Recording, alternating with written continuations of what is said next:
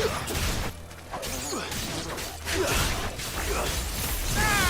it easy. Yeah.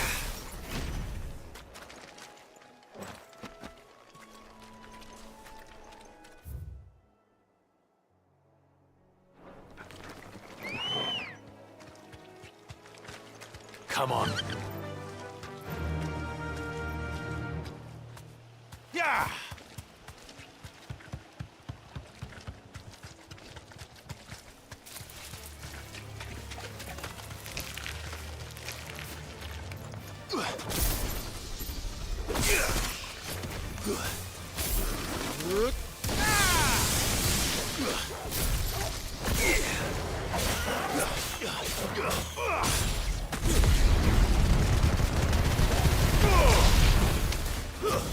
Stay down.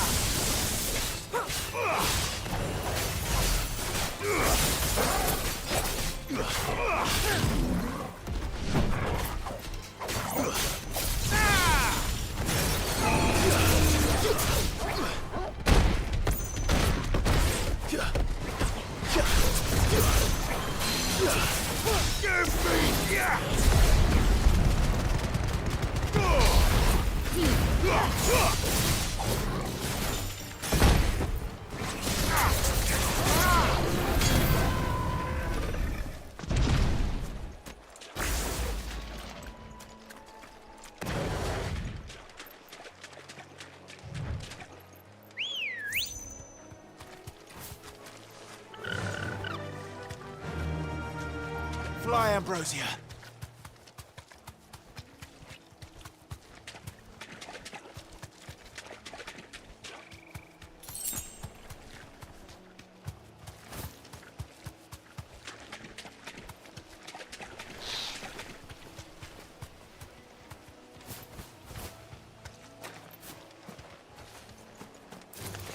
All right.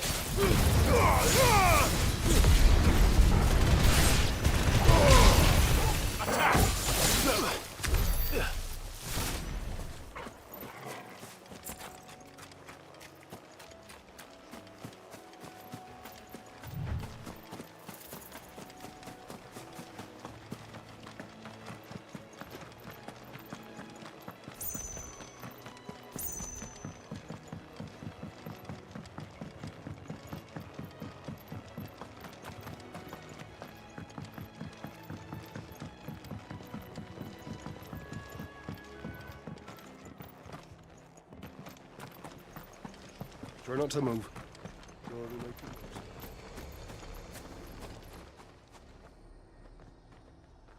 This isn't the first time I've seen one of these. Perhaps I can use them as waymarks.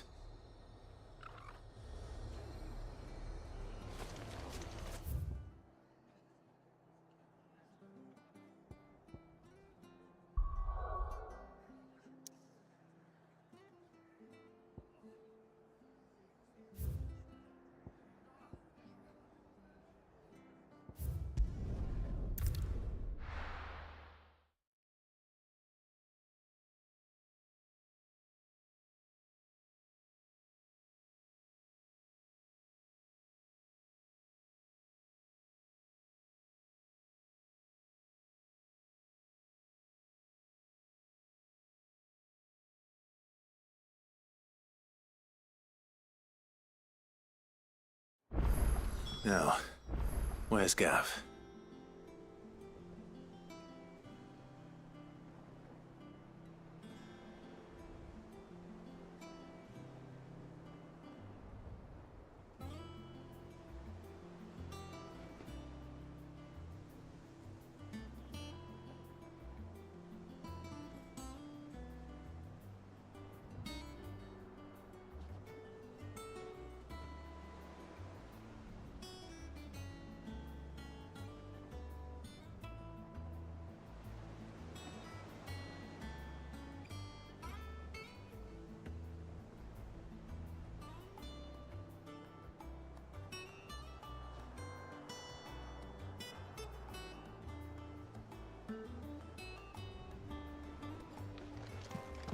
Gav should be back by now.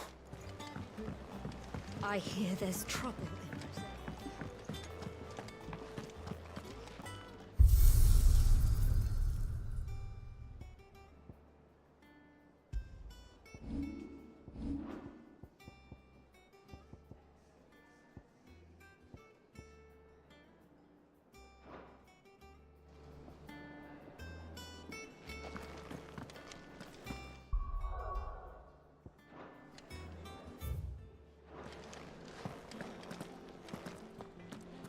You think it's alright to touch him? I don't know. You go first.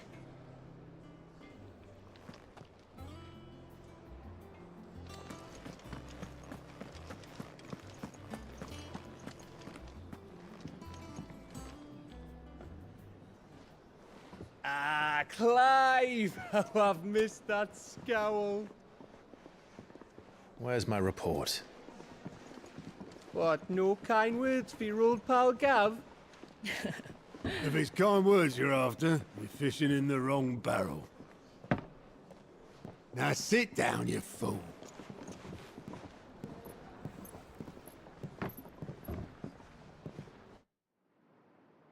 So, you remember how quick the Empire was to occupy the Dominion after the fall of Drake's head?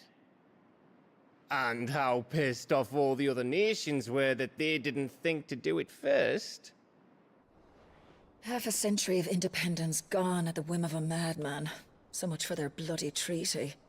Clearly, the promise of unblighted land and the world's supply of crystals was too much for his radiance to resist. And now the Republic's finally decided to follow suit, using liberation as an excuse to declare war on Sambrek. Lined up right outside the Dominion's gates as we speak, looking to starve the Imperials into submission. And now all eyes are on the Strait of Author. Well, the two nations beat their shields. The rest sharpen their daggers, ready to set upon the war-weary victor. They'll never see us coming. It's time we moved on the Mother Crystals.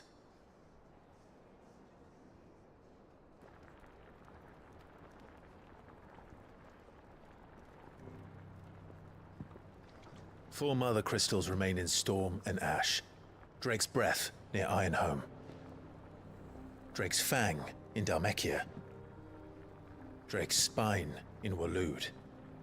And Drake's Tail here in the Crystalline Dominion. With the bulk of the Republican army marching to Twinside, Drake's Fang will be left exposed. That is exactly the move Kupka would anticipate. And if there is anything these past 5 years have taught us, is that he loves his traps.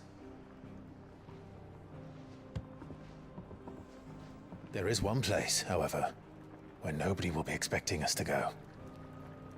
Drake's Breath. There's a shitload of sea between us and it, and I've never been much of a swimmer. I have an acquaintance in Port Isolde who may be able to help. Who's that then? My uncle, Byron Rosfield. Lord Byron Rosfield of the Seven High Houses, the trade magnate with holdings in over 100 cities. Wait. Rosfield. And you're a Rosfield, of course. My uncle's name gave him his start in the world, but it was his acumen which earned him his fortune. Along with a handsome fleet of ships. Well, it's settled then. What are we waiting for, eh? Huh?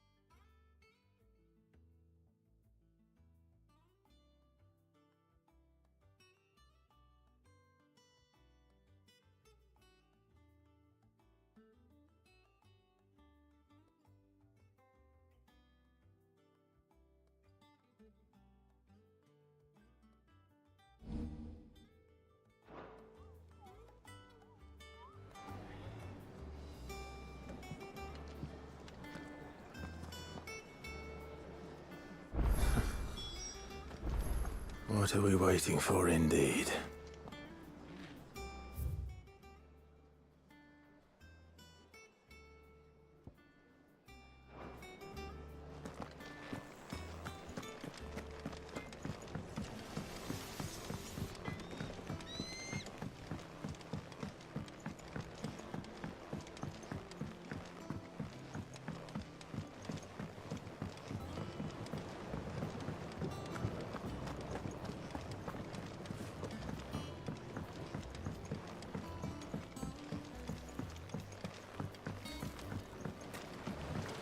It won't be long now, Martel.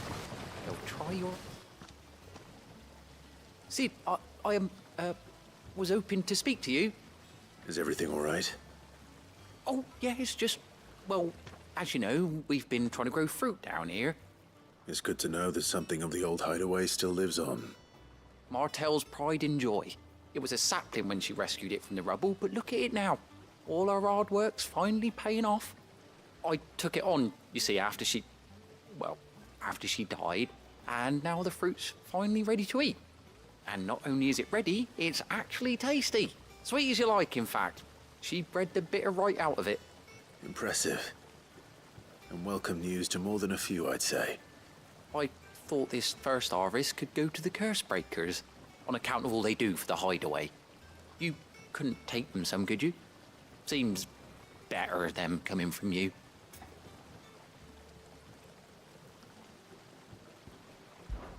It'll be nice being the bearer of good news for a change. Oh, thank you. She always had a soft spot for that lot, see?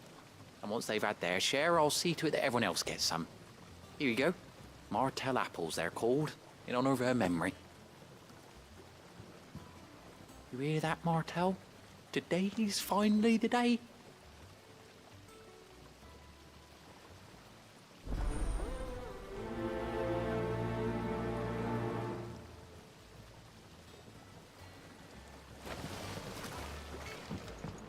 It's not the ether.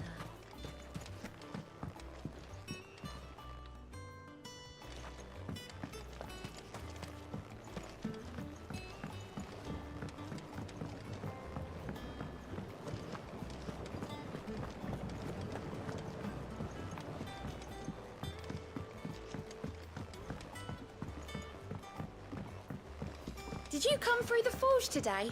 It smells like a still. It would explain why.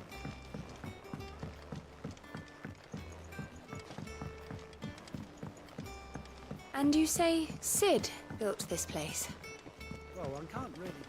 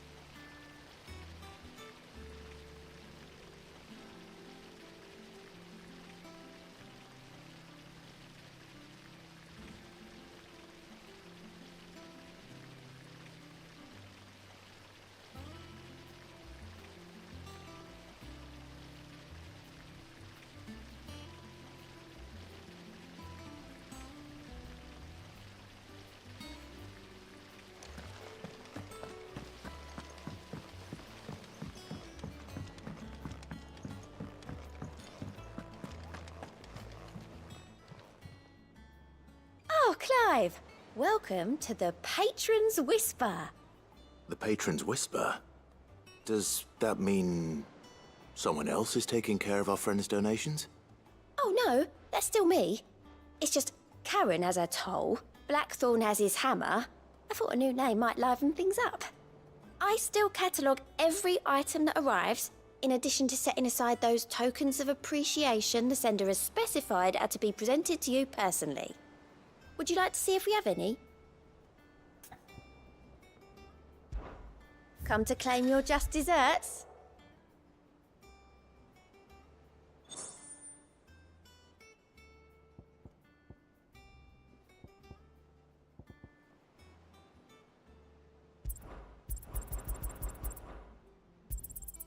You earned this.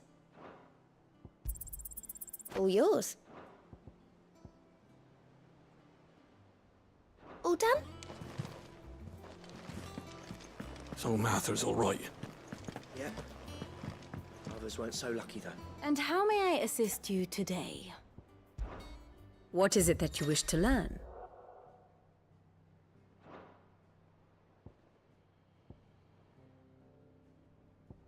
Here you are.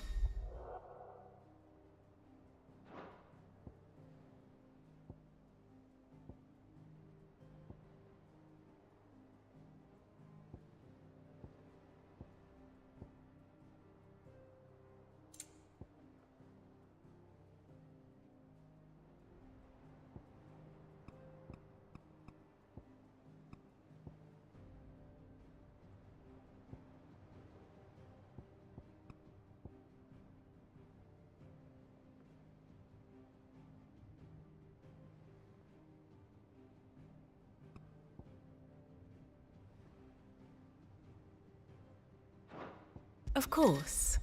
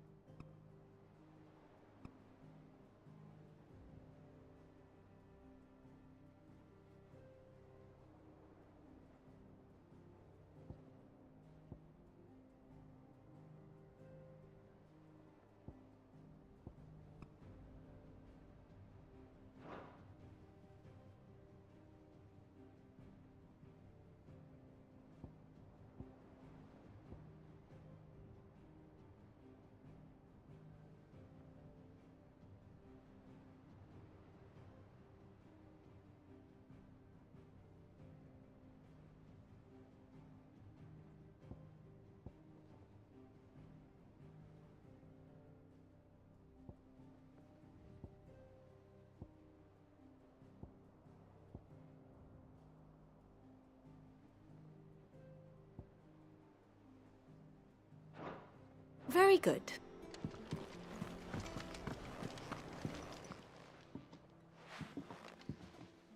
You two look like you could use something to eat.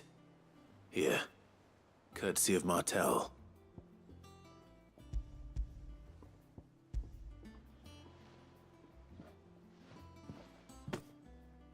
Martel. Now, where have I heard that name before? Weren't she the girl from the Furrows? Course she was. An odd sort, that one. Loved plants more than people. Aye, and brave as a bane might. Remember when she ran back into the hideaway to collect them trees when Titan attacked? Wait, These aren't those apples, are they? Well, I'll be. She'd have been proud, and rightly so. Thank you, Sid.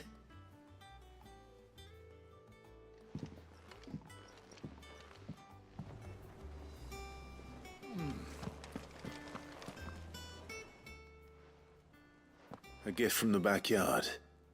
For your service.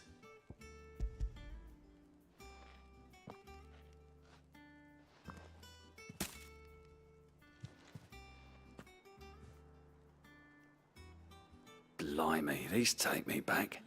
I haven't seen a hideaway apple since. Old Sid was the only one who could stomach the things. He'd nab 'em right from the branch, made Martel livid. Not that anyone could stay mad at the man for long. That sounds like the Sid I knew, all right. Planning on keeping that lot to yourselves, were you? Hang on. These aren't Martels, are they? I'm glad to see someone carried on what she started. Can't have been easy, not in the Deadlands. Reckon she'd be happy knowing all her hard work didn't go to waste. Clive, tell the lad down in the backyard to run some over for me, will you? Not so much as a thank you. Well, I've got some manners at least. Thanks, Sid. You can leave the basket with me. I'll see that the others get their share. Oh, and give our compliments to the gardener, won't you? That was the last of the apples. I should head to the backyard and pass along everyone's regard.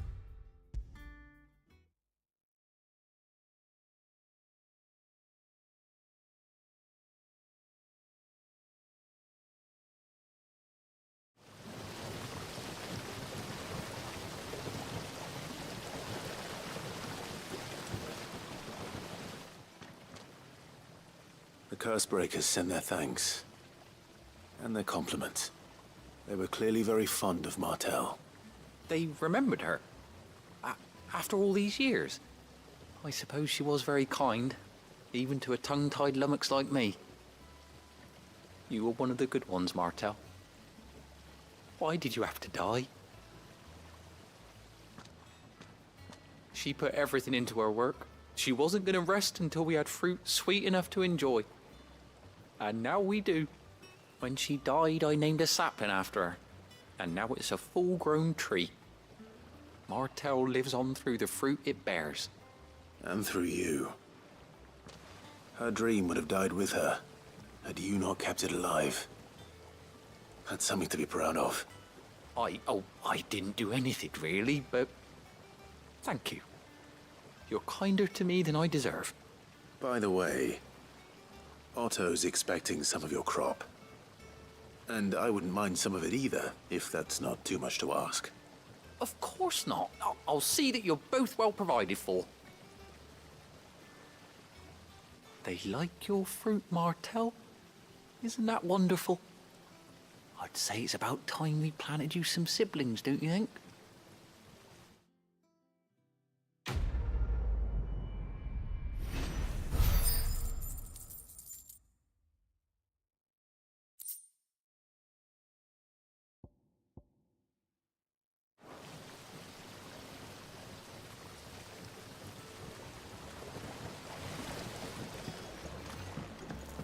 It's not the ether. It's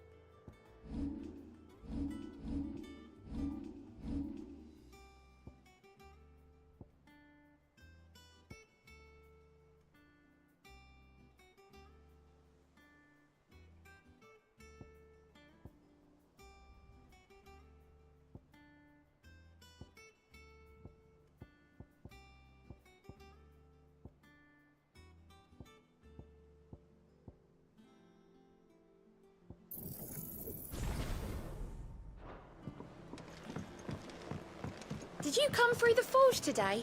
It smells like a still. Would explain Blackthorn's foul mood. You think it's all right to touch him? I don't know. You go first. Those men didn't hurt Martha, did they? Those men didn't hurt Martha. I hear there's trouble in Rosaria. That broom's as ragged as... So Martha's all right. Yep. Others.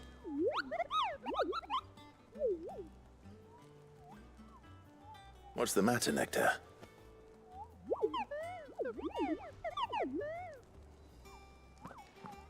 The Hunt Board? It's where the Cursebreakers post sightings of particularly fearsome beasts. Those that might pose a threat to our operations if they were left to roam free. Just because they can't be dealt with when they're spotted, doesn't mean they can't be dealt with later. Was that what you wanted to know?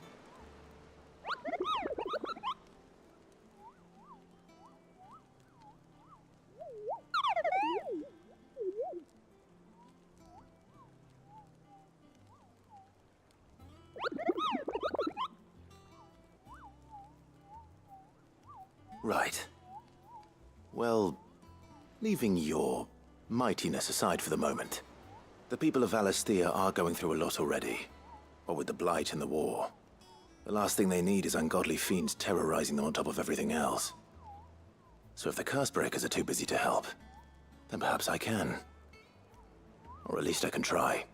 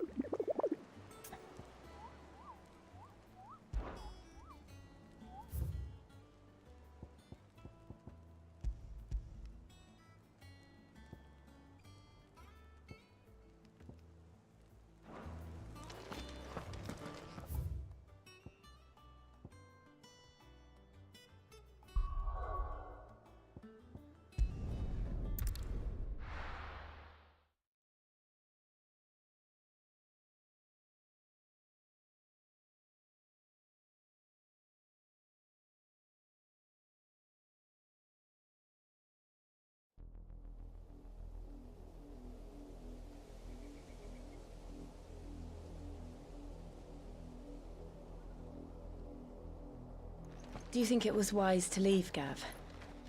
He didn't seem pleased. I needed his eyes and nose in Dhalmekia. I'm not about to let Kupka take us unawares. Besides, he has a knack for that sort of thing. That he does. And wasn't it Cid who said that matters such as these are best left to dominance? Especially should one of his beloved opportunities to grow and change present itself.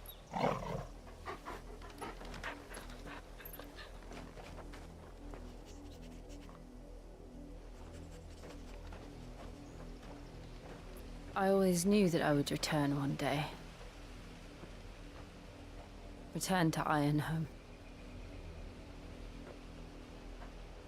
For what? After learning the truth, you were given the chance to face your past. If I am to continue at your side, I must do the same.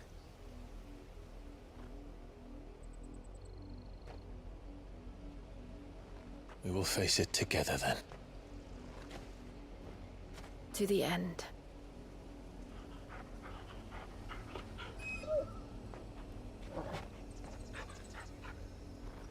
Come on.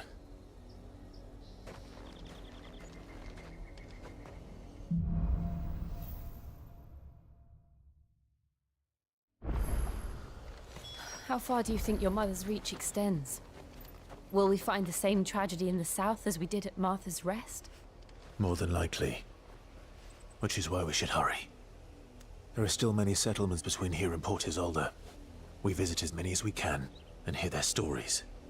Starting with the village of Amber.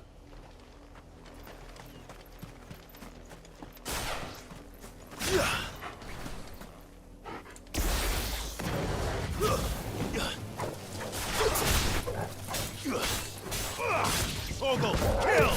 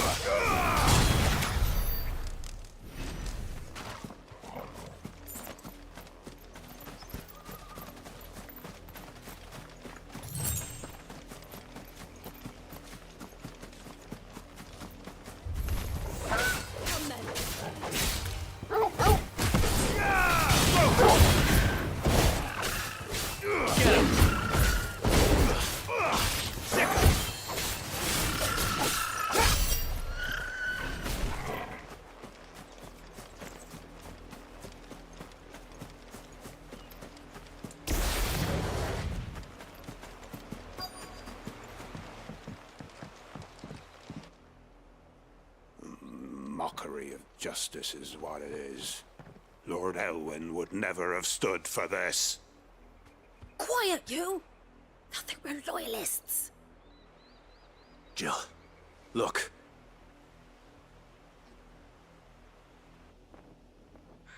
Rosaria must be cleansed of the stain which befouls her, that she might rise once again from the ashes to welcome a new dawn. 'Twould be a pity to make examples of you all, for the transgressions of but a handful. Of course, your lordship. You shall have our full cooperation.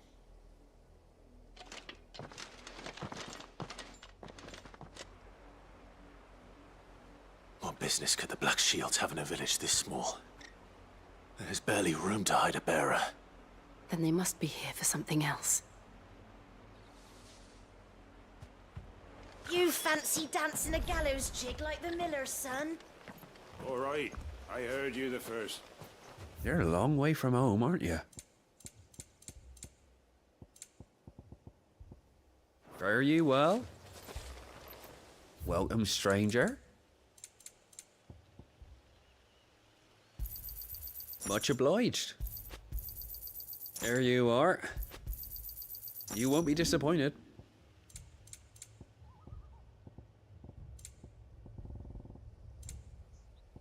I suppose we won't be seeing you again. Excuse me, but what was all that about earlier? You haven't heard? Someone's been stirring up trouble. There have been attacks on the garrison, supplies stolen. They even say a Black Shield was murdered. The Empire wants answers, and what the Empire wants, Empire gets. Don't they just? Keep your ears open, eh? The Black Shields will pay good coin for information on the culprits. You'd have to be dull as a sack of stones to think you could take on the Empire, or their 100 full legions.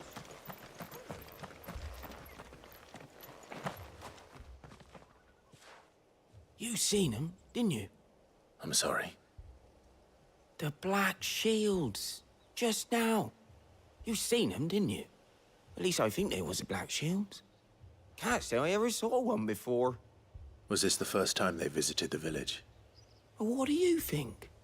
Amber's the arse end of nowhere. And they thought we might be harbouring firebrands. Huh. If only we were. I might have turned them in and become a Black Shield myself. You don't think these firebrands the Empire is looking for could be us, do you? I don't know. How'd you get it? But we need to find out.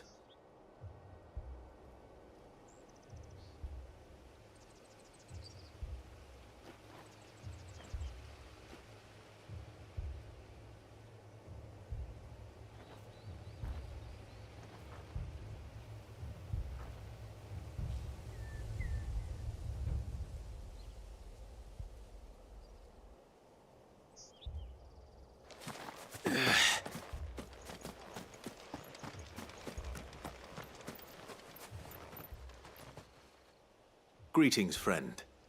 We are travelers. I know that. What do you want?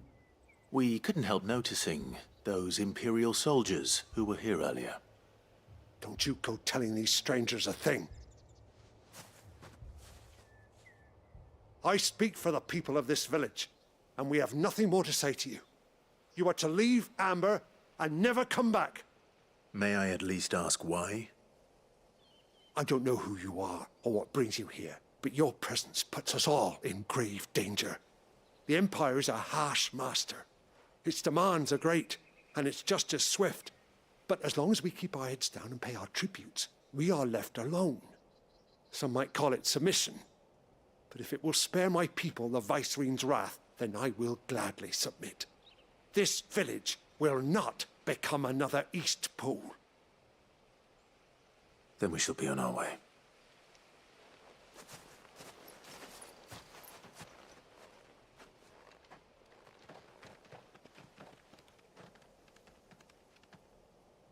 These people live with a knife to their throats. In the mistaken belief that if they cooperate, my mother will show them mercy. Obedience bought with fear. Are you all right? Sorry, It's nothing. We still don't know who the Black Shields are looking for. Well, whoever they are, the Imperials deem them worth pursuing to the back of beyond. But other than Martha, who else in Rosari would have the courage to stand against the Empire? A new ally would certainly be welcome. Can we find them before the Imperials do? Perhaps the next village will yield more answers. Perhaps.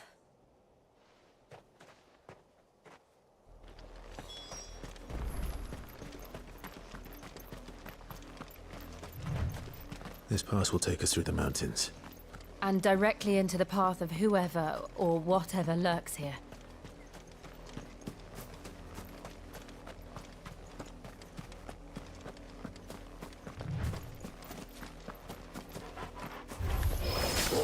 Ever since the Apothecary, we've seen more and more of these echoes. What do you think is waking them? The Mother Crystal's collapsed? I have an idea. You're not going to like it.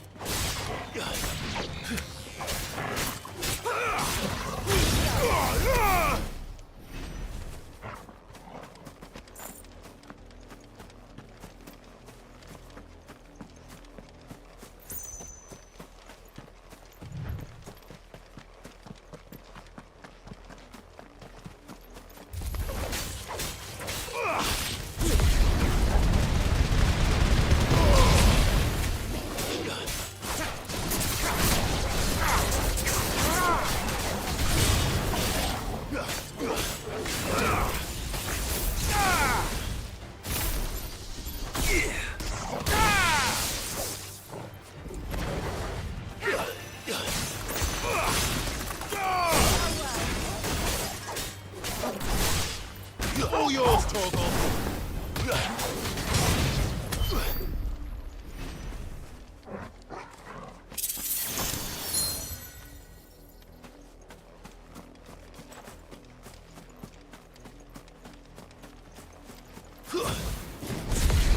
More of my mother's men.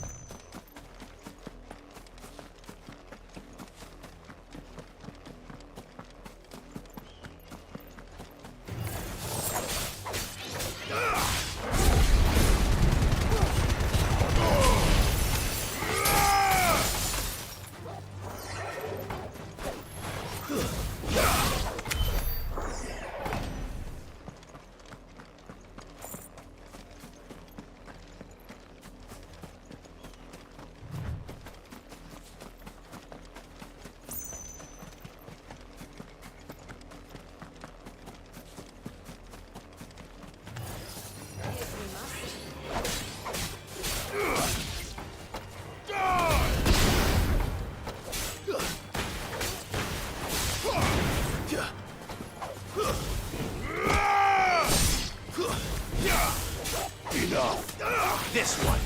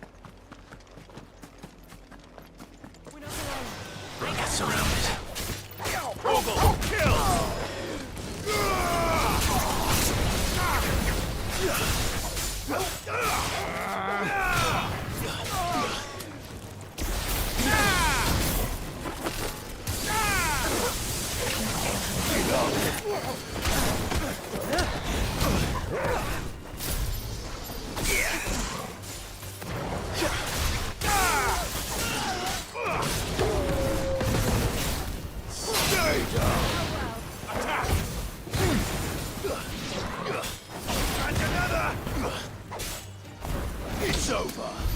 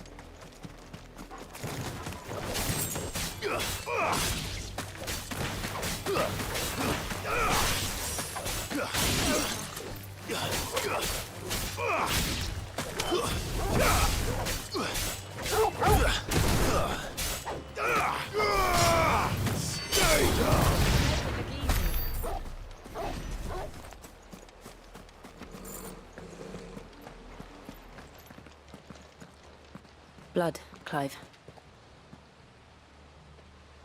And still wet.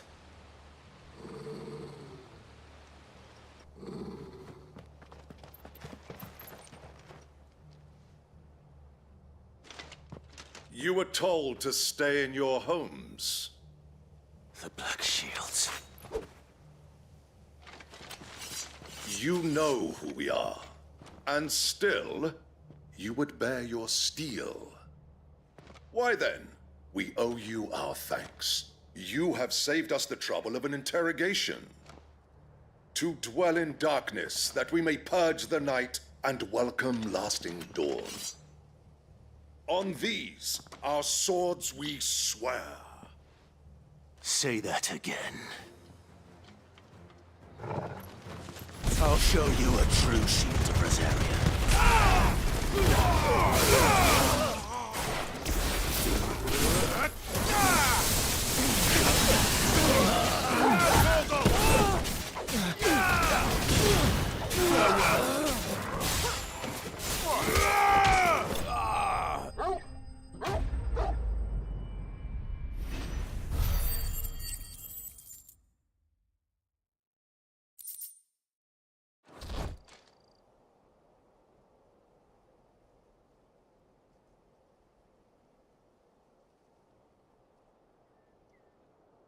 Tell me what I want and the end will be swift.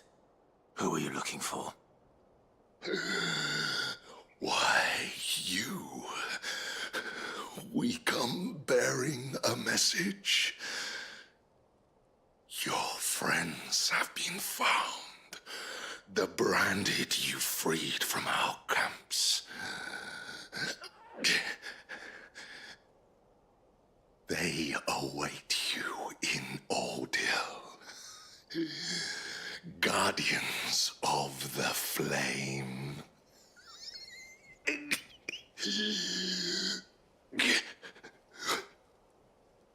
Those are Old Hill's gates. Then we hurry.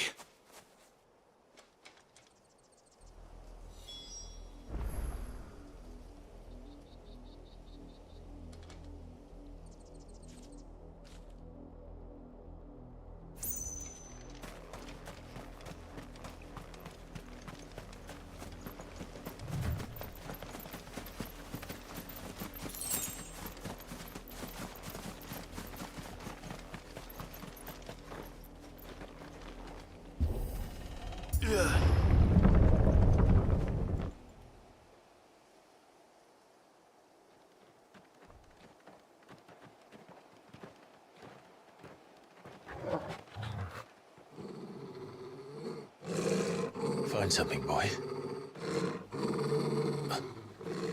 Death.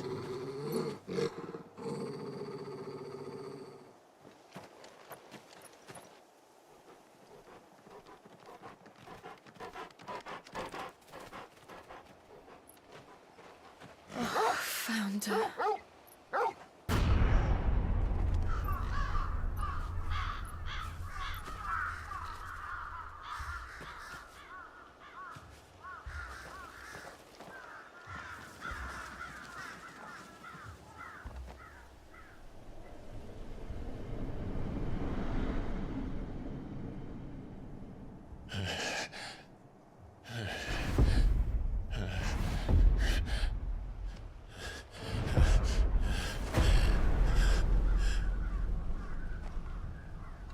This was my mother's doing.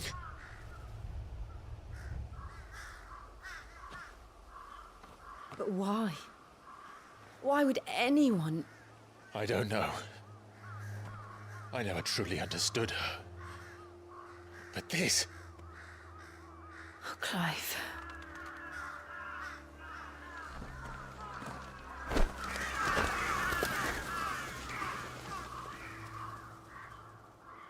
I will learn what madness drives her, and I will end it.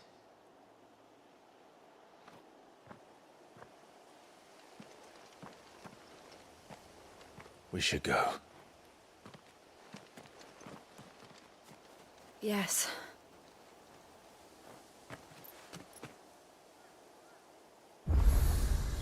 We can't leave them here like this. We won't. But if the Black Shields have made it this far south, they may already be in Port Isolde.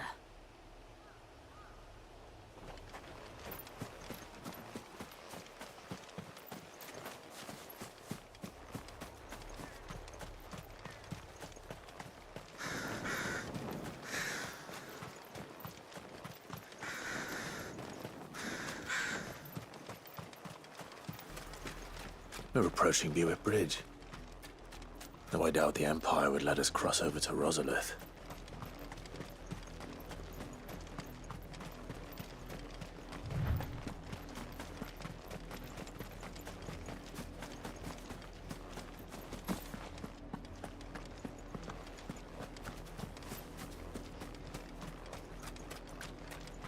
Didn't happen to come by way of Oldhill, did you? Saw some Imperials clad in black making for the docks just the other day. The next morn, you couldn't see the sun for all the ravens.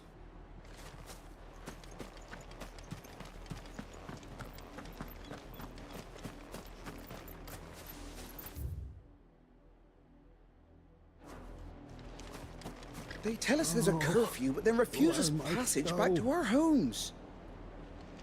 We won't survive another night. Passage to the provincial capital is restricted to Imperial Army personnel. The gates are closed! Be gone! How am I to sell my wares? They're all Rosarian. But this is their home. I'm hungry.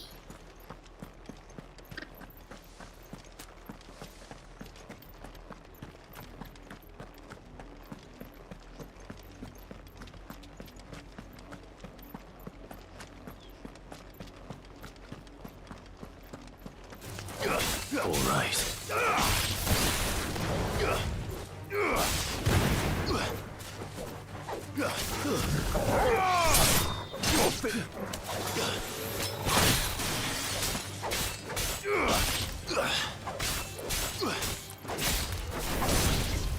Stay down!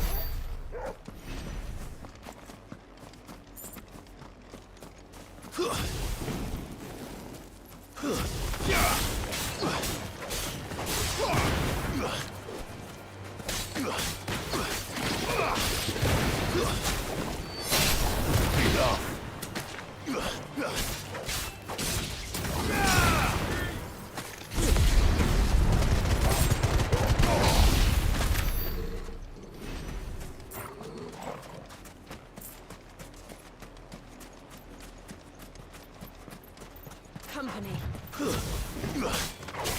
Orville, kill! Over here!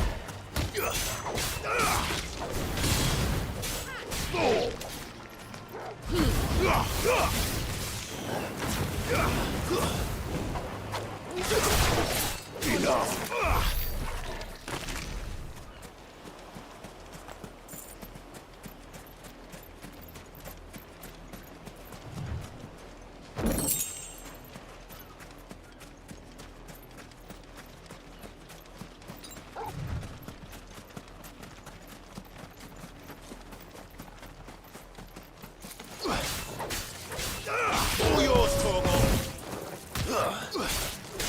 Go for it.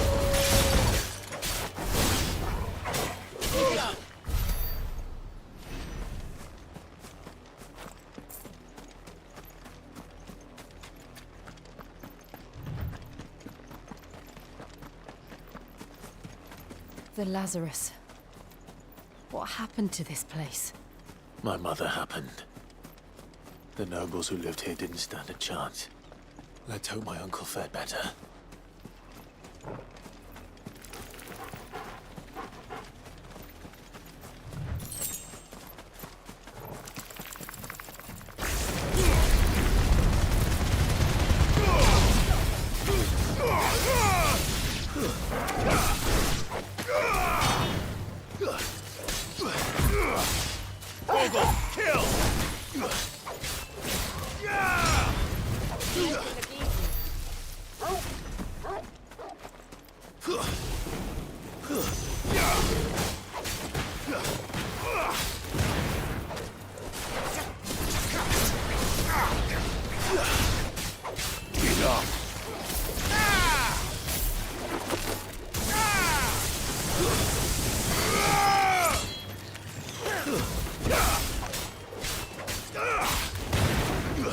It's over.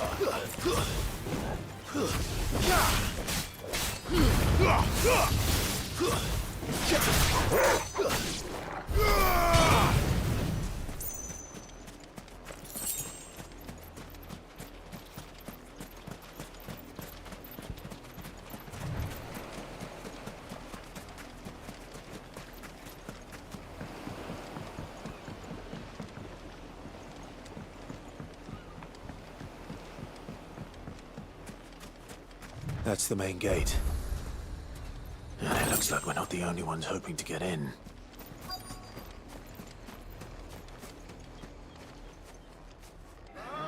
Let us pass! My children are starving! Have mercy!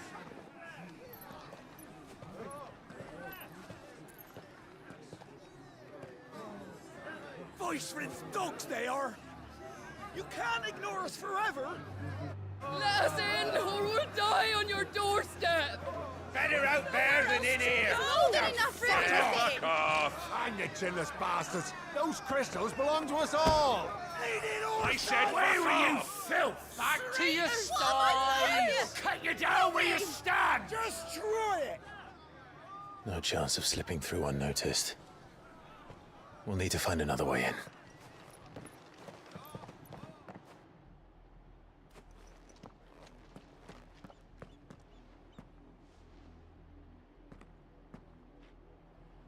I thought we might be able to reason with the guards.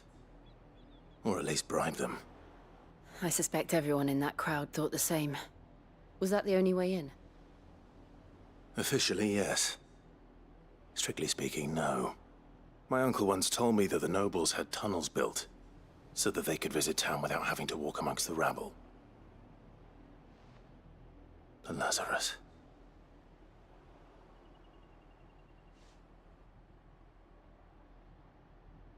We'll find our way into the city there. If you're sure. The entire place looked abandoned. Do you think it's safe? As long as it is abandoned.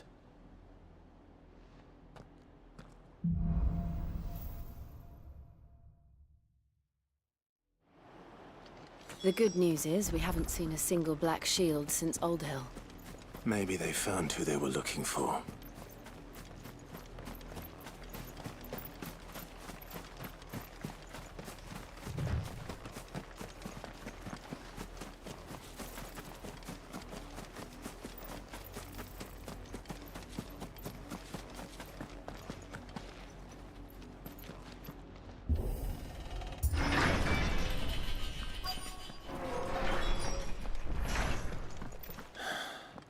This is nothing like I remember it. How quickly a crown can lose its luster.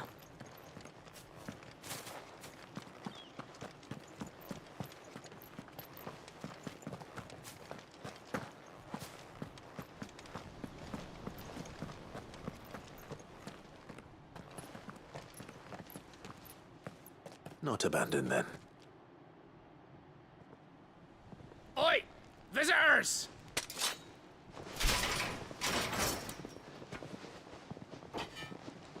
Apologies. We'll show ourselves out.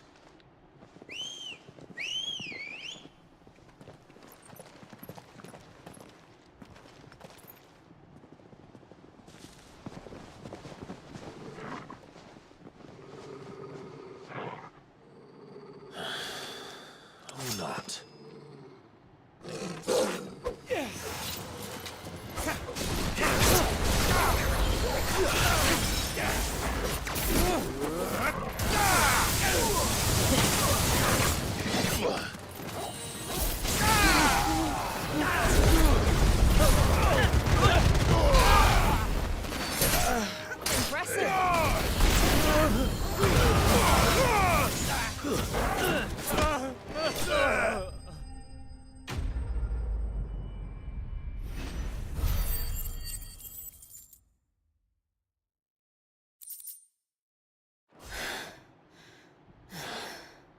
I've only ever seen one man fight like that.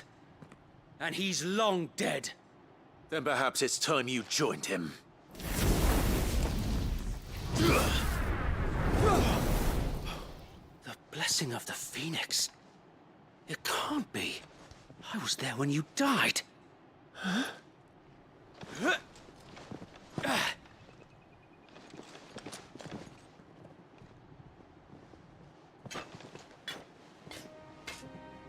Forgive me, my lord. I knew not whom I addressed. You have naught to fear from us. Founder, it really is you. It is. So wait.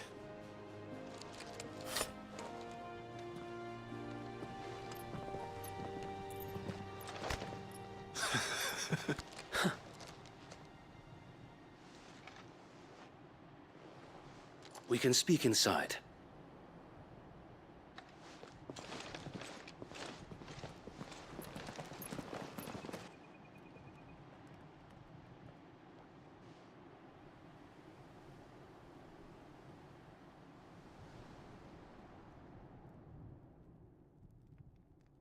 And those who wouldn't bend the knee?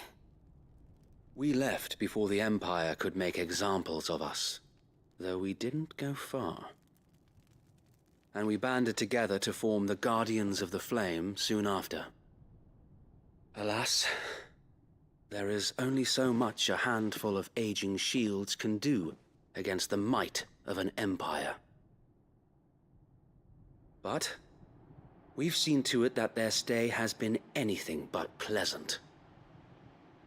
Of late, though, we've had our hands full just trying to keep the Duchy's few remaining bearers out of the Imperial's clutches. The Cullings. We saw what happened in Old Hill.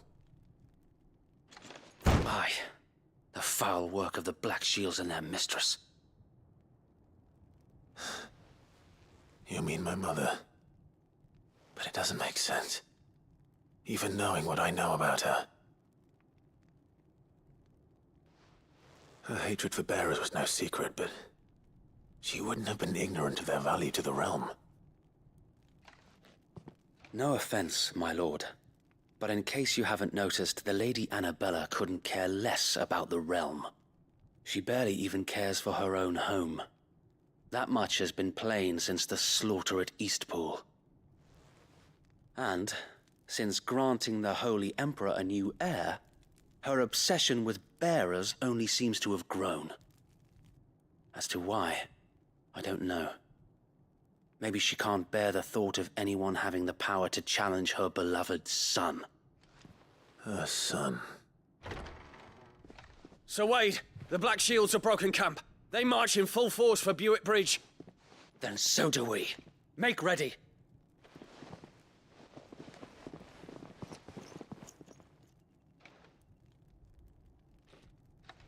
This is their main host. If we remove the head, perhaps we can prevent what happened at the docks from happening somewhere else. If I do nothing, then the blood of their next victims will be on my hands.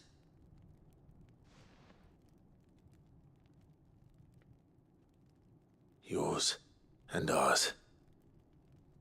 We too have witnessed the crimes these men who dare call themselves Shields have committed in my mother's name. It cannot be allowed to continue. We must put a stop to this madness. We must. So let us go with you. For the good of Rosaria.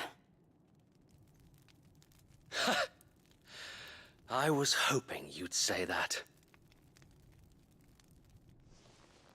Very well. If that is your wish, I would be honored to serve at your side.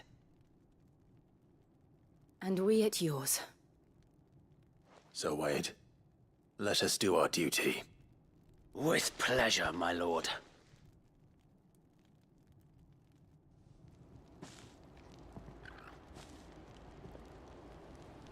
I imagine this endeavor will require more than just our wits. Then let's hope Sir Wade has a good quartermaster.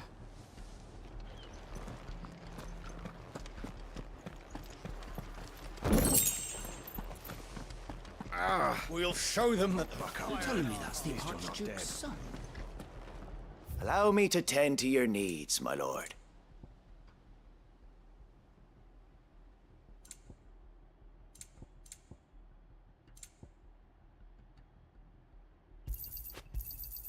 Will that be all?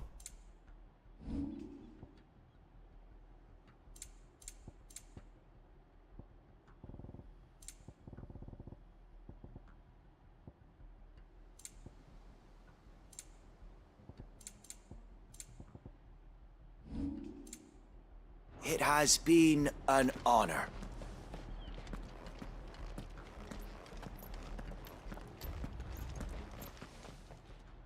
Tell us then, Sir Wade. What is your plan? Nothing fancy. You, Lady Jill and I make for Buett Bridge, and provoke the main host at their encampment. Sensing an opportunity to end the Guardians, the Black Shields will call for reinforcements, who will be met from the rear by parties of my brothers hidden throughout the surrounding hills. This will allow us to wage battle on the bridge without fear of being overwhelmed. While the Black Shields have an advantage in numbers, you see, they prefer to fight in small units, which we can use to our advantage. How small exactly? Small enough, now that I have you and Lady Jill for company. I doubt I could have done this on my own. But until we arrived, that was your plan. You haven't changed a bit. Sir Wade, the bearers from Old Hill have been laid to rest. Very good. Now make ready for battle. As you command.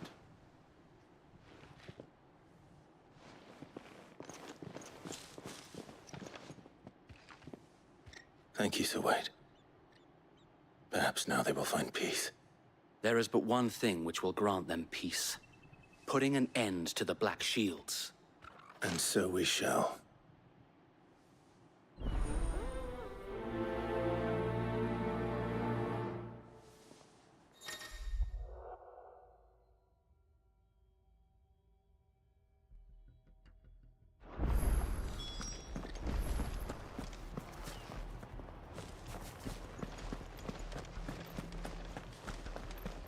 May the blessing of the Phoenix go with you. How long have you been pursuing the Black Shields? Since they burned their first village. We tracked down the bastards responsible and fed their corpses to Stillwind. Suffice to say, that got their attention. It's been a game of cat and mouse ever since.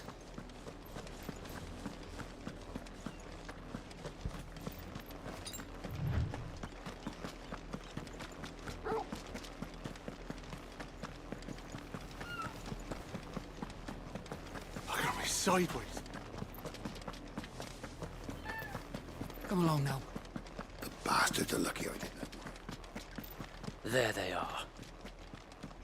On your command, my lord.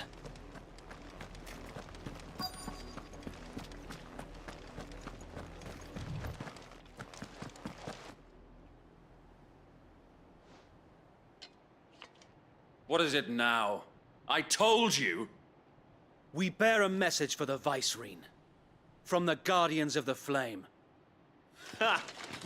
You presume to tell us that a pair of filthy vagabonds, a woman and a dog, could guard aught against the might of the Black Shields? Then come! Die along with your flame! For Azaria! For Azaria! Your petty revolution ends here. On these our swords we... Bloody hell! Reinforcements from the far bank! Another wyvern to fight their battles for them.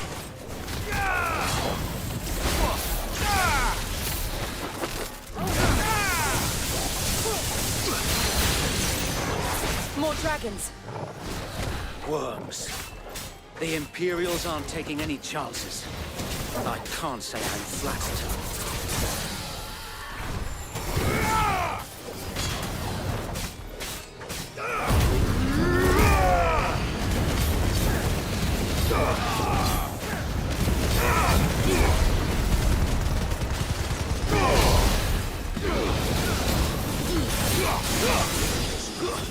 Stay down!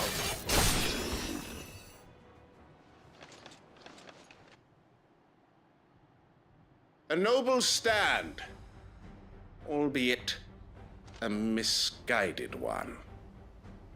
In taking it, you have but proven our point, that this land is in dire need of cleansing.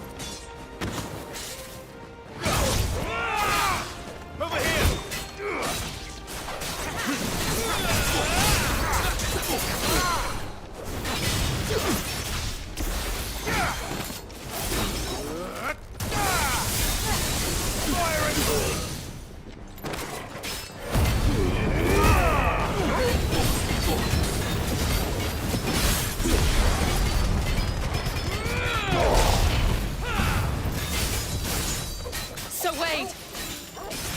Founder, there's no one left to keep them occupied. We need to finish this. You mean finish him?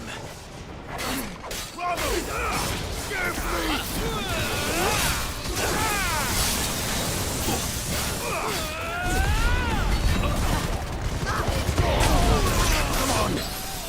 To me, boy! Stand fast! All right, then. Well done.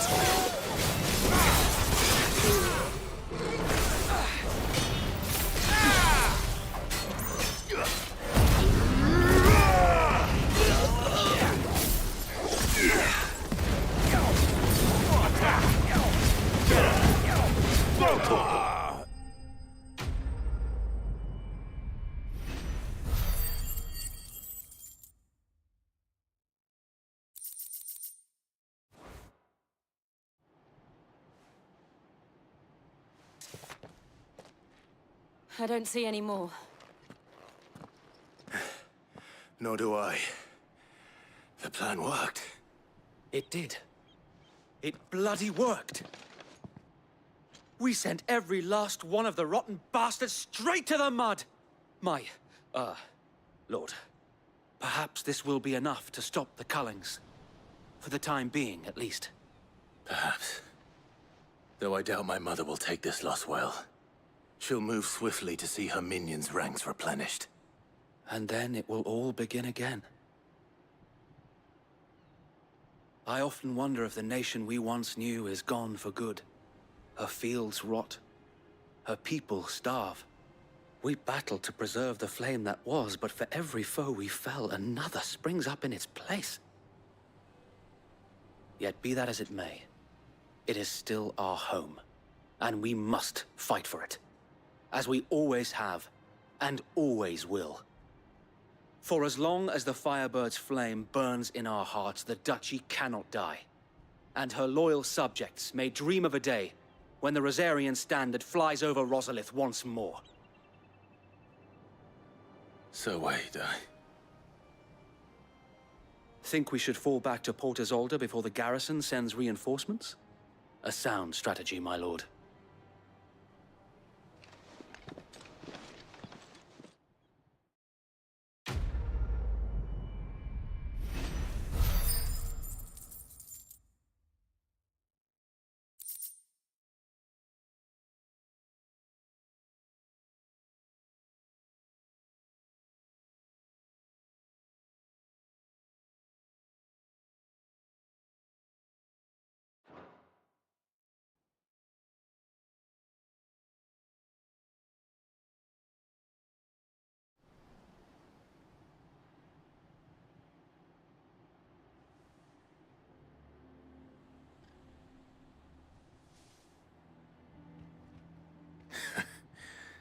And how long has my uncle been funding you and your comrades' endeavors?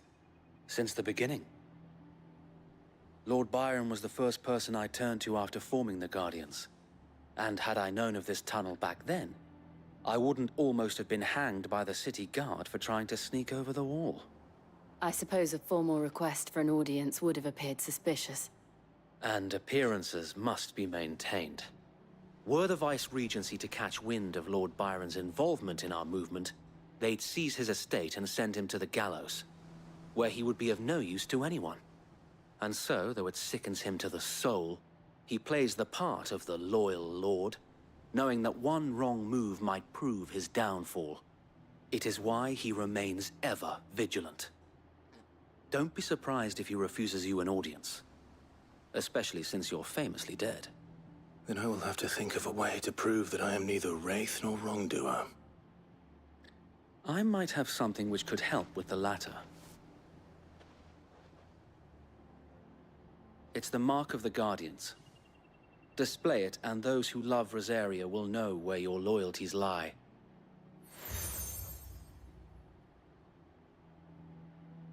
I shall wear it with pride. Be sure that you do. I don't want my men attacking you again. Unless you deserve it.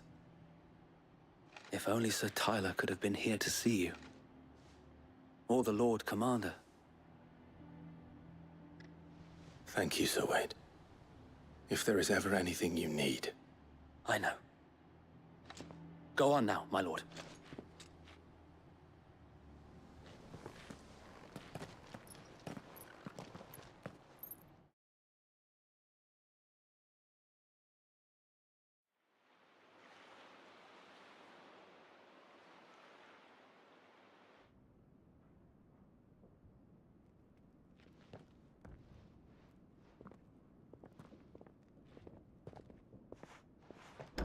How accommodating. Do you really think they believe we are who we say we are? Not a chance.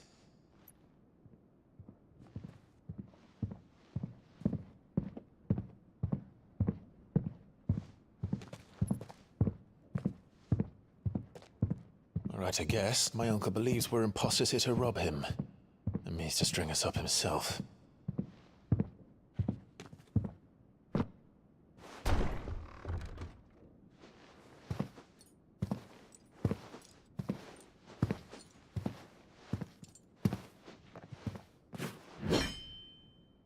Imagine my surprise when I was told my nephew had come to visit.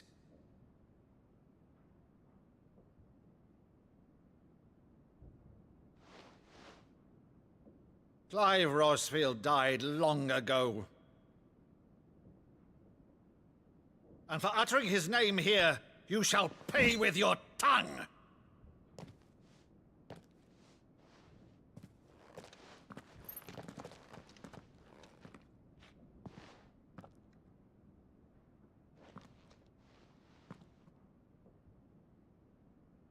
You would mock me as well?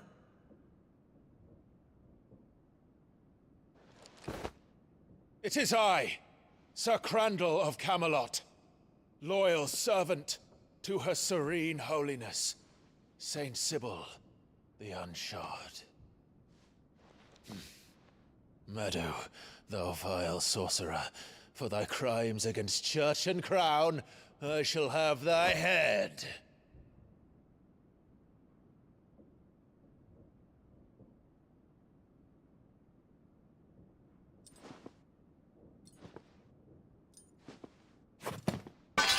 Curse thee, infectious flax wench. Even in death, must thou plague me still? Very well. I shall open the gates of hell, that thou might see thy charge once more.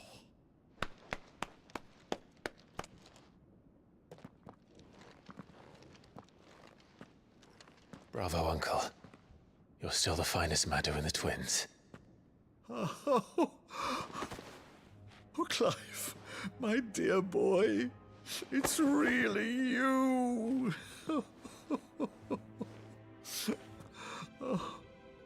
You always were fond of that scene from The Saint and the Sanctuary. Never did let me play Sir Crandall.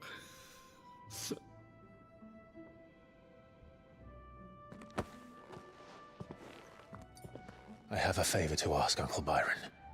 Rutherford, inform the kitchens. There'll be guests. We dine immediately. But, Uncle... You can't very well regale me with the tale of your miraculous preservation on an empty stomach. Go on, sit.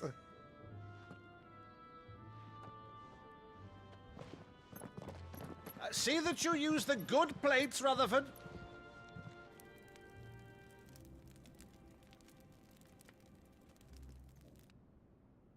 So you arrived late to one of her cullings, did you?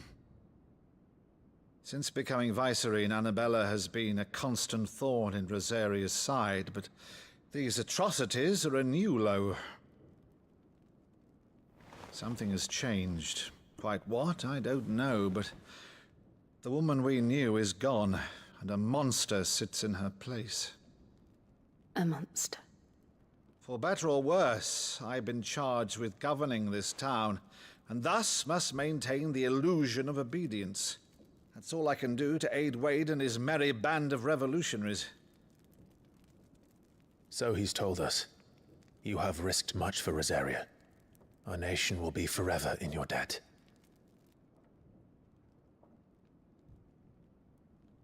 It has been 20 years, Clive. The nation your father and your forefathers fought to defend is no more. Perhaps it would be otherwise had I the courage of my brother.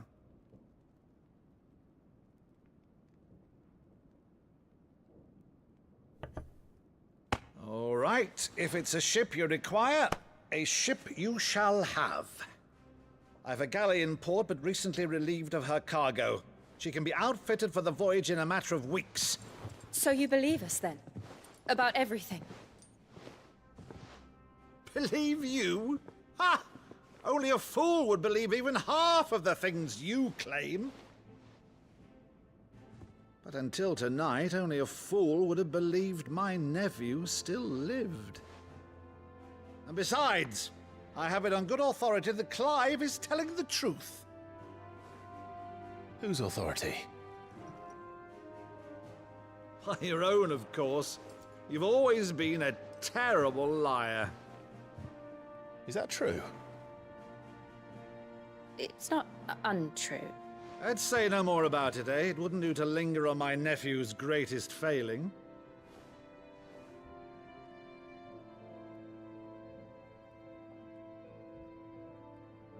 The one thing I cannot believe, though, is all this about you being Cid.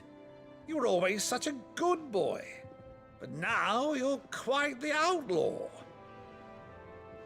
Which, if I'm not mistaken, would make me an outlaw's uncle. Right then, who shall we pillage first? Rutherford, fetch me my cutlass. This will be fun.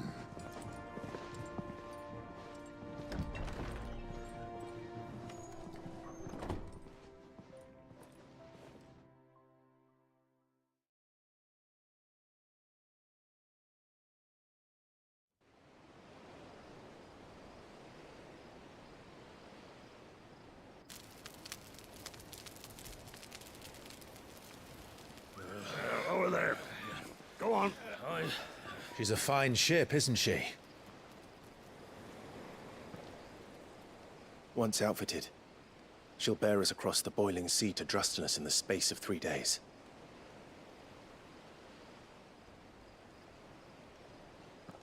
Something on your mind?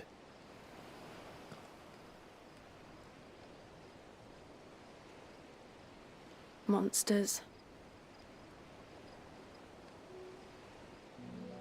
When I served the Iron Kingdom,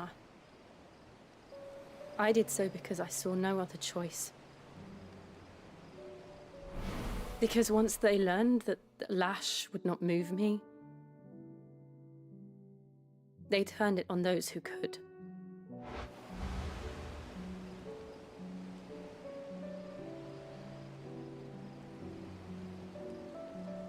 And so I became their puppet. I let them pull my strings, telling myself it was not my hand that swung the sword, but another's. I removed myself from the truth so I wouldn't feel the pain it caused.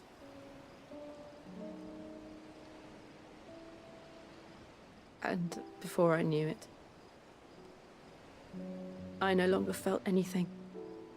Anything at all.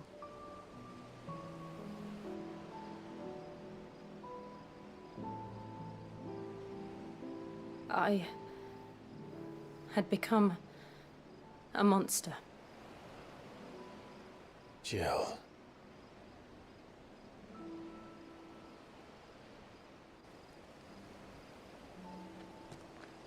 I don't want to be a monster, Clive. Do you understand?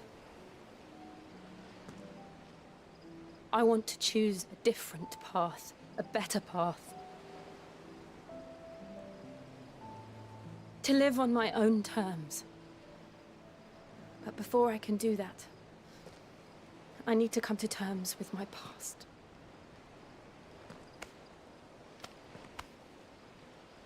And when you do, I'll be standing there with you, just as you stood with me.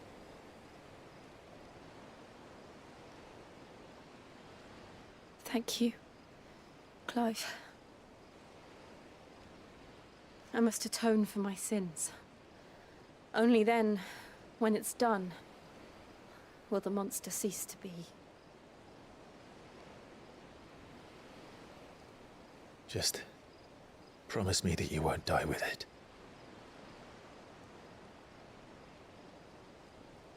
Now, let's get some sleep. The journey back to Benamir is long, and there is much to tell the others.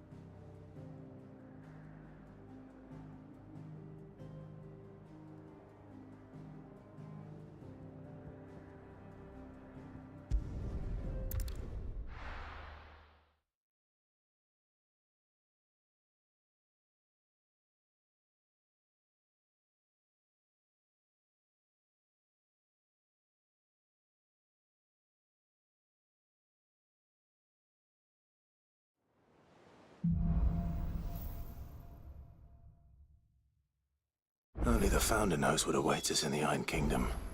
But Vivian could probably make an educated guess.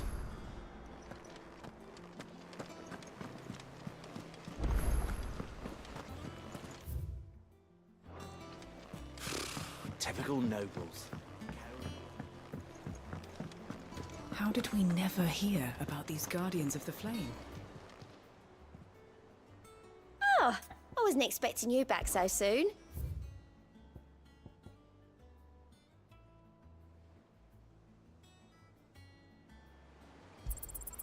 You earned this. Come again. I may have more for you.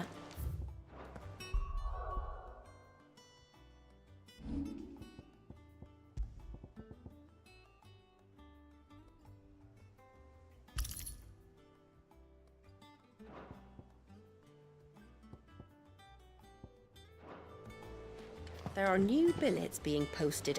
Clive! Oh, am I glad to see you? Is something wrong? It's Blackthorn. He ain't himself.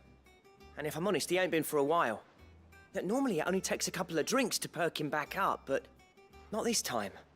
Something's getting him down. And whatever it is, he ain't telling. It's like he's lost his spark, you know? He's barely got enough fire in his belly to get the ump about stuff. But I'm thinking he might if we both bent his ear, 'cause he respects you, innit? So, what you say?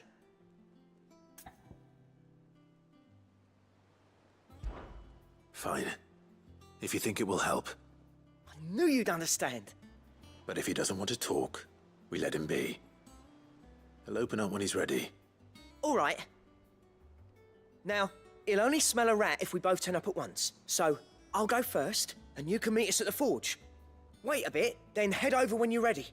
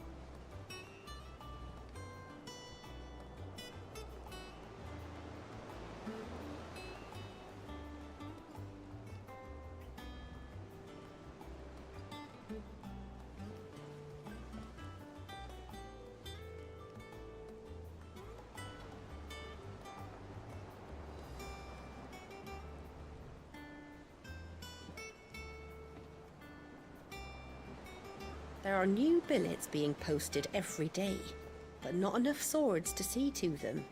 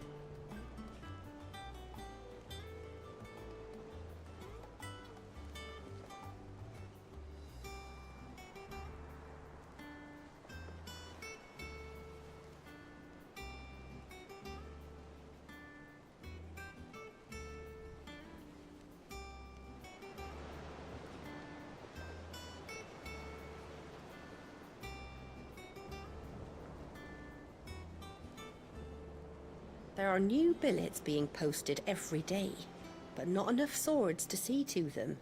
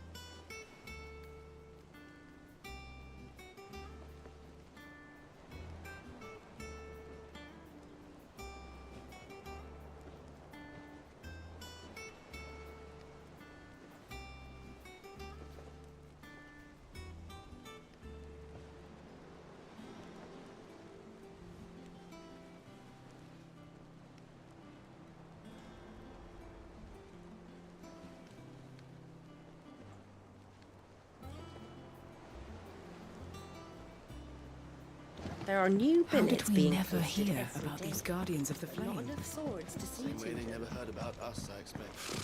Typical nobles.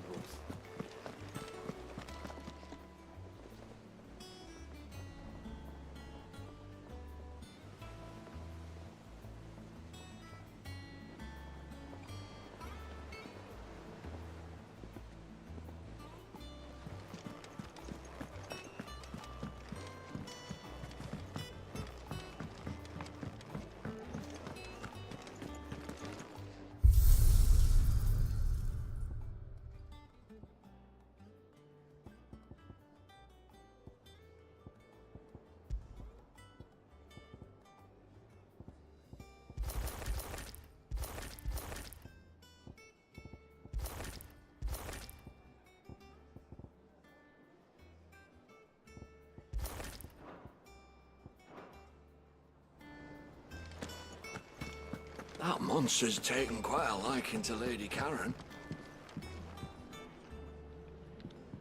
I didn't take you for a scholar, Ivan. Oh, this? Well, it's Valisthea, a culinary pilgrimage. I borrowed it from old tomes. Seems there's no creature in the realm so foul it can't be cooked up into something delicious. Think I'll stick to the unfoul ones, thanks. Oh, where's your sense of adventure, Sid? Honestly, one glance at these recipes, and even you would trade in your sword for a butcher's cleaver. From spit roasts to sweetmeats, this book has them all.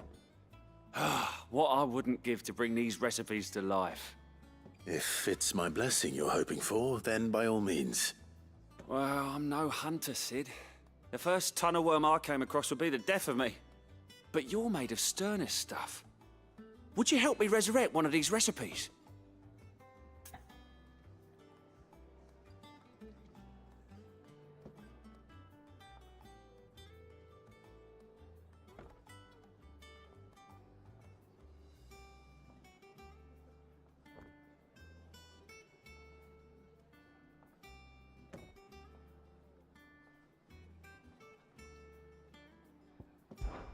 Something tells me you won't be taking no for an answer. Fine, I'll help. Fantastic! Thank you. So, dare I ask what's on the menu? Chance's Stew. It was once a favourite among the gourmands of Oriflamme, if the author is to be believed. Though Molly's never heard of it. The only problem is that while the recipe is extremely detailed in most respects, it's infuriatingly cryptic as to the main ingredient. A beast, no doubt. Most likely something that would make easy work of a simple cook with more broth than brawn, but unwanted violets. I've no idea what they might be. Does the book say anything else? Well, only that the sweetest violets sprout atop the bed of roses. Roses. Rosaria, perhaps? One of the butchers in Martha's Rest might know something. I'll ask next time I'm there.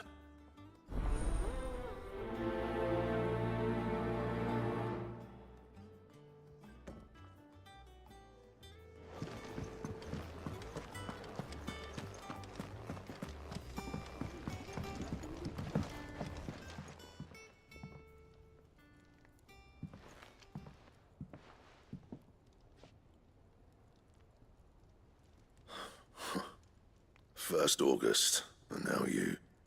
What are you pair up to? What's it got to do with me? August was worried that something had been weighing on your mind. I thought you might want to talk about it. Did you now? I told you not to stick your nose in my business. What'd you go and do? Clive just wants to help, innit? What's so bad about that? Talk to him. You never know, you might feel better for getting it all out in the open. Please, mate. I'm worried about you. Phil shut you up. It's nothing really. Stupid. Not the sort of thing you bother people about. Why don't you tell us all the same?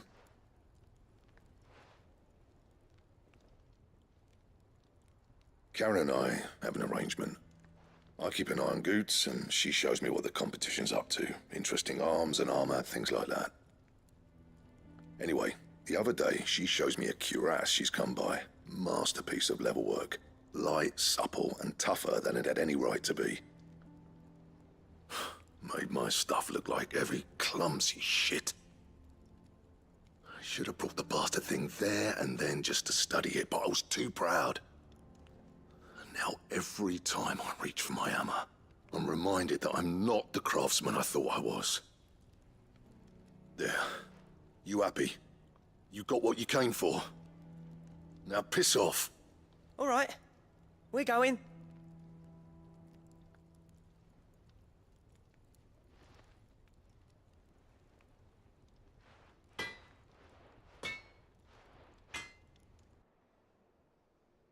I always thought of old Blackthorn as a bit of a force of nature. Like a storm cloud full of ale. Didn't think anything could rattle him. Least of all a stupid piece of leather. Blackthorn's always taken pride in his craft. Questioning it means questioning himself. Something tells me this is only going to get worse. If he has doubts, it will affect his work, which will only add to his problems. We need to nip this in the bud. I couldn't agree more.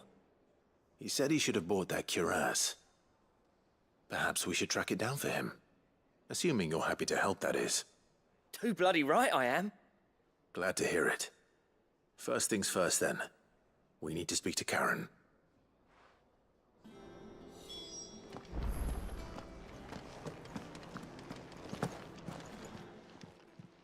Karen, do you have a moment? Blackthorn mentioned that you'd recently come by a leather cuirass. An exquisite example of the craft, from what he told us. And he ain't been himself since he saw it. So we thought we'd buy it for him. Sorry, sold it already. Didn't think Blackthorn cared for it the way he turned his nose up. But it was nicely put together, that's for certain. Even if the bloke who made it is a bit of an odd one. Happened across him on my travels. Makes all his stuff to order, but the fella who commissioned it refused to pay. He didn't like the colour of summit. So I took it off his hands for a fair price. You don't know where we might find him, do you? Like I said, he's a bit of an odd one. Doesn't even have a workshop. He doesn't trust hunters neither, which means he spends as much time out tracking beasties as he does working their hides. I see. He did tell me something, though. Apparently, his next commission's for a set of griffin hide greaves. Here, there's a griffin on the hunt board. The curse breakers were placing bets on who'd bag it. Now, where the bleeding hell was it sighted? Somewhere in Sambrec, maybe... Caernarvon, that was it. Thank you, Karen. We'd be lost without you. At least you admit it. So, it sounds like going after that griffin might be the best chance we have of finding our roaming leatherworker. I'll leave the hunting to you if you don't mind. While you get on with that, I'll ask around the markets. See if I can't sniff out who he is and where he's hiding. Good idea. Hopefully one of us will be able to track him down.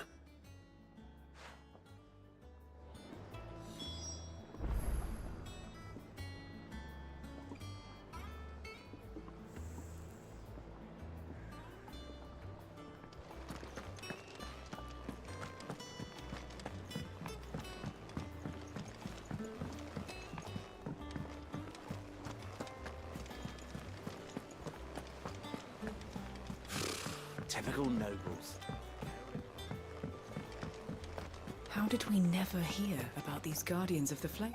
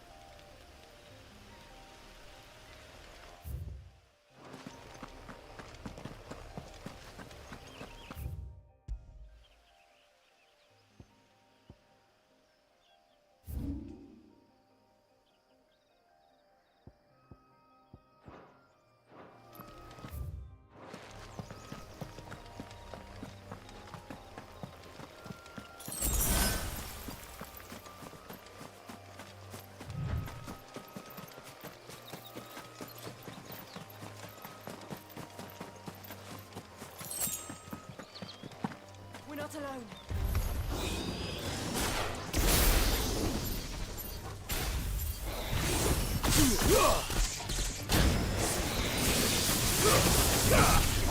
Get him!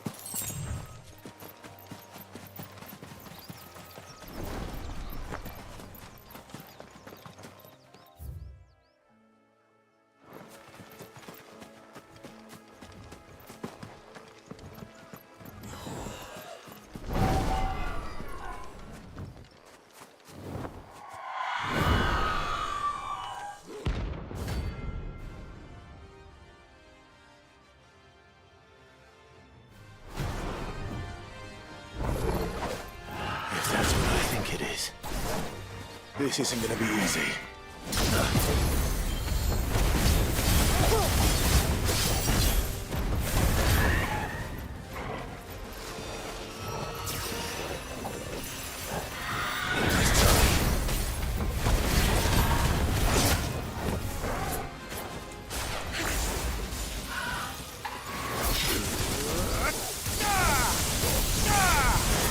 This one. Go for it.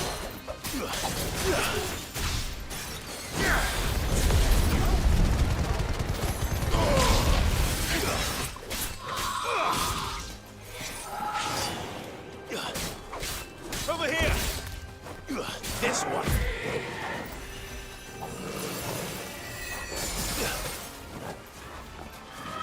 Too slow.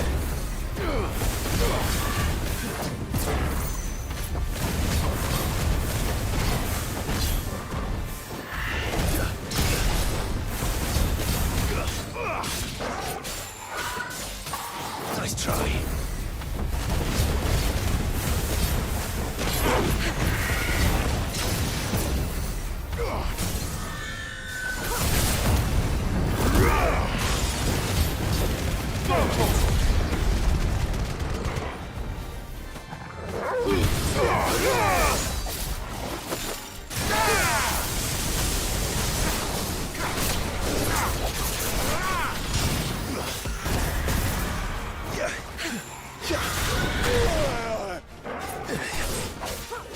I'm hurt, Torgal.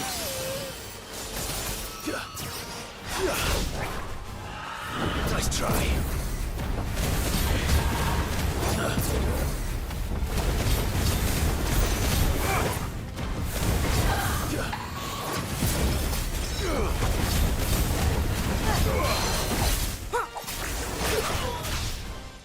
Yeah.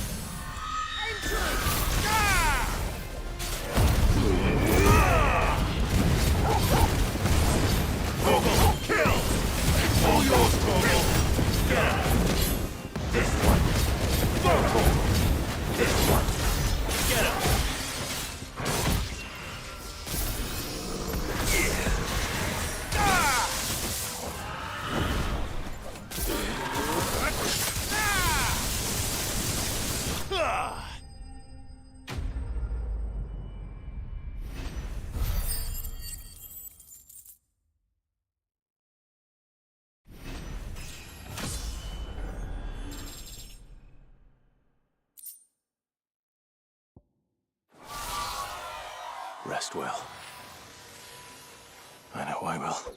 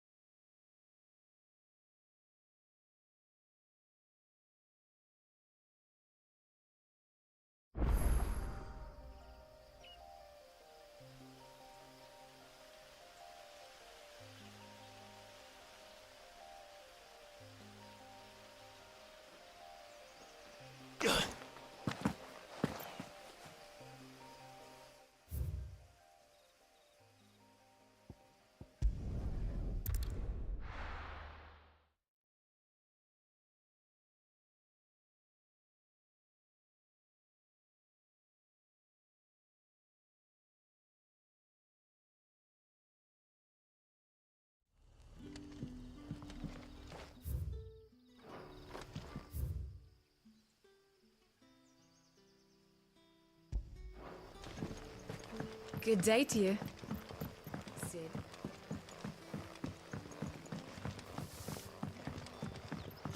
The crystals we get from the tail are all but worthless. You're quite talented with that rod of yours. I've caught my share with it, as did my grandfather before me.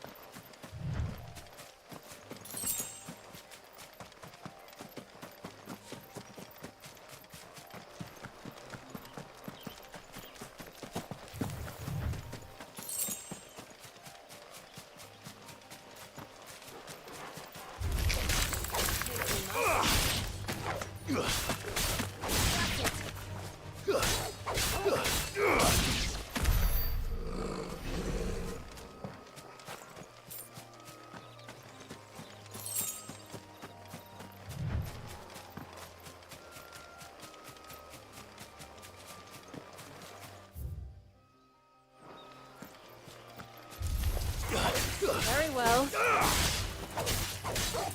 Stay down!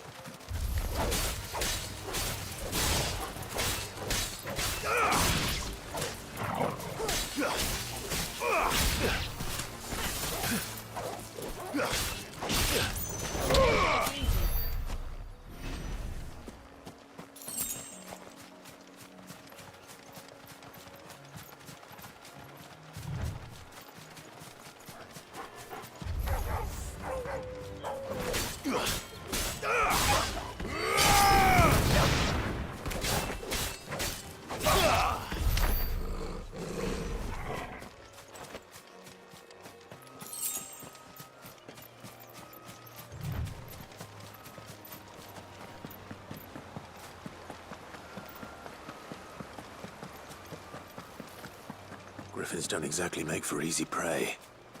Let's hope our craftsman hasn't bitten off more than he can chew.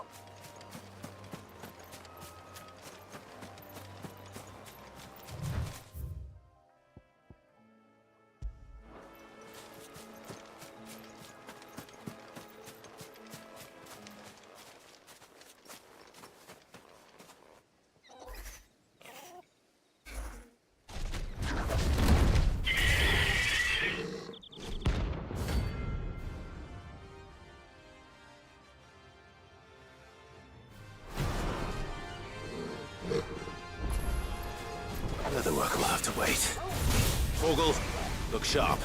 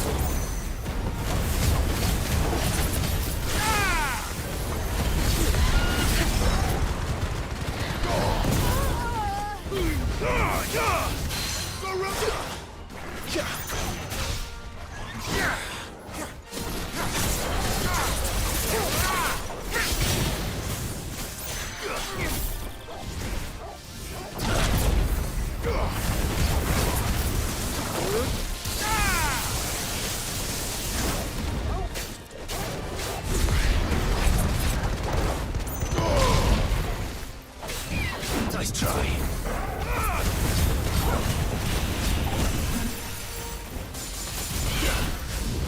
Too slow.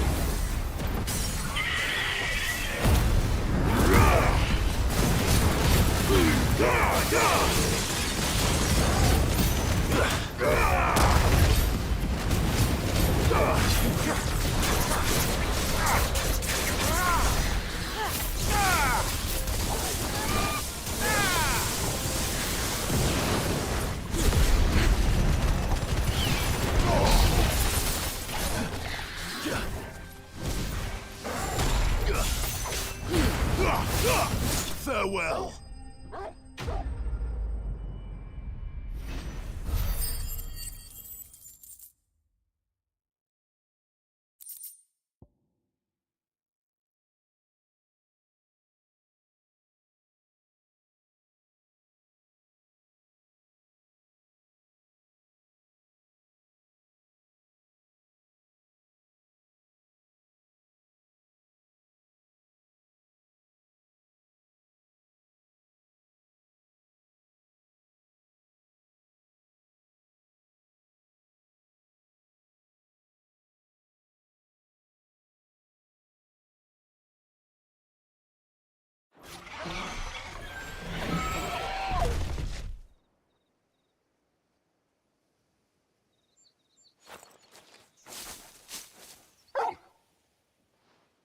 Is something there, boy?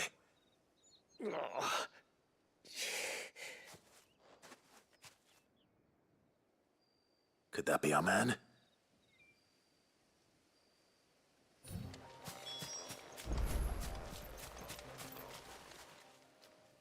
Are you all right? Dare say I'll survive. That griffin caught me before I could get an arrow off. Must have lost sight of me in the grass, though. I'd be dead if it hadn't. More likely than not. The name's Camille. I'm a lowly leather worker, if you couldn't tell by the smell of me. Not so lowly from what I hear. Do you remember selling to a merchant by the name of Karen? She's not an easy woman to forget. Bought a cuirass from me after I lost my buyer. Quite taken with my work, as far as I recall. Didn't stop her bartering me down to a pittance, though. She sent you for a refund? It's not her who sent me.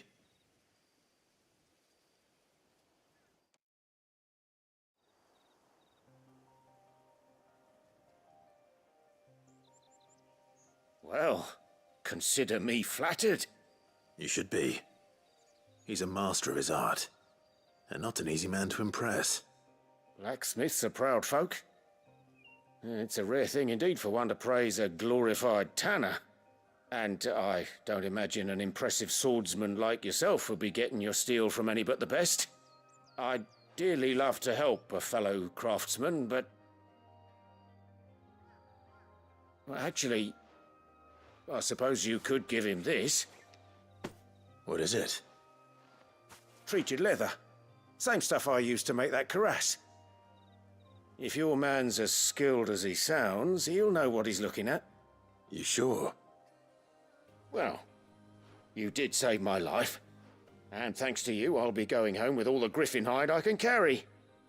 I'd say it's the least I can do. Short of showing him how to make the thing myself, that is. But there are rules against it. Secrets of the trade and whatnot. In that case, I'll see that he gets it. I'd be much obliged if you would. Right. I've got some griefs to make. You send your blacksmith my regards. Will do. And thank you.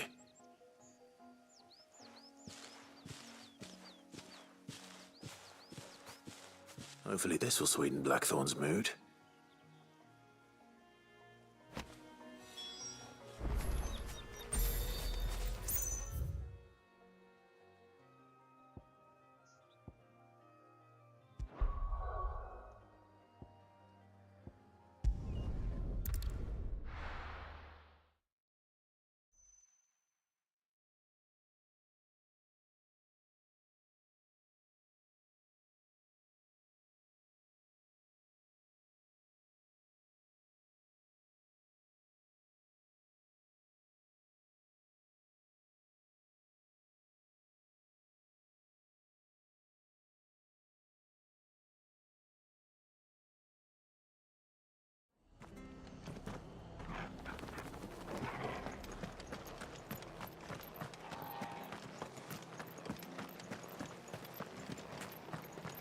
Thank you for sticking with us. Those of us who are still here have to look after each other, don't Ah, welcome. Times may be hard,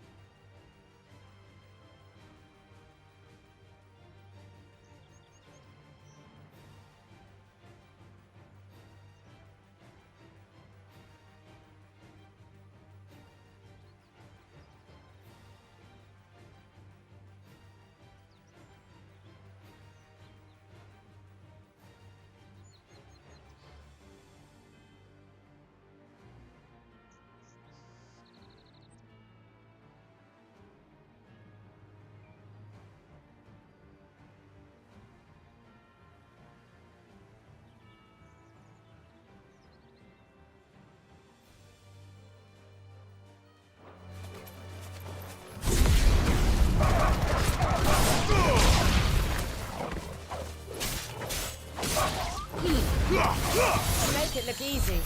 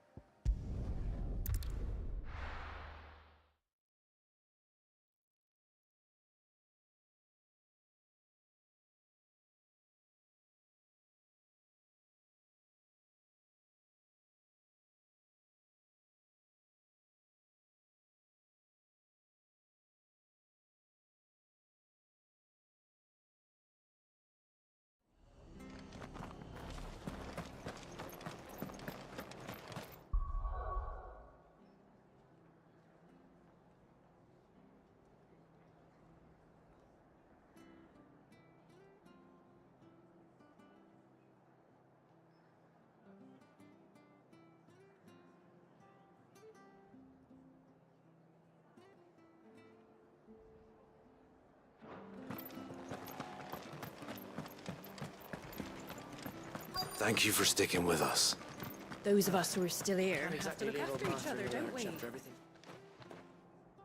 Ah, welcome. Times may be hard, but if you got the gill, I got the goods. What can I do you for? Unwanted violets, if you have them. Though I'd gladly settle for learning what they are if you don't. Why, I haven't heard folk call them that since I was a lad. You're looking for scorpion tails. Unwanted violets is what folk used to call them back in the day. They turn a wicked purple when you boil them up, hence the name. Used to chuck them in the pot when there weren't nothing else on offer, when there was a war on, that sort of thing. Thankfully, times aren't yet as hard as that. And even if they were, you wouldn't find anyone selling them these days. Do the scorpions still live nearby? I dare say they do. Three Reeds would be your best bet, if memory serves. Thank you. You've been most helpful.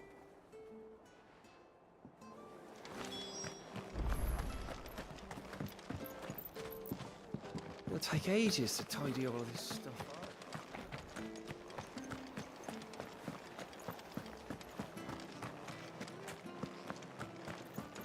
Stay sharp. After what the Empire did to Martha's lot, I'd be daft to stay. We do know one thing. Don't you go causing any trouble now.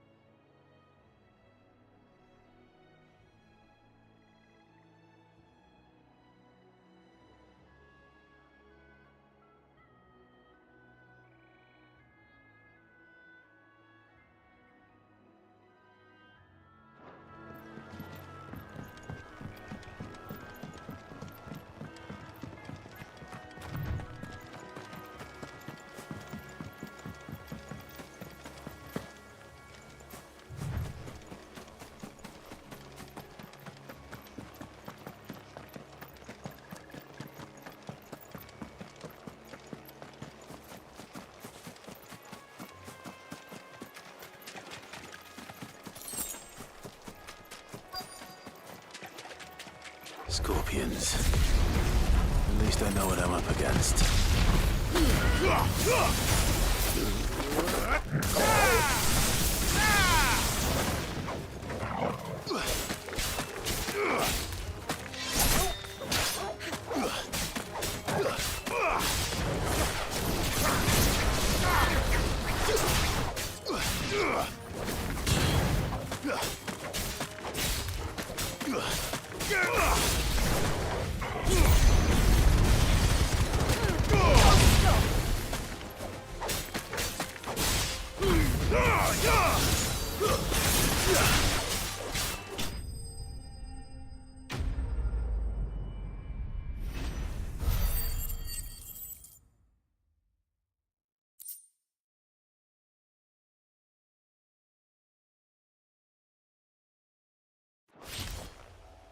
I better get this back to Yvonne before it goes bad.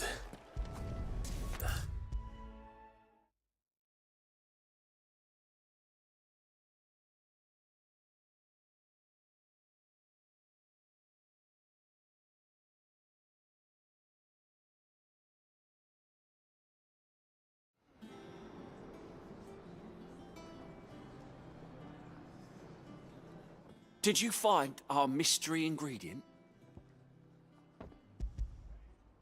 I did indeed. Marvellous! Let's see. What am I supposed to do with this? It's poisonous, surely. You wouldn't be wrong. But that's your unwanted violet. Into the pot it goes, I suppose. Wait here. I won't be long.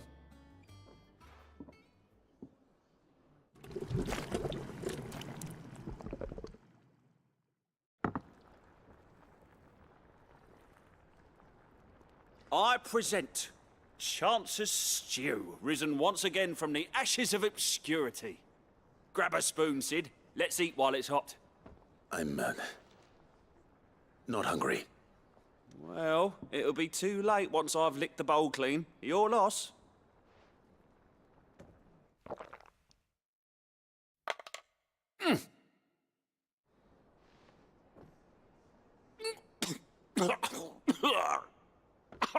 Odin's teeth. What, the salt on the senses is like choking on swamp water. And yet, up through the pungency there rise complex, meaty notes. It takes a moment to recover from such an onslaught of flavours, but never have I tasted anything so fine. Thank you, Sid.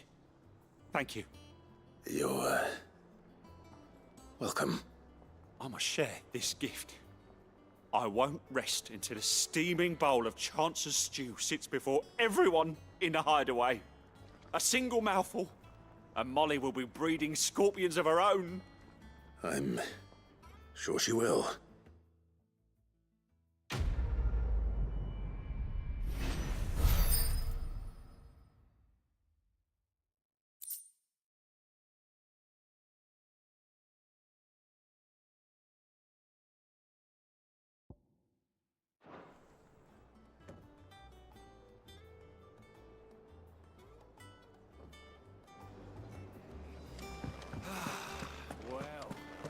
That monster's taken quite a liking to Lady Callum. And with a bit of luck, Clive might even find the geezer.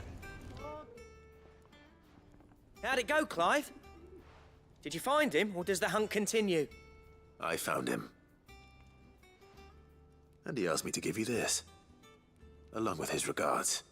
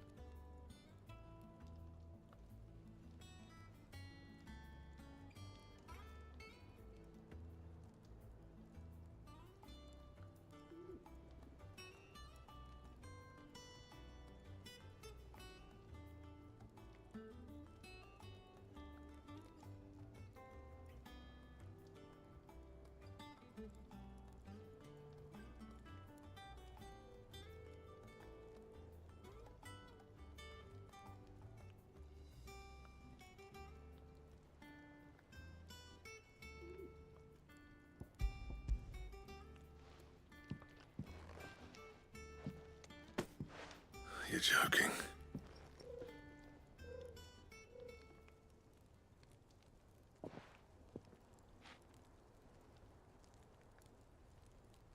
He said he wouldn't teach you how to work it, but that if you were as skilled as you sounded, you'd have no trouble understanding how it was done. So that's his secret. Crafty bastard. He's layered and cross-grained it. Good few times, too. No wonder it's tough. And that's no ordinary oil he's used to get that finish. Oh, this is fine work. Even finer than I thought. Yeah? I'll take your word for it. Just looks like leather to me. Still, I'm glad you're happy. Here, Clive. You didn't happen to catch the fella's name, did you? Camille, I believe. I thought as much. There ain't many leather workers in the realm daft enough to do their own hunting, see? And his name kept cropping up when I was asking around. Turns out he's from Tabor. And again, most leather workers are. But our friend Camille guards a long-held family secret, the details of which are the subject of some debate in the leather-working community. Then we better keep this close to our chests. Listen, sorry for putting the both of you to all that trouble. Should have kept my moaning to myself. Still, I'm glad you found him. This has cheered me right up. That was the idea. Clive's idea, anyway. He did most of the work. It's good to have you back, Blackthorn. Just don't expect me to go turning out work like this. There's a reason he does his own hunting. He knows exactly what hides to look for. And that's how he gets them to layer up so nicely. And don't get me started on how much oiling this leather would need. But I reckon I can make something about as good. Something a Cursebreaker will have no trouble caring for. Anyway, enough nattering. I've got work to be getting on with.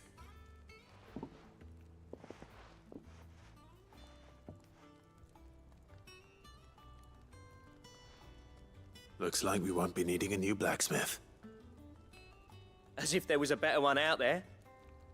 Nah, it wouldn't have been the same anyway. No one spins a yarn like old Blackthorn in his cups. Right, now that's sorted, I've got duties to attend to. Thanks, Clive. You've given me my mate back.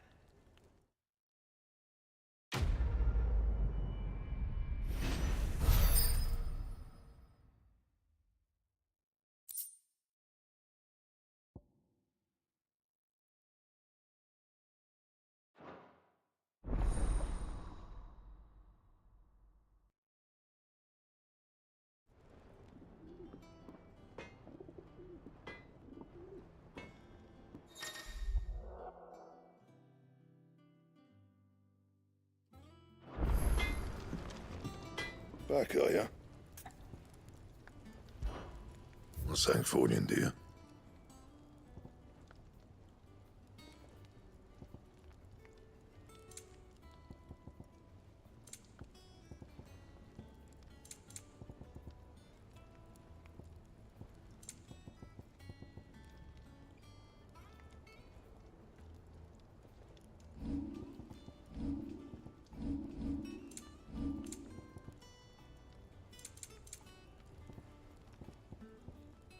And?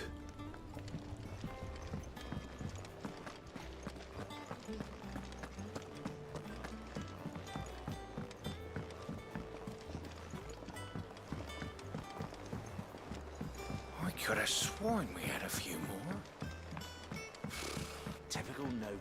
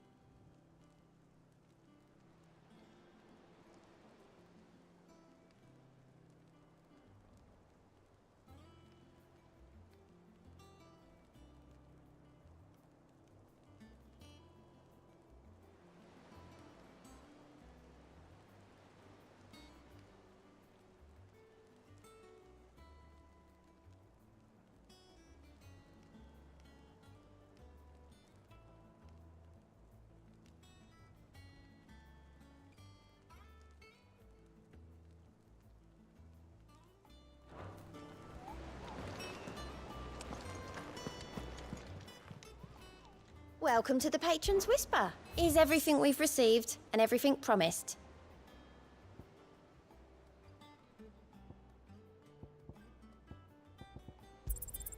You earned this. Come again. I may have more for you.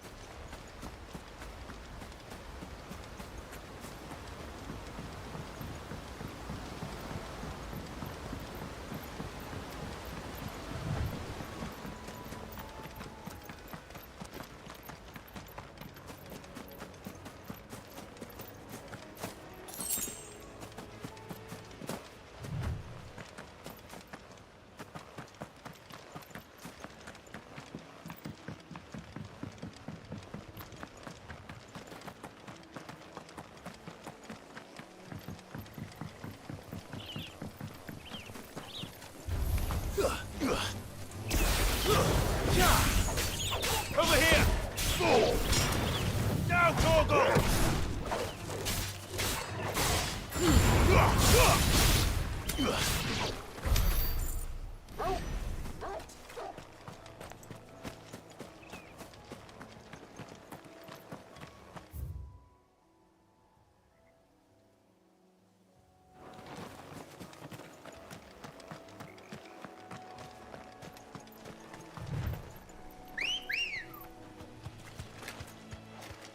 Ready, go?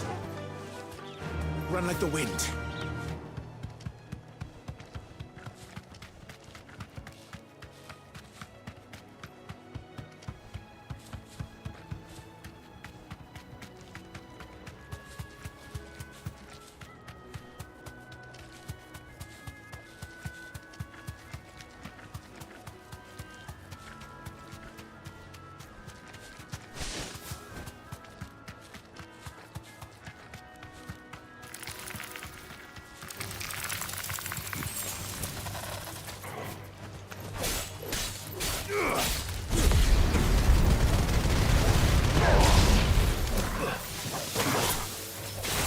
All yours, Torgal!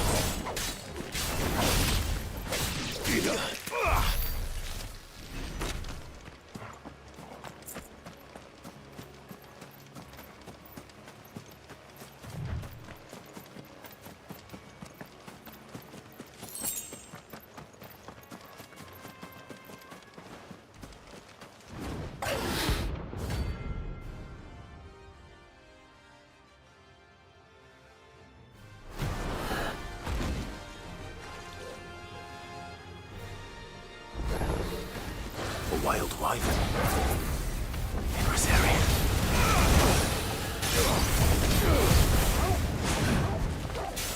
I'm hurt, Torgal.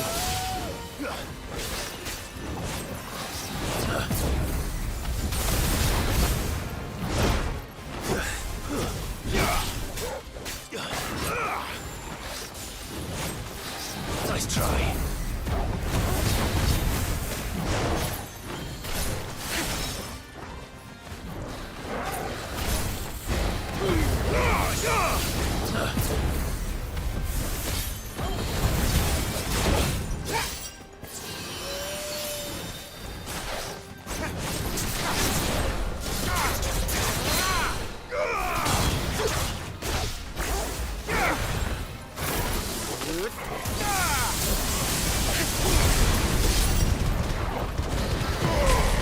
Careful, Clive, you're wounded.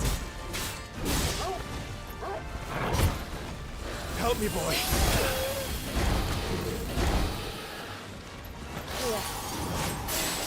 Here.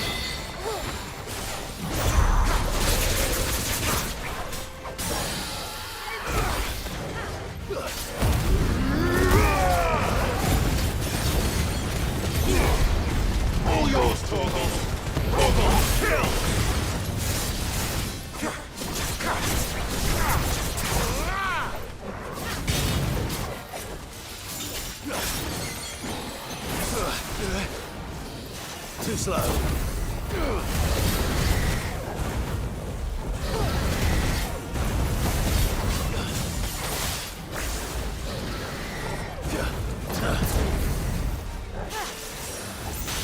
Too slow. To me, boy.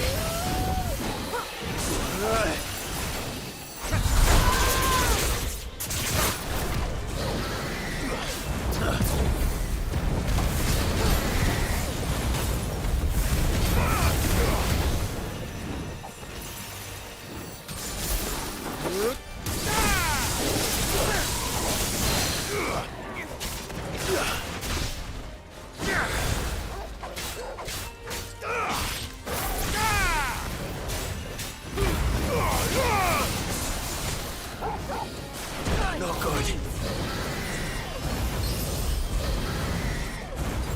That's better. Take this.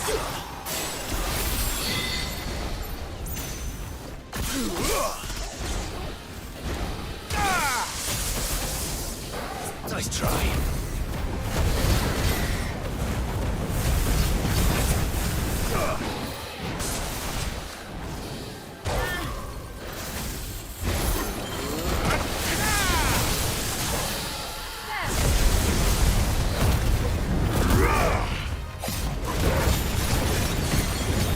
All yours, Torgal!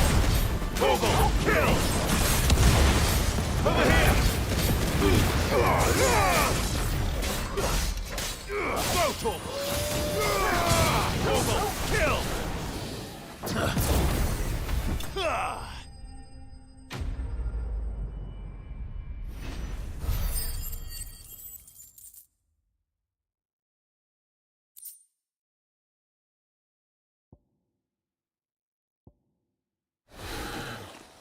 Hope there aren't any more of them.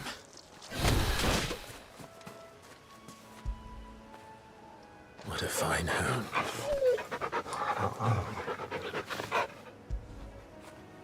Get it, boy!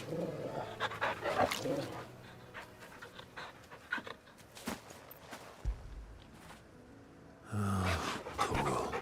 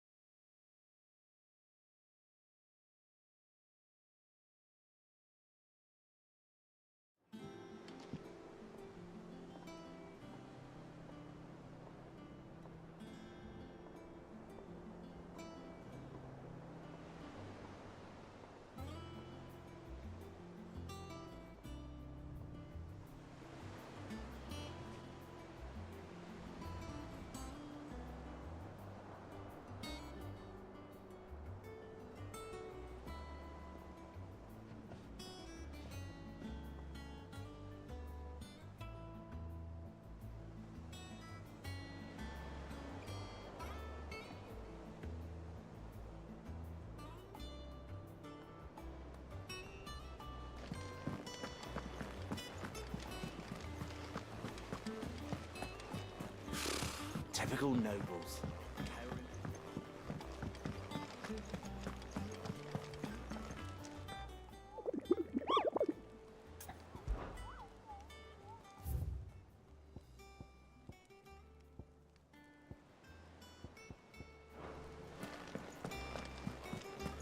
There are new How did we billets being never hear posted about every these day, Guardians of the but Flame? not enough swords to Same way suit they you. never heard about us, I expect.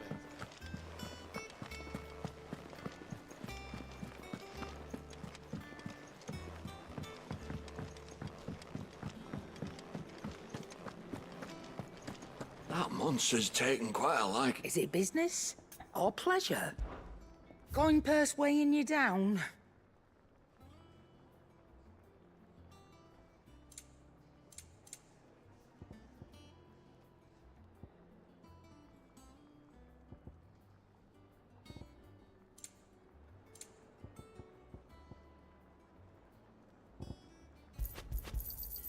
You're rubbing me blind, you know. It'd better all be here. You're rubbing me blind, you know. Come again. Or don't. I'm not much bothered either way. Clive? What do you want?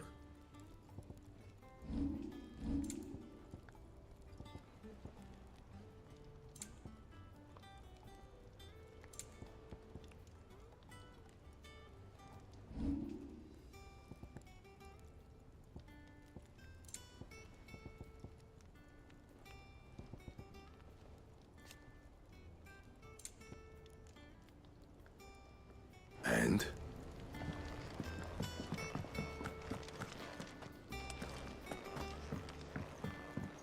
Deadlands wouldn't be half as bad without all the bloody dust.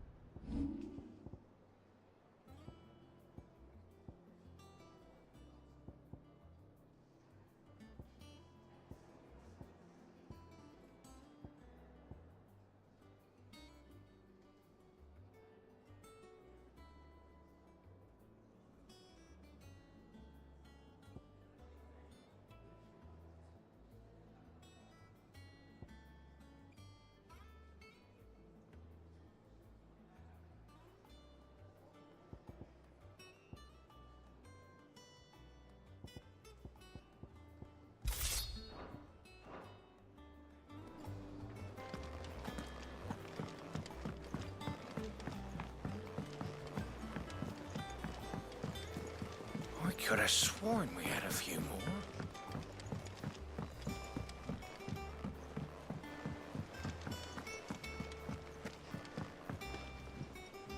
Back again, Lord Rosfield.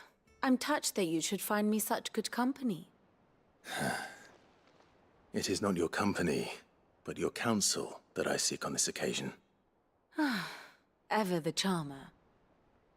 What will it be today, then? The Iron Kingdom. I need to know what to expect.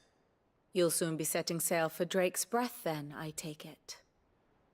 The mother crystal that rises from the boiling sea. There was a time when a true-blooded Rosarian had only to brave the waves to visit it. But then the Ironblood made their move.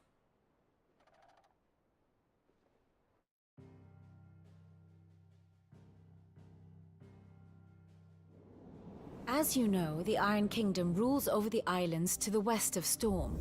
Or rather, its church does. But this is not the pragmatic approach to state religion employed by the Holy Empire to manipulate the masses. No, the Iron Kingdom is the literal embodiment of the crystalline orthodoxy. And so, if one is to understand it, one must start there. As the name implies, the orthodoxy holds the Mother Crystals sacred, and they do not take kindly to heathens plundering the objects of their worship for the means to fill washtubs and light lamps with frivolous feats of magic. Indeed, the faithful consider ether a sinful thing, a poison no less. And to them, a dominant is an instrument of evil, albeit one they have proven only too happy to turn against their enemies. Some 80 years ago in Northern Storm, Drake's eye collapsed. Soon after, in pursuit of ether and with the Blight at their backs, the Northern Territories descended upon the Grand Duchy of Rosaria.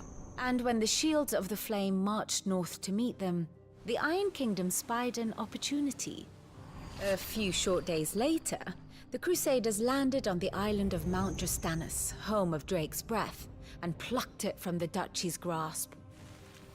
Rosaria tried to reclaim it, of course, but to no avail. I doubt more than a handful of Duchy men have set foot on its shores in your lifetime. Nor are they like to again, under the Empire's stewardship, meaning the Ironblood will keep their island, and with it, the foothold they need to march on mainland soil when next they spy an opportunity.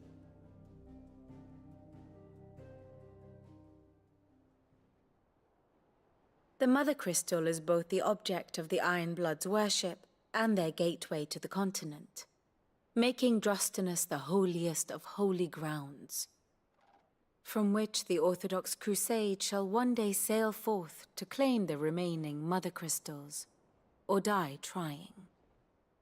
My father and my grandfather both traded blows with the Ironblood for control of Drake's Breath. Had things unfolded differently at Phoenix Gate, we would have sent our entire fleet against them. But instead, they sent their fleet against Rosaria, sacked the capital, killed the men, and captured the women, including Jill. I'd say you'd be forgiven for wanting a little revenge, Clive. My only aim is to destroy the Mother Crystal. But thank you all the same. Not much else to do here. Let's see if Jill's ready.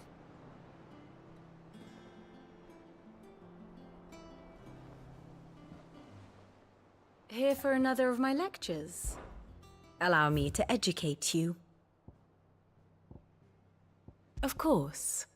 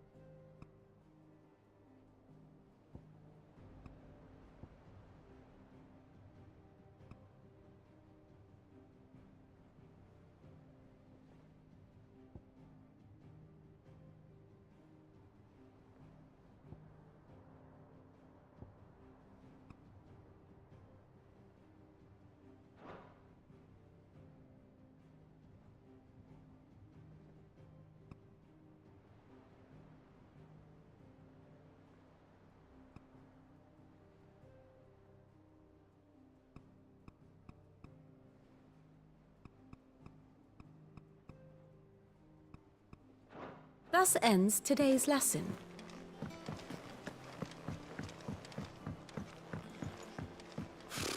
Typical nobles.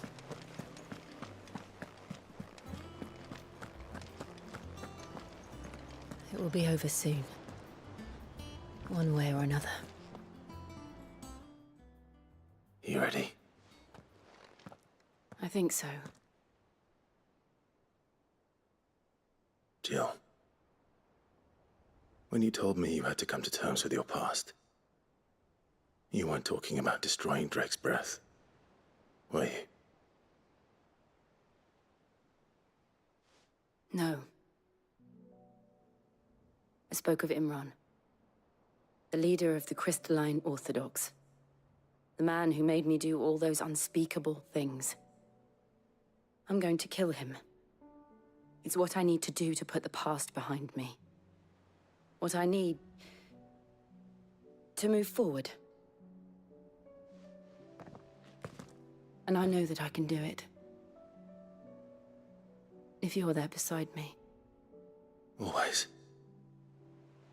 And I'll be beside you, too. We'll bring down the Mother Crystal together. All while Sid looks on. We'll make him proud.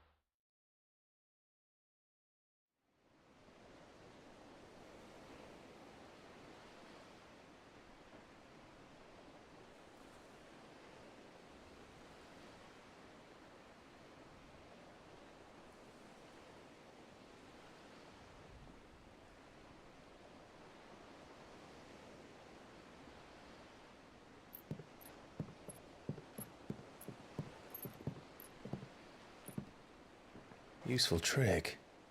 Freezing and thawing the spray to make mist. How did you learn to use your powers like this? The Masters made me do it. When the Crusaders took to the seas, to keep the fleet's movements from prying eyes. I'm fine. No, you're not.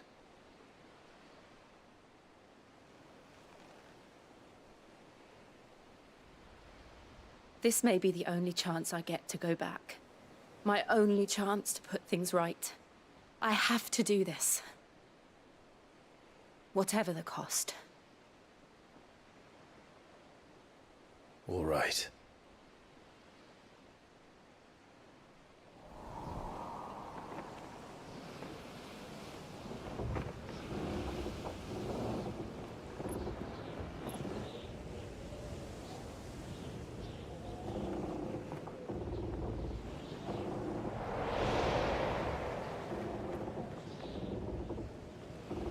There she is. The Iron Kingdom's Mother Crystal.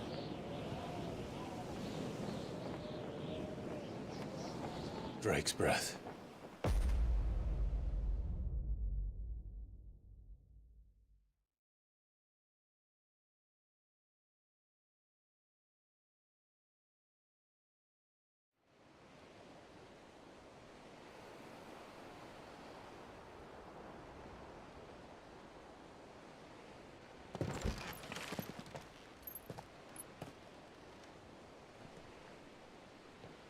Strong currents, sharp rocks, and ether floods. Let's not forget them.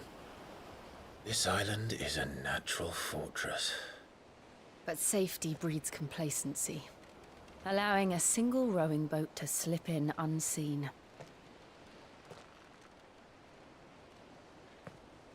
The The sanctuary is inside the mountain.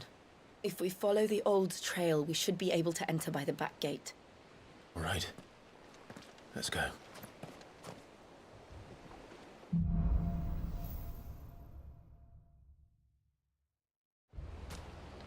I always imagined when I came here it would be to reclaim it. It used to belong to Rosaria, didn't it? Once, though it's been in the Ironblood's clutches for far too long. As was I. For 13 years, this rock was my home. I know its secrets only too well. This path was abandoned after an ether flood. They don't guard it anymore. The perfect little shortcut.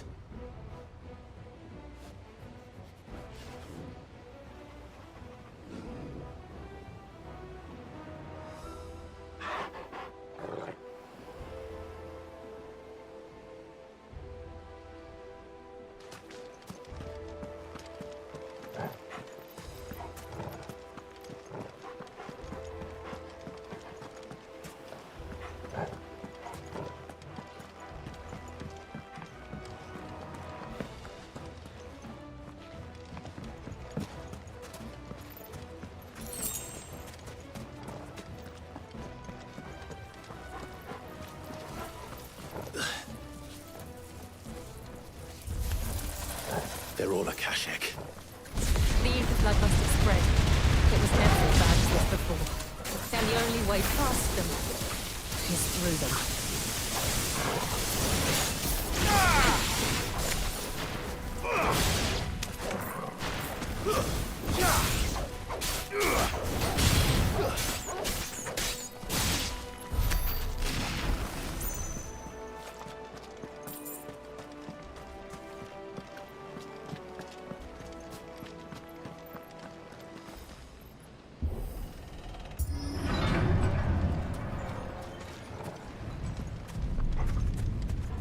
Was that an earthquake? They happen all the time. That wasn't even a bad one. It's nothing to worry about.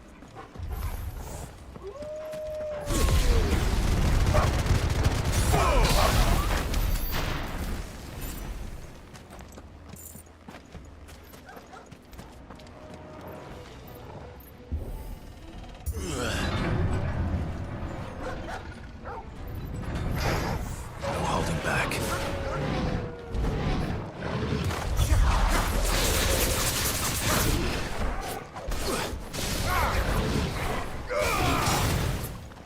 Too slow.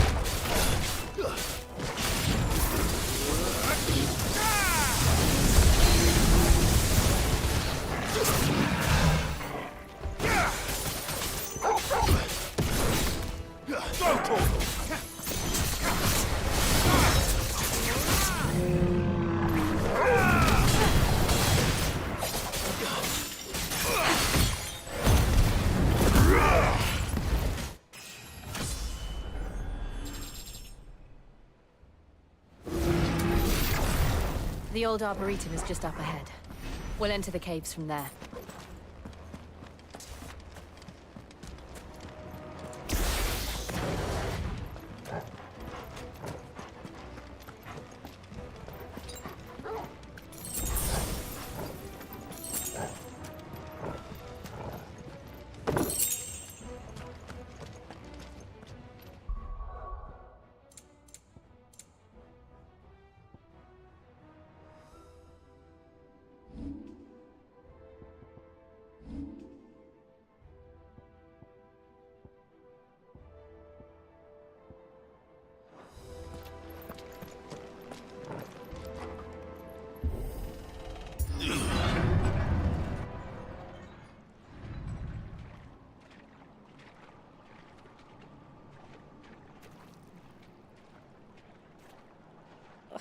this place. What a mess.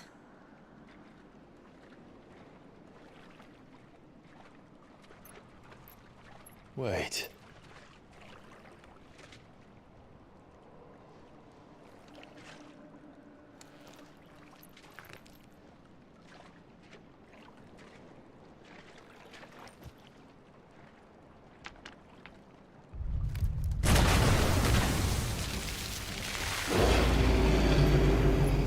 It's turned. Nothing a shield of Rosaria can't handle. Just like old times. Be sure to keep clear of its maw. Believe me, I mean to. Oh, that's foul. Don't breathe it in.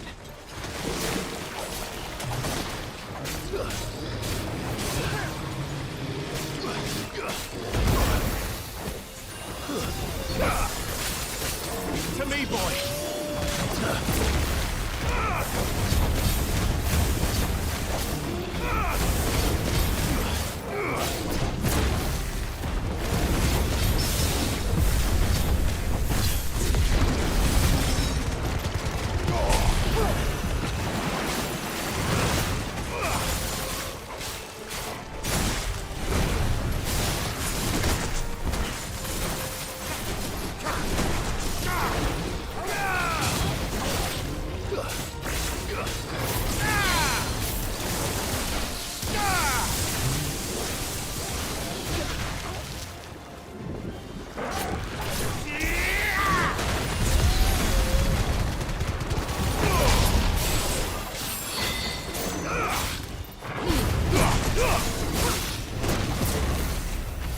Help me, boy.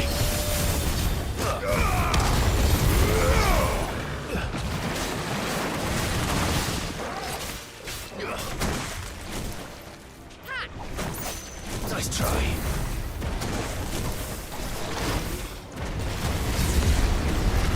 To me, boy.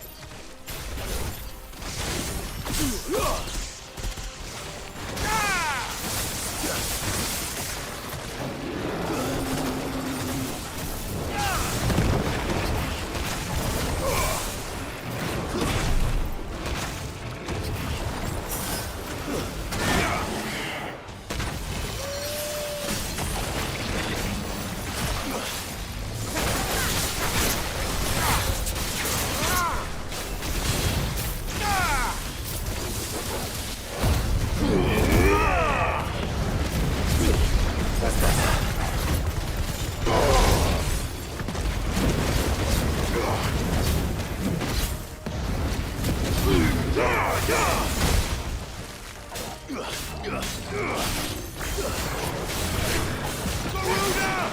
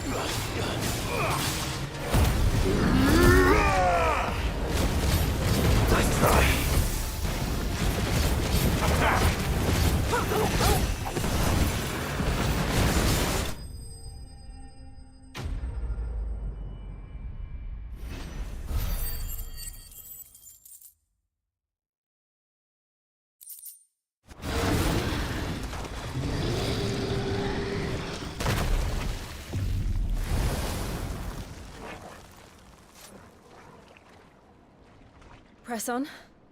Yes.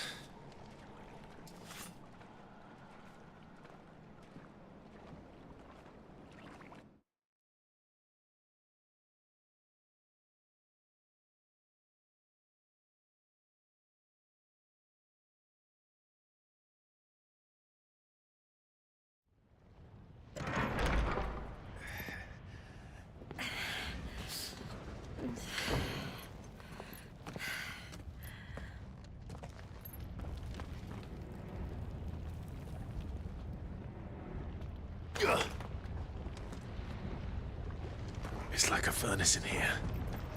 We're inside the volcano. You get used to the heat. Though I don't remember it being quite this hot.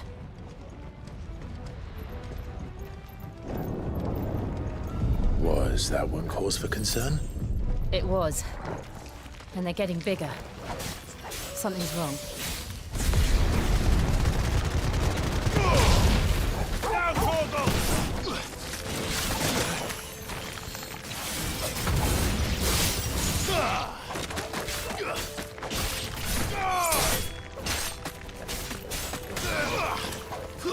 All yours, Torgal!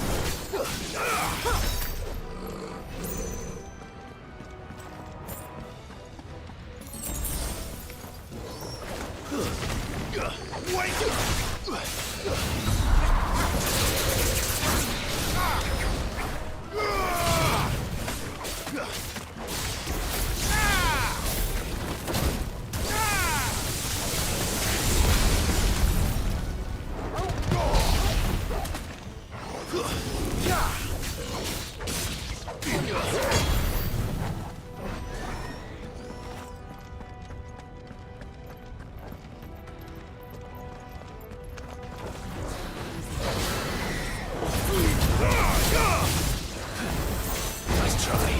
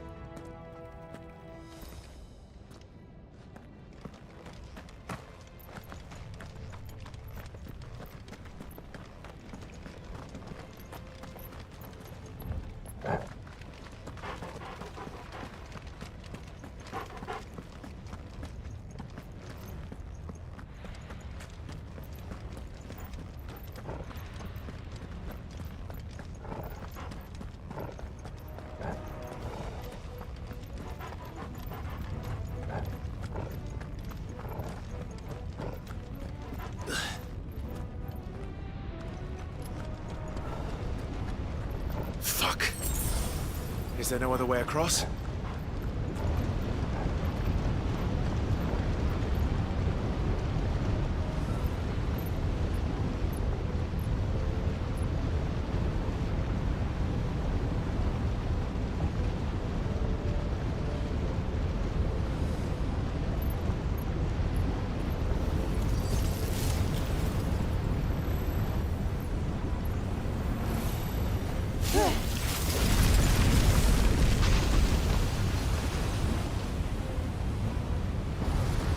Quickly, before it melts!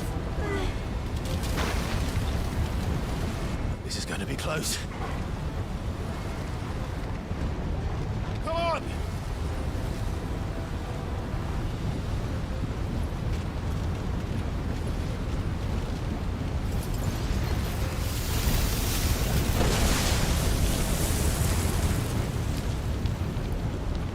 Let's not do that again. No. Let's not.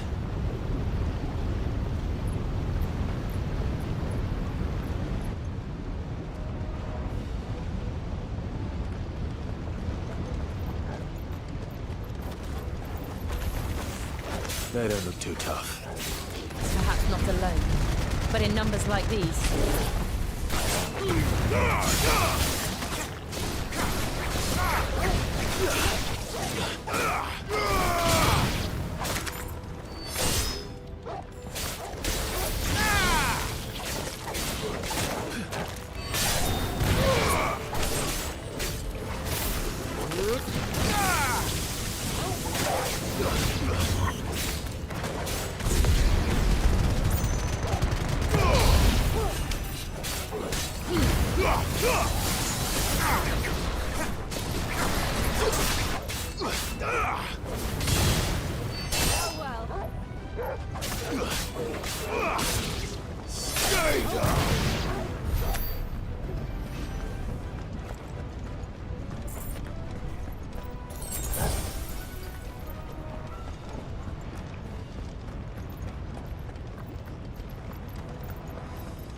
Well, we aren't going this way. Let's look for another path.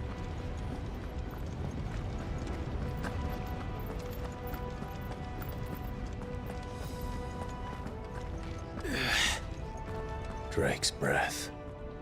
We're nearly at the oratory.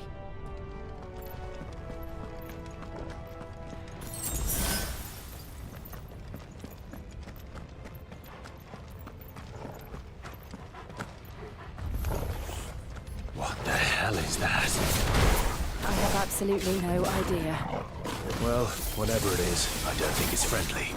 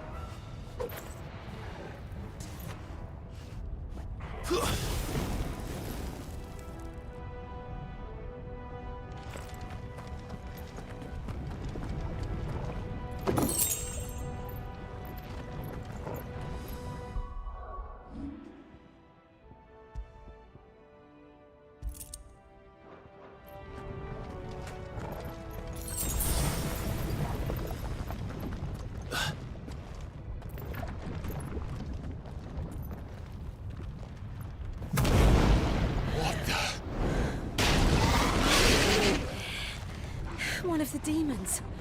But they never leave the lava. If I didn't know better, I think this volcano was about to erupt. Why attack us then? They're peaceful creatures. Then this one must be the exception. Too slow.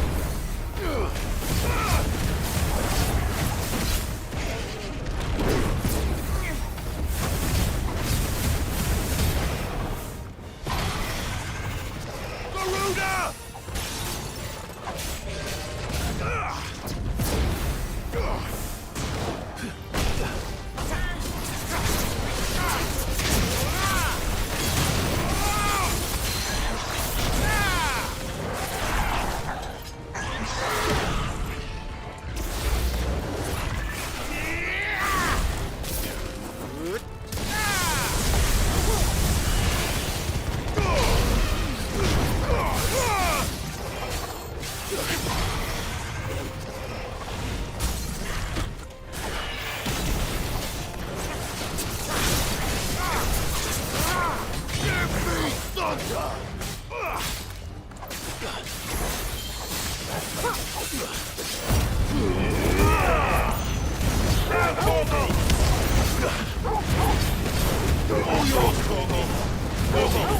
doing? Nothing good, I'll wager.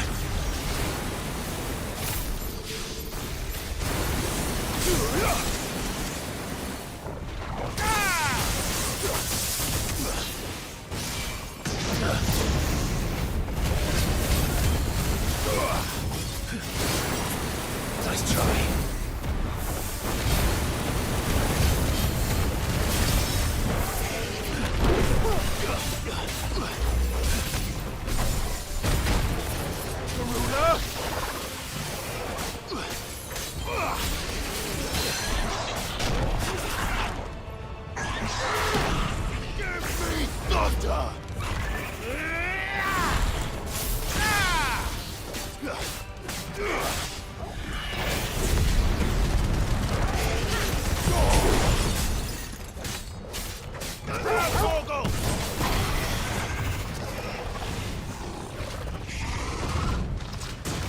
All yours, Torgal!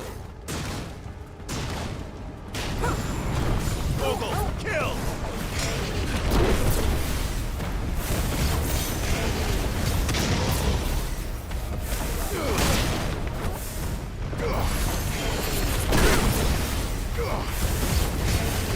Too slow. Nice try.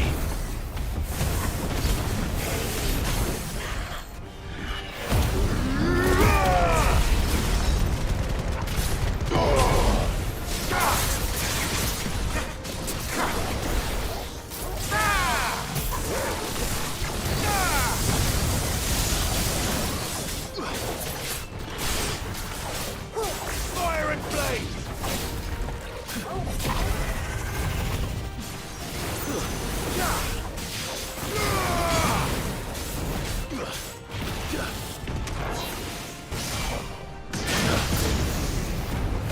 Fool!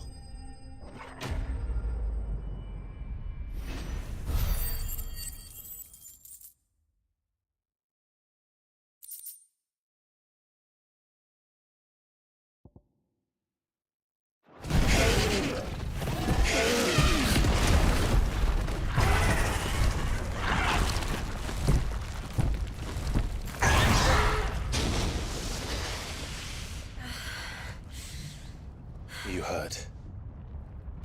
Just hot.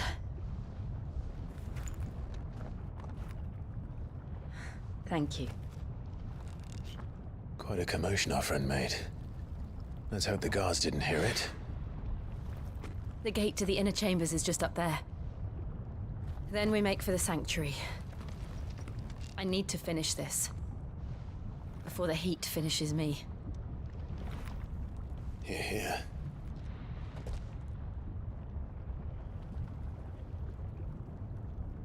We'll enter the Comric by the Handmaiden's living quarters.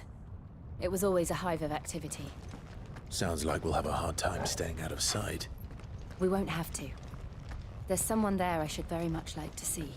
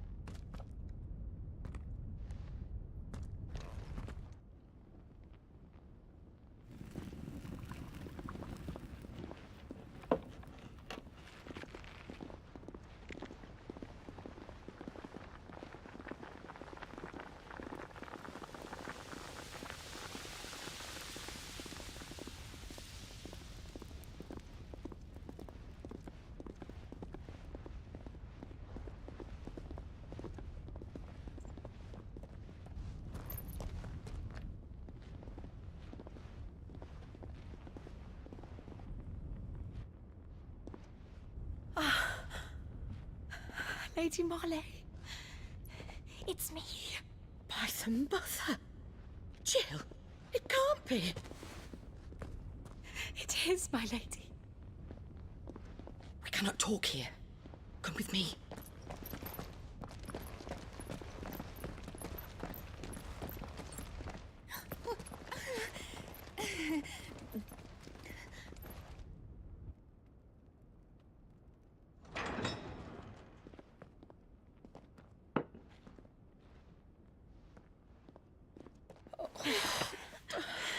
I'm so glad you're safe. And I you. Why ever would you risk coming back? Are you a fool, girl? Or have you grown tired of your freedom already? Forgive me, my lady. But I had to come back. There are things I left undone. Tell me, where is the Patriarch?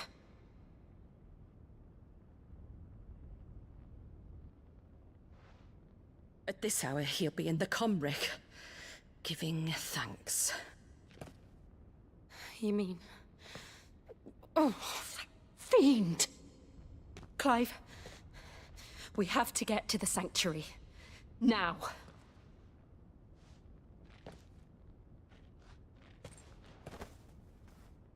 Lady Marley, you must flee this place, gather your things, and go.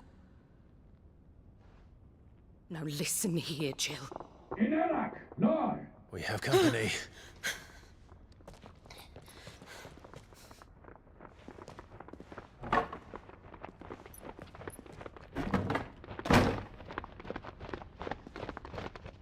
This way.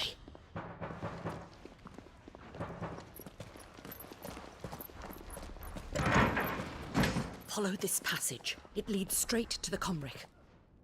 Go on, stop dawdling. Thank you. You were always so kind to me. My light in the darkness. Take care, my lady, please. You deserve better than this. A long and happy life, promise me.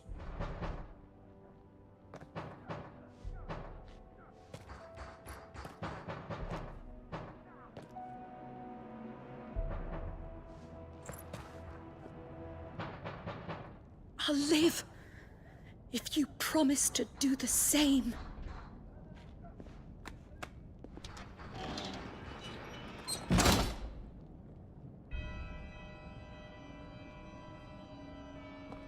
Come on, Clive.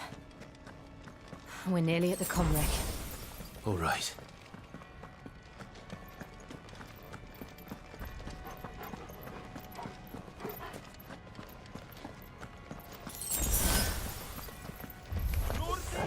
Here's our welcoming party. I've had enough of their hospitality.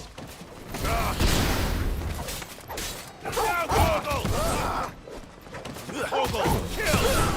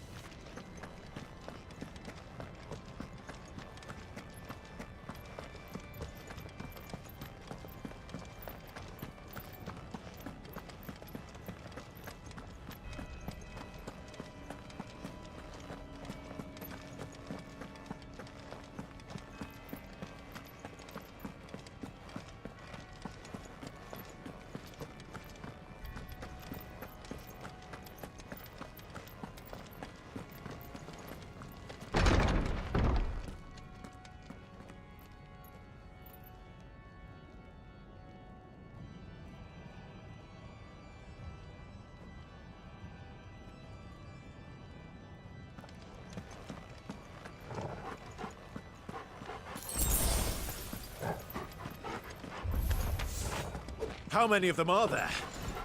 Too many. Ogle, kill!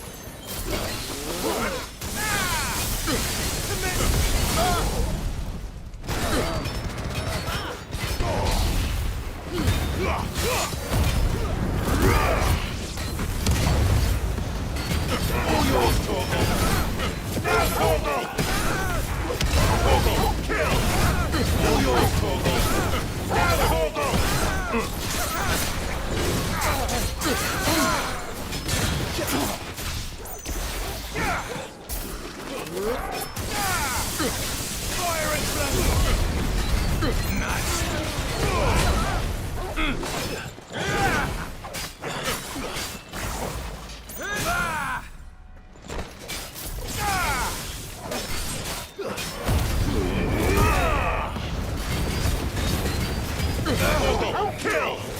All yours, Torgal!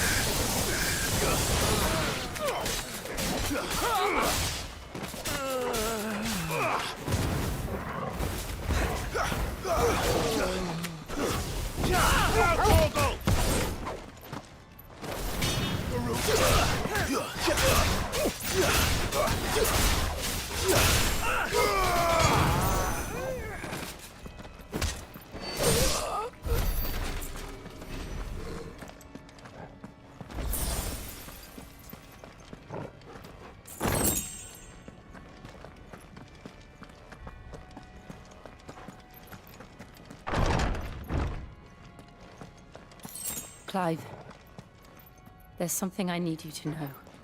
I saw the Patriarch do things no one should have to see. And so I swore that he would die by my hand. I understand. I faced my demons, and you must face yours.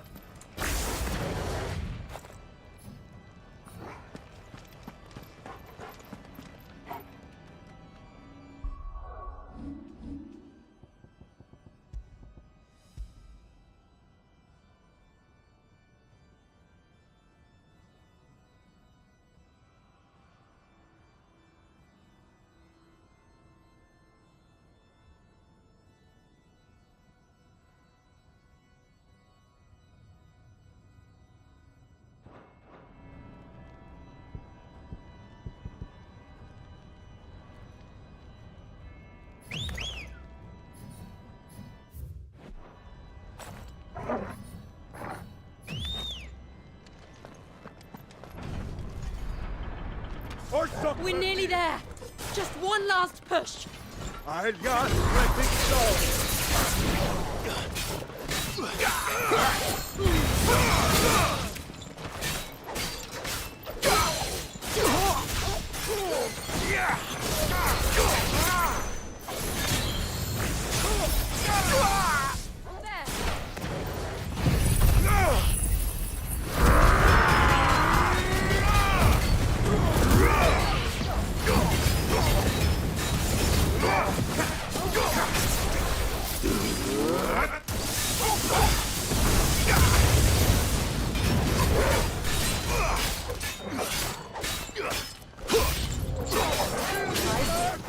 Fire and flame!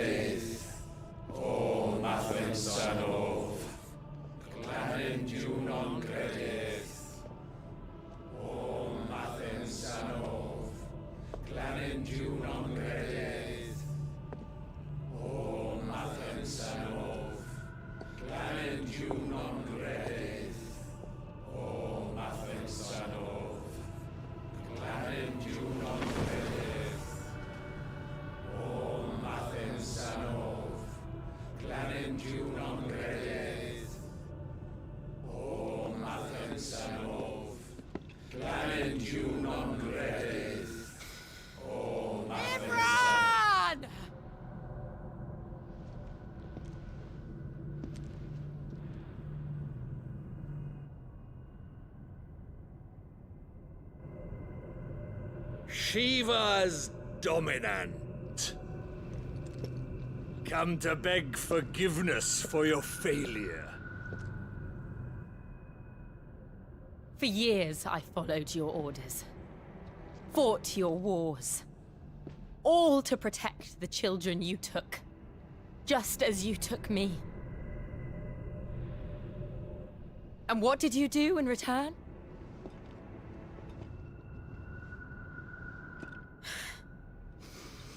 You put them in chains and you slit their throats! Fiend. Their souls were sullied with the stain of ether. I merely cleansed them of their corruption. A penance paid, just as the Holy Mother wills it! Repent, abomination! For a monster like you to set foot in the Holy Cymric is in itself a crime deserving of death. You're right. I am a monster.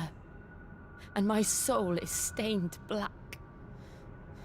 Though not by ether.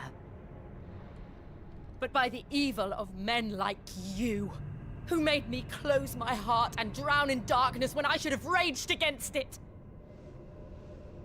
This is my penance. I will be your monster no more. Nor will I suffer you to create another.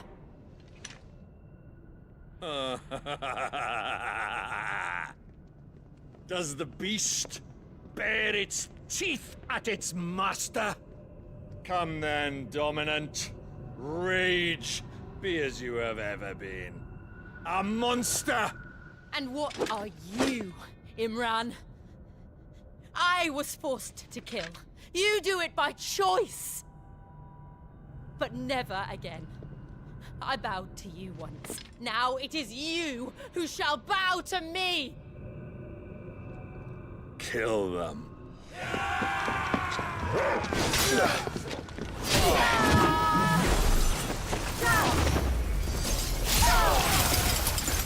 Now! Right!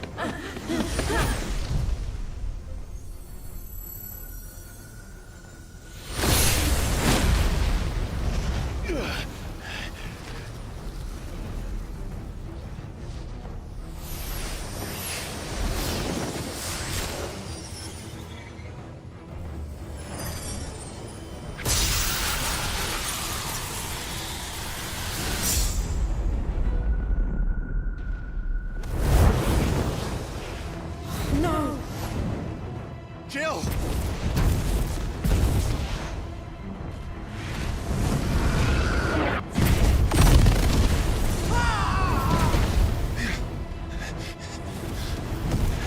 I need Ifrit. Come on. Remember how it felt?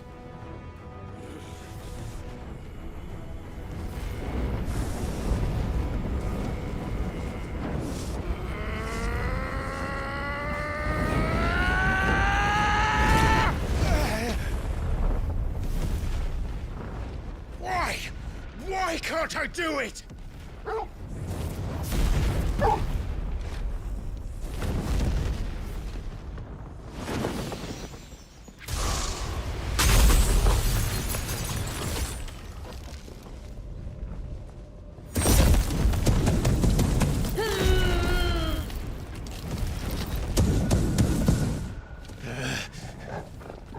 Please, just once.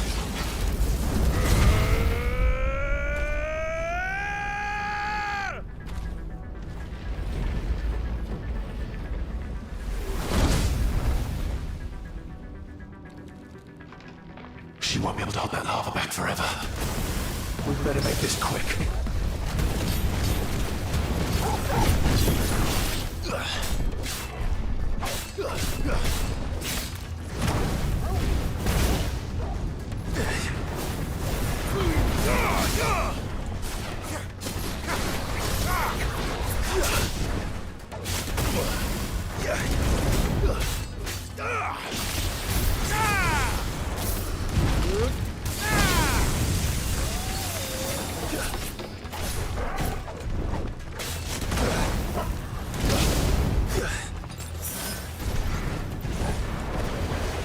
Nice try.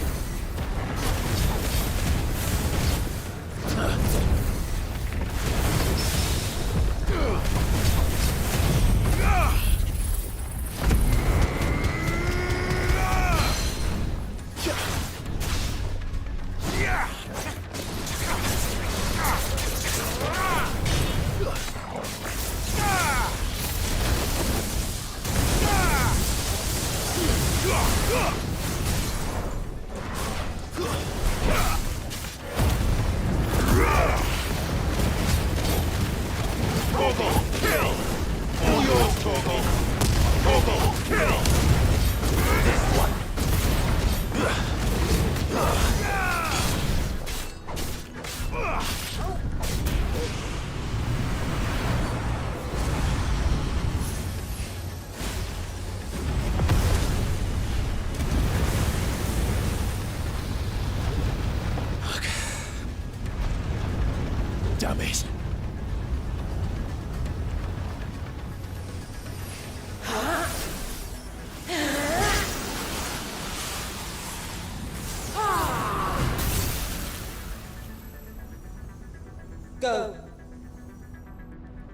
All right.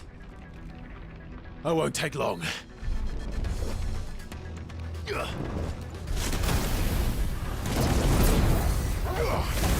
This one.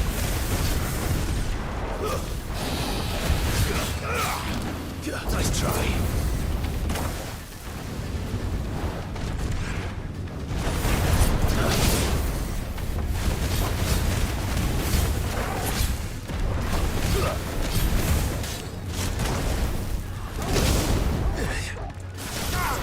Well done, Toro.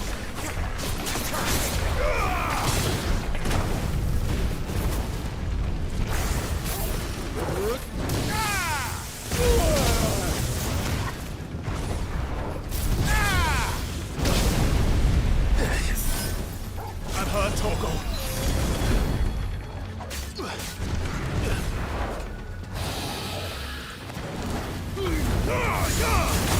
Come on. To me, boy. Well done, Torgal. I needed that. Guess you're all ready.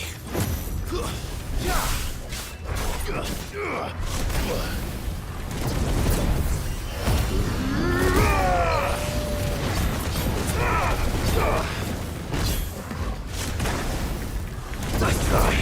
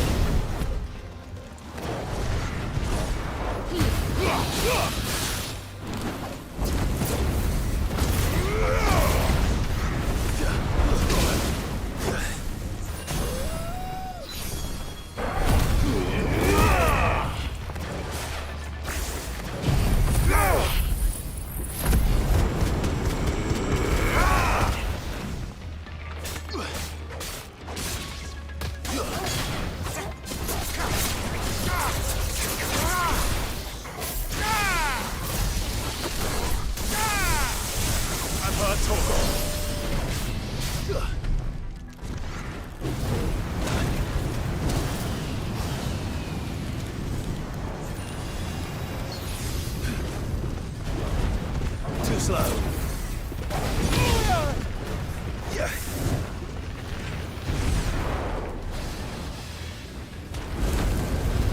Nice try. I needed that.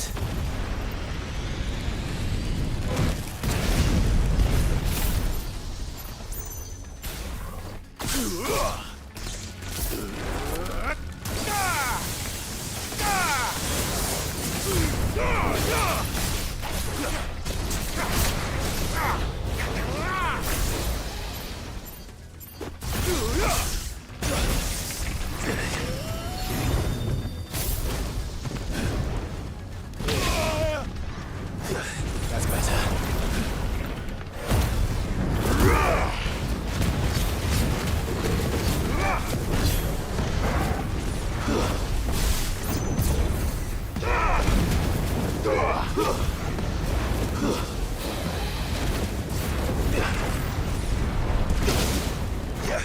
To business.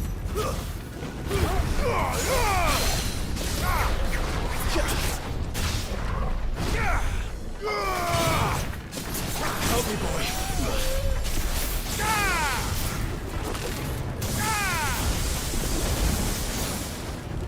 To me!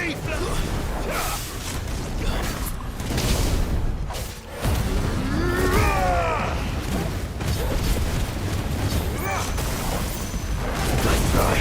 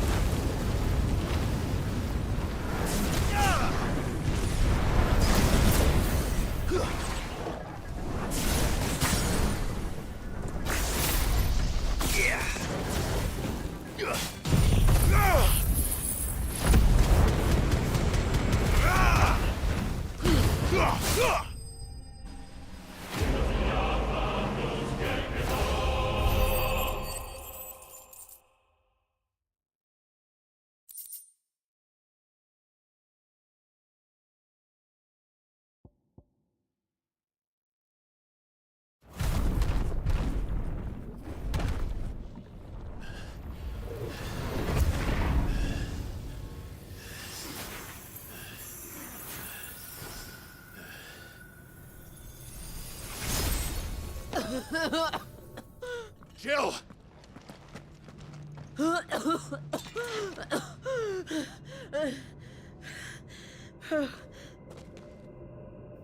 I'm going to finish this, Clive.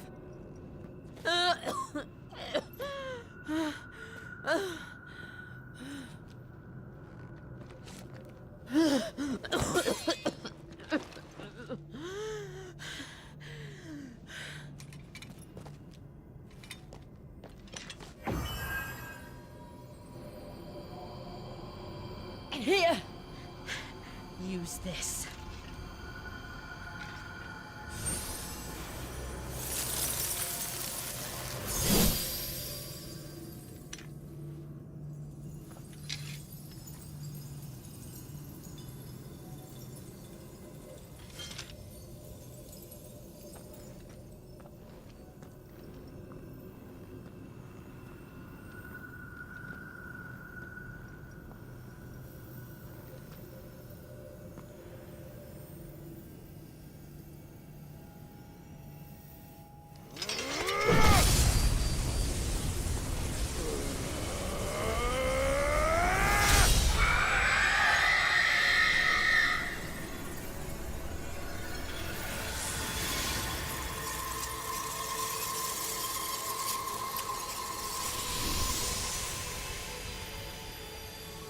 Are you watching, Cid? We're one step closer to freedom.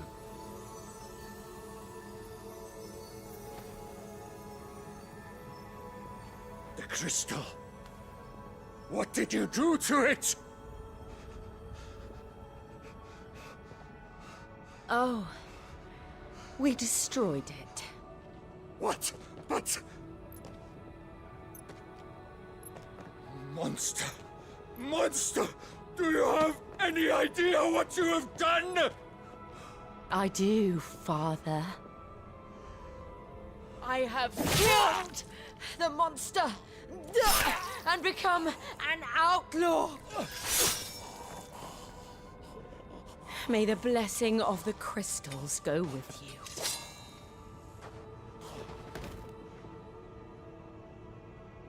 It's over. It is. And Shiva exacted her price. She did. Again, the burden fell to you. And I bore it willingly. This was a sin for which I had to atone. Now I can continue at your side with my head held high.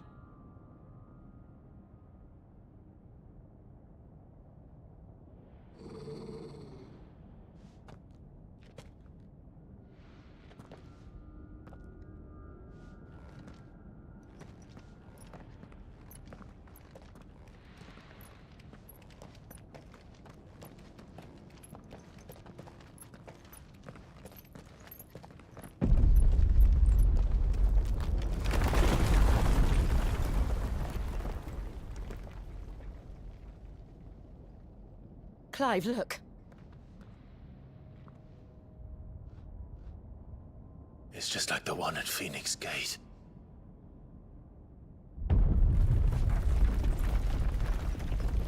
Damn it. We need to leave. Agreed.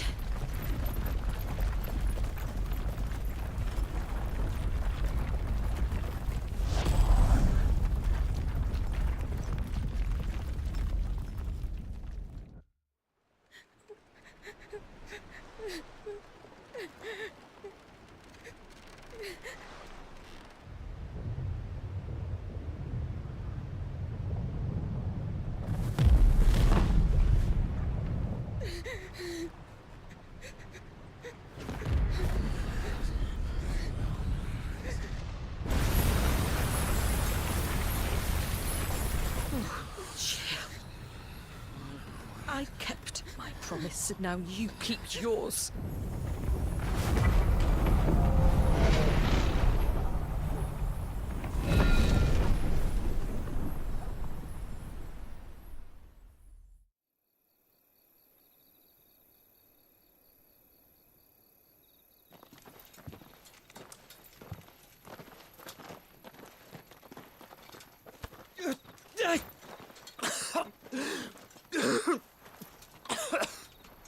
This way, Your Grace.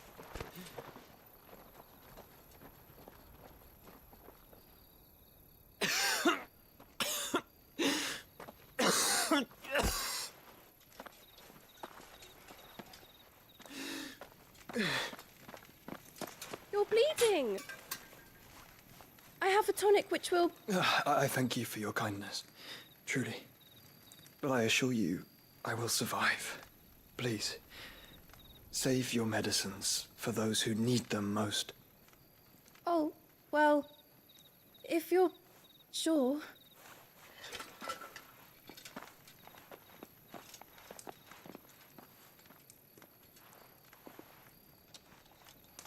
For a moment there, I felt my brother's presence. You did? I fear he is in Ultima's thoughts again. But why now, after 5 years of silence? I cannot keep him sealed away much longer. Your Grace.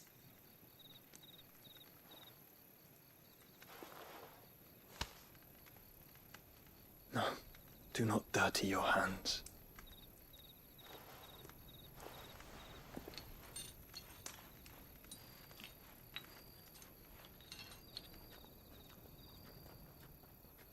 Look at them all. Like a river flowing to the sea. Or moths to a flame, perhaps. The crystalline dominion their light in the darkness.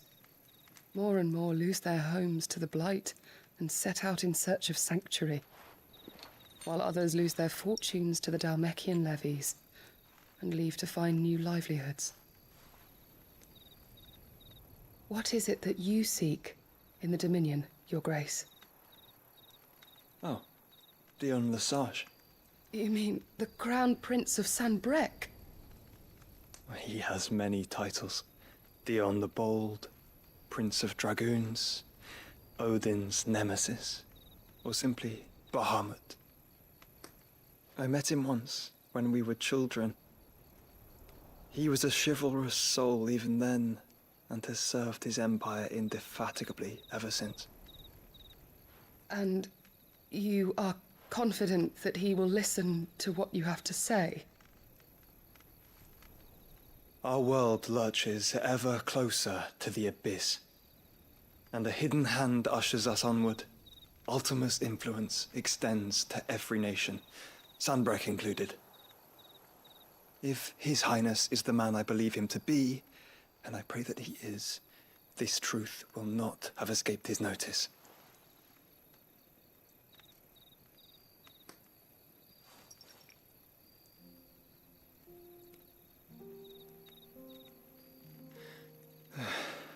As the mother crystals fall, the eternal flame wavers, and the azure sky begins to bruise. How lucky we were to be blessed by the crystals, and yet how spoiled. Like canaries in a gilded cage, growing fat on seed. But now, the bars are closing in, and we must take flight. Painful though it be to leave our home behind, it is what we must do to be free. Which is it that men cannot live without? A blessing that leads to damnation, or a freedom that leads to deprivation? I do not yet know the answer to that question. Do you, Clive? Your Grace, let us find a place to rest a while. We can return by the Dhalmekian trail once you have recovered your strength. I realize your duty is pressing, but if your health should fail... I know. Thank you, Yote.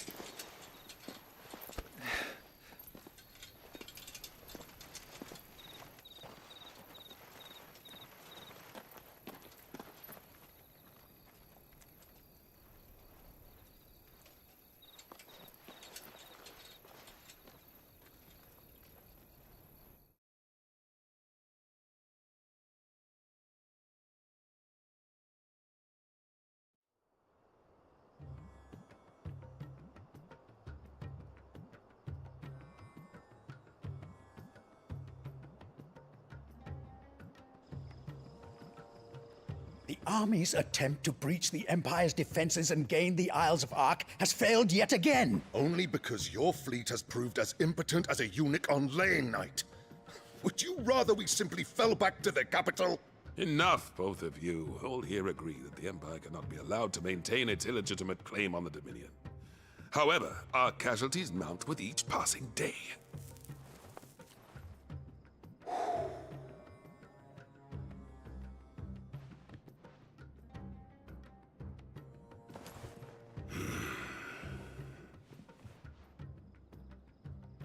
There is a literal sea twixt you and your prize. The armies of Sanbreque need but sit back and watch as you harmlessly lap against their walls. They are dug in like ticks and seek to draw out this siege, knowing the capital's stores are nigh bottomless. And what of our wise rulers? Goaded into war without any thought as to what chaos it might reap. Republican soldiers starve while waiting for orders from Randalar. If you would but take the field, their bellies would be full by nightfall. If I take the field, so too will Bahamut, and our duel will shake the island to its foundations. Instead of liberating the Dominion, you would doom it to destruction. Unless that is what you desire. If our learned advisor has a solution to propose, we should be glad to consider it.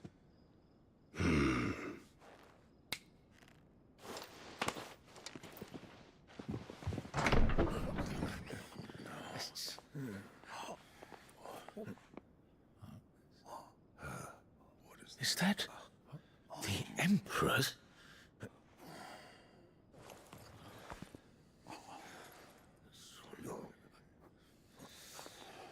What is the meaning of this, Lord Kupka? What it means is that I am disinclined to advise you any longer.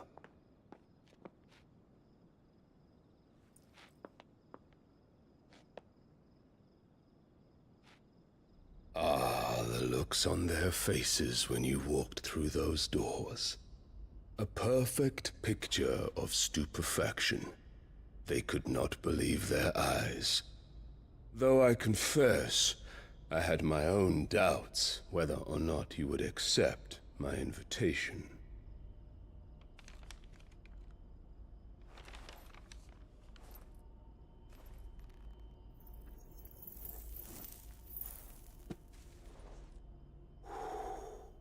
Such shocking news. Cid isn't a son of a whore. He's the son of an empress. Your own dear Clive. Absurd. Who fed you these lies? I have never spent a moment among criminals, save at the gallows. I came here with my son, not to entertain your baseless accusations, but to put an end to the senseless hostilities between our nations. Very well. You need only agree to the terms I set out. Cid took the life of someone dear to me, a woman by the name of Benedicta. I swore to take his in turn. This would not be disagreeable to you, I take it. You would finally be rid of the stain on your noble name. In return, I will leave Sanbreque in your capable hands. Your Imperial Majesty.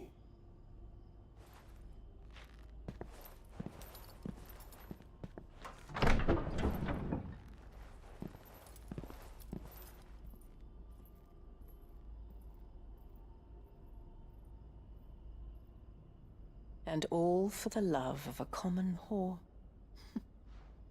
Dominant or no, one cannot hide one's breeding.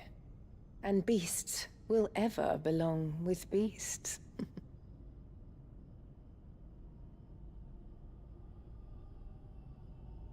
There are greater things in store for you, my darling Olivier. Soon enough, you shall be the crown prince of Sambrec. And when your father goes to meet Great Griga, you shall be emperor of all you survey.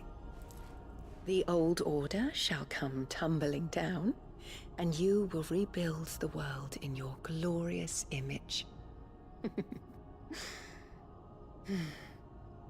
Soon.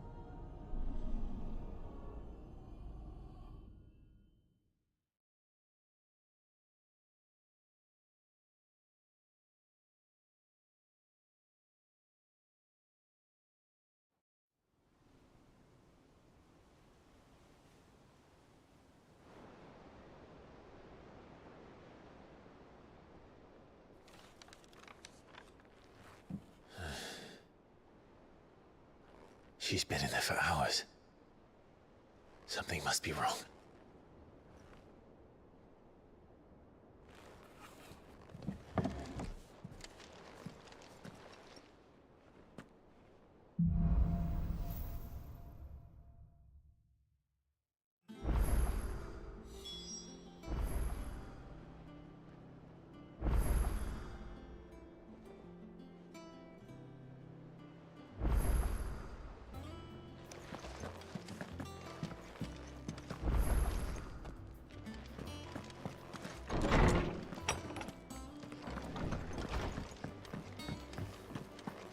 Is it true what I'm hearing, Cid? You cracked another crystal? Well, don't just stand there gawping. If you're gonna buy something, be quick about it.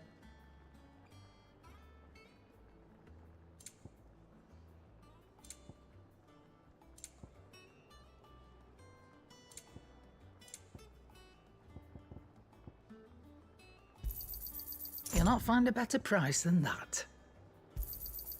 You're rubbing me blind, you know. You'll not find a better price than that. You're rubbing me blind, you know.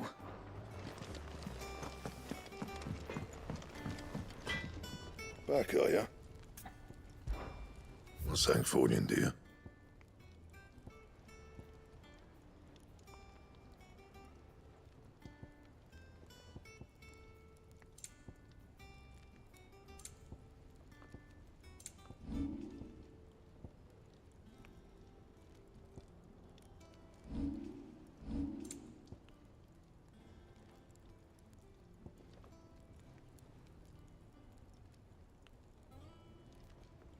And?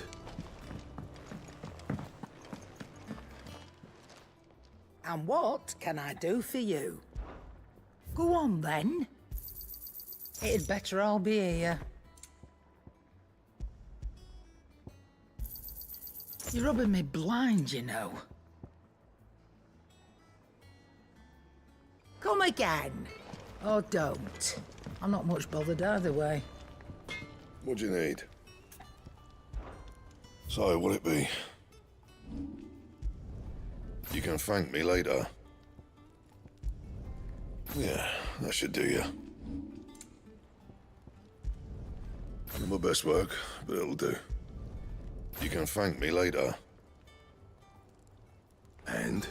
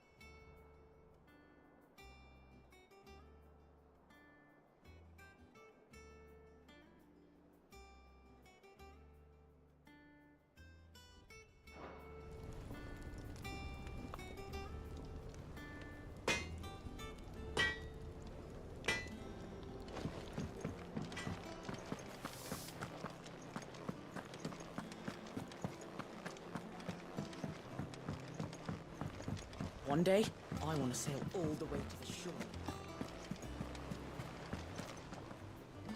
Oh, bother. Whatever am I to do now, Clive? About what? I've 2 dresses that need stitching, but I haven't got a scrap of linen. Those girls' rags are so threadbare. It's a wonder they don't fall to pieces. And we most certainly cannot have that. A certain amount of decorum must be maintained, even here at the Hideaway. You wouldn't want the poor things going without decent clothes now, would you? Of course not. What can I do to help? Oh, aren't you a dear? You see, I've paid for 2 bolts of cloth from the drapers in Northreach, blue and red. But they don't deliver, not to places that aren't on the map anyway, so I'll need someone to take this receipt and collect them. And you'd have this someone be me? I would. And don't let them fob you off with anything less than what I paid for. 1 bolt of blue and 1 of red. I expect them both.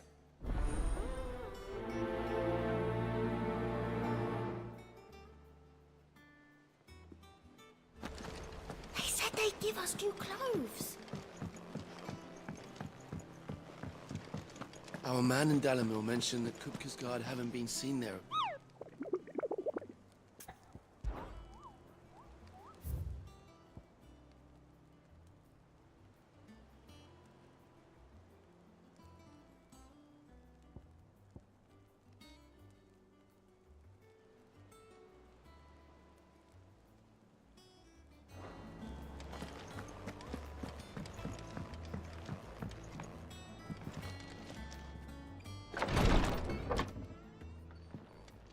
I've done what I can, but the rest is up to you. You need to start taking better care of yourself.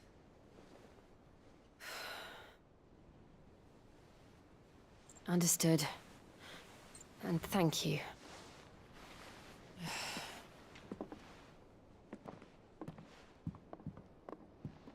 The curse has spread. Make sure she rests.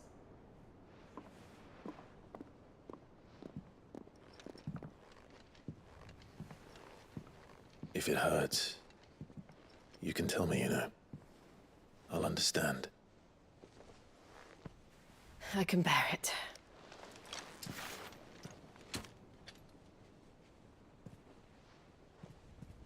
But you shouldn't have to. Not anymore. This isn't just your struggle, Clive. It's ours. And when we see how hard you fight, it inspires us to do the same.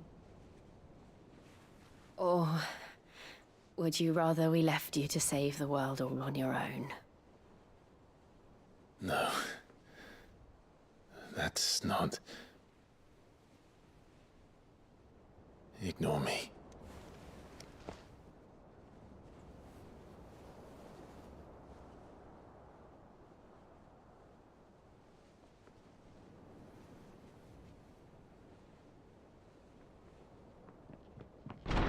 Clive, where are you? In here.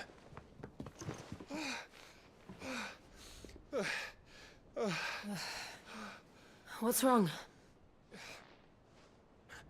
Rosaria's under attack. What?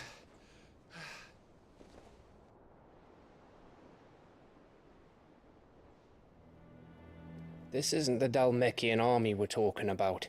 It's the men of the Rock from Drake's Fang. Hugo Kupka's private guard. There is in hell in Rosalith, trying to batter down the castle gates. Looking for me. Seems that way. Reckon old Hugo has finally worked out who Sid really is. Then this is just another trap. Ah, it's a trap, all right. The daddy of all fucking traps. I'm going to Rosalith. You're not serious. That's exactly what he wants you to do, Clive. Look. I don't know why Kupka harbors such a grudge against Sid. But as long as it's left to fester, our world will never know peace. He has dragged the rest of Storm into this pointless war just to find me. Besides which, I am not about to stand and watch while my home gets ground into the dirt. Hugo Kupka must die.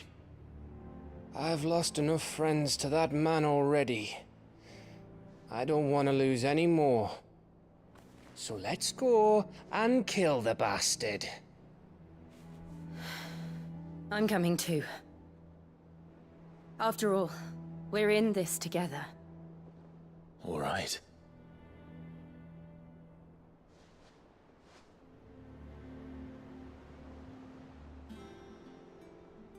I should probably speak to Otto before leaving. We need to know what we're getting ourselves into.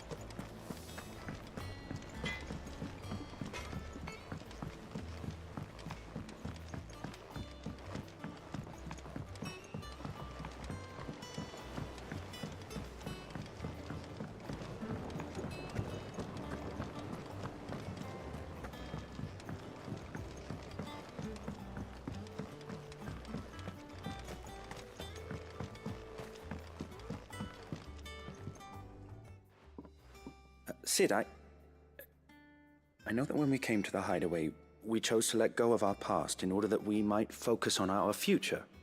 We did. Nonetheless, I was wondering if... Well, I know you are from Rosaria, and I'm in need of someone with intimate knowledge of those lands. Apparently, the Duchy is home to all manner of curative herbs found nowhere else in the realm. Among them is a flower called a Morganbeard that increases the potency of lesser medicines. I can't say that I've had much practice healing. My youth was spent in the Bailey. A shame. You see, the hideaway relies heavily upon medicines procured from afar. And when those shipments are late, well, it's our sick who suffer. If we could find this flower and learn to grow it here, we might save many lives. However, as you are well aware, Imperial occupation has rendered the roads unsafe for those like me, untrained in the military arts. Now, I'm not asking the busiest man in the hideaway to drop everything and make the journey for me, but if you happen to be in the Duchy on other business...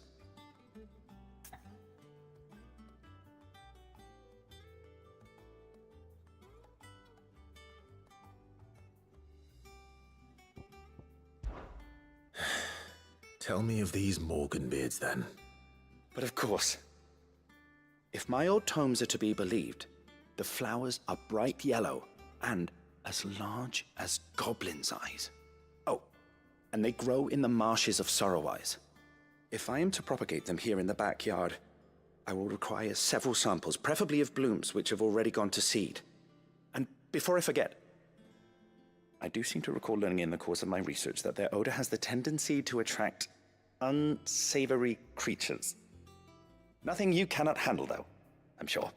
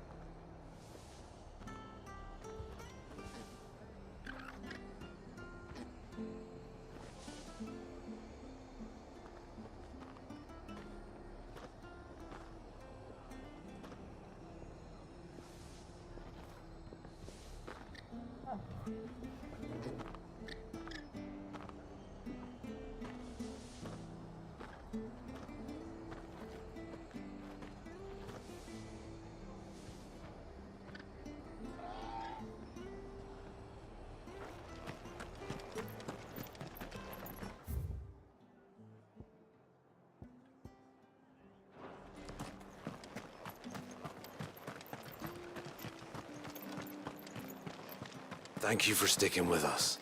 Those of us who are still here. Can't exactly leave old Martha in the lurch after everything she's done.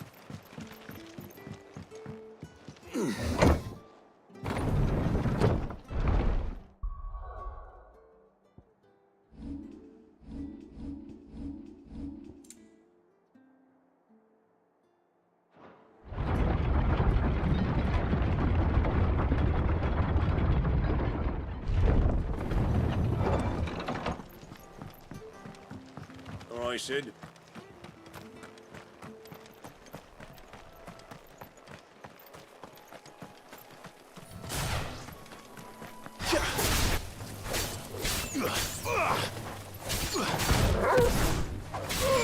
Go for it! Attack!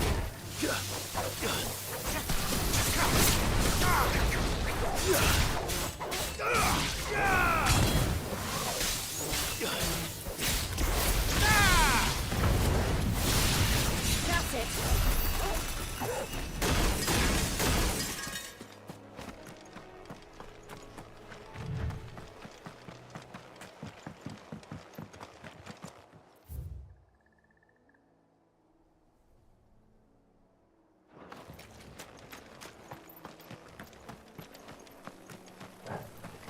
All right.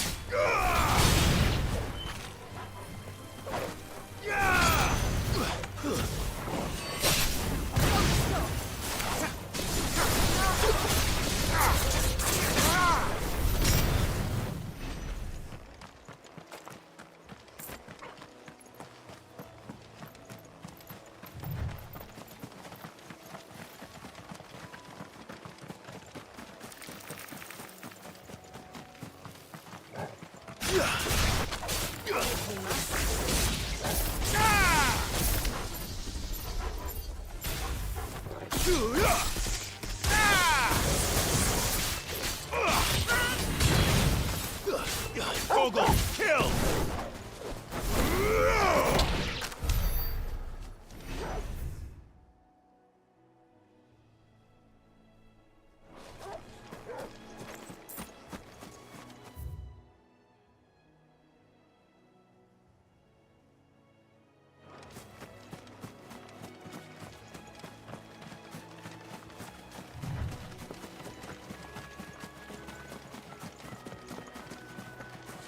The marshes near the Abbey are certainly damp. Let's see if they're damp enough for Morgan Beards.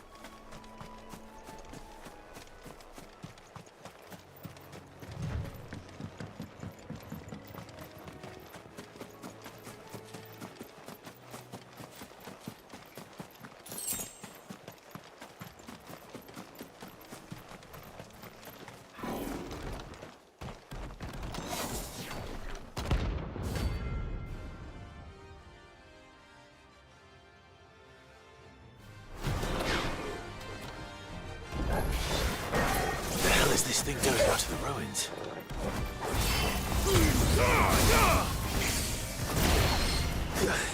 That's better.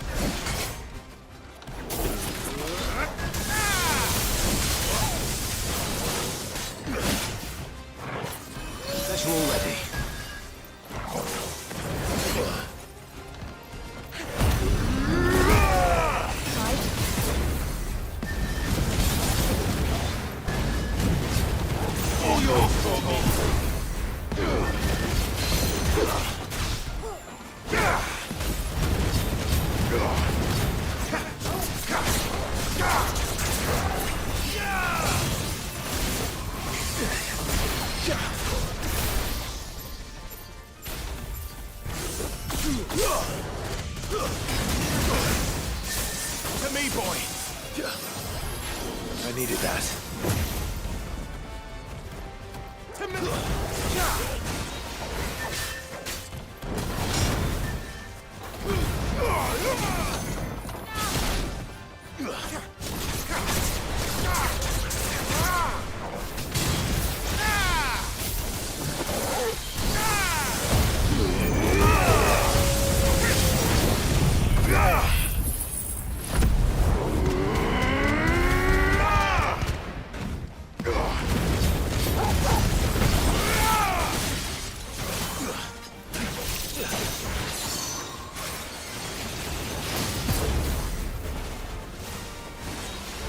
Too slow. Nice try.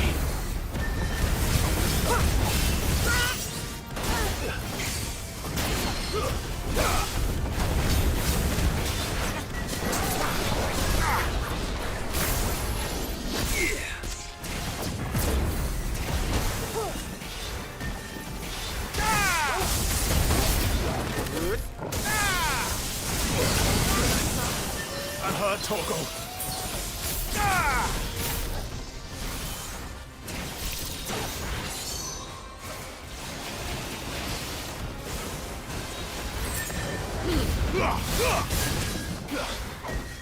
Waken, Gwyn!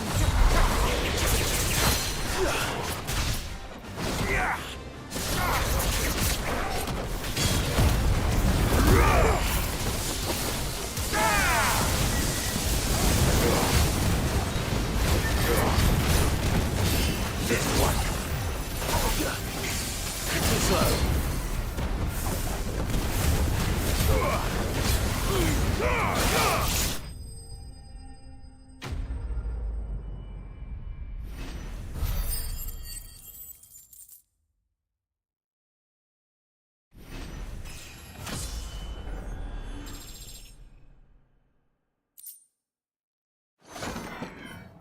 From the ruins it came, and to ruin it returns.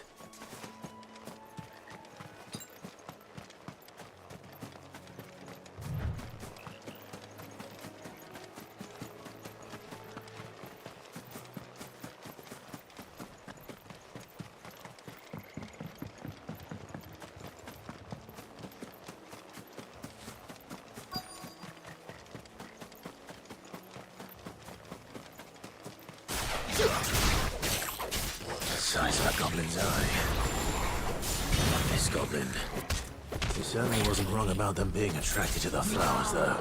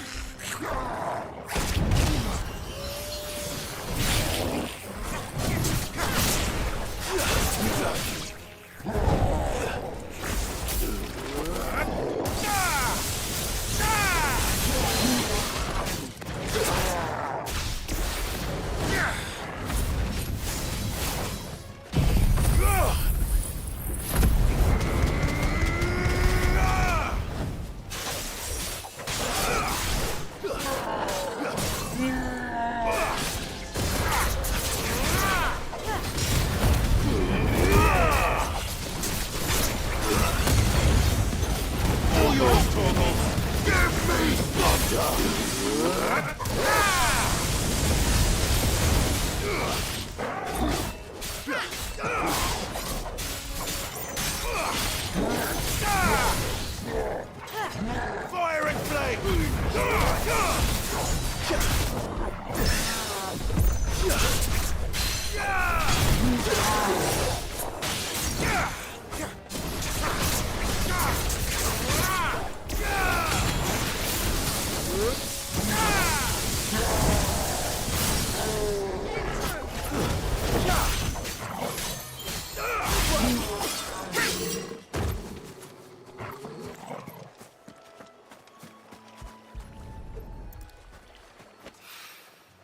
Bright yellow. These are our Morgan beards, all right. Well, I've gone to this much trouble. What? There's something familiar about this scent. It reminds me of home. Hopefully this will be enough. I've had my fill of goblins.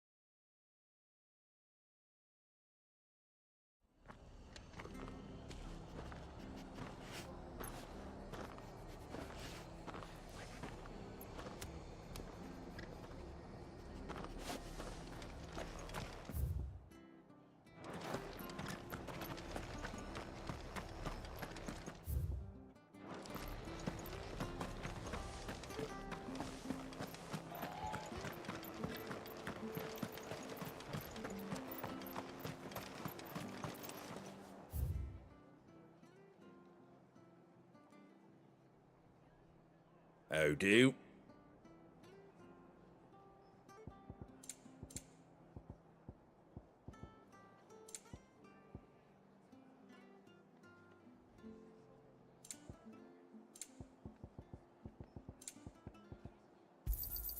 There you go.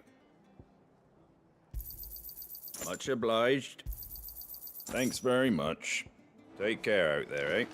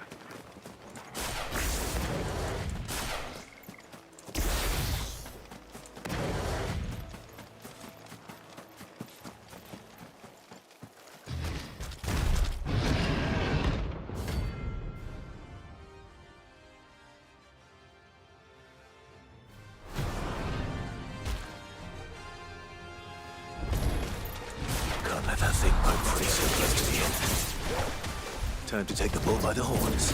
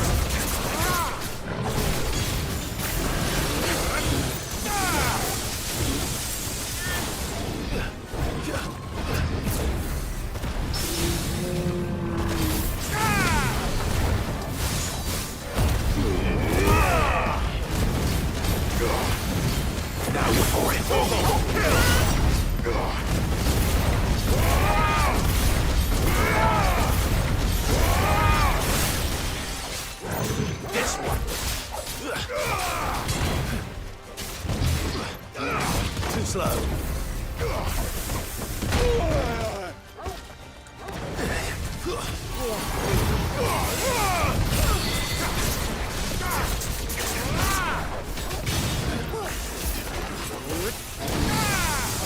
Nice try.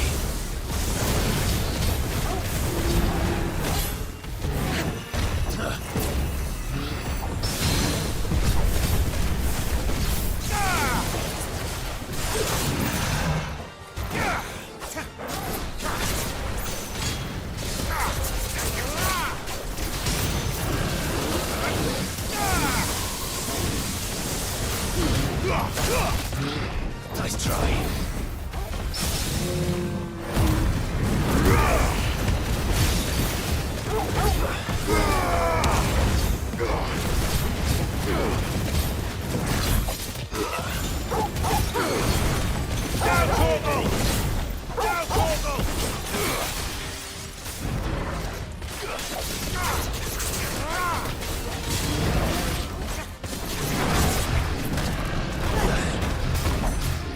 Too slow.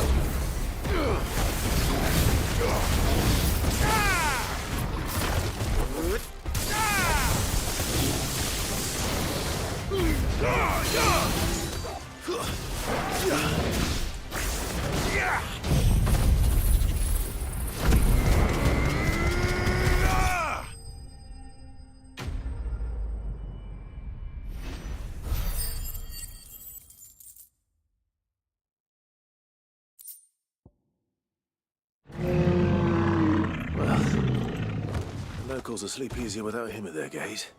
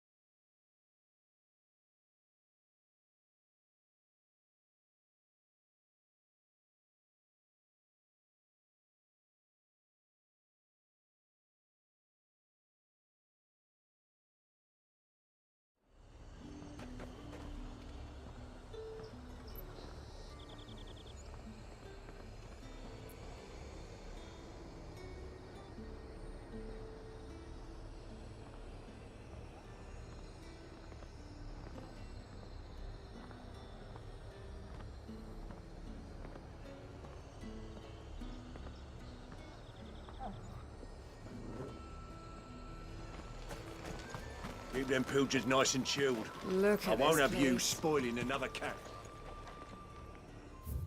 Do you see anything you like?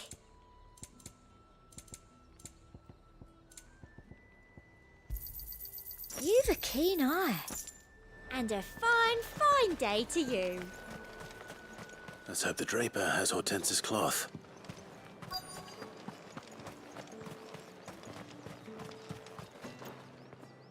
Might I interest you in some swansdown? Perhaps some seersucker? Or herringbone? Just some linen. 2 bolts. Already paid for in full.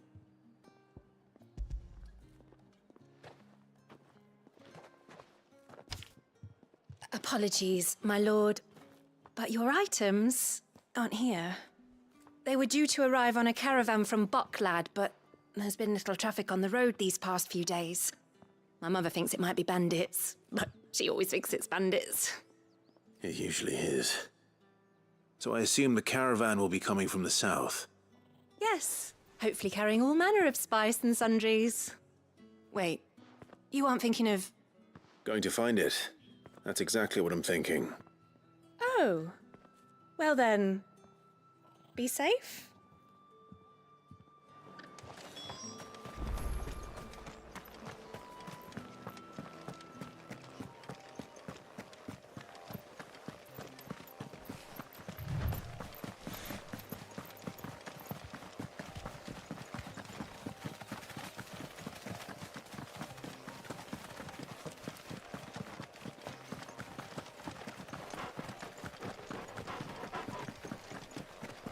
company.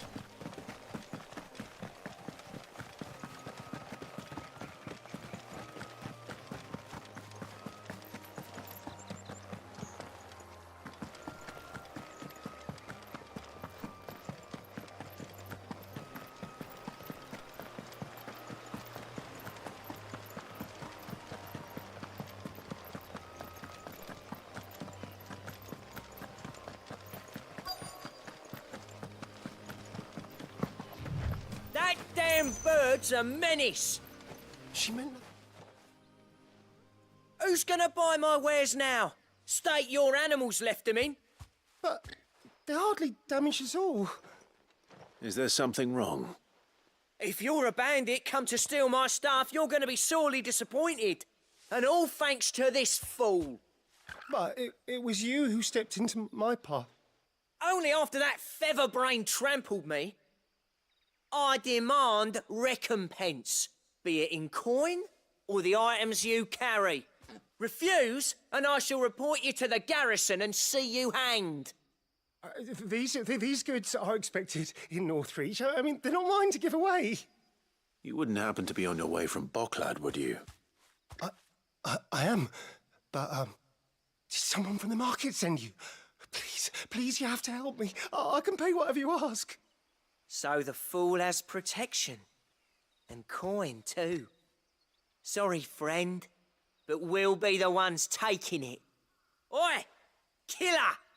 It's time to collect! I told you not to call me that. And we'd have already collected if you hadn't insisted we'd put on this little act. Bandits! As I told one of your customers, it usually is. Let's get this over with. I'll deal with the bird lover. You take the handsome one, killer. Stop calling me that!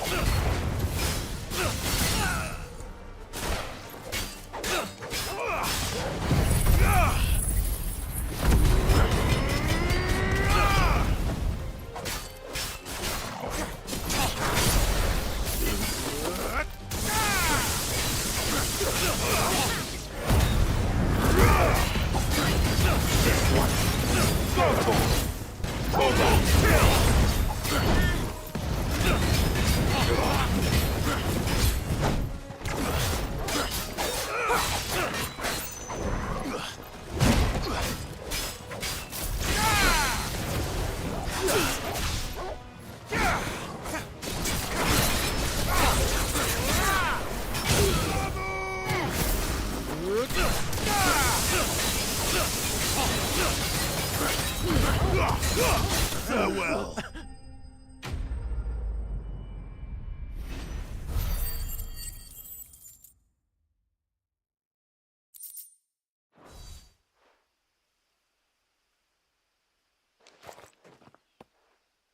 All right. You made your point. Killer my arse. Did he hurt you? No, thankfully.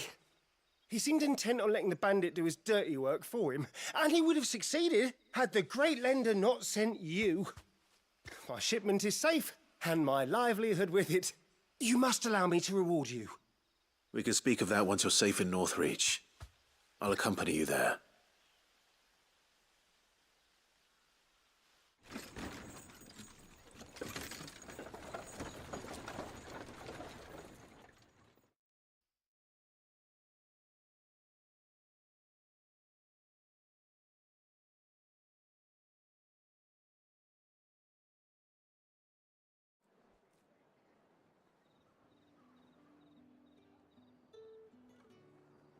So you and my mother were right. It is always bandits. And were it not for the kindness of our free sword here, you'd be buying your order back from them at twice the price. Now, if you don't mind, I have a pressing appointment at the Vale before my return to Bocklad. Farewell. Oh, I almost forgot. I suppose you'd be wanting your linen. You'll be happy to know both bolts arrived safely along with the rest of the delivery. I've also added a few extra lengths of our finest fabrics to the bundle. Free of charge. Are you sure? My mother would insist. It's the least we can do for the man who saved our shipment. That's that done then. Now it's back to Hortense with her cloth.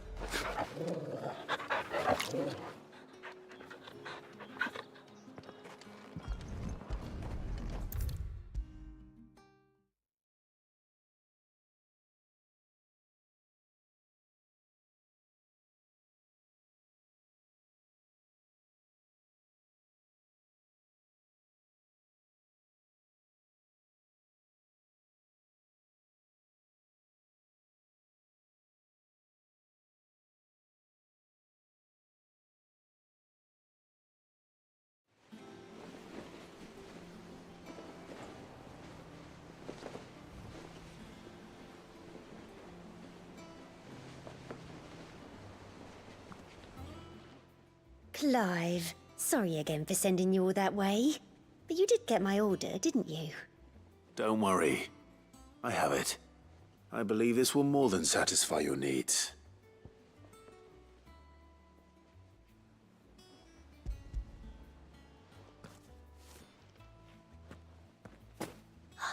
Let's see here. One bolt of red, one bolt of blue. What's this? I don't recall ordering any silk or velvet or... Is this gold work? Krieger's ghost. If that devilet of a draper expects me to pay for these... You needn't worry on that score, Hortense. They were a gift. For services rendered. I can always return them if you like. Oh, no. Oh, there's no need to be hasty now, Clive. I'm sure I can put all three to good use. Speaking of which one's most to your liking? I don't know.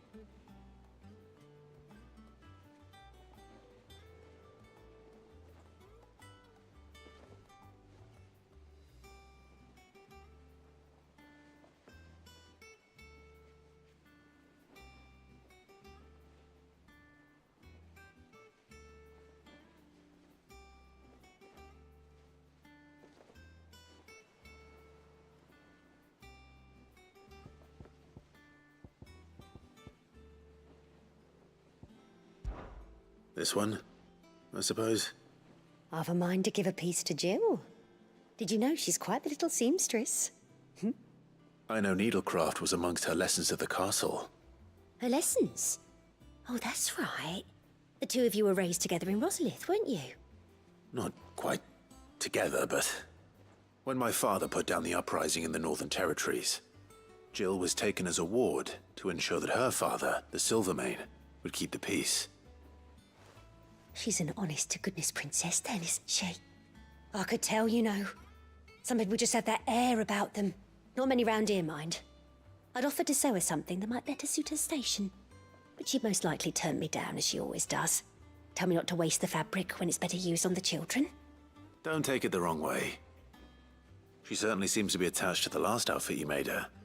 Oh, sometimes I think she never takes it off. Or perhaps she'll make something for herself with your gift. Either way, I'm sure she won't turn it down. We'll see, I suppose.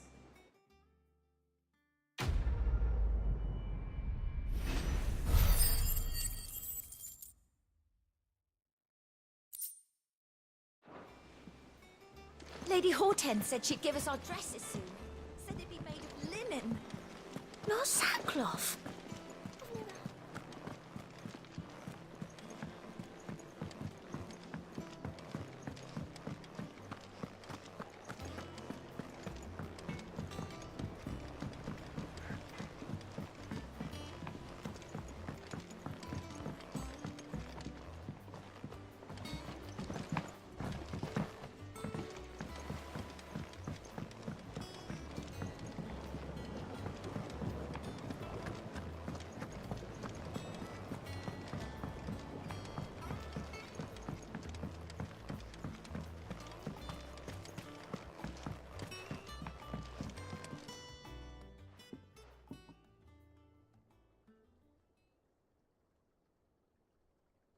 It is rare that we see you so often in the backyard, Cid. What brings you to the gardens?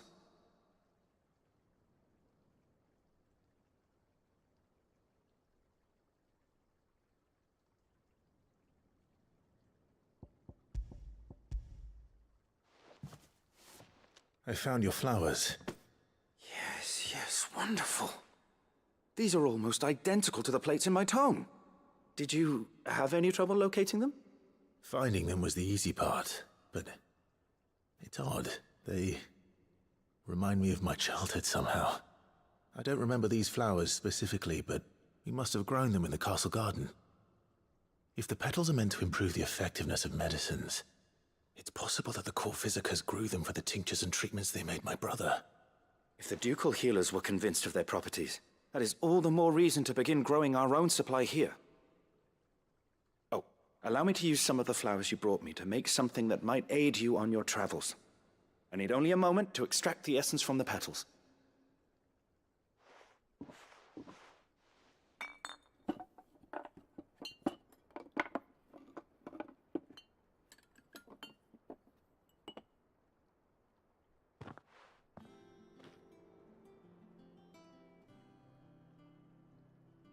And here we are. A phial of pure Morganbeard extract. A single drop added to any one of your restoratives will increase its potency. At least I hope it will.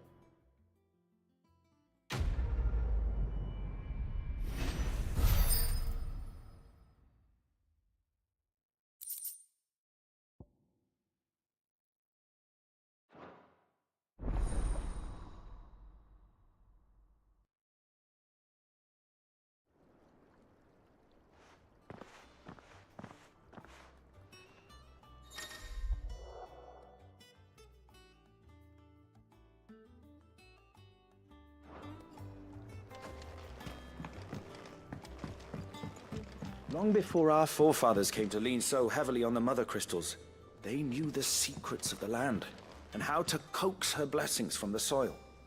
It is these same techniques that we employ here in the Deadlands, and they have yet to fail us, despite the doubts of some who visit us here in the backyard.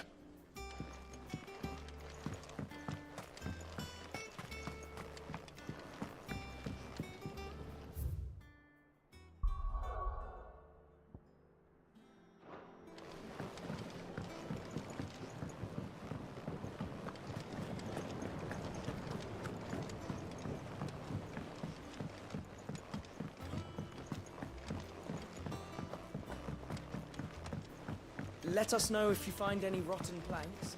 I'll see about replacing them.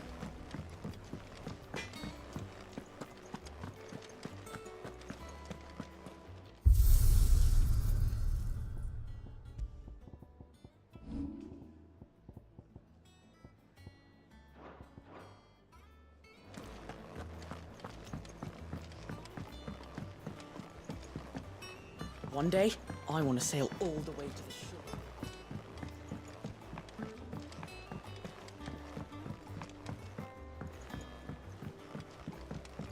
We must be ready to leave for Rosalith at a moment's notice. Don't. How may I help you today, Clive?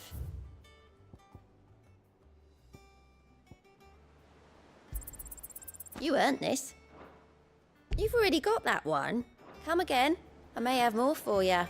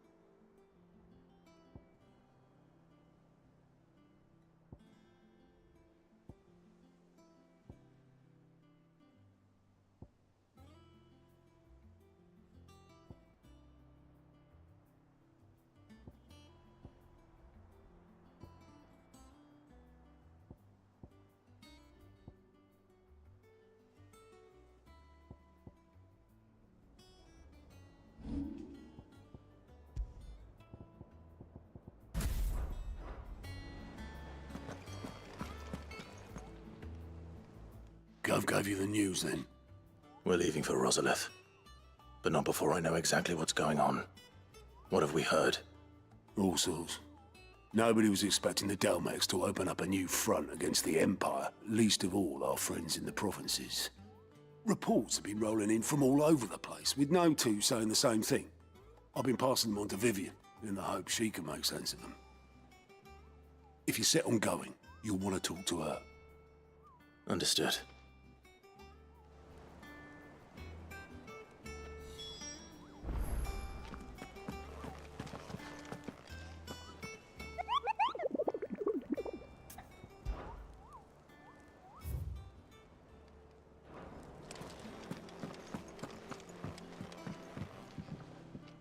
Ah, if it isn't my favorite pupil.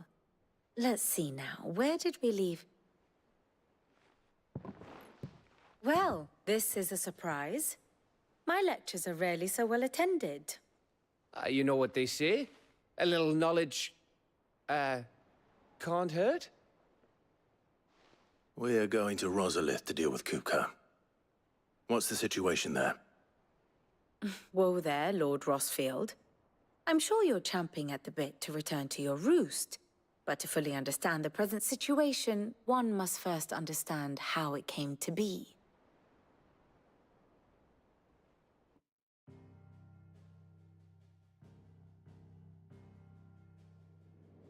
Let us begin with the story of Hugo Kupka. or the permanent economic advisor to the Dhalmekian government, to give him his formal title. In a republic founded on commerce, there could hardly be a more influential position.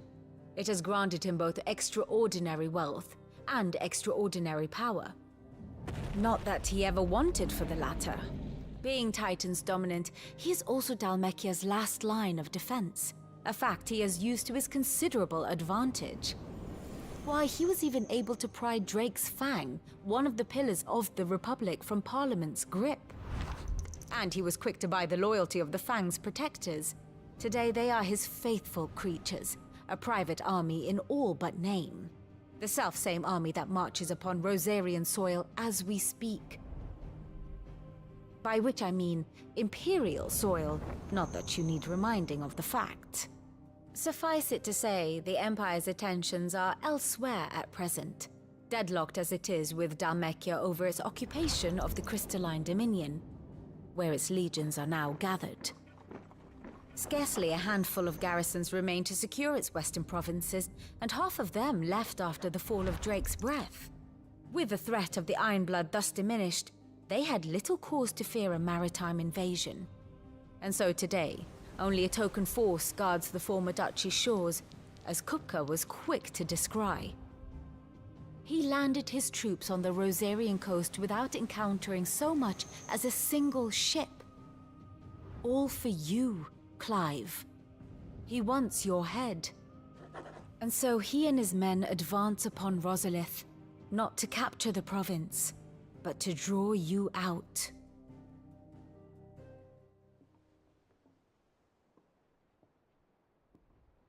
You said Kupka's forces sailed up the coast. What of Port Isolde, then? Is the city safe? Quite, according to the Guardians of the Flame. The Dhalmekian fleet floated by without incident. But not without remark. When they learned Kupka's forces were making for Rosalith, our friends were quick to begin arranging the exodus of her citizens. And so the stage will soon be set for your heroic homecoming. Alas, it will be a more trying task to enter the capital than it was to leave it. Hugo's men hold Buet Bridge, despite the Imperials' repeated attempts to wrest it back from their grasp. And they were careful not to repeat the Empire's mistake in neglecting their coastal defenses. The seas around Rosalith are firmly under Dhalmekian control. So tell me, pupil mine, what do you believe to be the best route to Rosalith? The north. We cross the northern border near Phoenix Gate, then take the road through Stillwind down to the capital. Hardly the quickest route, but at least we won't be spotted. A little local knowledge goes a long way, and so must you. We'd best get a move on then. Oh, will you be going too? Aye. I've been waiting a long time to give that fucker a taste of his own medicine. I would have missed this for the world. All right. We should be on our way. Lead on.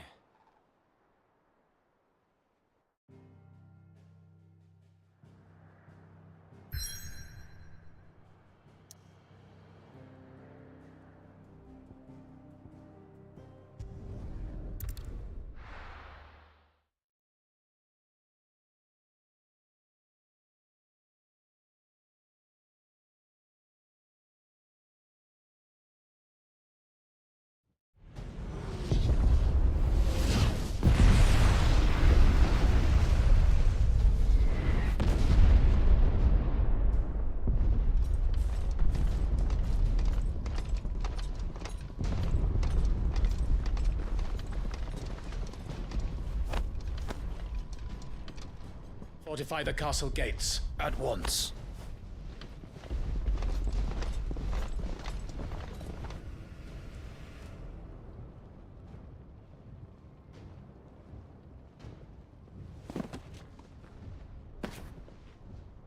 Hugo and his men have been busy.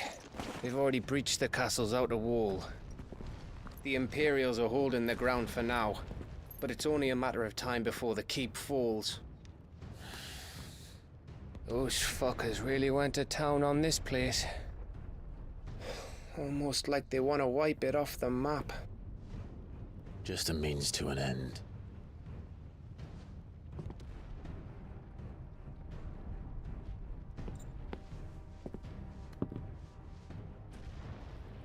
All this for one man? They didn't have to go so far. If you keep your wits about you, I reckon you can make it up to the castle without raising the alarm.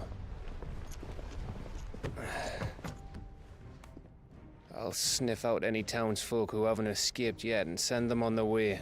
Be careful. Likewise. Don't do anything I wouldn't do.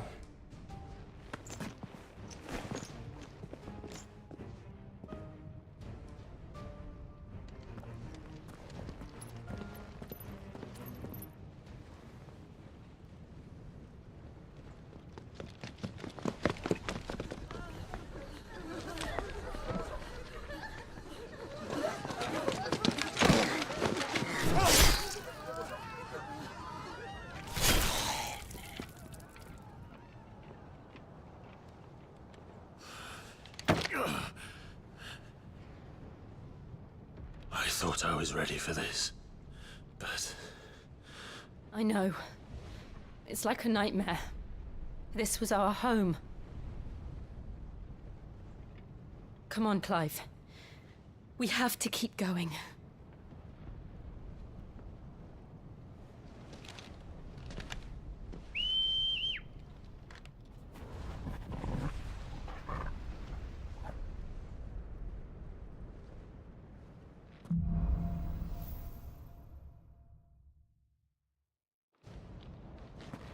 This isn't an invasion.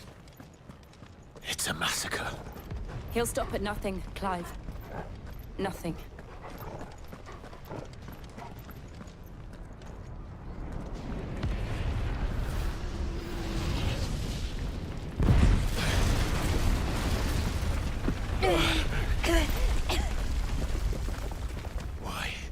Why do this? Clive, we can get through here.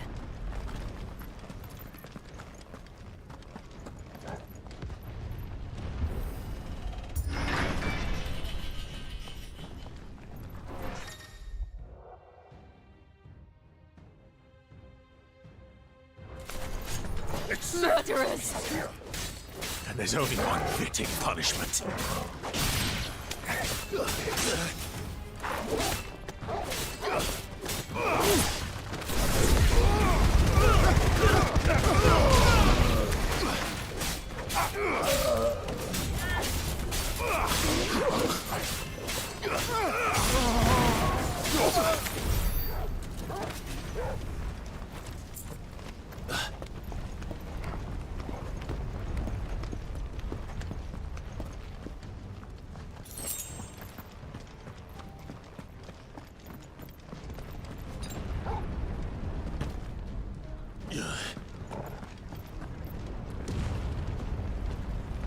I yield! I yield!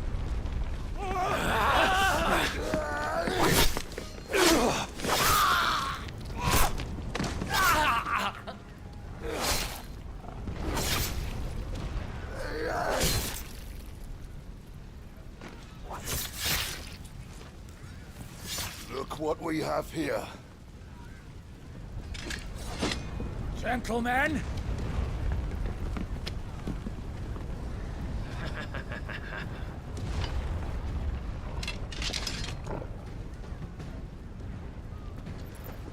You won't escape!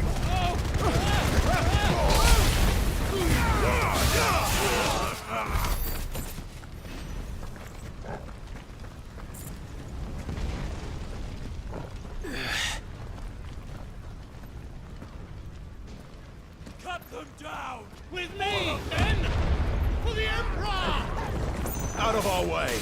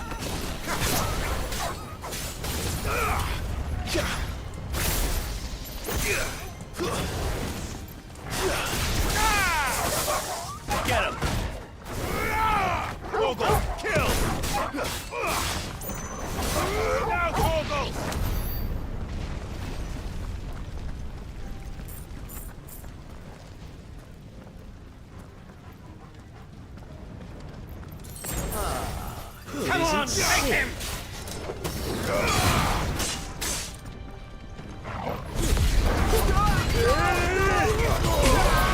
Nice try.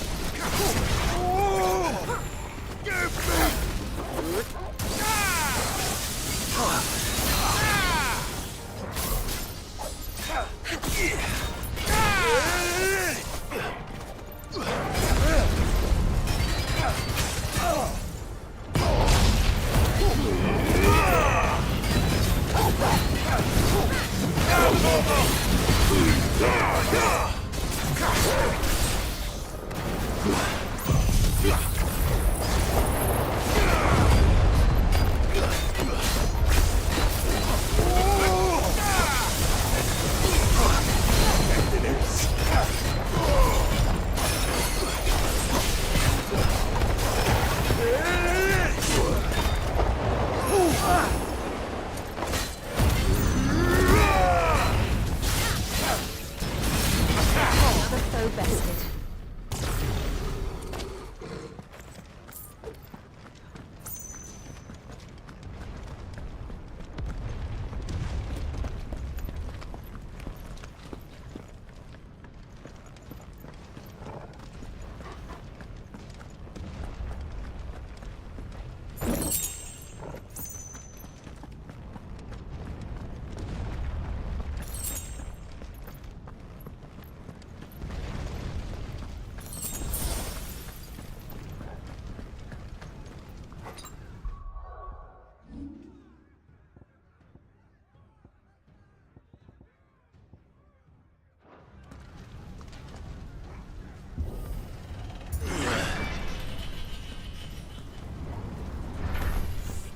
Get out of my city, or die!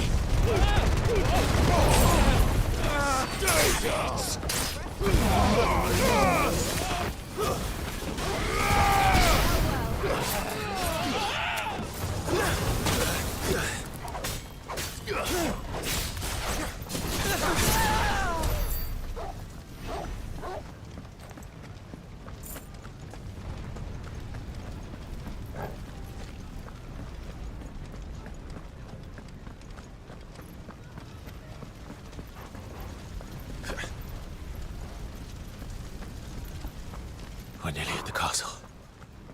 It ends there.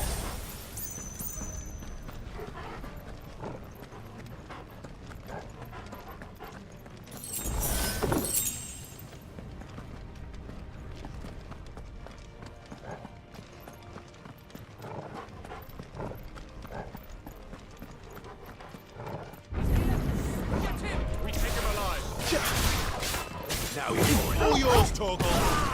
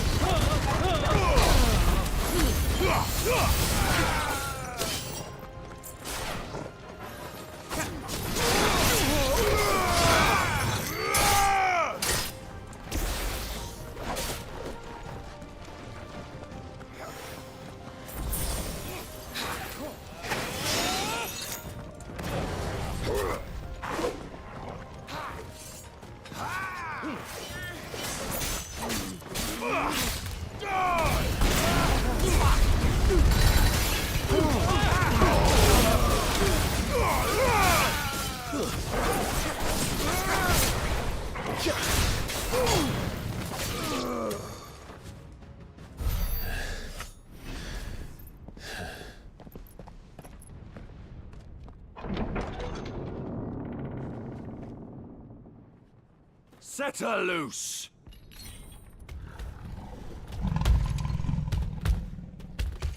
They have a curl.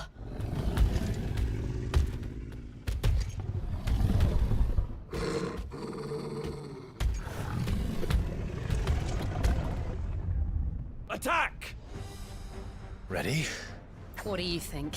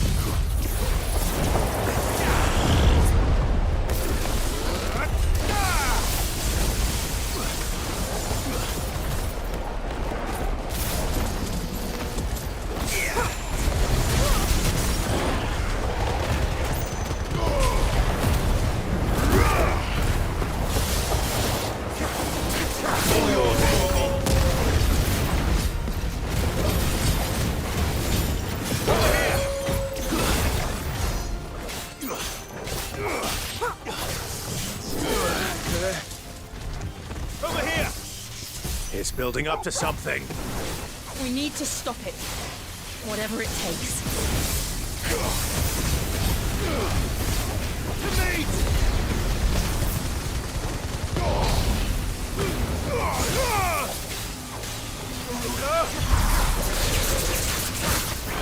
It's down!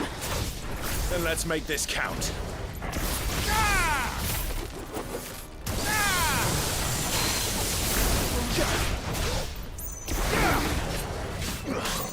This one.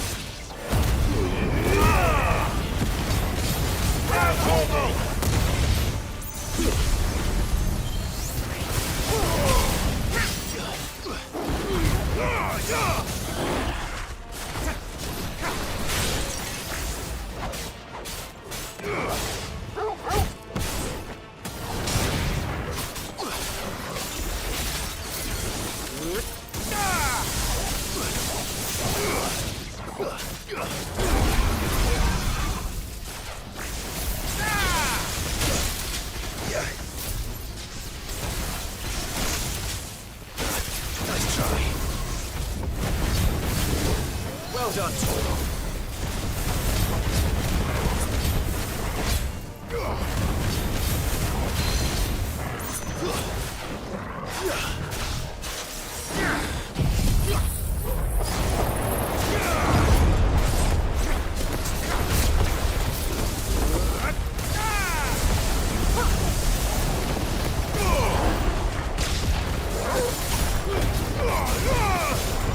Enough.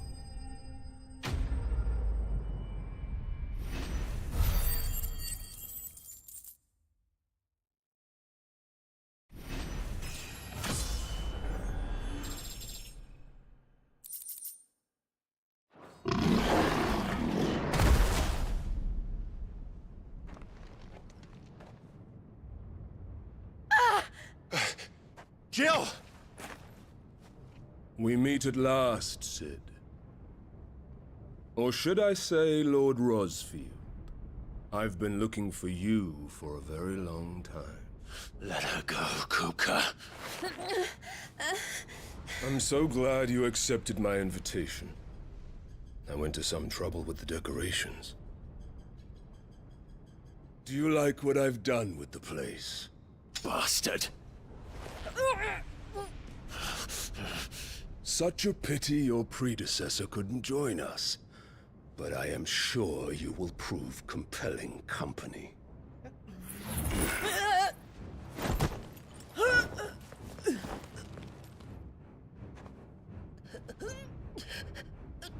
Be still, little snowflake. I would not have you melt before your starring moment.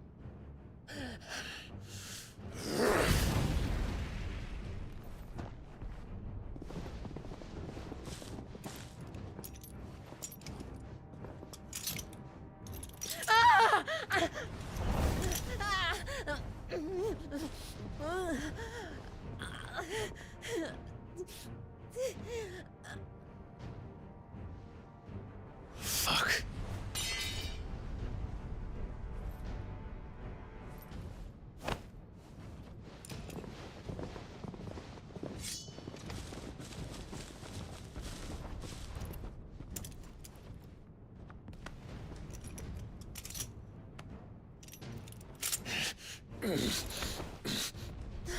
Now, on to the festivities.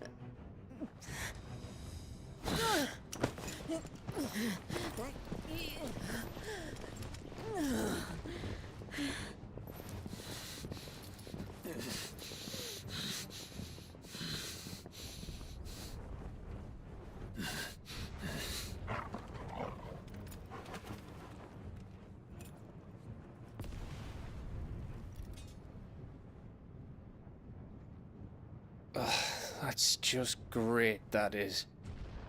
I suppose it's up to me then.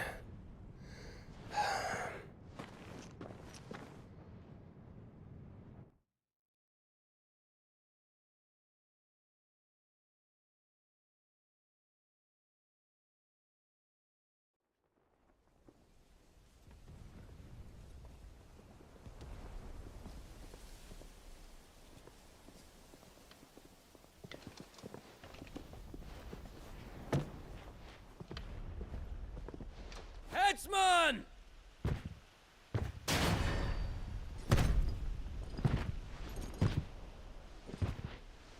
Where do you want me? You! Bring the prisoner!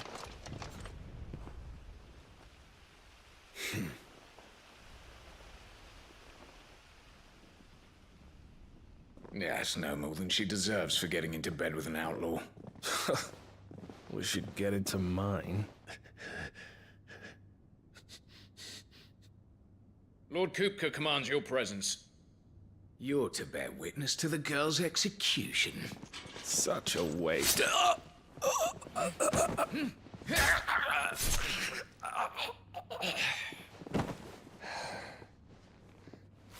Gav! Shh!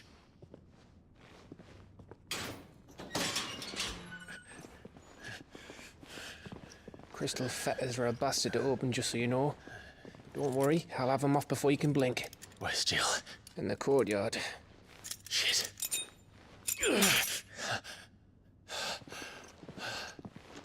We have to hurry. The Imperials have sounded the retreat and cleared out of the castle, but the place is still swarming with Kupka's men. Leave them to me. I'll make my way up top and circle round the back. Quick as you like, eh?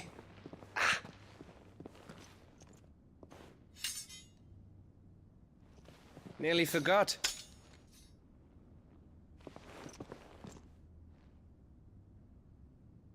Hold on, Jill. I'm coming.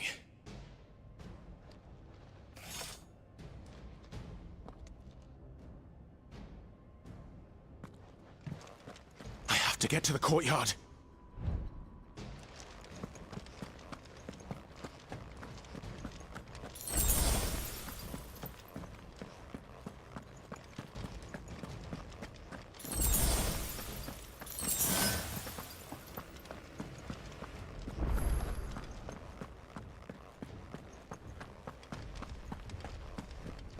Don't you let her die.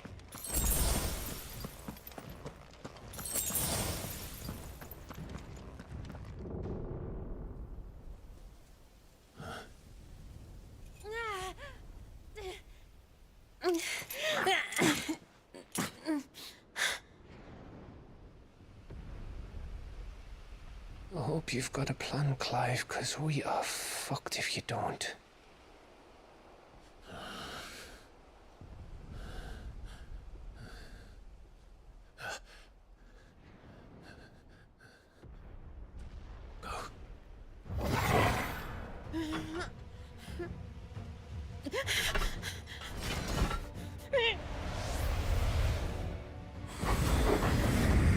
What the?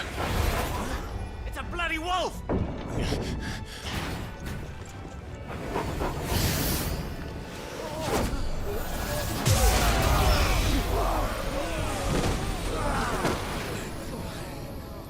Torgal.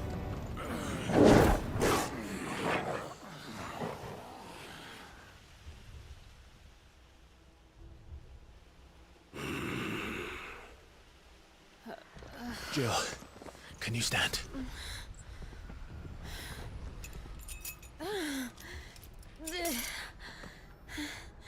Come, Lord Rosfield. Don't tell me you tire of my entertainment. Enough! Yes. Perhaps it is time we served the main repast. I trust you are hungry! Need this? Much obliged. Stay close. We're getting out of here. And Torgal, thank you. Take all of them! Care to explain what the fuck your dog just did? Later, everyone. With me. That includes you, Torgal.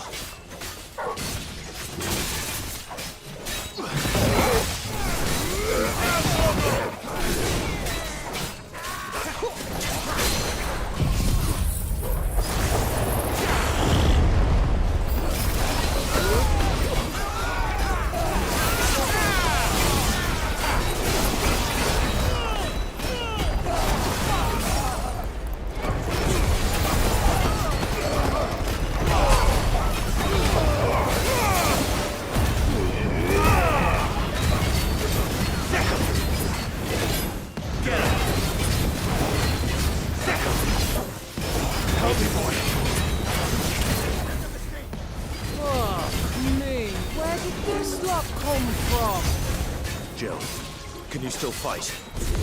I can try.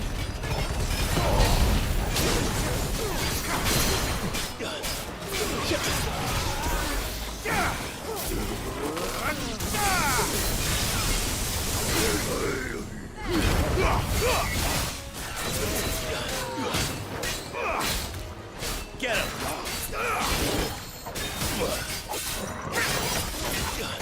It's over!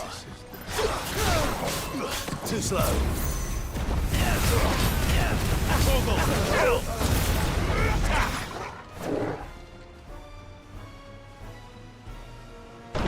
Still breathing, are you? Excellent. Then Lord Kupka's reward shall be ours. I thought bad news always came in threes. Let them come.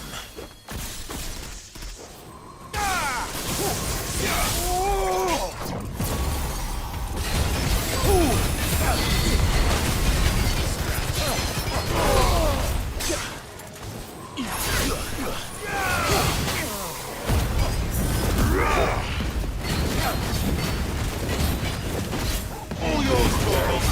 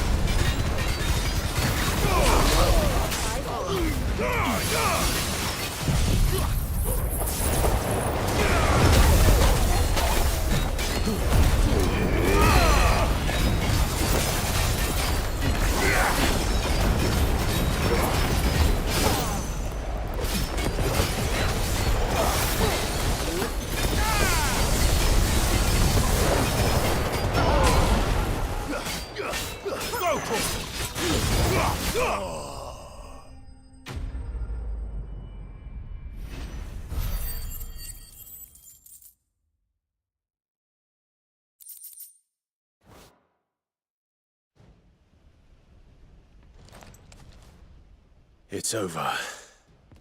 For now. But I bet that wasn't the last of them. And they won't stop hunting us until Kupka's dead. So you get in there and finish the job, eh? Go on. If they come again, we'll hold them back. All right. But be careful.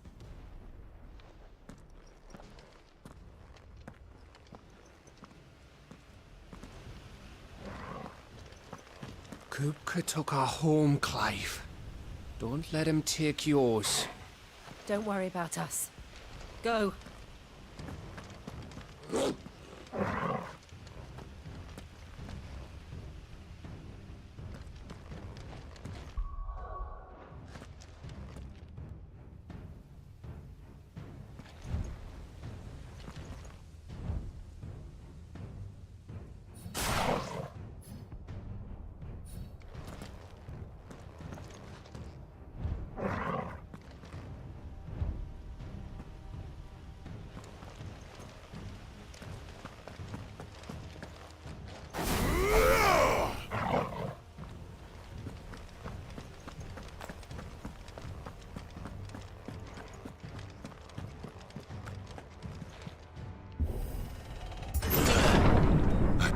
Sid. He'll die by my hand.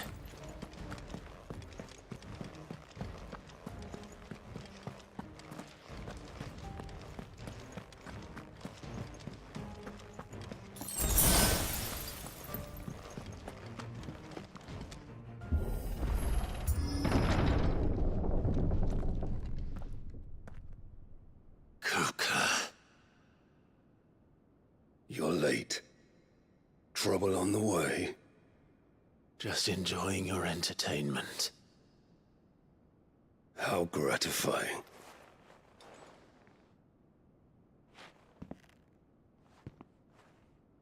Have you come to defend your father's throne, Lord Rosfield? The Grand Duchy of Rosaria. A realm without a ruler, an army, even a people. A veritable kingdom of dust.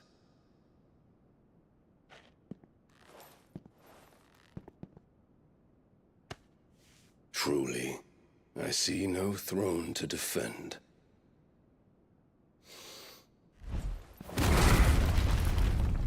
No!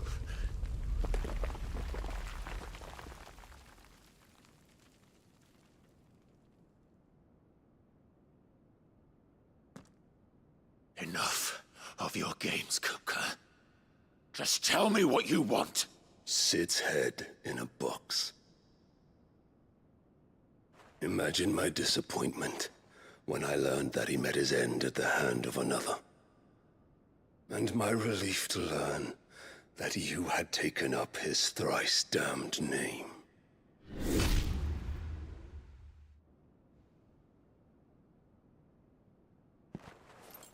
Your master slew Benedicta Harmon and defiled her body. If you choose to bear that murderer's name, then you shall answer for his crimes. The only crimes I shall answer for are my own. Sid did everything in his power to save that woman, though she was long past saving. And so I did what he couldn't. It was me all along, Hugo. It was you.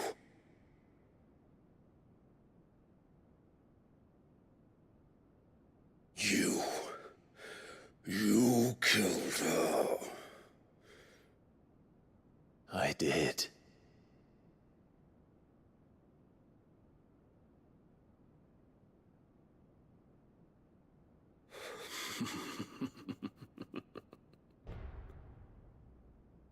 Then I am fortunate indeed.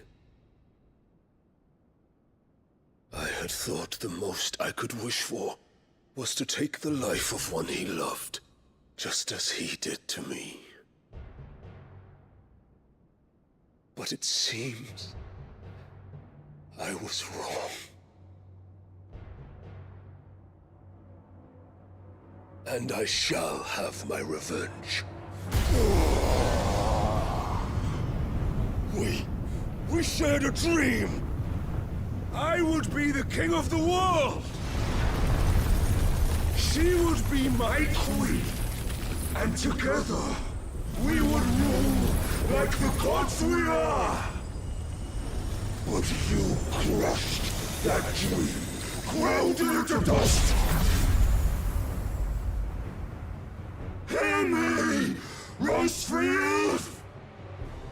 You will pay for what you've done. I'll tear you apart with my bare hands! And what of you? How many people have you killed? How many dreams have you crushed? You're not the only one who's seen their world fall apart around them. You'll get no pity from me, Kupka. No pity. And no mercy. Now die!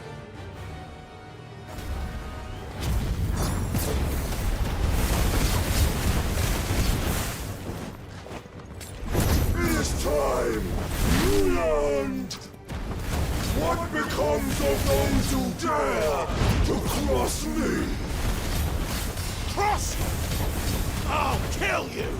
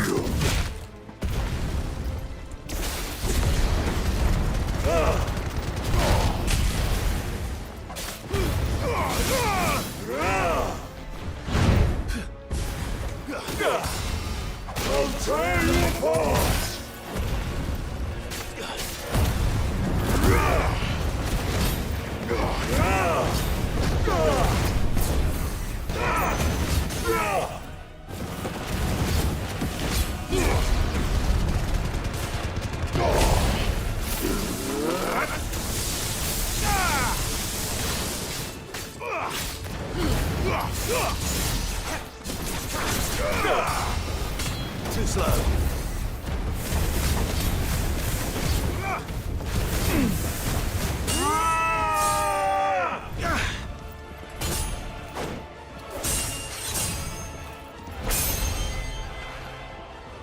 You will die by my hand, Rosfield.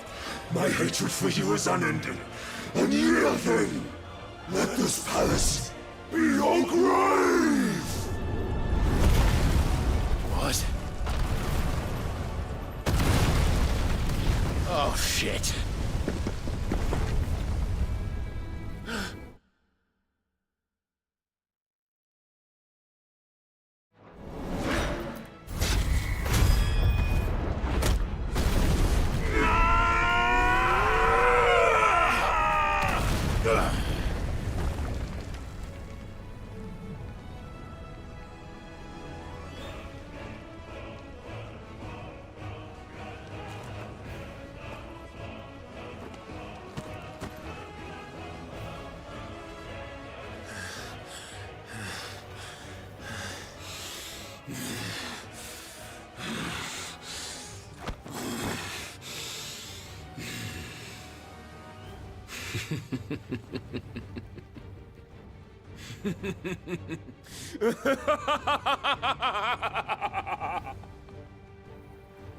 The world has chosen. I am in my element. There's no escape. The earth will always be my domain.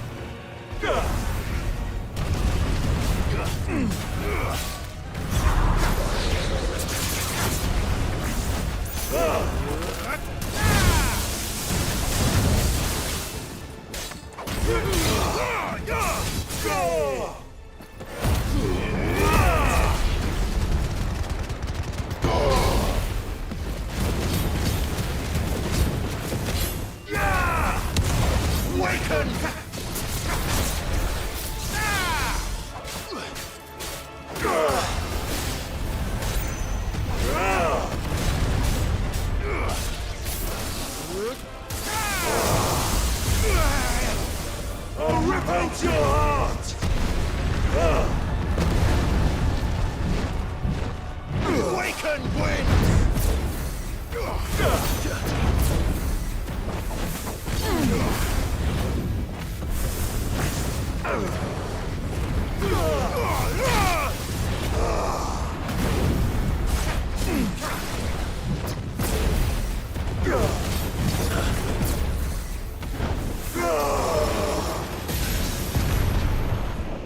just like your forefathers. Your journey ends here!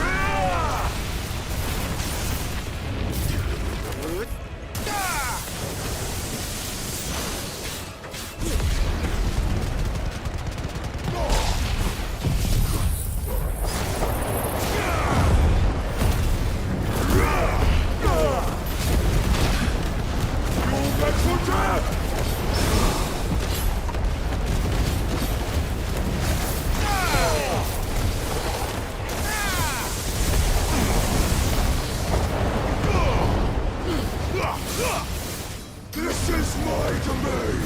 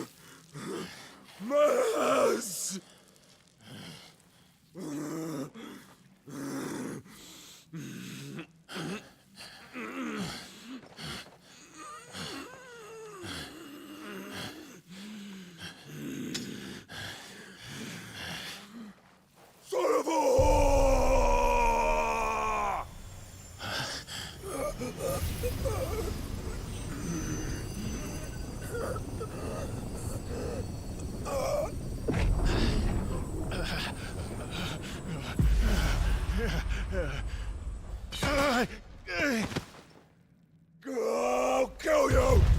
I'll kill you! I'll kill you!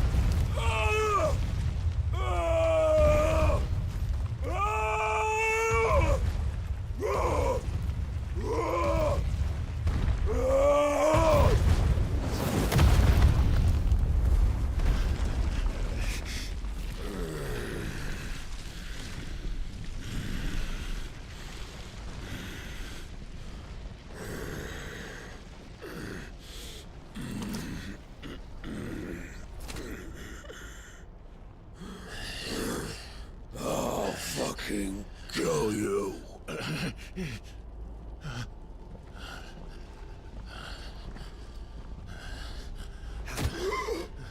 There.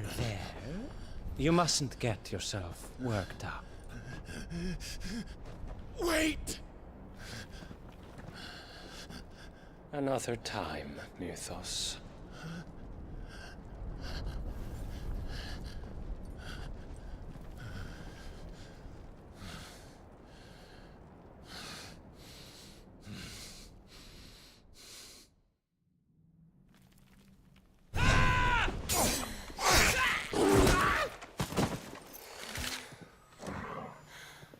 Is that all of them? I think so.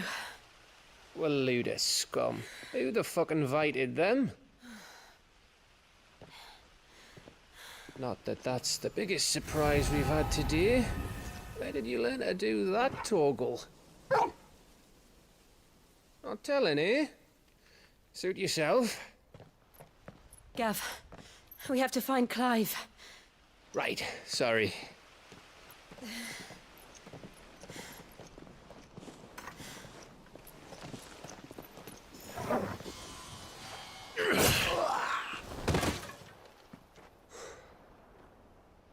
You missed one. We were worried. So was I.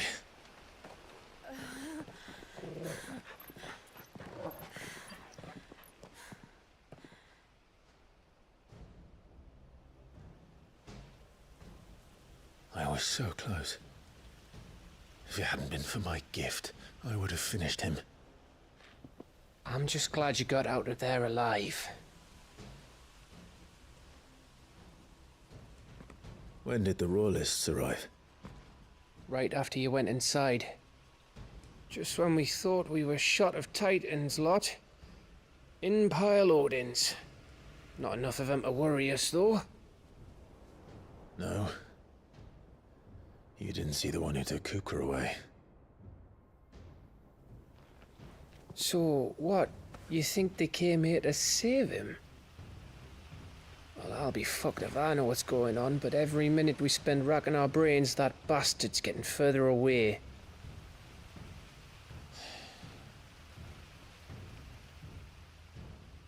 So what do we do?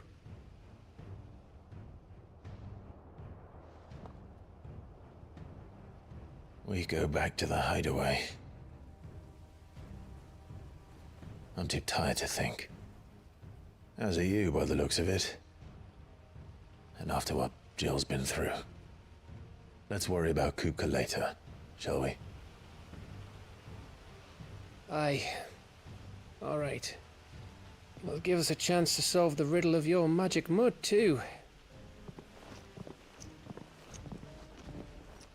Hey, how you feeling? Ready to go home?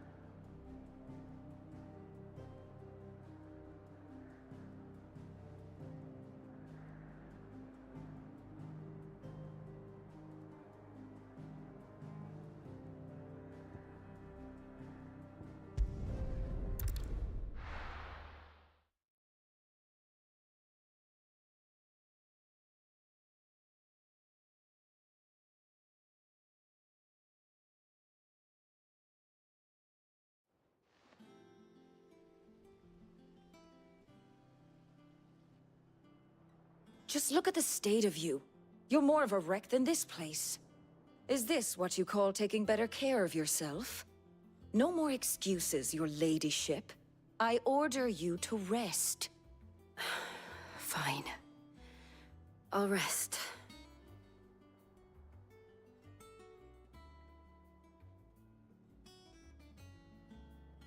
Don't worry, Gav. She's in good hands. But we should have never let her fall into Hugo's. Back when he had some like. The question is, where is he now? And what the hell were those royalists doing there? I was wondering about that all the way home. Otto may have heard something. I'll talk to him. And I'll talk to Tomes. The lawsman? About what? About your faithful hound for a start. If any four-legged friend's ever done that before, I'm betting Tomes will have read about it.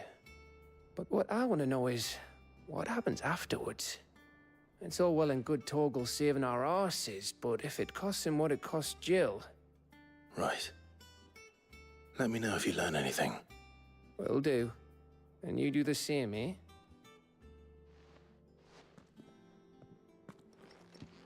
Jill. Listen to Talia. I will. Thank you.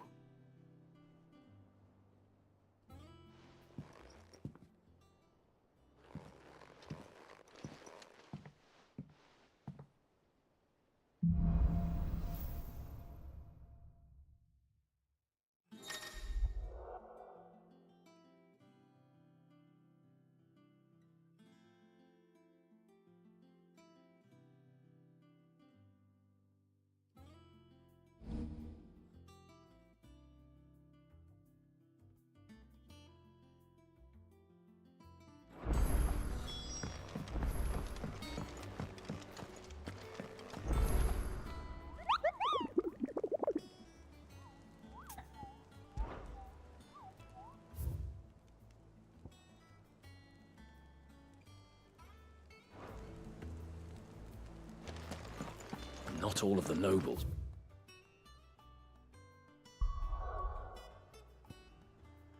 Made it out alive.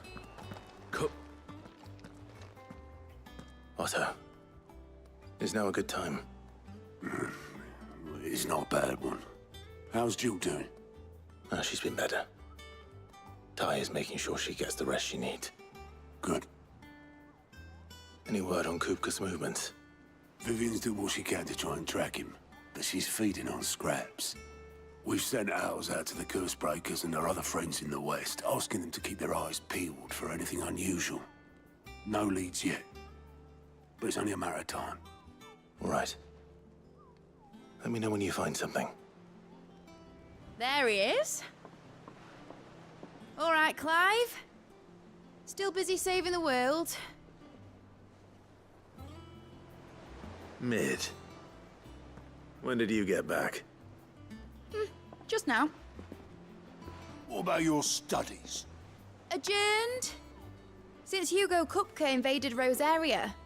All the canvass in uproar about it. He's gone mad. He's turned rogue. It'll be us next. You try concentrating with all of that. All right. You win. How long will you be staying this time? Dunno. A while, most likely. Any road, while I'm here, I was hoping you could do us a favour. Mid. You can't just expect me to... Please, oblige her.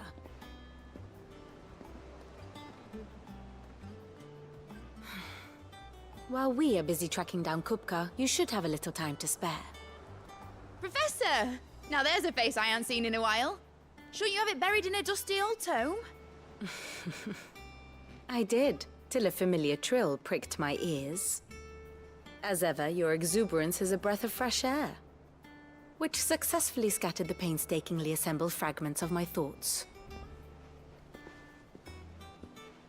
I'll take that as a compliment. Well, Clive, you heard the Professor. So, I'll meet you in the storeroom when you're done. Wait, hold on! Breath of fresh air? Bloody tempest, more like.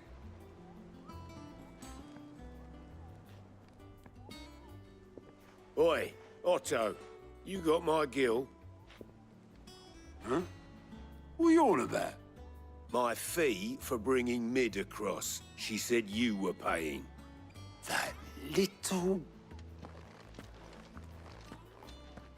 The storeroom, was it? I wonder what Mid's plotting.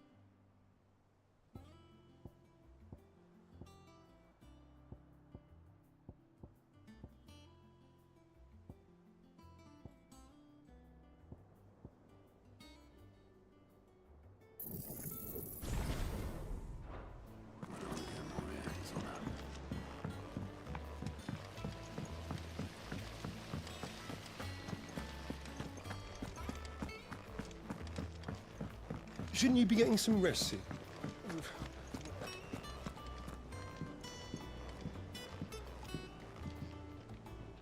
You took your time.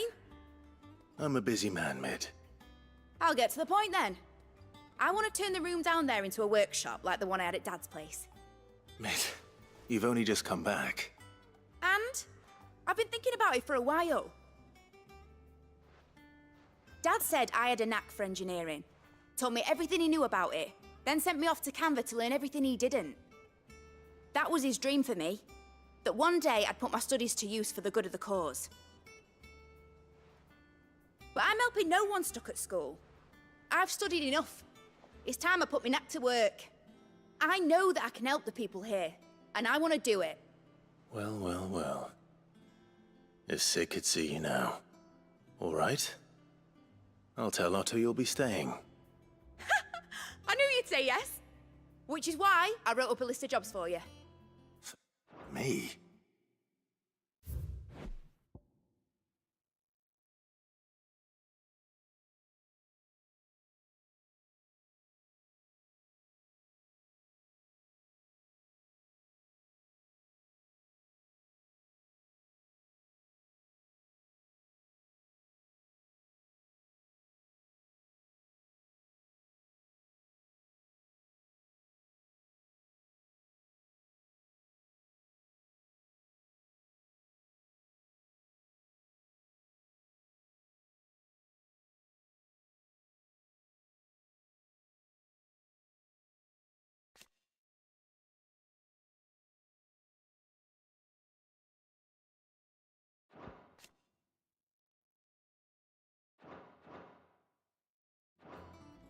Who else?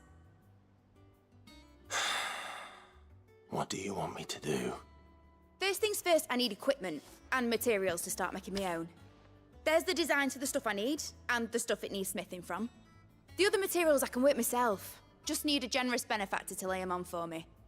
Apart from the wood, I'll need a carpenter for that, but I can just borrow yours. Is that everything? For now. I'll let you know if I need out else.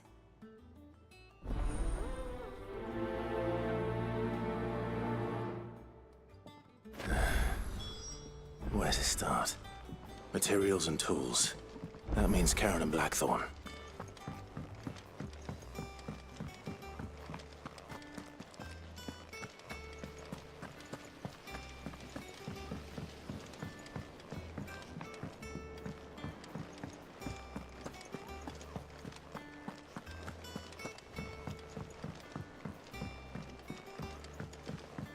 The little uns have been up to their old tricks again. Jill looked white as a sheet when they brought her.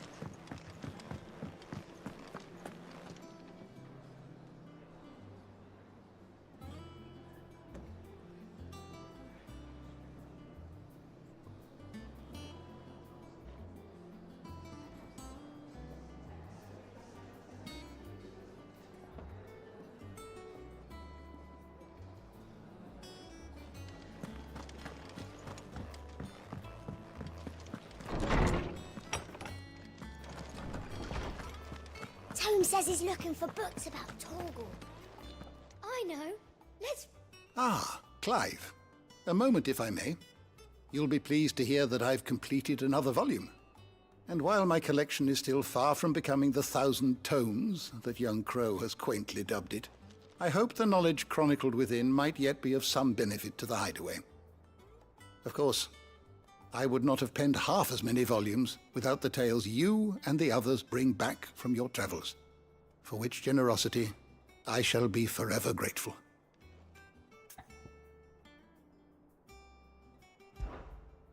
I don't believe you've read this particular chapter before. I have compiled some new entries, if you would like to see them.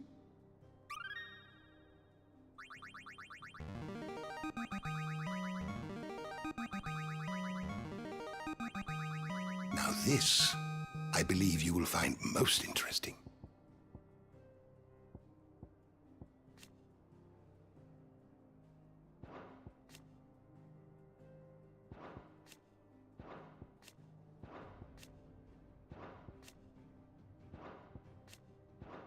What subject shall we consider today?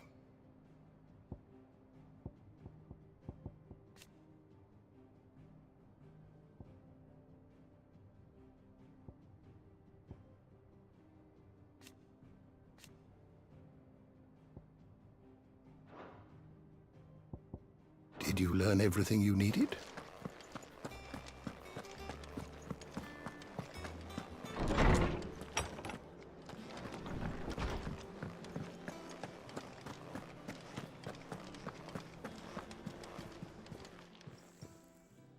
Was wondering where you'd got to. Mid's back from Canva. Have you seen her? Just now. She's planning to set up a workshop in the stores and ask me to buy her some materials. Here's the list.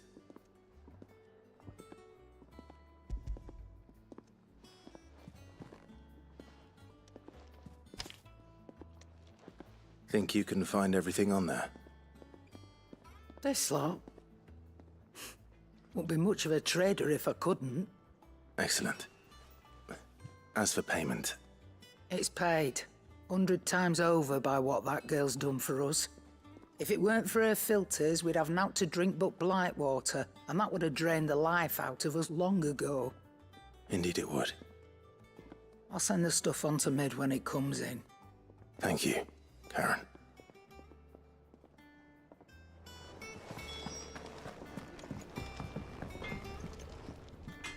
Blackthorn, you busy? What's it look like? I have a commission for you. From Mid. She requires certain tools.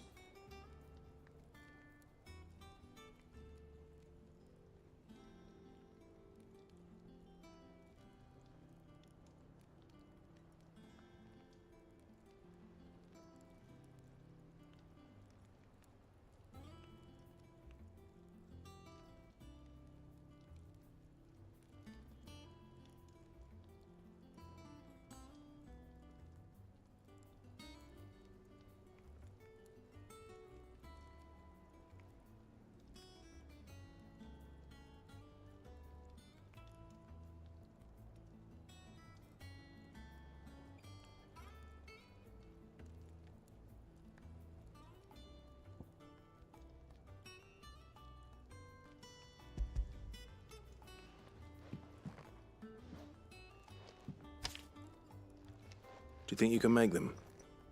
Bloody hell. What's she planning to build with this stuff? An airship? I'll see what I can do. Tell her I'll bring them over when I'm done. If I ever am. My thanks. And Mid's, no doubt. That just leaves the carpenter. Let's see if Bardolph's available.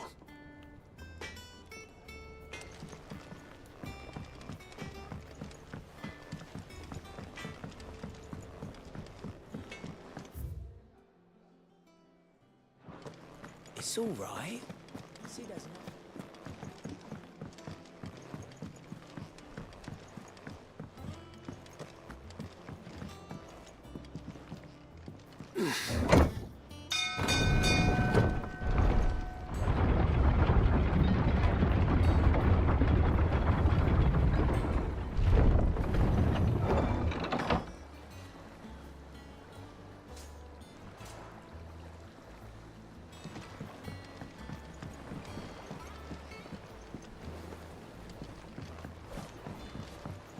Do with a good oil in this. Should be enough to keep it. How do, Master Sid? Bardolph. Mid's looking to build a workshop in the storeroom, and she needs the aid of a skilled carpenter. So naturally I thought of you. Well, I'd love to help the young miss however I can. But I'm afraid I got my hands full just keeping this place afloat. There's holes need patching, and if I don't patch 'em, we'll all of us sink into the mere. I'd gladly spare Mid all the time I have, but the sad truth is, I ain't got none. I see. It don't have to be me, though, does it? What about that other feller? You know, the one over at Martha's Rest. Bernard, was it? That's right. And he is a friend of the cause. I'll ask Martha if she can spare him. Thank you, Bardolph. Least I could do.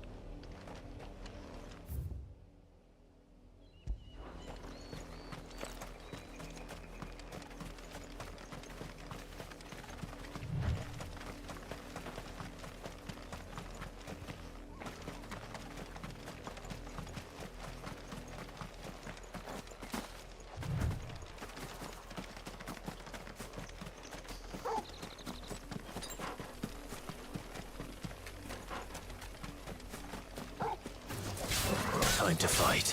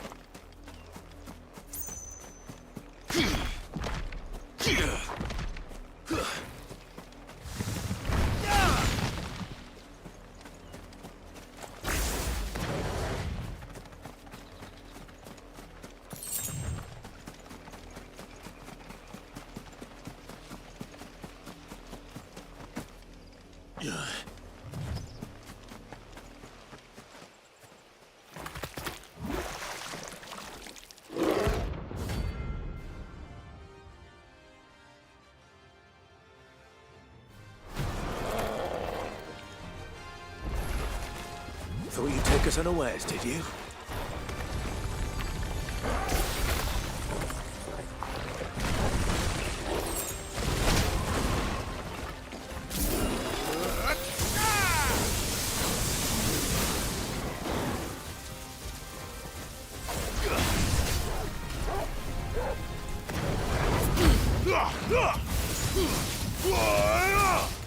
Titan!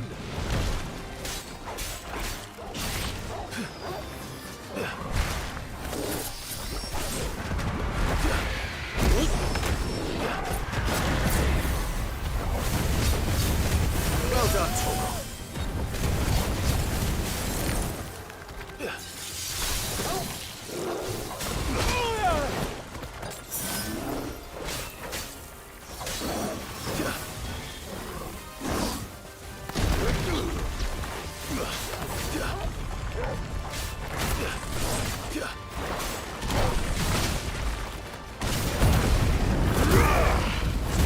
There's a good boy.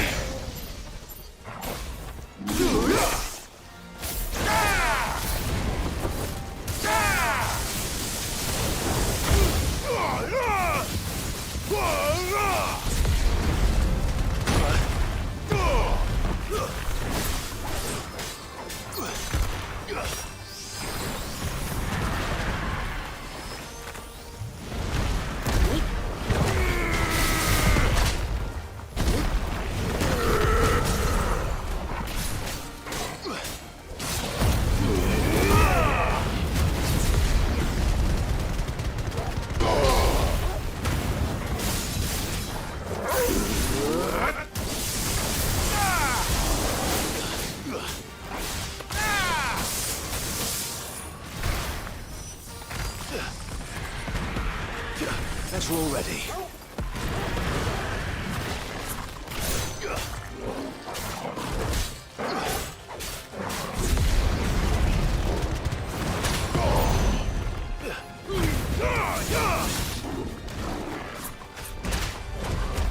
Titan!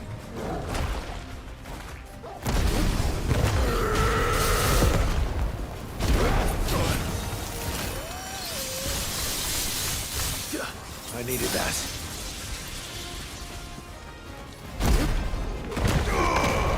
Nice try.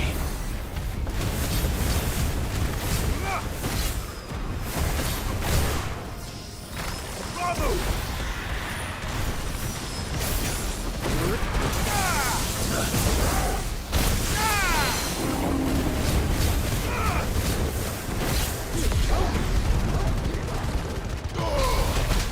Nice try.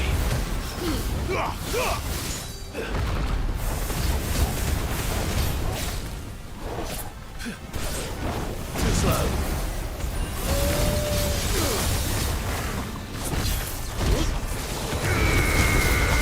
Not good. Guess we're all ready. Help me, boy.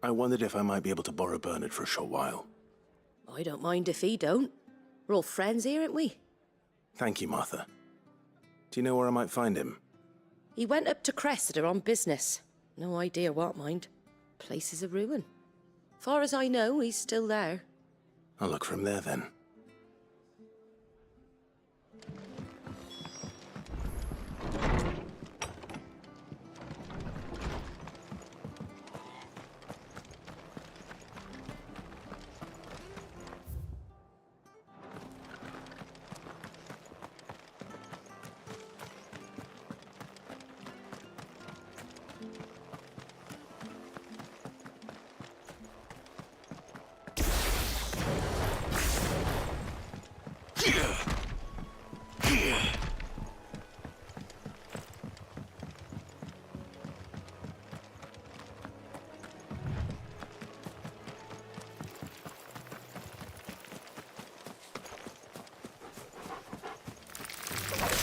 Time to fight.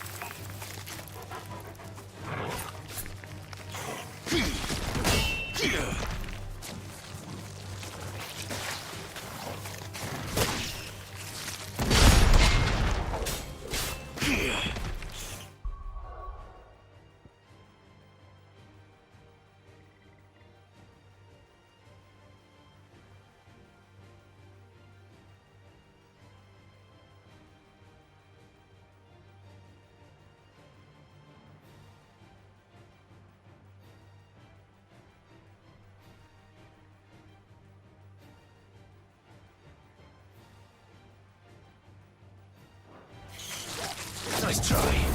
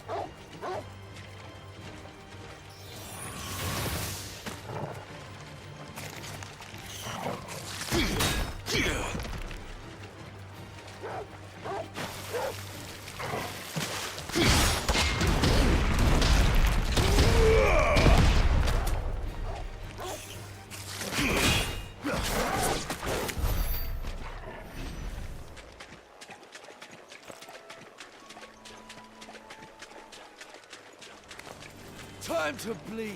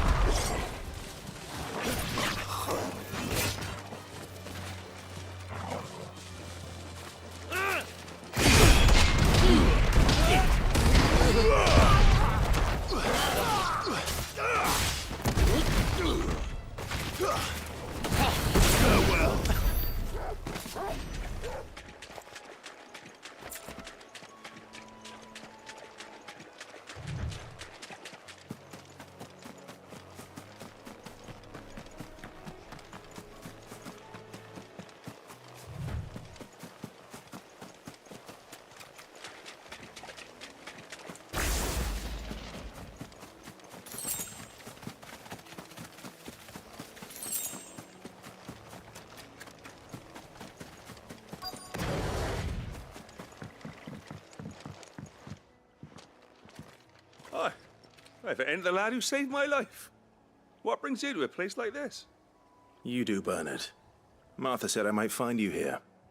I have a proposition for you. Oh, do you now?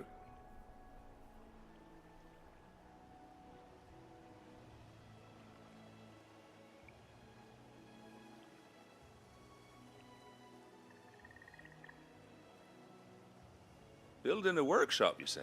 Well, that beats tacking boards to bridges, sure enough. And if Martha didn't mind me being gone a while, then neither do I. You just tell me where you want me. That's the spirit. I couldn't ask a favor, though, could I? Before we go? Of course.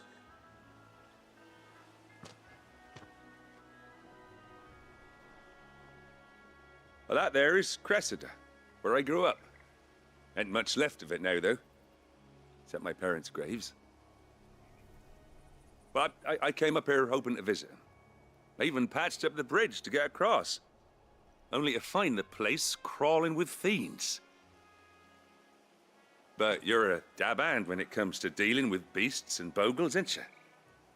Any chance you could, It's the least I can do. Well, thank you kindly. And take care.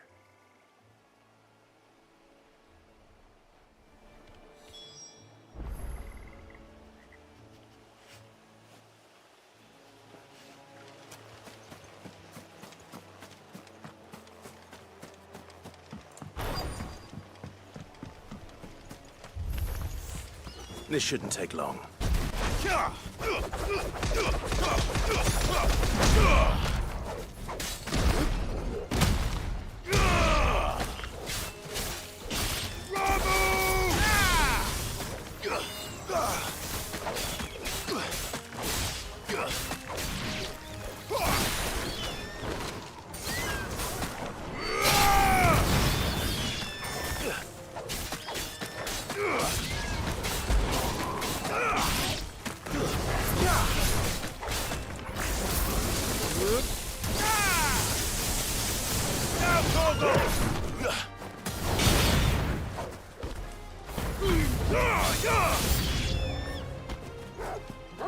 Titan!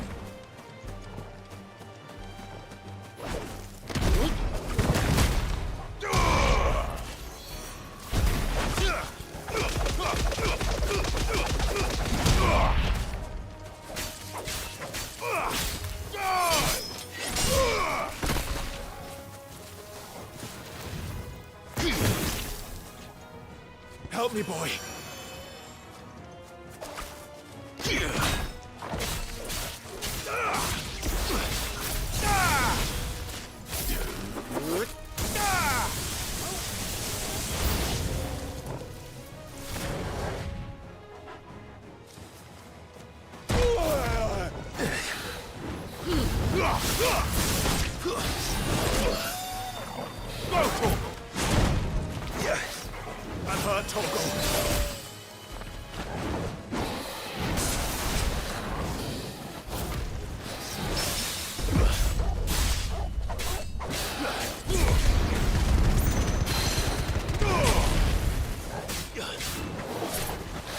Sorry.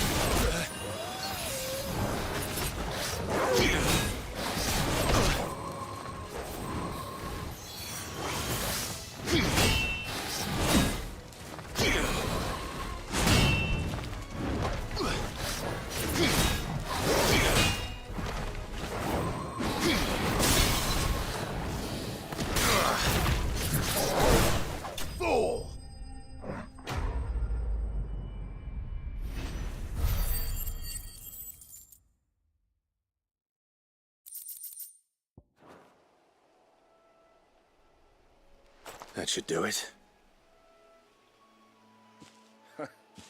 You made short work of that lot. Thank you, son. Now my folks can rest in peace once more. How long is it since the village was abandoned? Oh, people started packing their things after the duchy fell. Between the Blight and the Imperials, you just couldn't make ends meet. Must be nigh on a decade since the last wagon left. Though it may as well have been a century, looking at the place. This isn't the Cressida I remember. I'm sorry.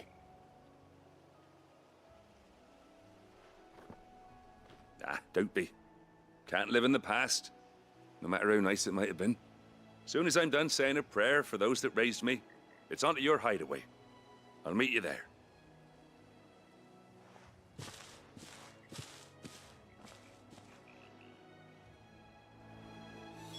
That should take care of Mid's little list. Better head back before she thinks of anything else.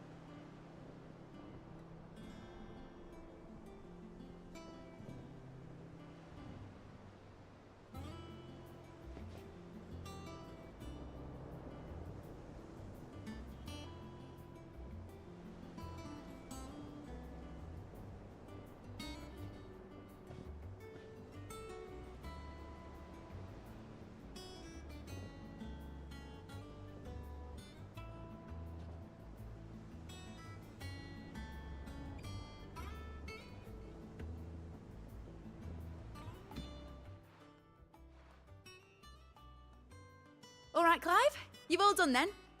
I am. I've placed your various orders, and a carpenter by the name of Bernard is on his way from Martha's Rest. That's brilliant. Thanks, Clive. Is there anything else you need? Nope. Blackthorn and Lady Karen have already sent over everything I asked for, and I've got all my plans drawn up. So as soon as Bernard gets here, we can get to work. I can't wait.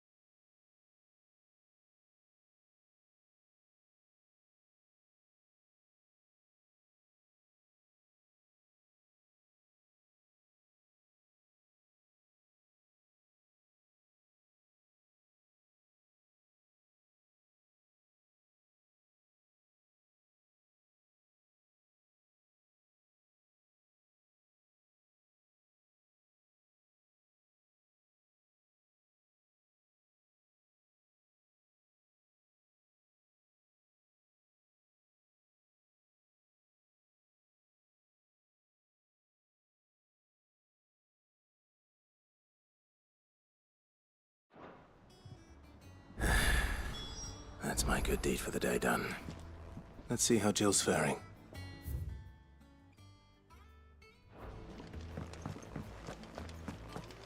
Shouldn't you be getting some rest, Sid?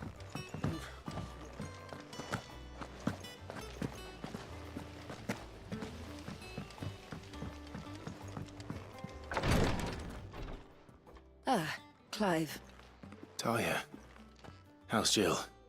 Recovering, but she still needs her rest. Of course. Take good care of her, won't you? I'll do my best. Oh, Gav was looking for you. He said he had something to show you in the shelves. The shelves. Oh, that's right. He went to ask Harpocrates about Torgor. He must have found something.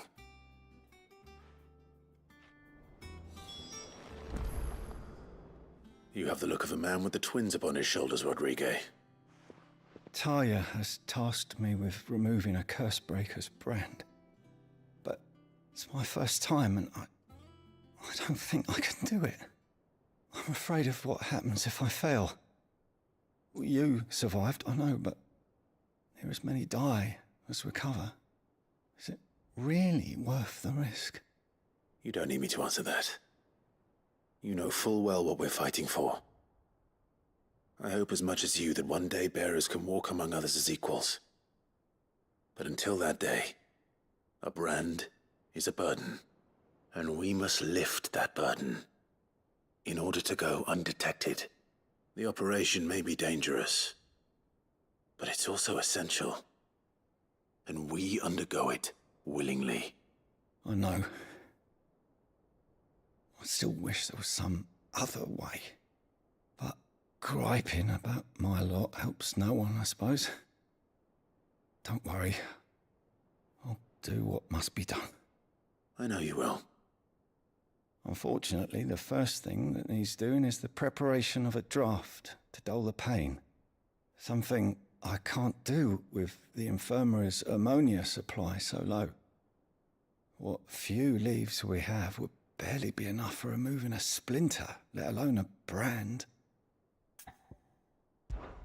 Just tell me what you need. You'll go? Oh, thank you. No one knows Herblore like Talia, and she swears by ammonia for easing pain. It's simple enough to find, if you know where to look. And fortunately for you, I do. Along the river near the village of Amber over in Rosaria. Just search for the bright blue blossoms.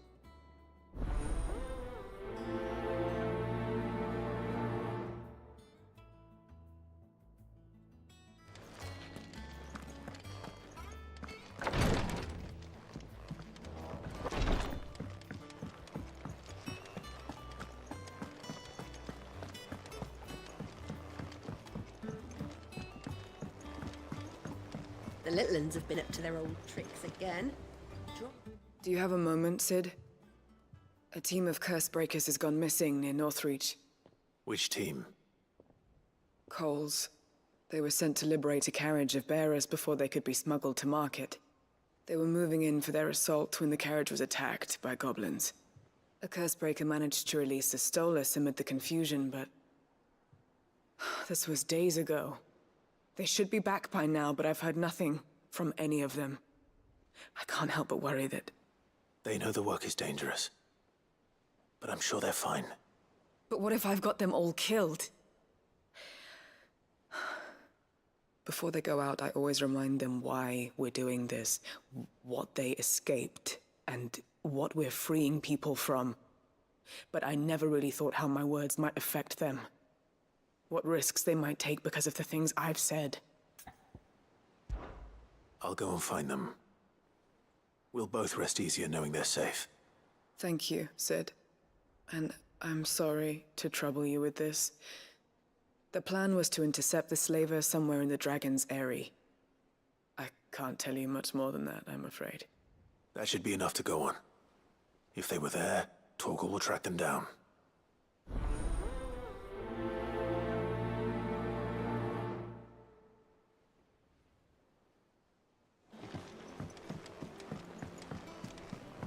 Jill looked white as a sheet when they brought her back.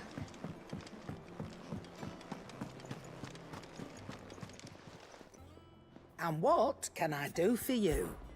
If you're gonna buy something, be quick about it.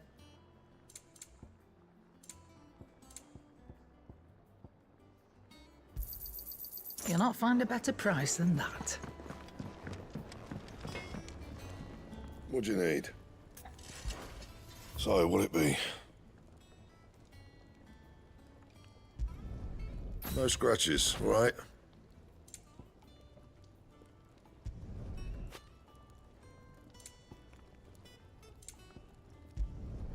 Should last you a good while.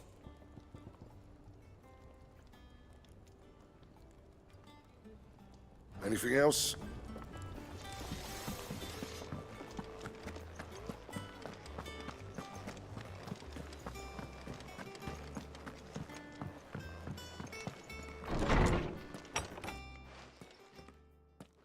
Clive, where have you been? I've been wanting to ask you something about Torgal. Where did you get him, like, in the first place? My father brought him back from one of his expeditions into the Northern Territories. They were crossing a snowfield when they heard his cries, and, seeing no sign of his pack, they took him in. What do you reckon, Torms? It certainly adds weight to the theory. Clive, I believe that Torgal may be no mere hound, but a rare frostwolf, an animal native to the far northern reaches of Valisthea. In one of our oldest bestiaries, I found reference to a frostwolf who served as guardian to an ancient queen of the north. Such was his mastery over ether, he could cast magics on command. His name was Fenrir. Fenrir the Frostwolf. Now, the annals do not state it explicitly, but I have reason to believe this queen was a dominant of Shiva, a girl from the Northern Territories and her faithful hound. One awakens as the dominant of Shiva, and the other? You're saying that Jill granted Torgal his powers? What? Just like Fenrir. People called him my hound, but Torgal and Jill were inseparable. He grew up as a faithful companion to the dominant of Shiva, and years later, his powers awakened, just when his master needed him the most. You're right. If it weren't for Torgal blasting those bastards to Kingdom Come, Jill would have been for it. Quite. Though Torgal's power is his own, his latent birthright as a Frostwolf. It had only to be unlocked. Oh, get you, Torgal! You're an even finer hound than we thought. And regarding your original concern, you need not fear for Torgal's health. Why, the beast has the appetite of a behemoth. Just this very morn, I found him with his nose buried in my nuts. There you are! I've been looking everywhere for you. Bernard's here. I need you to introduce us so we can get to work. I shall be a moment.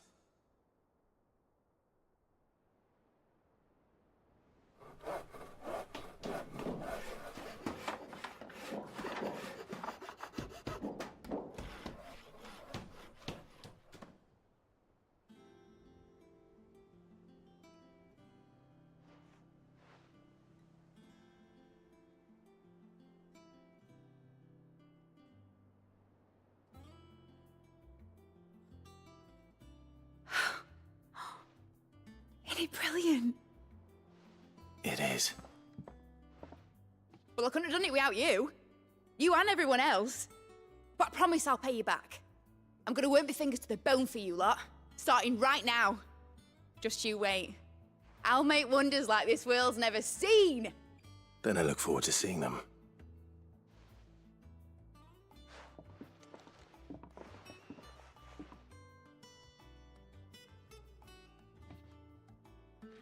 Now that that's settled, I wonder if Vivian's made any progress tracking down Kupka.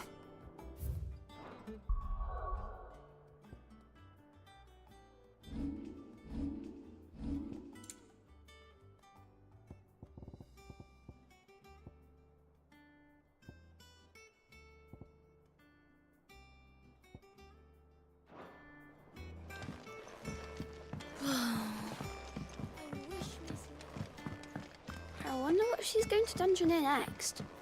Let's go and ask her.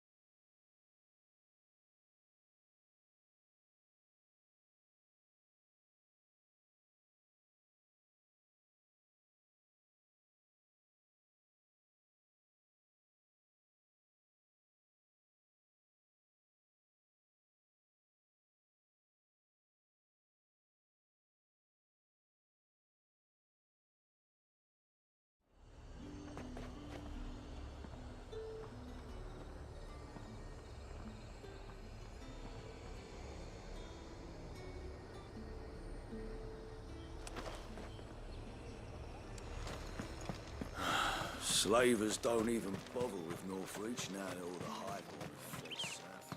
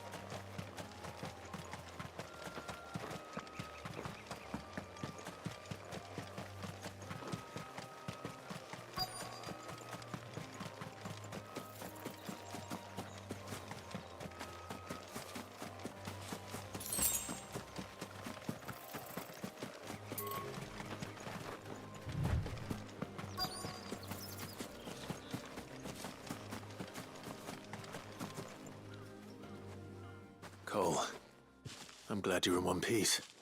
Just about. Sid, if you don't mind me asking, what are you doing here? Doris sent me to find you.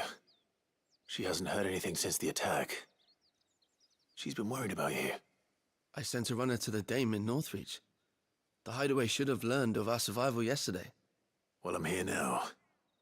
And it looks like you freed the bearers. Only some. The rest locked themselves in the slavers' carriage rather than fleeing when they had the chance. I want to help them, Sid. But we're barely in any state to protect those few we did save. You made the right decision. Now where's the carriage? The goblins may still be out there. You have duties to attend to here. See to the injured. I'll handle the rest. All right. Just follow the path to the south. You'll come across the carriage soon enough. And please, hurry. If the beastmen get to those bearers, the poor souls will be eaten alive. I won't let that happen. Thank you. And Sid, it's good to see you. Don't thank me just yet.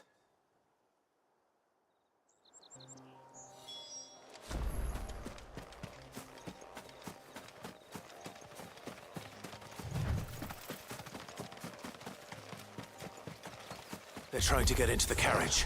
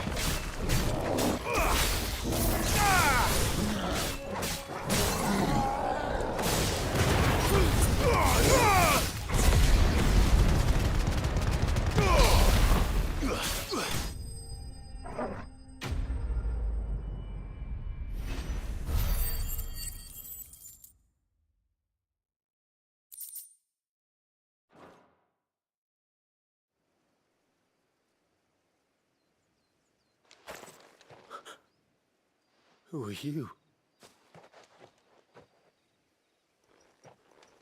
A friend. Are there any more survivors? Why didn't you flee with the others? If the goblins had made it through that door, you wouldn't have stood a chance. Why should we run? One miserable death's no worse than another. Perhaps. But we're here to give you another choice. Freedom, safety, the life you've been denied. Come with us. Let us protect you. Sid, I couldn't just let you... You weren't too late then. Thank the gods. This man risked his life to save yours. To give you a second chance. Fine. Do with us what you will. What we'll do with you is take you to safety. After that, it's up to you. Your lives are your own now. You can leave the rest to us, Sid. We'll get everyone back to the hideaway. Thank you. I'll let Doris know we're expecting new arrivals.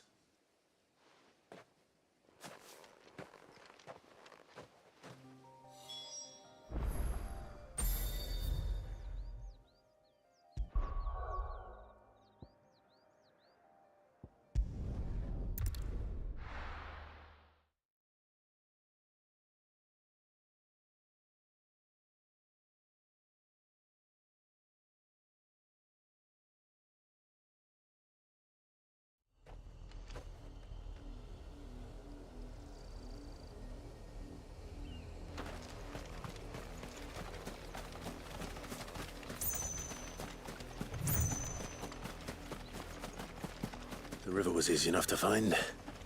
Now for those herbs. Titan! Enough of you, are there?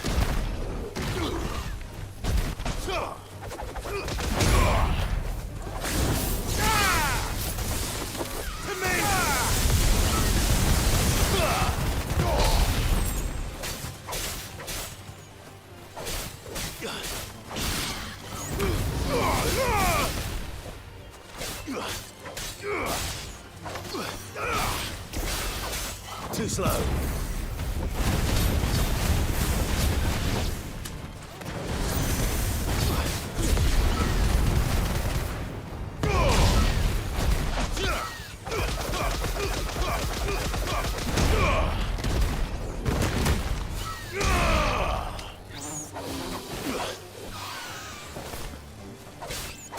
That's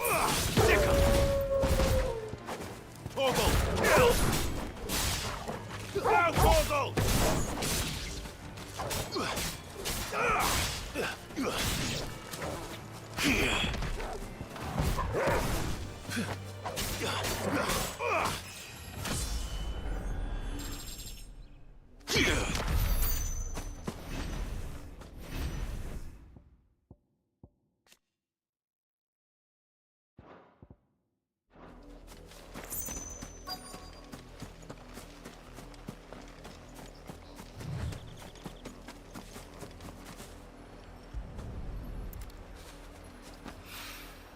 This is the only plant around here with blue flowers.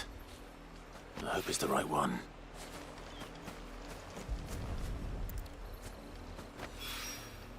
Should be enough to keep the infirmary stocked for a while.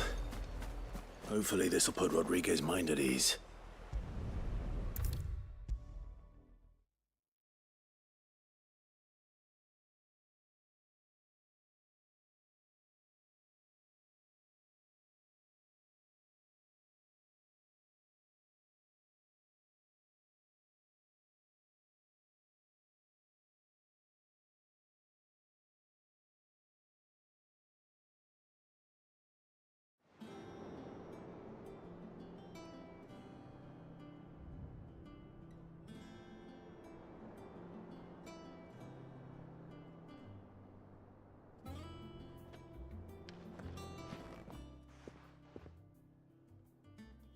I hope you didn't have too much trouble finding the ammonia. Only the usual. Oh, yes. This is it. And more than I was expecting.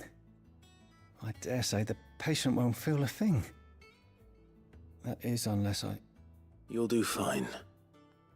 Tyre trusts you, which means I trust you. The hideaway would be lost without skilled physicers like yourself.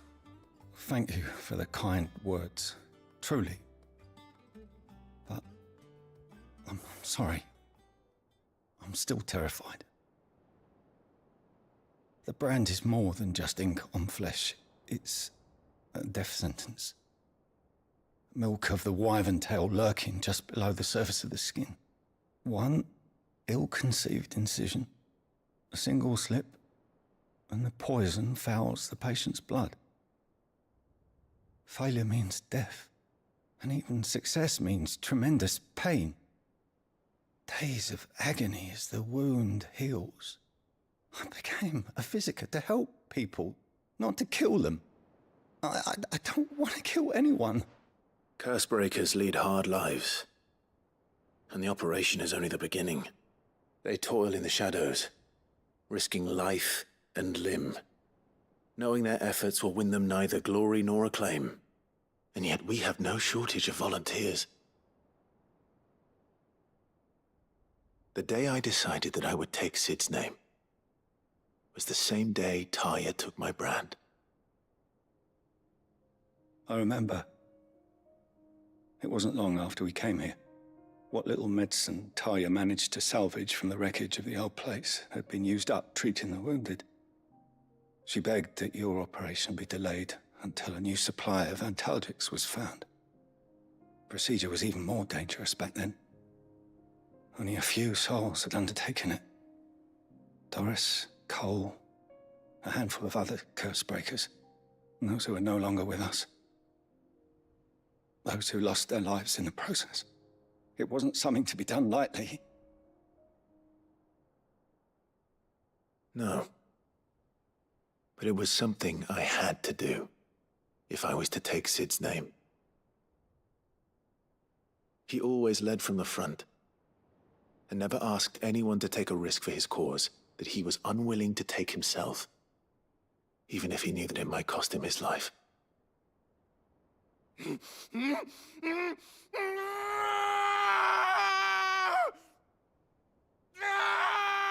Hold still, Clive! Hold still!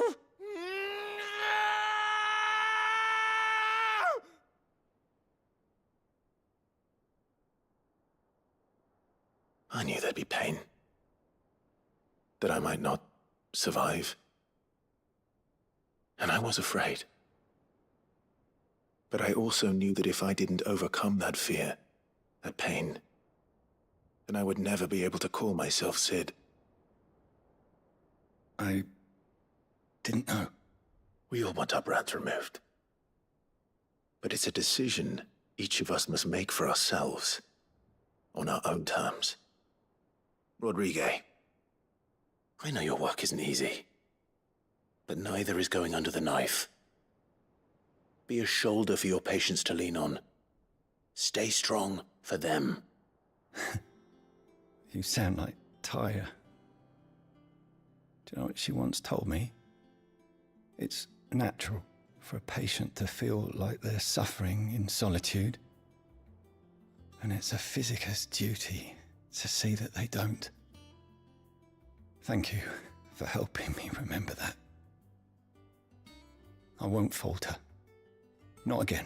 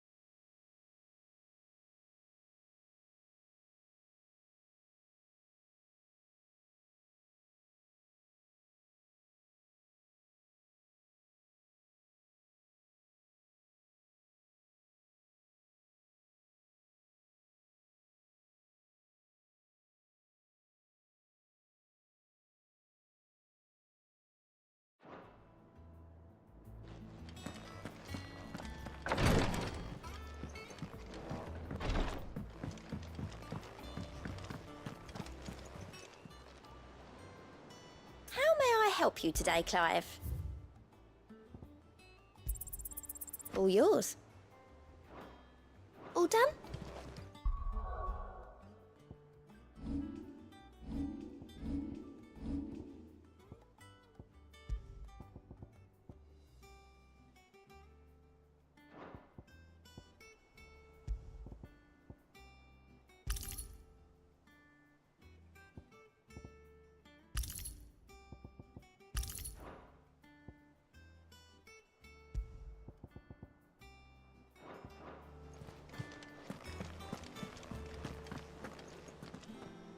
Sid, welcome back. A Stolas from the Dame arrived not long after you left. If I'd just waited a little longer, I might have been able to deal with things myself. Or maybe I wouldn't. I keep making the wrong decisions. Cole and the others got home safely. You made exactly the right decision. No, I was lucky. I've been tracking that slaver for months, and then I sent Cole and you after them woefully unprepared. What kind of leader sends people into danger without considering all the risks? I should have urged greater caution, told Cole to be wary, to pull back at the first sign of trouble. We swore the same oath as you, Doris. It's good to see you safe and well, Cole.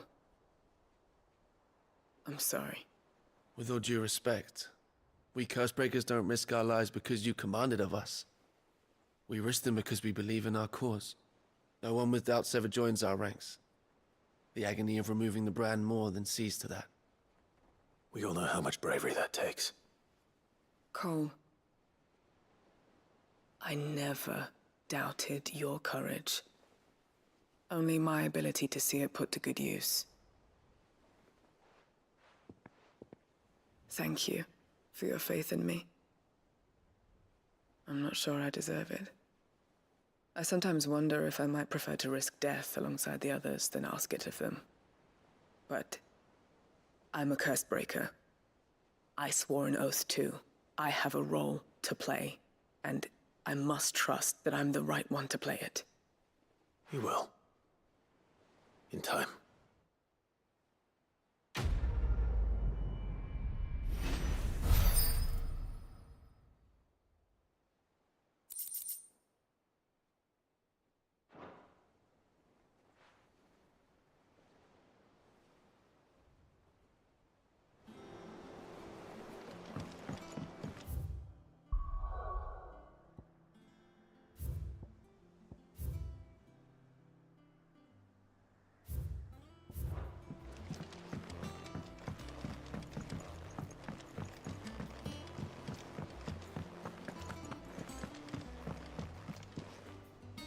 How goes the hunt for Kupka? Largely in circles. We have myriad sightings of strange soldiers in unexpected places, but nothing definitive as yet. If only we knew for certain by what route he left Rosalith. Well, keep at it. If anyone can piece this puzzle together, it's you. And I'm willing to wait as long as it takes.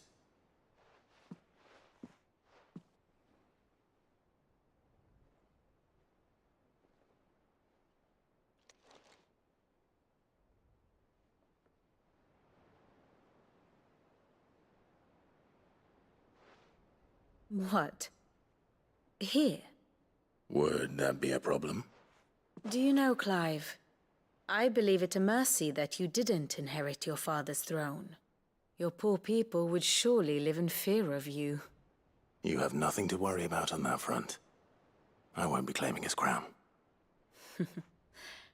That is a relief. Clive, have you got a minute? We, have a guest. A guest?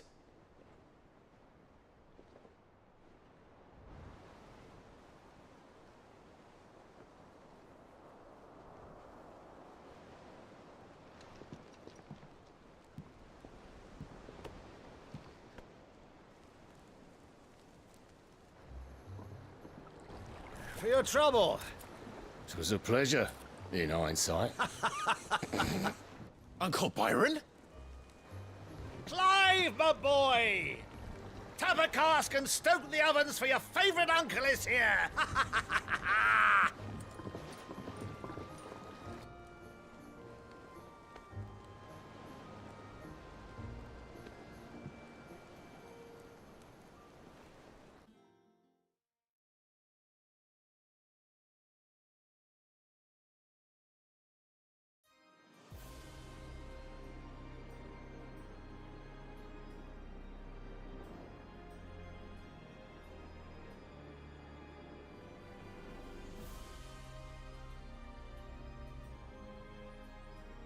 The Dhalmekian government sues for peace.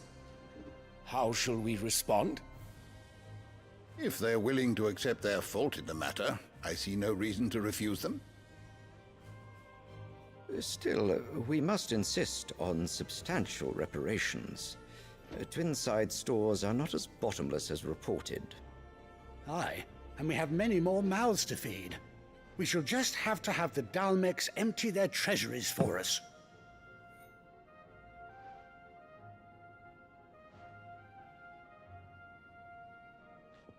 Of course, none of this would have been possible without your timely intervention, Prince Olivier.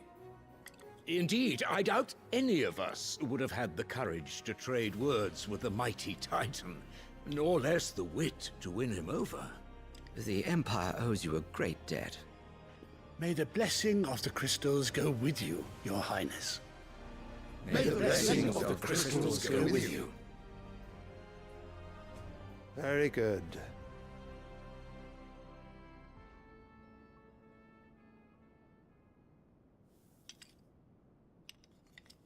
Now, let us come to the question of precisely when the Dhalmex will withdraw their troops. Dion's fire could rid us of them in mere moments.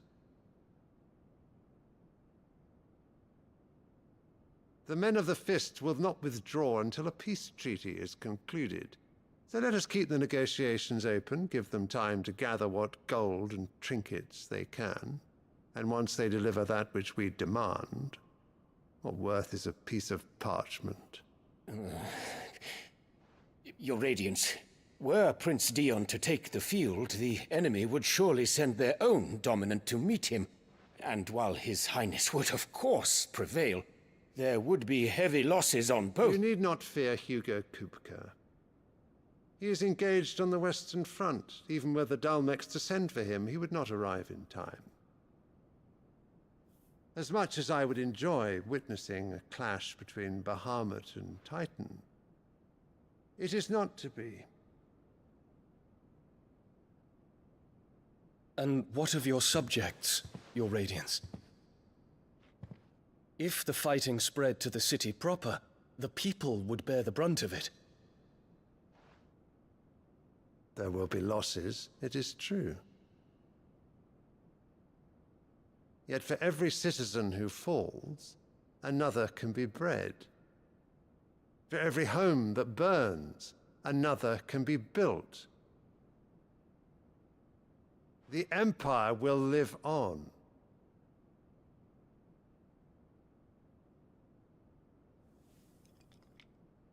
Dion? Yes, sire.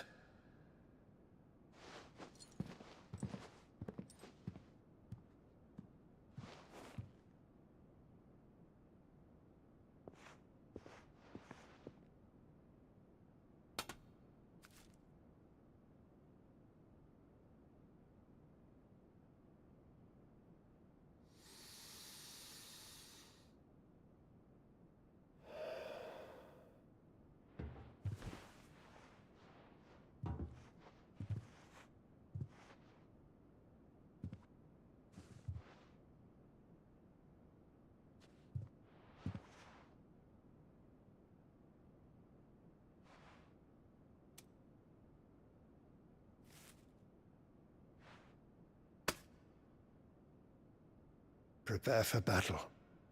But sire... Do not make me repeat myself. Return to your camp and await my orders.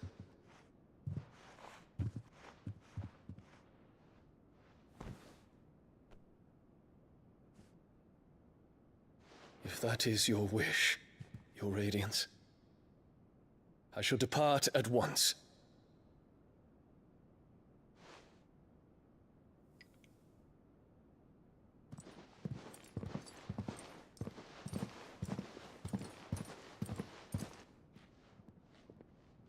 May Gregor forgive you.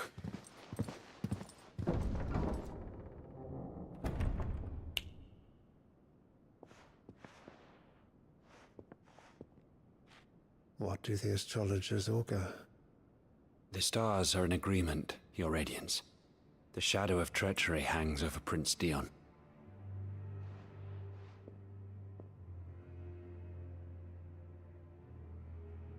So Annabella's tales were true. You disappoint me, Dion.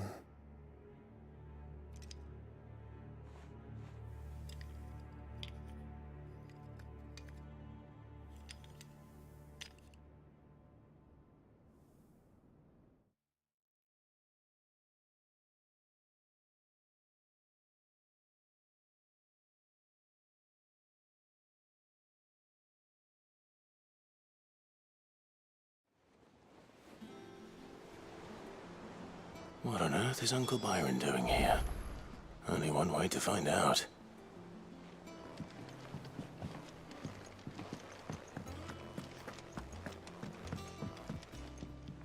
Ah, my favorite pupil.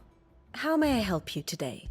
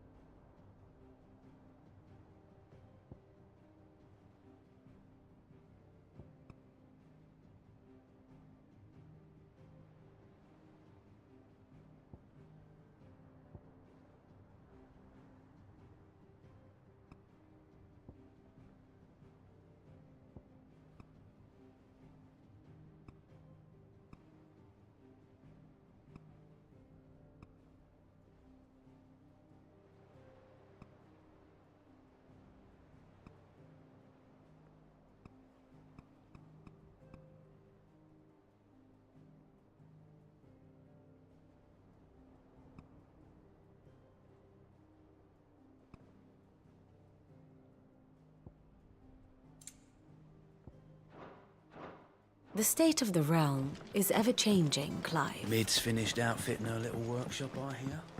With a little help from Sid, of course. The little ones have been up to their It's just one thing after another.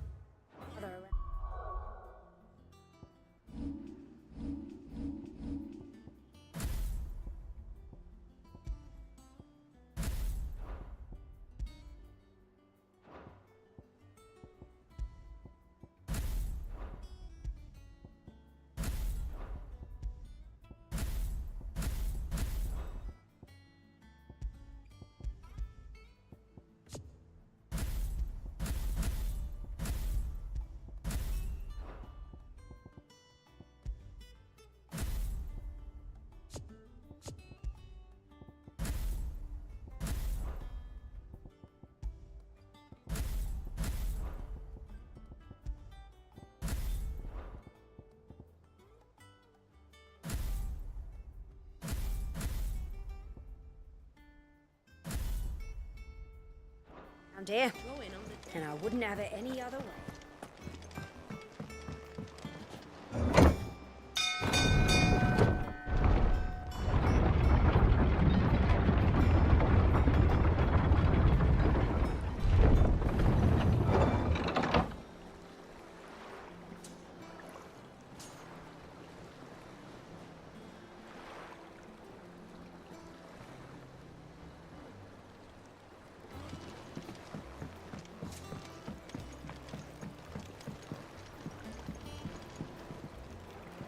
Ah, my dear nephew, how I've missed you.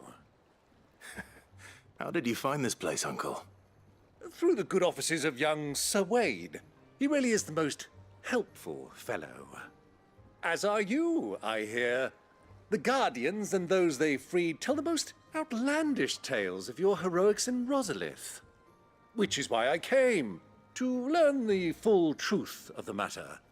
Sort the fact from the fiction, so to speak. You were working with the Guardians of the Flame to evacuate the people of Rosalith to Port Isolde. I was, aye. Then I have questions for you. Please, come inside, Uncle. Gladly. You there? There are 2,000 gold talents in those chests. See that they're added to my nephew's coffers, would you? 2,000?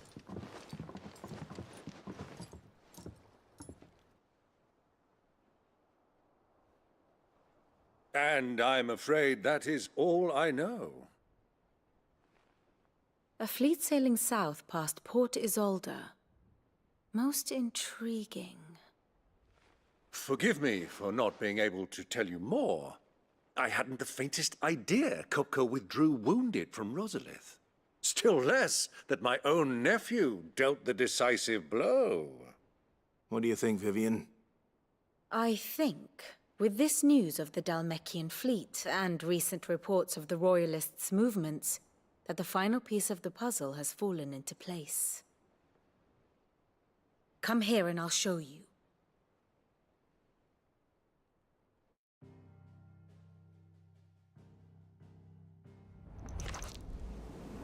It is known that Kupka's forces entered Rosaria via its unguarded coast. So can the same be said of your visitors from Waloed? Certainly her Royal Navy is famed for the efficiency with which it bears her knights from one battlefield to the next. And in the Einherjar, or Black Galleon, she boasts a vessel nigh as swift and every bit as feared as the kingdom's legendary cavalry. A fitting flagship for a land apart, her naval presence being crucial to her ambitions beyond Ash. Yes, it seems safe to assume that the Royalists did indeed enter Rosaria from the sea. So then, had you a vested interest in Titan's survival, whither would you take him? Why, home to Drake's Fang, a place rich enough in ether to conjure the magics needed to mend his hurts. But would that not entail an arduous voyage around the southern cape? Let us say that the Royalists did put ashore with a mind to spirit Kupka away from under your very nose. Could that truly have been their plan for him? To load him aboard one of the ships flying Republican colors sighted off the coast near Port Isolde. To spend weeks at sea, being tossed hither and yon by unforgiving waves, his life hanging in the balance. No. The journey would mean Titan's death, and Kupka's faithful creatures would not allow it. So what then was the plan of our Waloed friends? Reports suggest they made not for the coast, but for the desert. And by cutting through the Velcroy, a party traveling light would have Titan back in his bed days before a galley could lurch into port. To wit, it was the Royalists, not the Republicans, who effected Hugo Kupka's safe retreat. I would stake your life on it.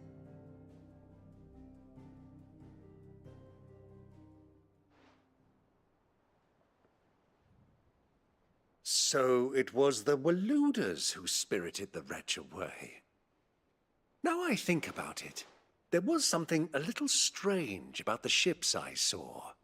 The men seemed almost crestfallen, as if in mourning, as if they believed, or were made to believe, that their master was dead. You have a keen mind, Lord Rosfield. And you have your answer. To find Kupka, you have merely to follow the Royalist trail across the Velcroy. It may well have gone cold by now, but as they say in the Republic, all roads lead to Drake's Fang. Allow me to accompany you part of the way. As luck would have it, I had intended to journey Canberward on business after visiting you here. The Fang would be but a short detour. I'd be glad of the company. Give me a moment to make ready. I need to tell my friends what we've learned. And where we're going. Very well, but be quick about it, my boy. Time waits for no man.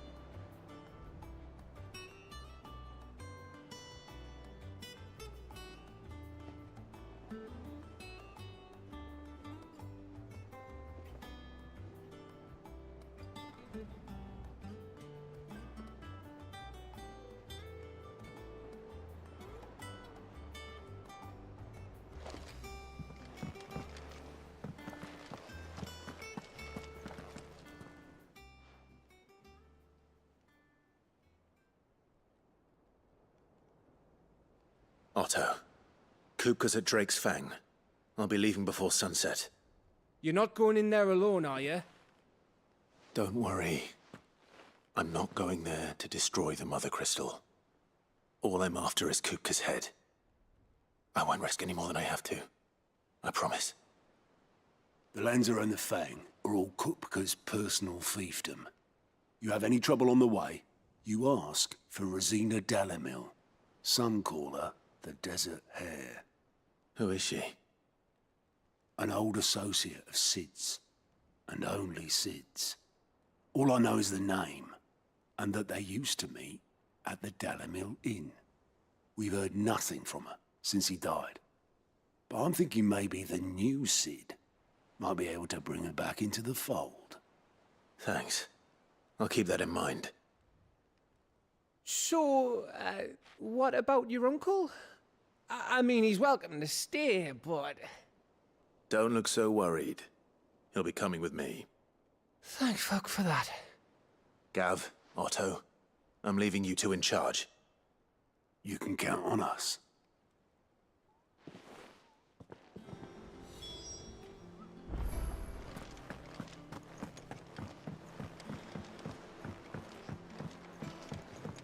The little uns have been up to their old trick.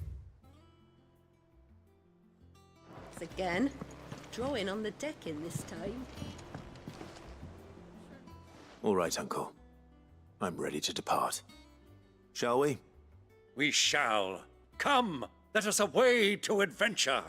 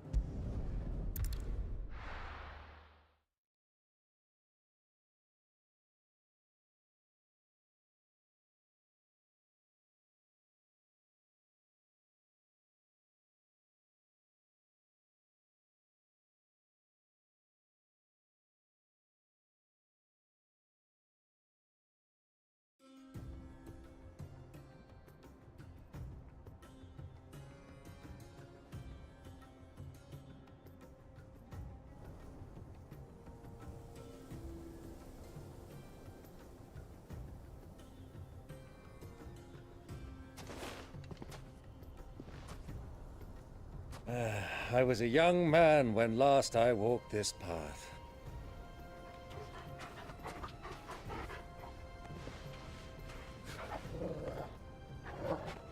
There's an old trading post not far from here. The road to Drake's Fang leads through it.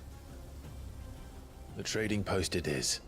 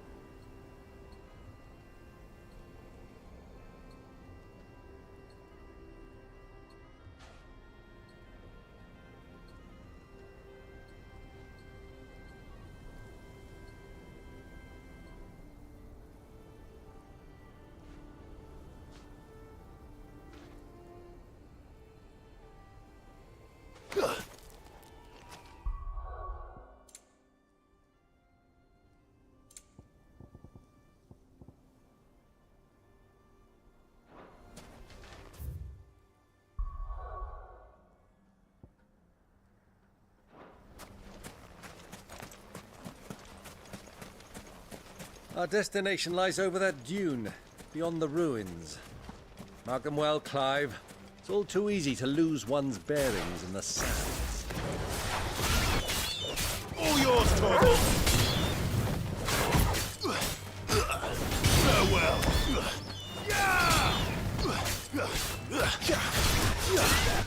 Now, Torgal!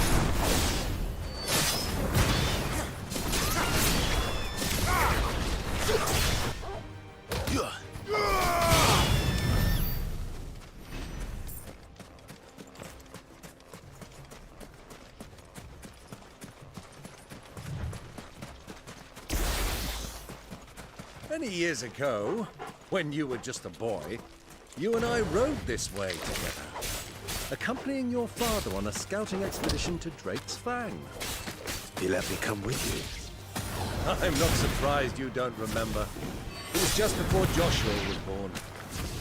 You were so eager to be there when your brother arrived that you whipped your chocobo too hard on the journey home and fell from the saddle.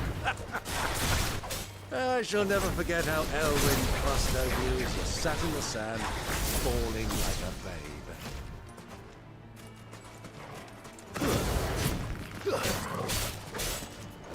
It's over! Torgal, kill! Area's finest.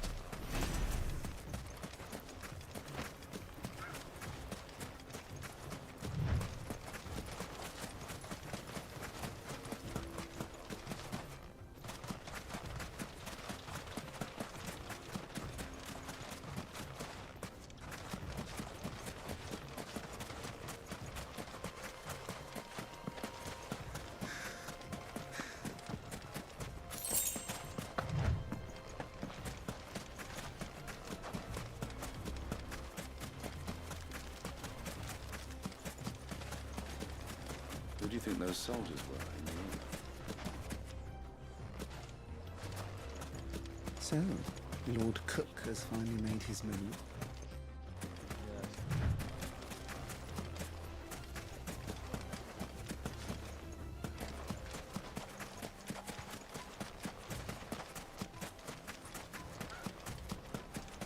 Ah, there she is.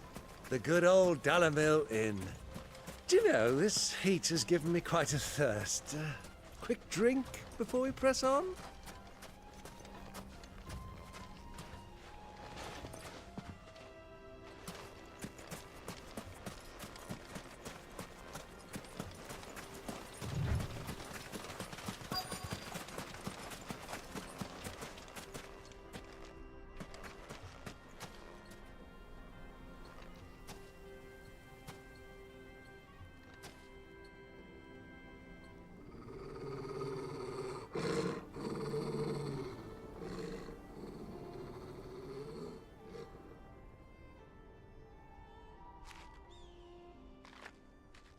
Look, there.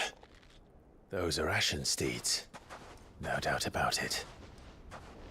And such a long ride from Stonehere. Our Waluda friends must be soothing their saddle sores in the inn. Shall we join them?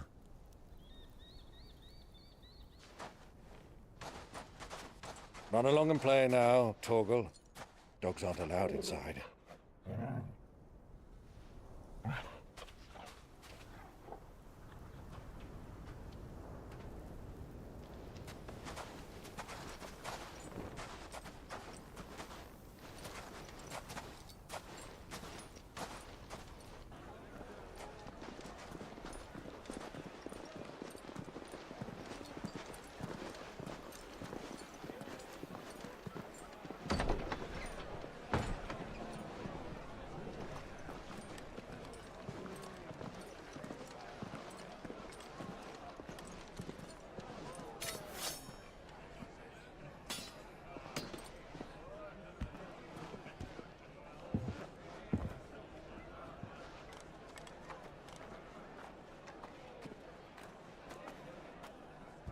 Good day to you. Eating? Sorry about my pal. He only talks when his mouth's full. What do you recommend? Well, if you're after something light, we do a fine chocobo soup with lentils and honey. 2 bowls of that, then. An ale.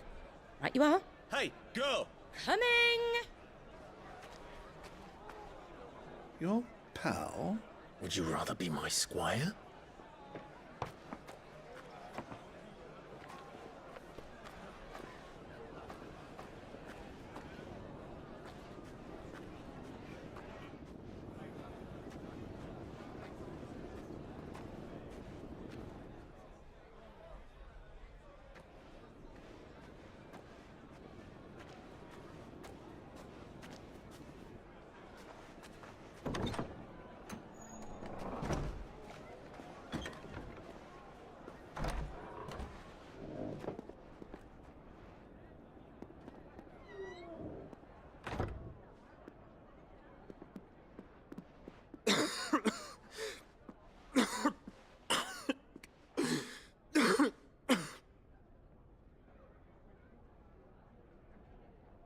Your Grace, it is plain you are not yet well enough to travel.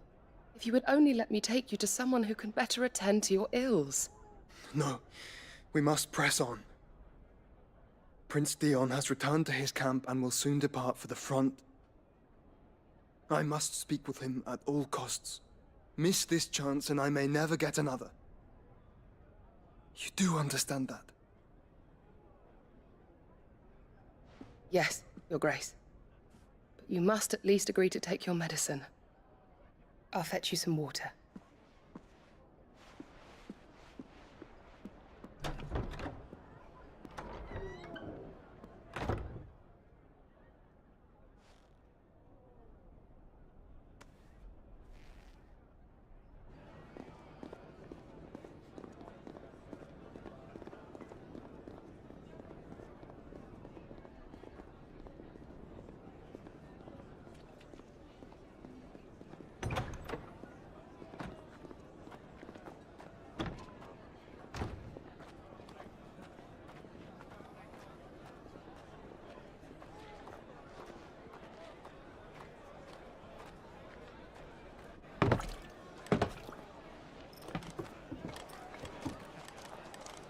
Keep watch, they tell us. But all I see is sand. I hear they got our guest back to the Fang without any trouble. We'll be leaving soon enough. Why the Lord Commander dragged us all this way just to save that blockhead skin, I'll never know. Dominant or not, he's a bloody idiot. That'll be Cooker, then. Well, let's get this down us. We've a long way to go. Hey, you.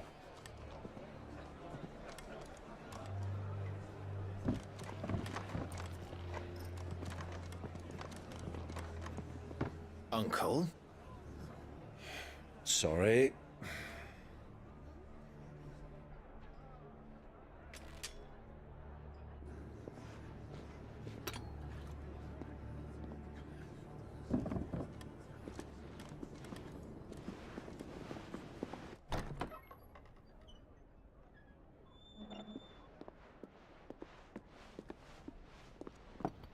Can you walk, Your Grace?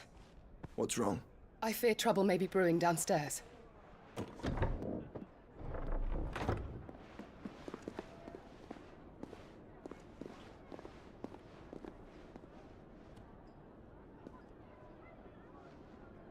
You two are travelers, are you not?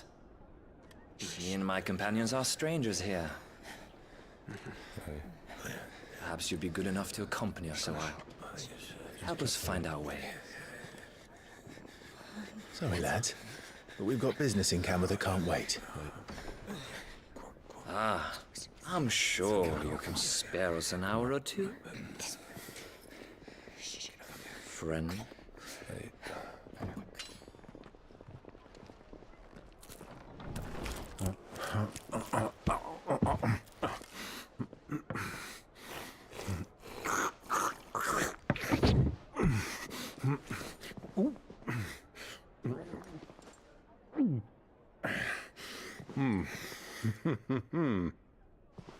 I'm afraid we don't have a moment to lose.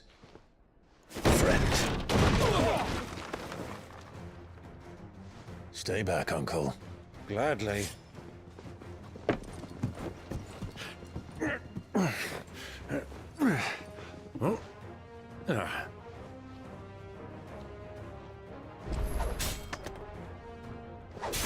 It's the outlaw! Take him! Try it.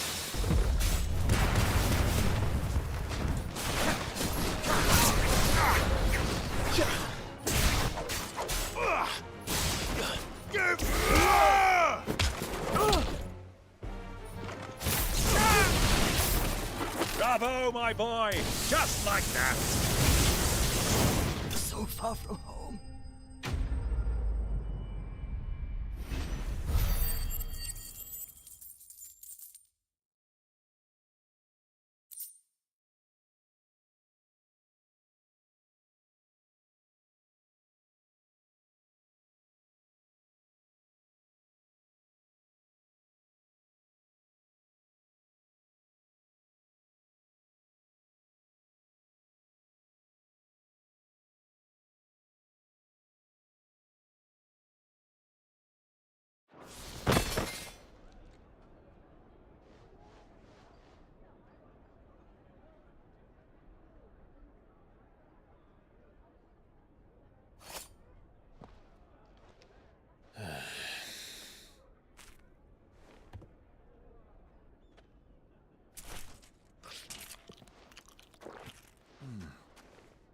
For your trouble.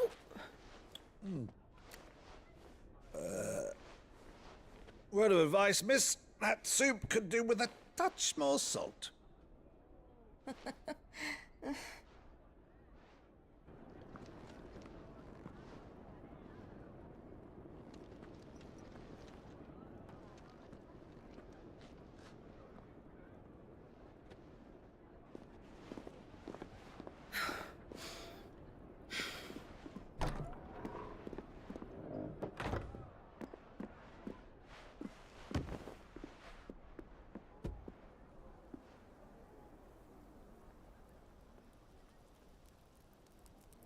Now's our chance.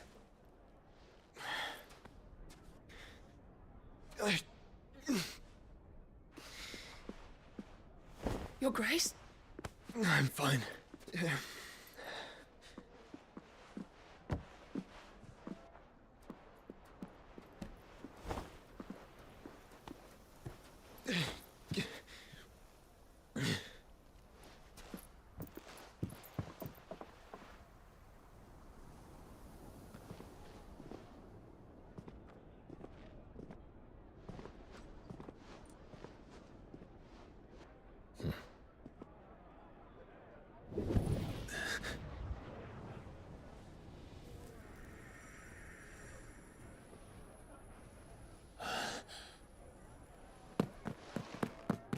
Clive?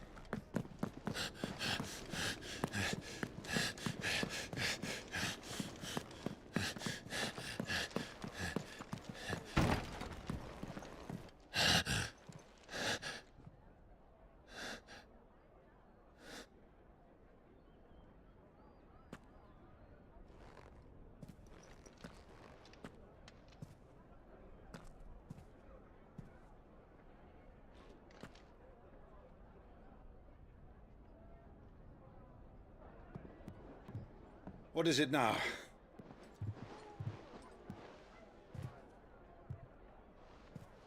It's nothing. Let's go.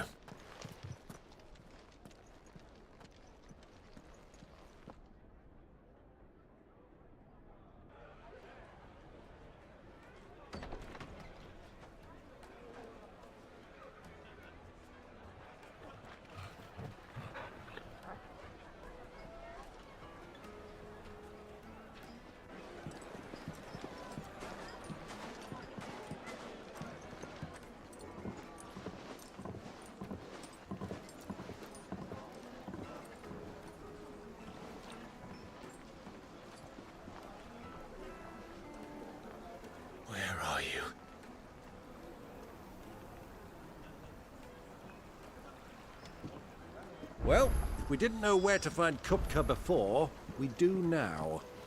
The Rawless said it themselves. Their guest is in the Fang. We should press on before any more of their friends turn up.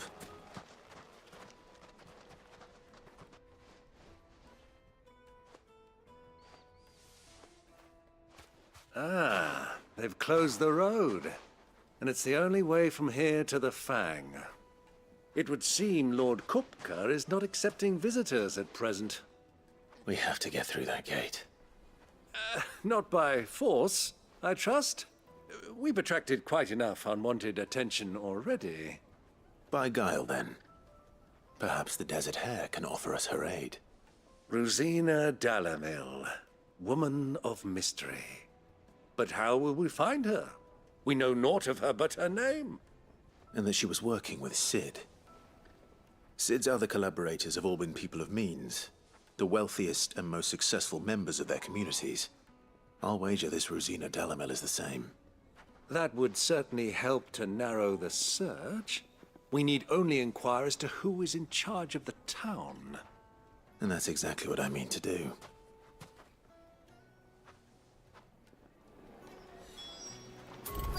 Sweet incense, wax candles.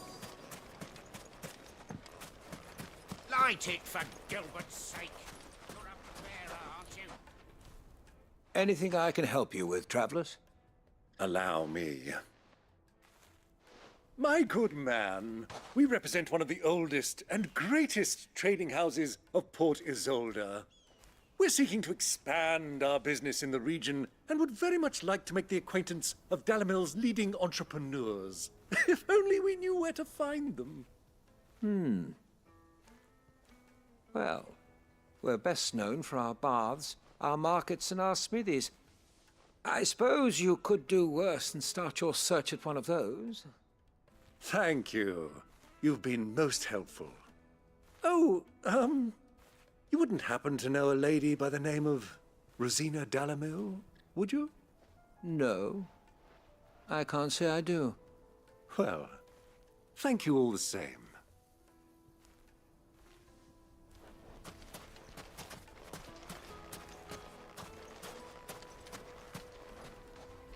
What do you want? Can't you see I'm busy? I won't keep you long. I'm looking for someone. A woman by the name of Rosina Dalamil. Do you know her? Never heard of her. Is that all? One more question. If I wanted to find the richest trader in town, where would you recommend that I look? Oh, that's easy. The Briar's Kiss. Won't find a finer smithy this side of the strait. The owner's only a young sprig, but he's got all the right ideas. The Briar's Kiss, you say? Thank you. I doubt this young sprig is the person we're looking for.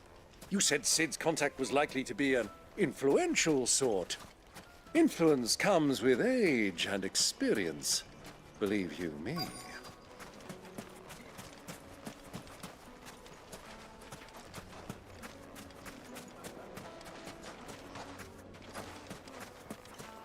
Looks like we won't be getting back to Drake's Fang. Well, it's not like we've got a reason to. Whatever this emergency is, Mummy, they I shut wanna down play the with whole the mine crystal. for it. How many times do I have to tell you? Just look at the detail, the craftsmanship. You're looking at a future family.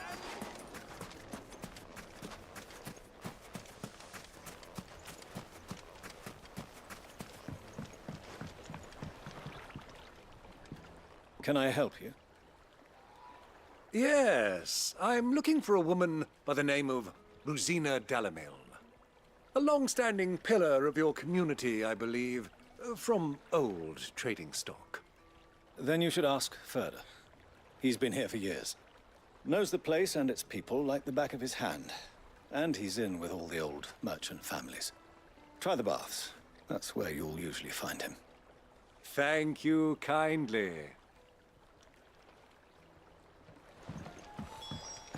Well, it sounds like we have our man. Perhaps. Let's go and find out exactly what this Ferda knows. Hanging lanterns, keep the darkness from your door. Excuse me. Are you Ferda? I am. Can I help you, travelers? I hope so. You've lived here for some time, is that correct? Do you know Rosina Dalamil? We believe she may be a trader of some renown. And what business do you have with the Desert Hare? She was a close friend of mine. I was hoping she might be able to help me. Very well. Go to the Bordello. I'll arrange an introduction.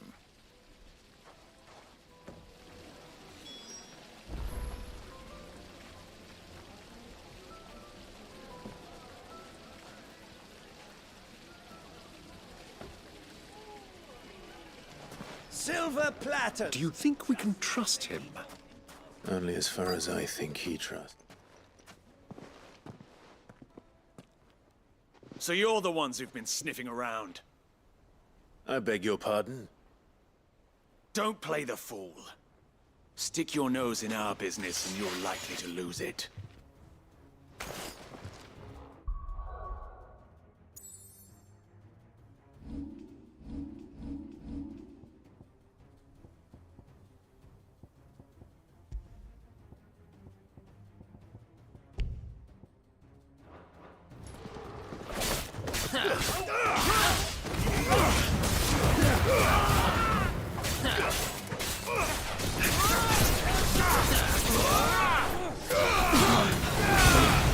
Over here!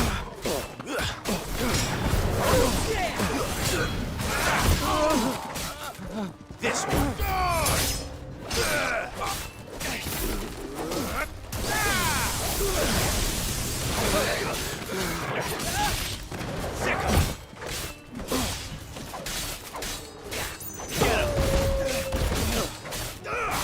Torgal.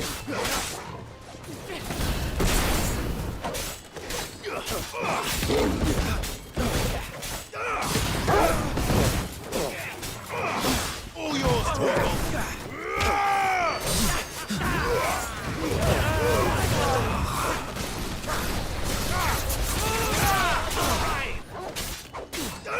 Over here.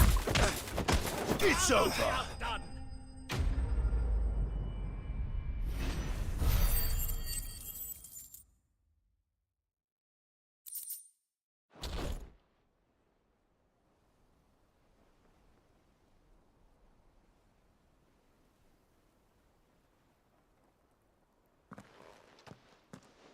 Who are you working for?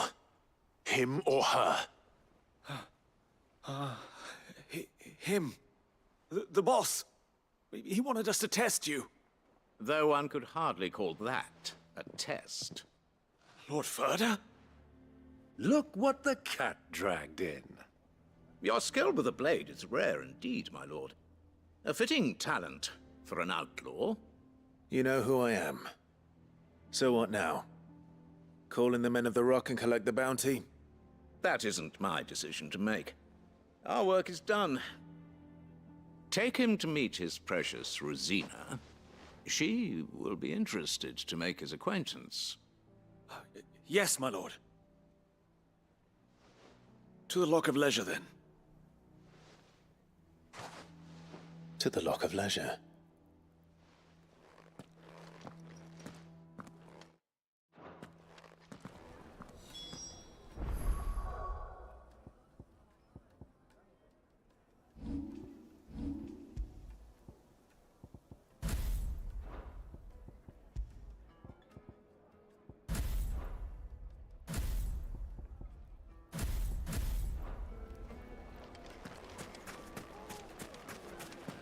Made from the stoutest stoneware.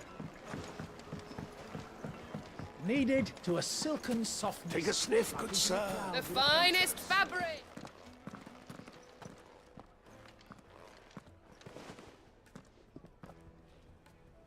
Is this the place? Ubor's Forge. The Briar's Kiss. Ah, so it was the young sprig after all. So much for Rosina Dalamil being a woman of experience. How wrong I was. It was an easy mistake to make, Uncle. After all, it must have been years since Sid last saw her. Sorry, him. Whoever this Lubor truly is, he's clearly a man of means.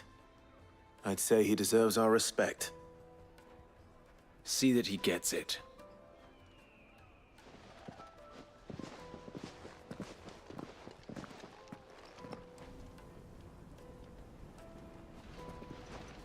Lubor, Lord Ferda told me to bring them to you.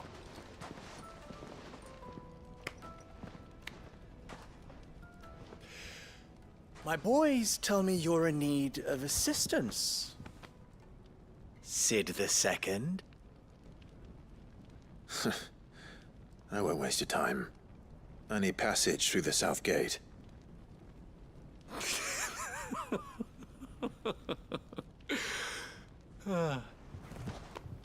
Tell me, what do you think is a merchant's most important commodity? Why, trust. Everyone knows that. Without it, you have nothing. And nothing is exactly what you have. And so, for you, I, too, have nothing. I'm not in the business of helping every lost puppy that wanders in off the street. I'm a busy man, as you can see. Let's leave this mummer to his farce.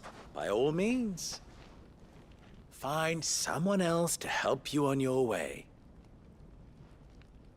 Just be sure to tell them you're not the two travelers from the inn the guards are looking for.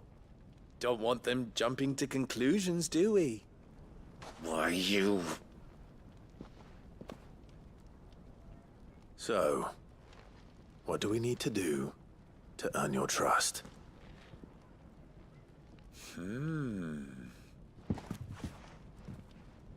I like this one. Willing to do whatever it takes to get what he wants. Ha!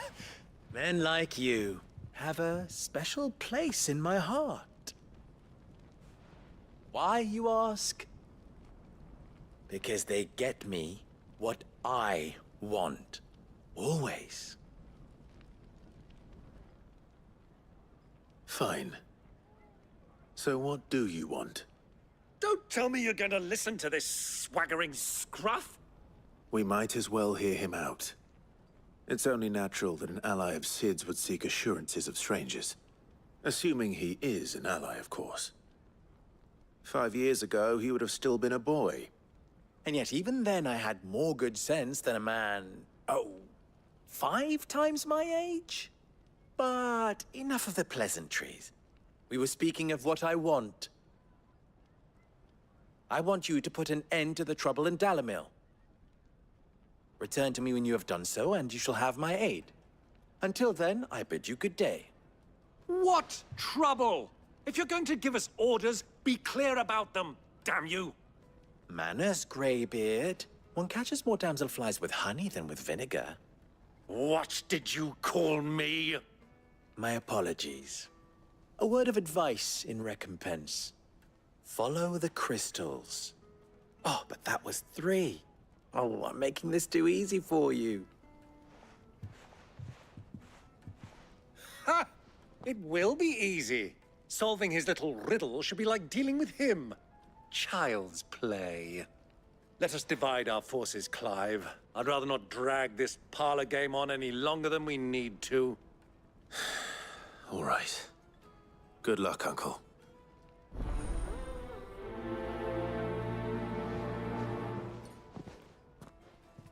I thought we were the only ones causing trouble in Dalimil.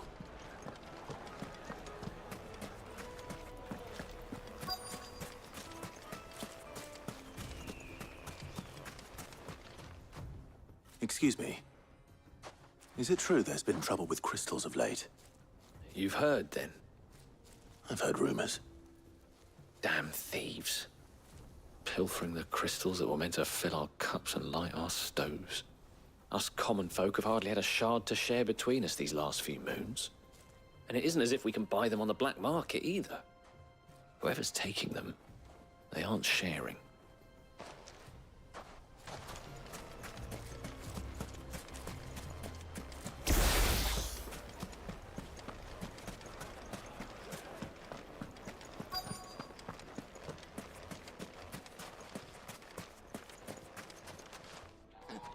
Do you have a moment? Depends what for. Just a question. Dalamil seems to be thriving compared to the other villages I came through on the way. Is there a reason for that? Well, we're a stone's throw from Drake's Fang, for one. The soldiers guarding the Mother Crystal and the shipments need a place to spend their hard-earned gil. The men of the Rock throw their money about like there's no tomorrow. Is that so? Well, thank you. Don't let me keep you from your work any longer.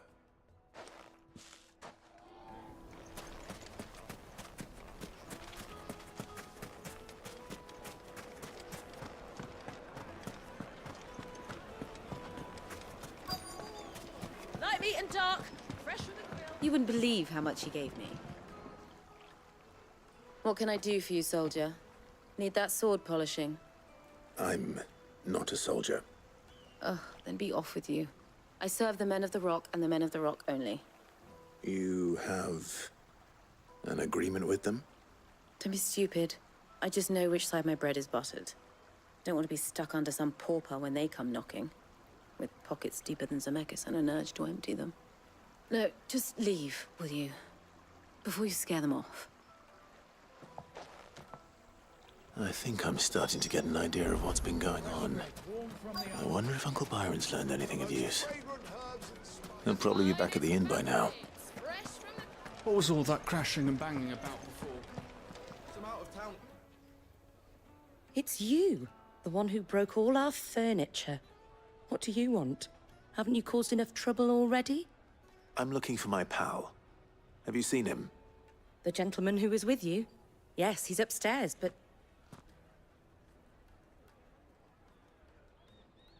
Thank you. I'll go and fetch him.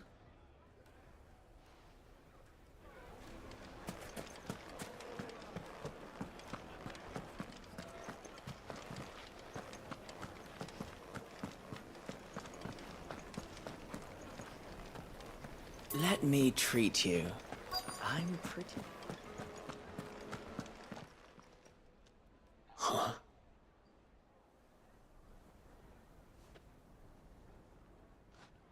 Will this suffice as a deposit? By the sands. That's a black pearl. One of the many treasures in my collection that I would be only too happy to part with, should you give me reason to do so. All right. I'm sure that we can come to an agreement, but not here. What are you doing, Uncle?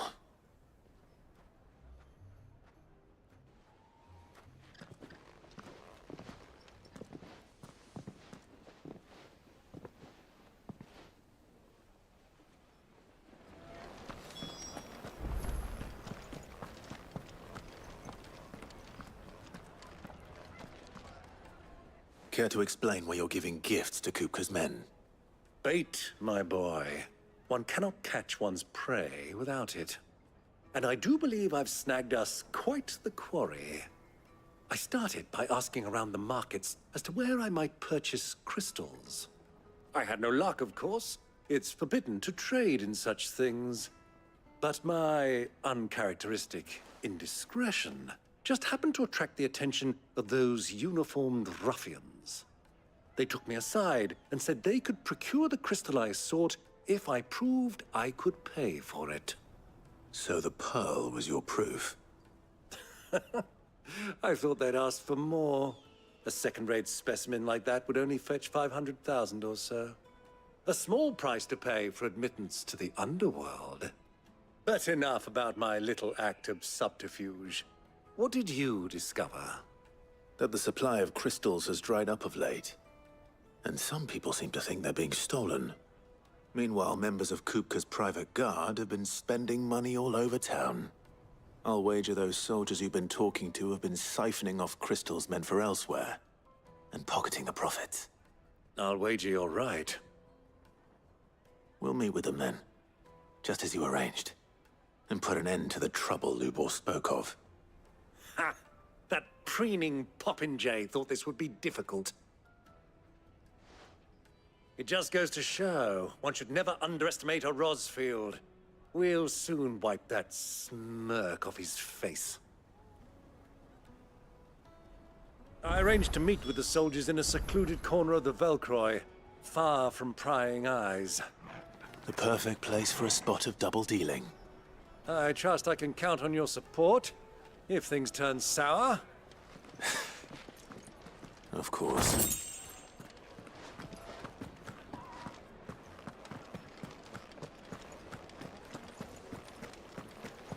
Let me treat you. I need a drink.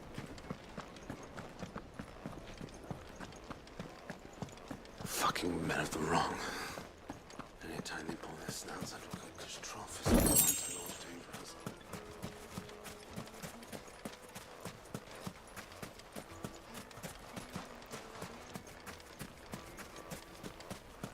$1,000 gil for a measly bunch of Gazal greens.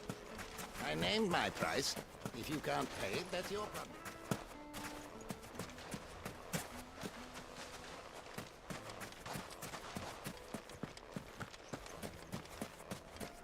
Light it, for Gilbert's sake.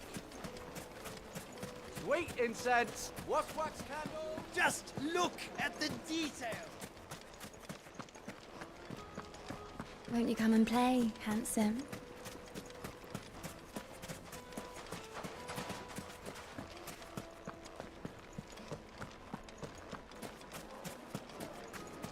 Lights and pots! Do you think they'll be back soon? I need a new dress. The juiciest meat from Green. It would make a My carpets have pride of place in...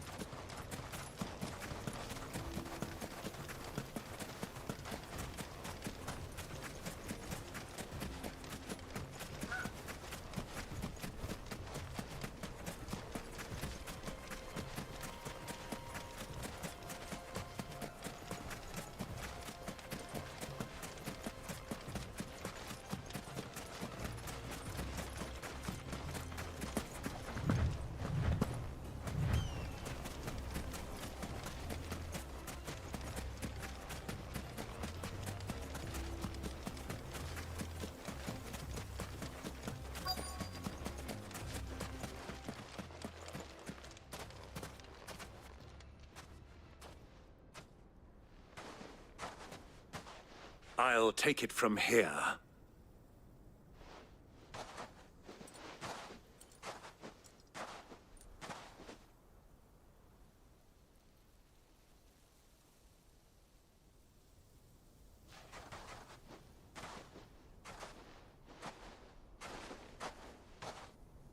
I was beginning to think you weren't coming, my lord. You've brought your contribution? All the silver and stones I could scrape together at such short notice? You brought the whole 500 talents. That was the price we agreed upon, yes? If you've no objections, I'd like to see the crystal. Of course. Right this way, my lord.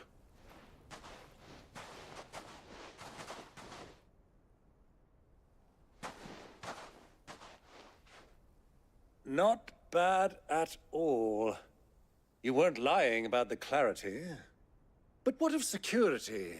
If I were to be stopped on the road, what guarantee have I that it wouldn't be seized as property of the Republic? Because these crystals are no longer the property of the Republic. You're not buying from us. You're buying from them. And we have no more jurisdiction here than you, my lord. But we have ships, and will gladly deliver to a port of your choosing, now that our price has been met. Royalists, eh? What brings you here? Why, to collect their share of Drake's Fang's blessing, of course. Our nations are allies, and so they are entitled to a portion of the Mother Crystal's bounty. And, being such good friends, we elected to increase that portion and share the benefits. And now that these crystals are officially property of the Kingdom of Waloed, We are duty-bound not to interfere, no matter where they might happen to end up next. Did you get all that? They're in cahoots! So it would seem. My lord, what is the meaning of this? Double-crossing dogs. They're not here to do business. Kill them. Kill them both!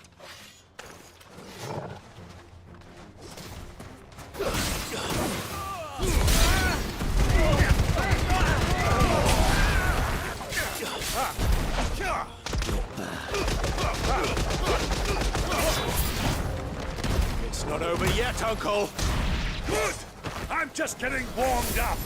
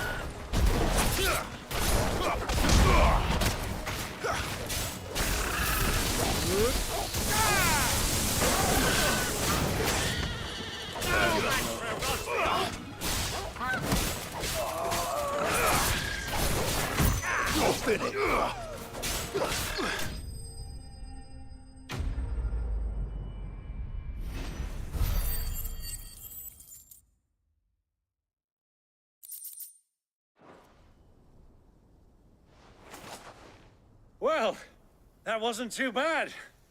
How'd you like my performance, huh? I've often played the villain on the stage. I think I did the role justice. Don't you? Greybeard, you were magnificent. The battle scene was particularly thrilling. Such a shame you didn't have more of an audience, but perhaps that's for the best. How long have you been watching? Long enough to witness your uncle's sordid transaction. I hardly expected one so venerable to degrade himself so thoroughly, buying one's way into the confidence of degenerates. Ingenious. This was the trouble you spoke of. The men of the Rock taking crystals meant for the common folk and conspiring with the Royalists. Well, now it's over. Indeed it is. The people of Dalamil had scarcely any means of redress against Kupka's men, let alone a foreign army. Until you two came along, that is.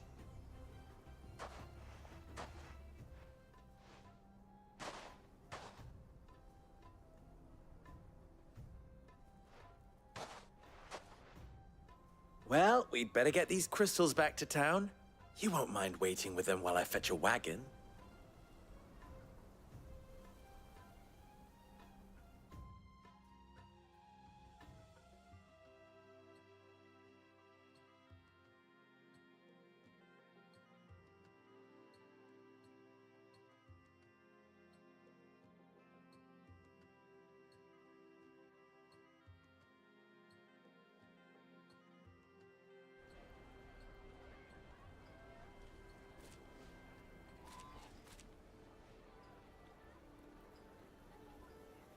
It occurs to me that I still don't know your name.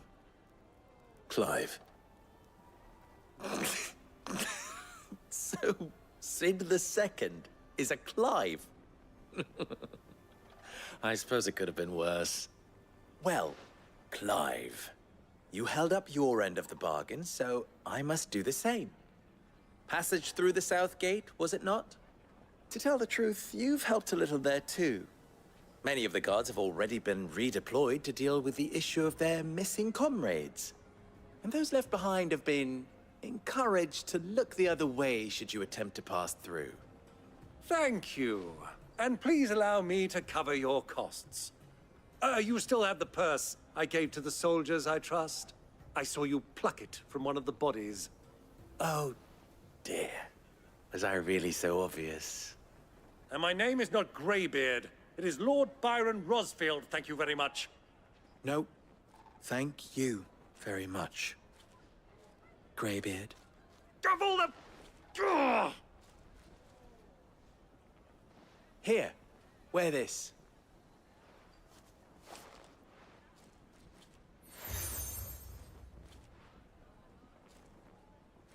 Any friend of mine who sees you with it shall be a friend of yours. Thank you, Lubor. And please, feel free to send one of my Stoluses back to your people. Tell them that Rosina Dalamil is back in bed with Cid.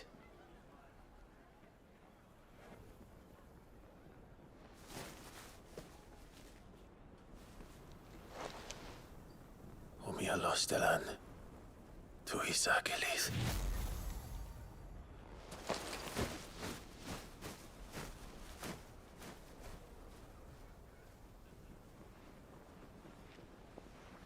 I'm trusting you, Cid. Or should I say, Clive. So be sure not to let me down. I have a reputation to uphold.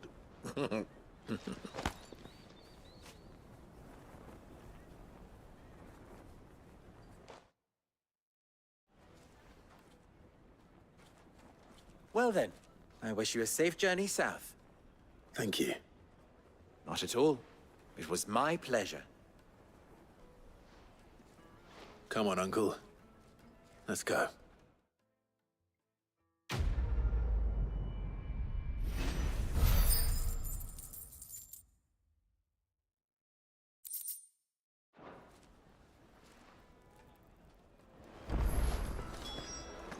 Is it true what I'm... The finest fabrics!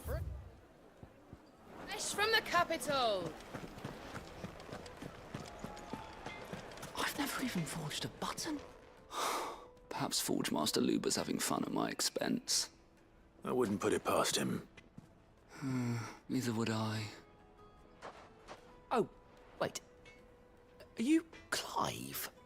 Sorry, my mind was elsewhere. I'm Sava, Master Luber's least accomplished apprentice. Soon to be former apprentice if I don't pass this test. Maybe I'm just not the resourceful type. People are buying up weapons faster than the Briar's Kiss can forge them, and here I am, unable to make a decent bit of kitchenware. He wants me to make a carving knife, one that embodies the spirit of Dalamil. Whatever that's supposed to mean. I don't suppose you have any idea what he's on about, do you? I'm afraid not. Never mind. Thought I'd ask. It was that or pack my bags. I could give you a hand if you like. I know how busy the Briar's Kiss has been, and that Lubor needs all the capable hands he can find. I'd be a fool to refuse. So, where do we start? Good question. If I'm honest, I've never made any kind of knife before. And then there's this little riddle to keep in mind. The spirit of Dalamil. Nothing is ever simple with that man. The way I see it, there's only one way we'll be solving Lubor's puzzle. We need information. The more the better. You're right. There's no point fumbling in the dark, I suppose. Now, who to speak to first? Well, there's plenty of folk in Dalamil who use knives for a living. There's the butcher, of course, and any number of cooks. They're bound to have an opinion or two about the tools of their trade. All right. I think we have a plan. Let's get to it, shall we? I'll talk to every cook I can find. You speak to the butcher, and anyone else you can think of. All right. Good luck. Let's hope that someone says something useful.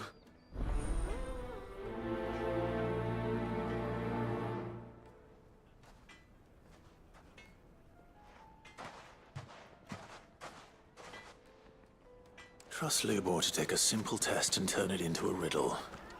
I'd better get to it. My carpets have... Take a sniff, good sir. You'll be transported. Needed to a silken... Welcome, sir. What can I do you for? A question, if you don't mind. I need to know what makes a good carving knife. You a blacksmith or something?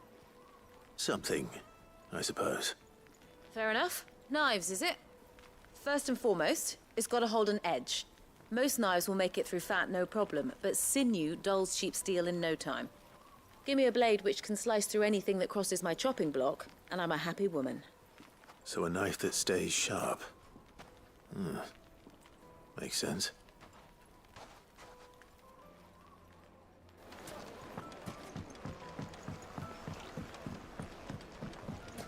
Made from the stoutest stoneware.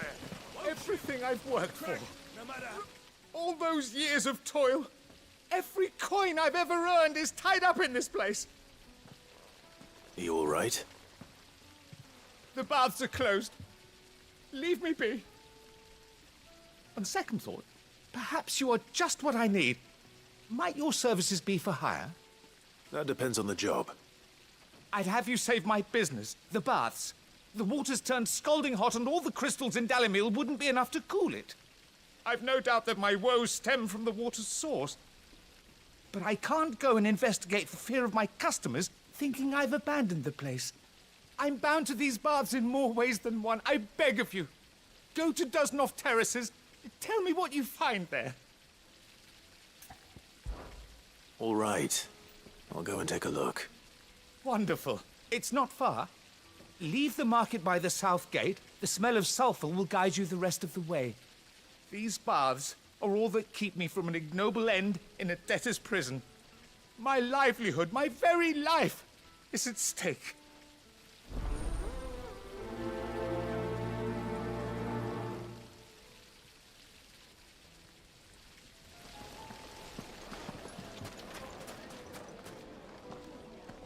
Silver platters. Hanging lanterns. They've opened the gate. Lubor was true to his word.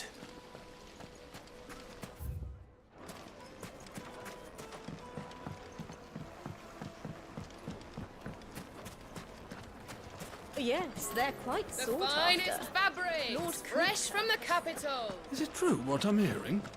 That the men of the Rock were carting off our crystals for themselves?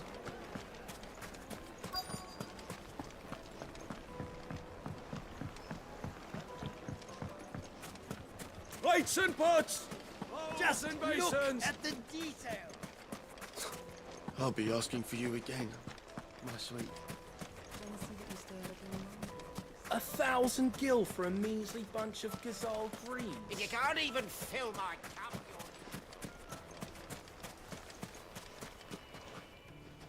What is it? I'm in no mood for chatter. Sorry. Do you mind if I ask your trade? Hunter, why? I have a question. Can you tell me what makes a good carving knife? I assume you use one out in the field.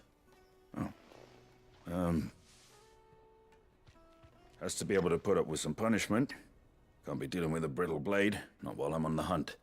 If your knife snaps every time you use it, you'll be spending coin as fast as you make it. Times are hard enough as it is.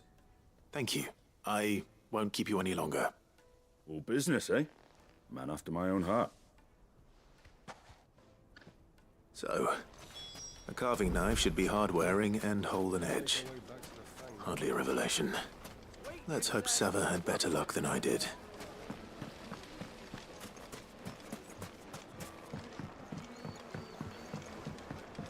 Needed to a silken softness. The most fragrant herbs.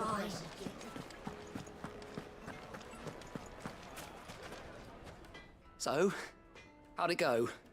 You learn anything useful, or should I be looking for a new trade? Only that a blade should be durable and stay sharp. But I don't see how that relates to the spirit of Dalimil. I didn't have much luck either. All the cook said was that he needs his knives to be light. Too heavy and they do his shoulder in. So we're no better off than when we started. Perhaps Lubor didn't mean anything with his Dalimil remark. But that can't be right. I've bandied enough words with the man to know that he chooses them carefully. No. We must be missing something. Something right in front of our noses, most likely. No doubt you're right, but I have to make a start soon. I can't put off making this knife forever. Agreed. Luba wouldn't like that much. Right. I've been trained to work iron. The cheap stuff, mind. But it's hardy enough if you don't hammer it too thin, and it sharpens up nicely with a bit of effort. Trouble is, it's either durable or it's light. Meaning someone is going to be disappointed. Forge Master Lubor, probably. Is there no one else you can turn to? Someone who knows their metals, perhaps? The other apprentices know better than to help me with my test. But maybe there is someone I could turn to. A merchant, a favourite of Forge Master Lubor's, who sells metals to tradesmen passing through the Valcroy. I bet she'd know a thing or two.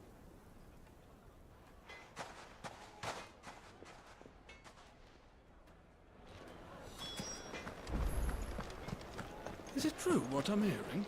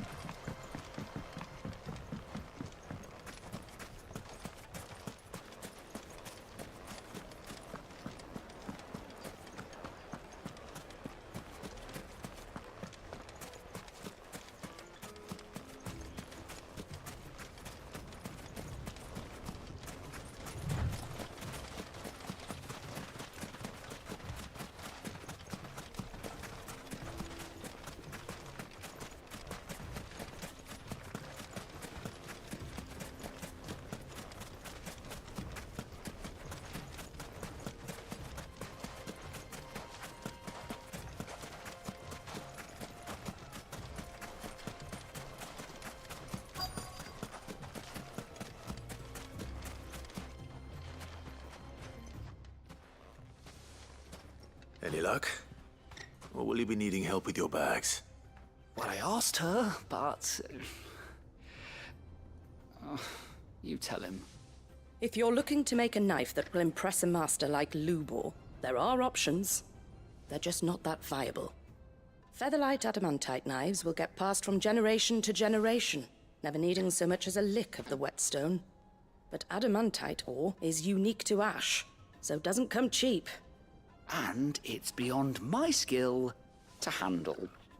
Unique to ash. Are there any materials unique to Dalimil? Something which could be mixed with iron to refine it. Make it lighter. What are you getting at? You said that Lubor trained you to work iron. Then that's what he'll expect you to use. But he would have known that it would either be too heavy or too brittle for a carving knife. Perhaps his Dalimil remark wasn't a riddle, but a hint. If it's cheap metal you're using, then there's always limestone, I suppose. Folk first settled Dalimil to get at her mineral deposits. And, if you know the trick, it can be melted down in the furnace to drive out impurities from low-quality iron. Bloody hell! That must be it! I don't suppose you know the trick, do you? It's hardly my speciality, but I've been around enough blacksmiths to know how it works. Looks like I've got some learning to do. Clive, I hate to ask after all that you've done for me, but... The limestone? Fine. I can hardly abandon you now. Besides, I want to know if this is the answer to Lubor's little riddle. I can't thank you enough, Clive. You'll have no trouble finding limestone over in the terraces. The place is bloody made of it. Then I suppose I'll meet you back at the forge. Right you are. I'll see you shortly. So do you...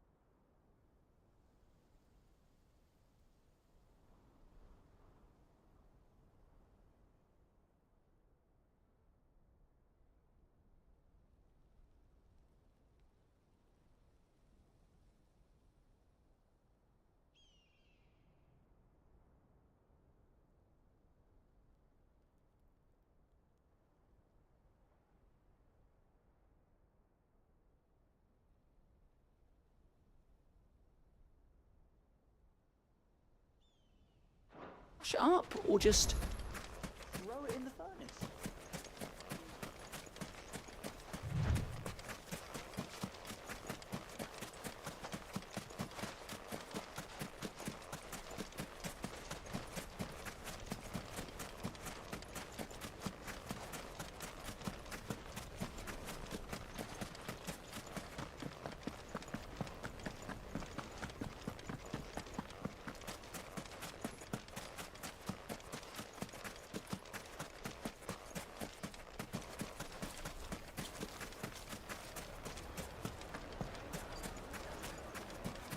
Is it true what I'm hearing?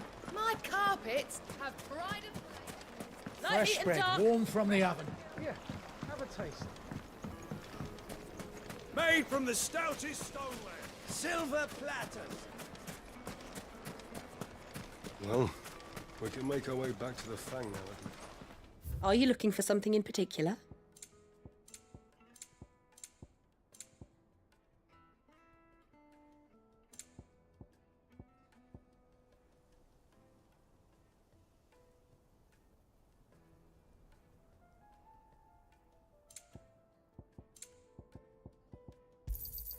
My thanks. Fare you well. We should get going soon. Do you have water? Ah, I'm not too late. What is it, Lubor? A question that I neglected to ask earlier. Where is it that you're bound? To Drake's Fang. To finish Hugo Kupka. Just as I thought. Then allow me to share a secret. Drake's Fang is currently riddled with royalists. Dhalmekia and Waloed are allies, and as you have seen, their soldiers work hand in glove. But no nation has ever before allowed a foreign army to make a barracks of its holiest of holies. Not by choice, at least. And there's more. A man on the inside of the Fang has failed to report for several days. I fear there may be more trouble lying in wait for you on the road ahead. Isn't there always? If you're determined to beard the lion's den, then promise me one thing. That you will enter via the mines, where the guard is lightest. I've lost one Cid already. If I lose another, people will start to think me careless. I don't plan on dying. Not before Kupka does, anyway. Well, so long as you have a plan.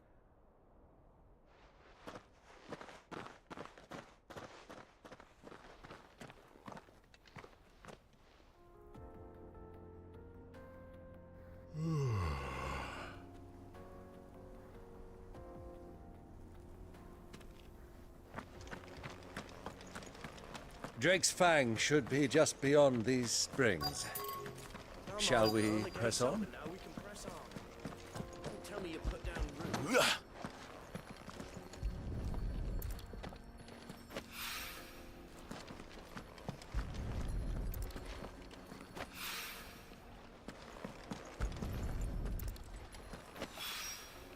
One rock looks a lot like another. But hopefully this is what Southern needs.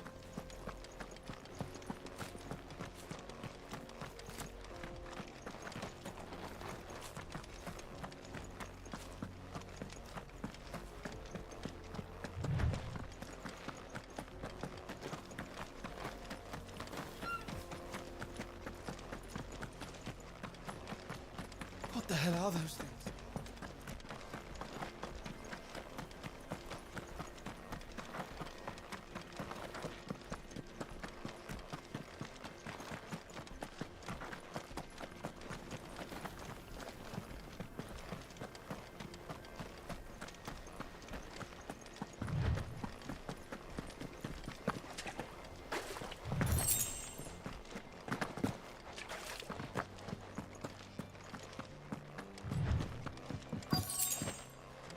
By the flames.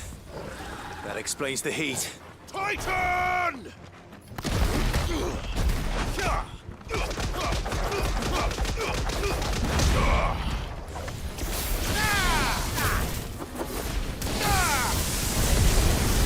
Farewell.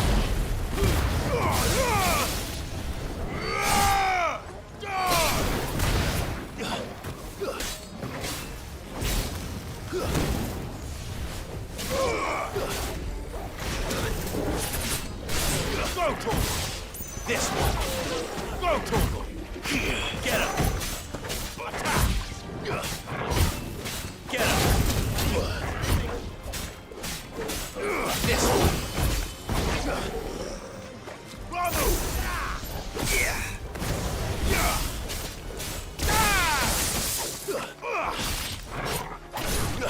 Attack!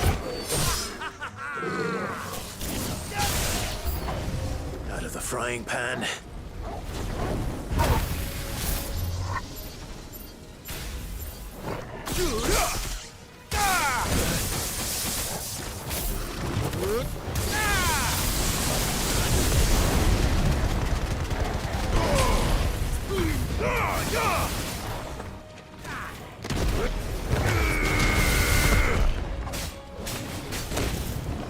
Guess we're all ready. Thanks, boy. Go, Torgal!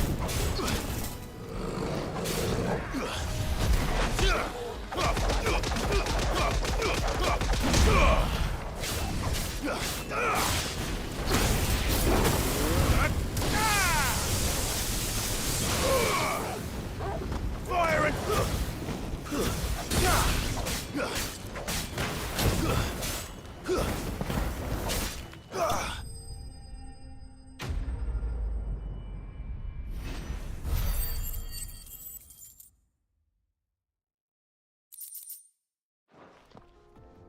That's cooled things down a bit. Let's hope it's enough to keep the baths from boiling.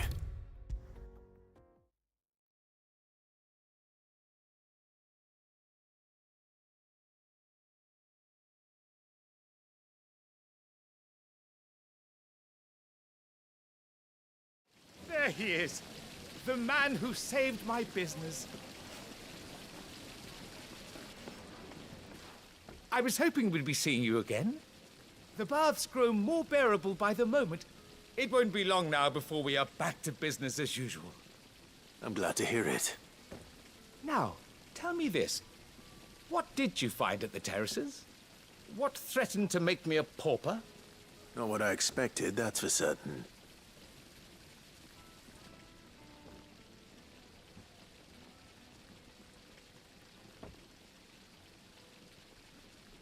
You tell a fine story.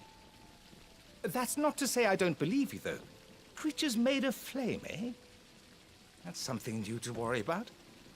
But I burdened you with my worries enough already. Here, a small something by way of thanks. Right. It's high time I got back to work. With a little luck, the day might yet be salvaged.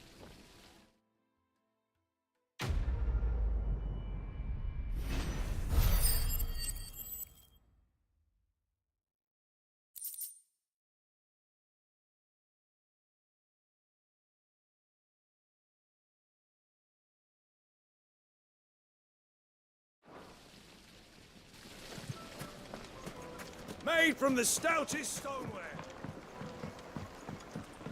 Needed to a silken softness. Take a sniff, good sir. My carpets have pride of place in... I wasn't sure how much you'd need, but I hope this is enough.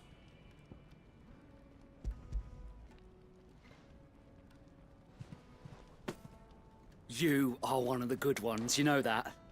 You and that merchant both, she's got quite a gift for teaching that one. Now, time to see if limestone is the secret weapon we were hoping for.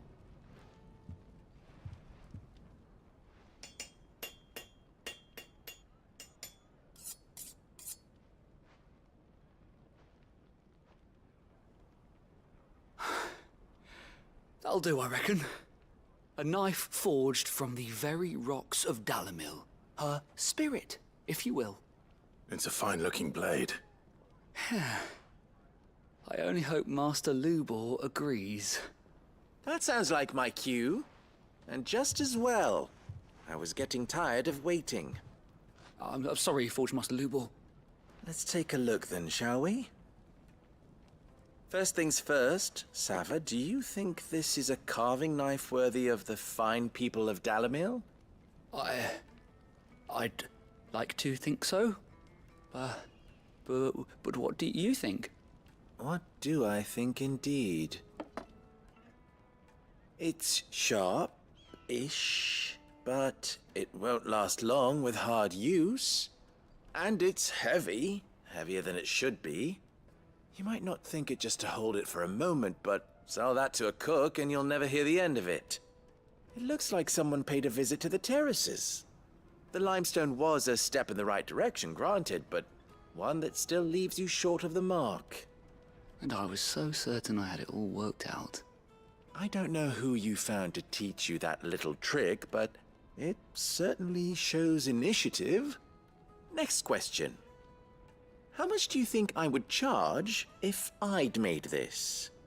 Well, if it took you even a fraction of the time it took me, I would say you could demand a heavy purse.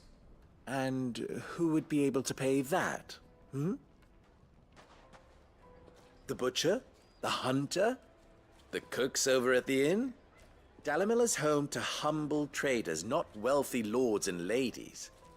Rule number 1 in any business, Sava: know your customers. Yes, Forge Master. This is just about passable. But only just. I'd say you're worth keeping around a little longer. Starting tomorrow, you'll have an anvil of your own. I will. Thank you. I was wondering, what would you do if you were asked to forge a carving knife? I'd do what I always do. Ask who it's for. If it was for the butcher, I'd make sure it holds an edge. For the hunter, I'd make it as tough as Titan. For the cook, light as a feather. And for the nobleman, I'd make it cost an absolute fortune. There goes a master, all right. It looks like congratulations are in order. I couldn't have done it without you. So much for the Forge Master's riddle, though, eh? The spirit of Dalimil had nothing to do with limestone or anything much at all. Meaning, I had you run around for no good reason. You've passed your test. That's all that matters. You'll have a forge of your own in no time. And when I do, I'll craft you the finest carving knife you have ever seen.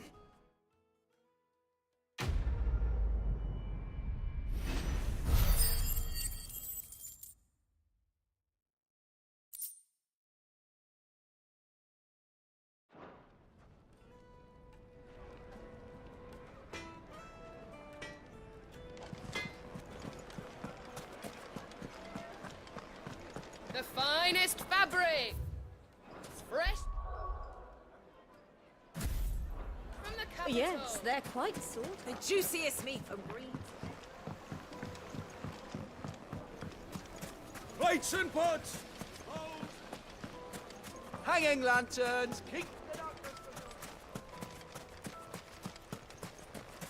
We should get going soon. Do you have water?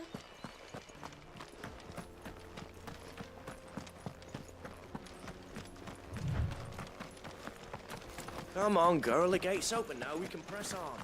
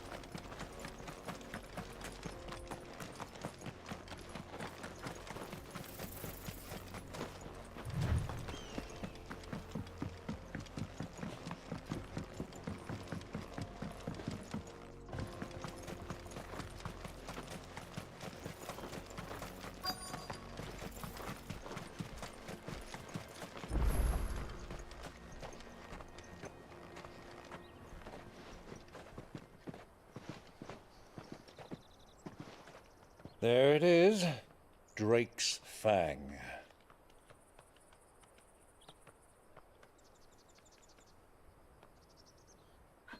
Kupka will be hiding inside. Along with goodness knows how many guards, all on highest alert. You'll need to keep your wits about you if you're to reach him. So be careful. I will, Uncle.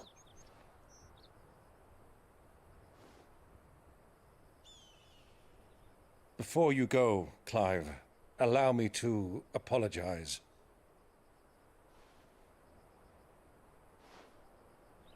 After what befell at Phoenix Gate and the crisis that followed in its wake, I fled. I retreated to my counting house and danced attendance upon the vicereine in the hope it would bring me favor. I betrayed my nation to save my skin, like the coward I am. And I'm sorry. Uncle, please. It's not too late, Clive. Rosaria is yours by right, and there are those that would help you to take it back. Had I the courage of my brother, I might already have done so. But that ship has sailed. You, however... No. Forgive me, but I cannot. I fight to build a new world now. A better world. Where men can live and die on their own terms. I was raised in a nation that strove to improve the plight of bearers.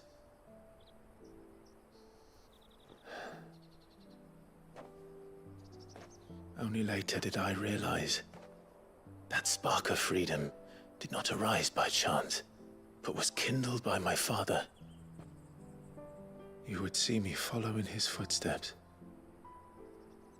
And that is exactly what I mean to do. Not by ruling Rosaria, but by extending his ideals to the whole of the Twins. Though every soul in the realm may judge my actions heresy, I am certain my cause is just. You really are just like him, you know?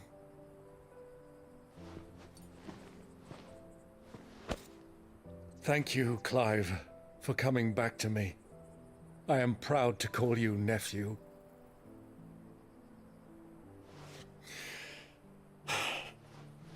Well then, this is where we must part ways. Wish me luck in convincing my Canvarian friend to share his considerable talents. I mean to plunder his coffers and prove myself worthy of a place in your merry band. Till then, my boy. Till then, go safely, Uncle. And you, nephew. We have much to catch up on, you and I. I shall expect you to regale me with the tales of all your adventures when next we meet. You can regale me too, Torgal.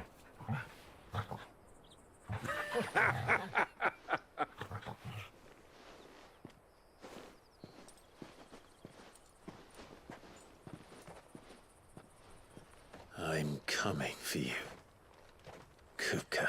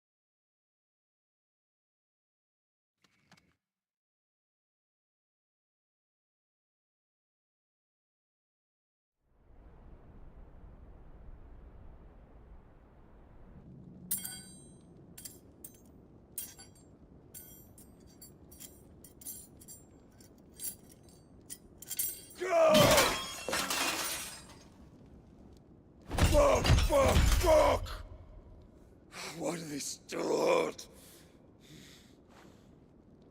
What has that gutter rat done to me?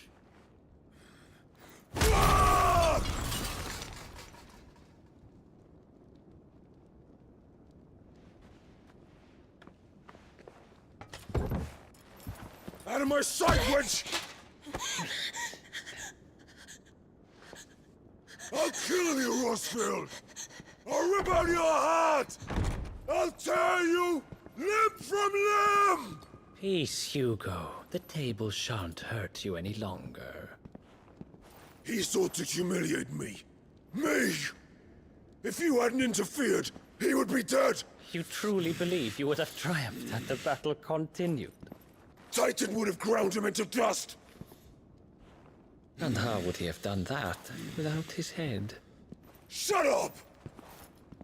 You weren't strong enough, and you call yourself a dominant. Or rather, you did. You mock me, Harbert.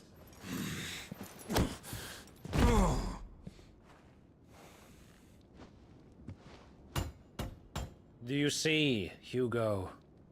You are weak. Fuck! But so long as that fire burns within you, there is still hope. There may yet be a way for you to take your revenge. Tell me, what must I do? Please, I'll do anything. Just tell me.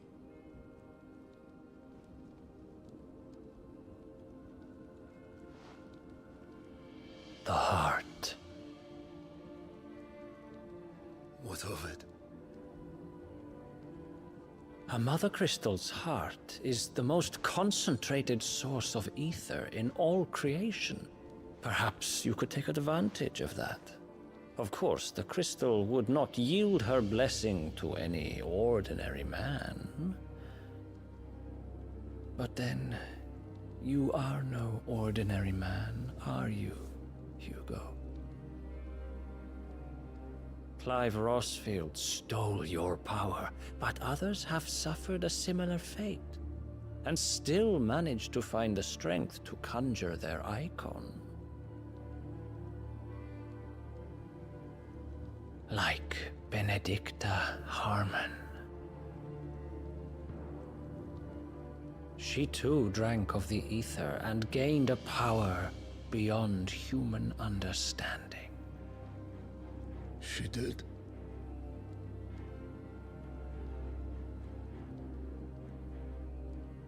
Benedicta.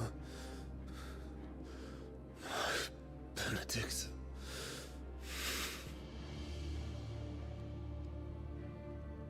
I'll do it. My love. I'll avenge you.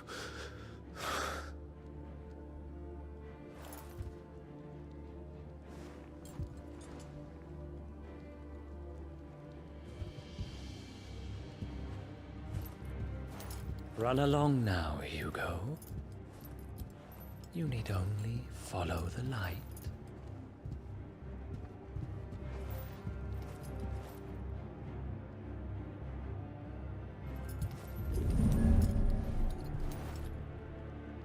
Muthos is here.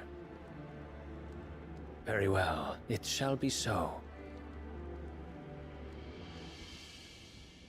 You may leave everything to me, Your Majesty.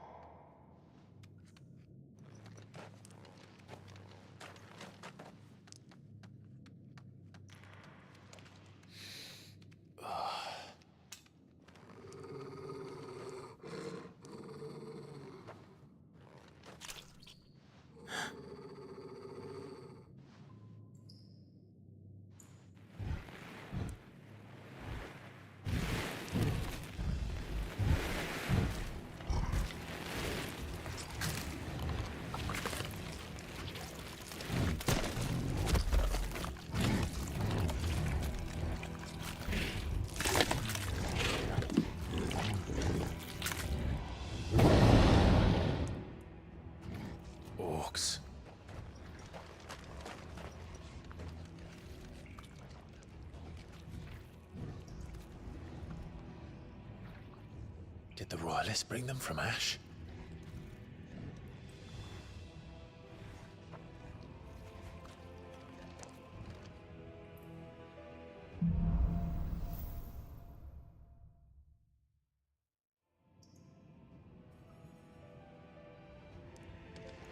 Are the Beastmen part of the Waluda army now? How the hell did that happen?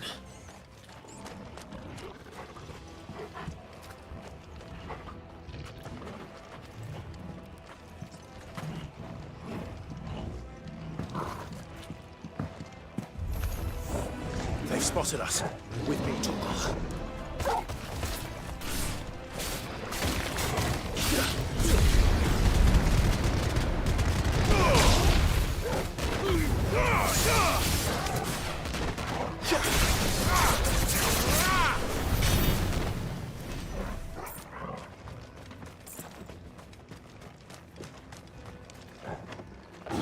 Taken over the entire mine.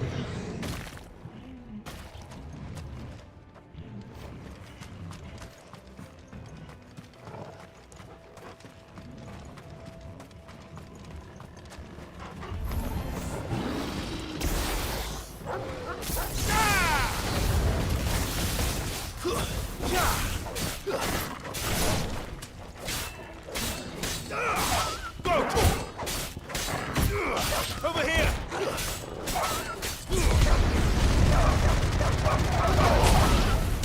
Stay down!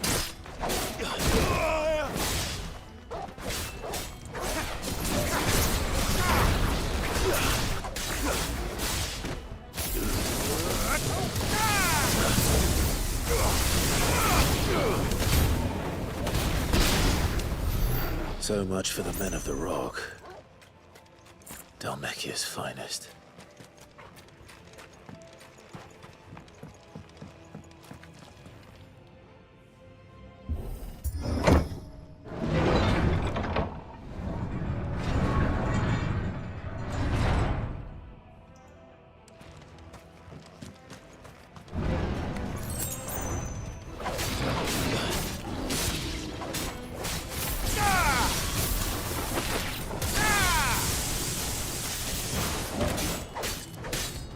Get him! Go! Kill!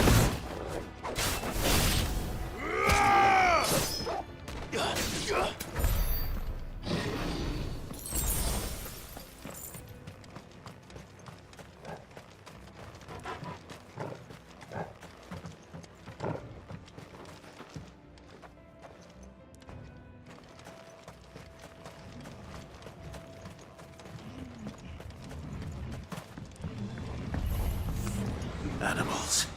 You should never have left Ash.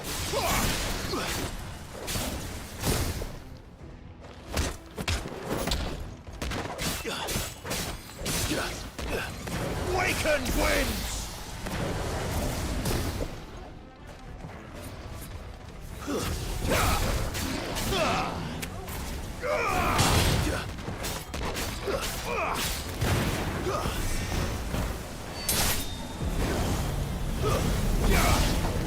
Too slow.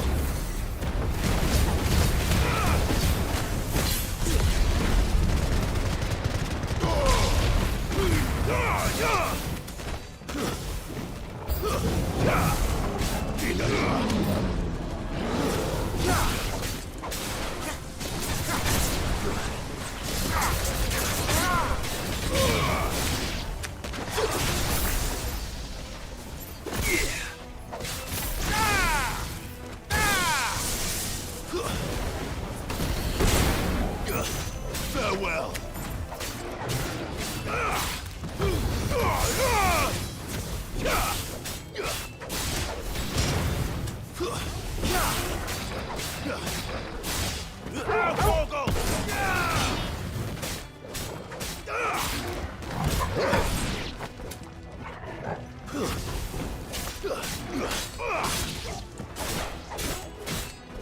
It's over!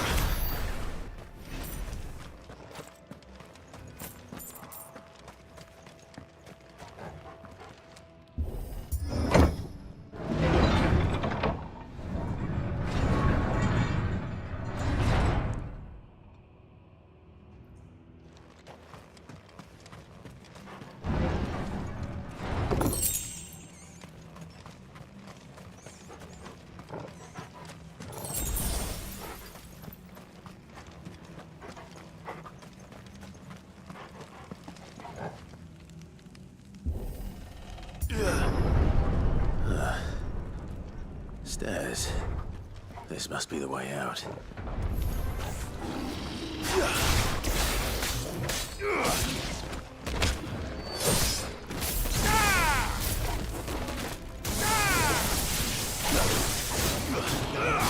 Now, Torgal!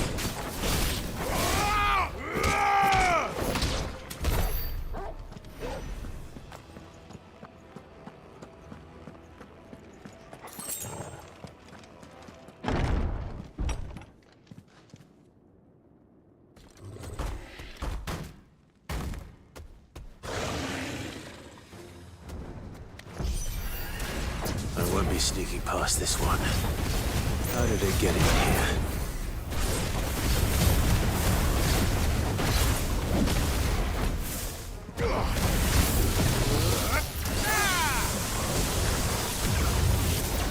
Nice try.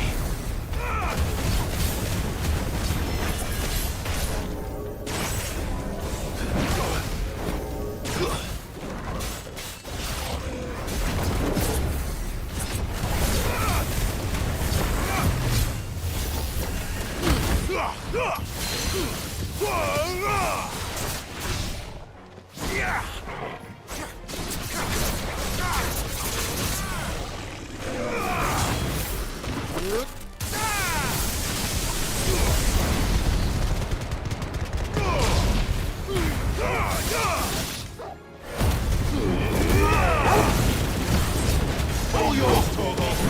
Torgal, kill! All yours, Torgal! Get him!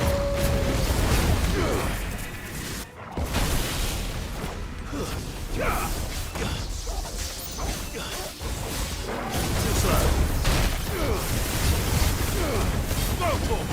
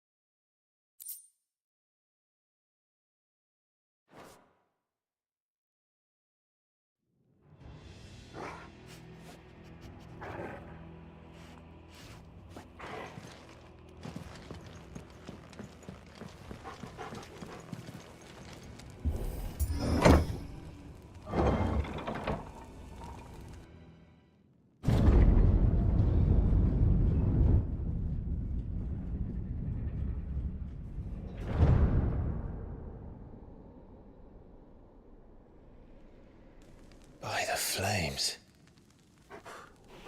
Come on, Torgal.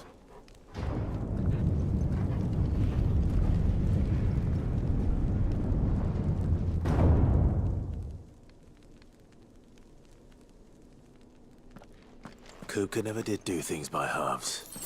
As if taking the Mother Crystal for his own wasn't enough. He had to build his castle in it.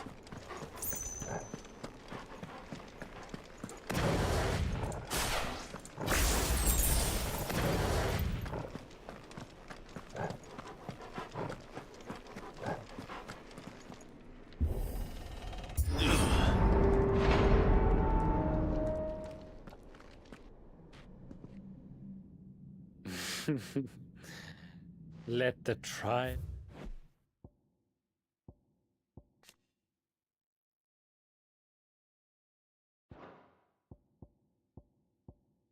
begin.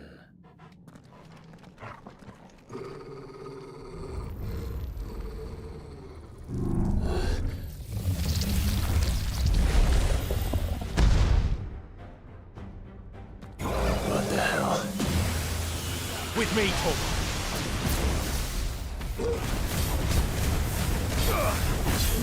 Get him!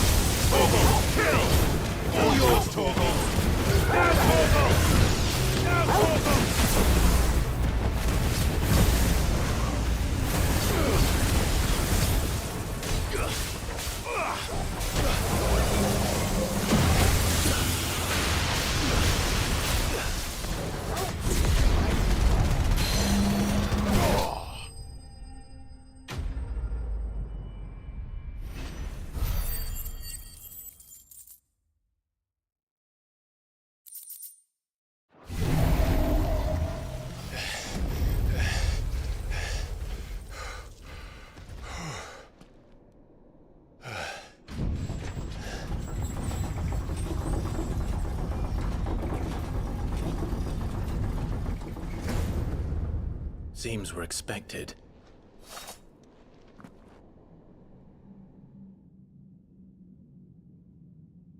So this is the power of Muthos.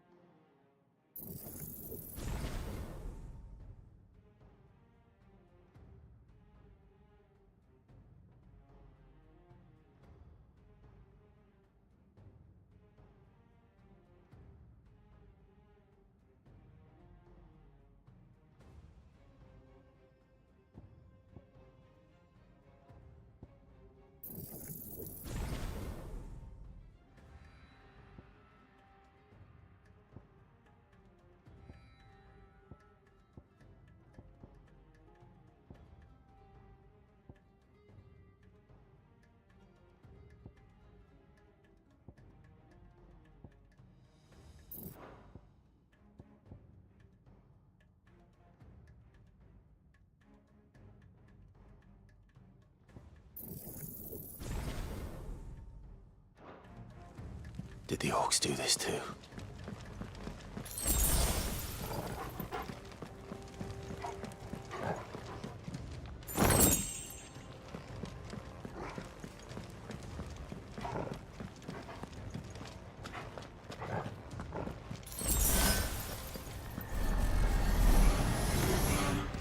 More of them.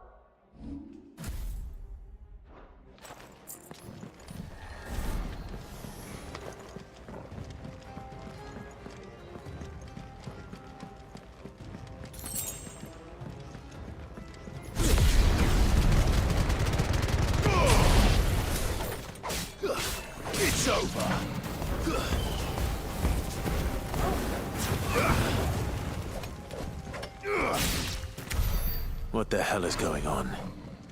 Are these things here for me? Or for him?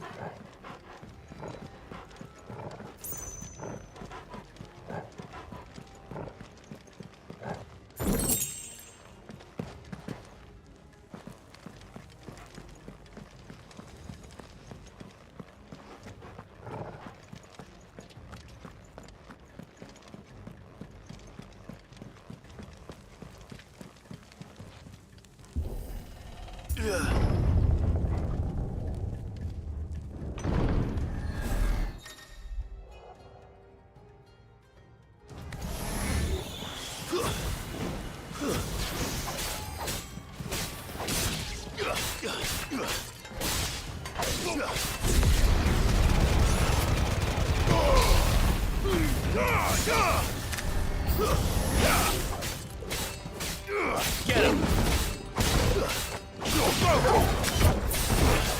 This one.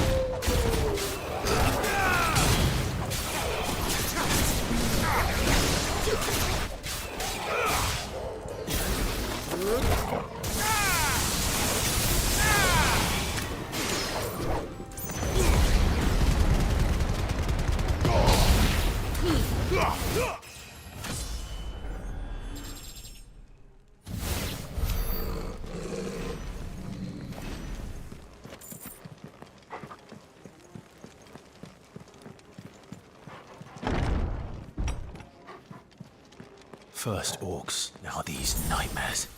Is this your doing, Ultima?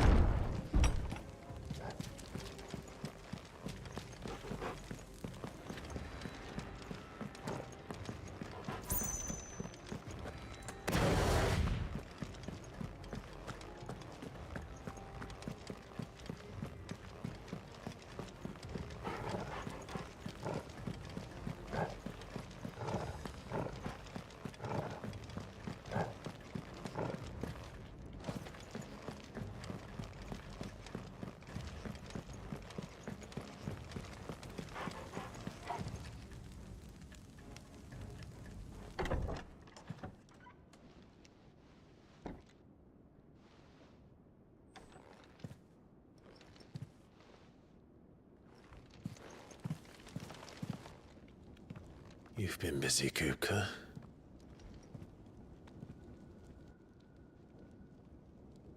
But where did you go?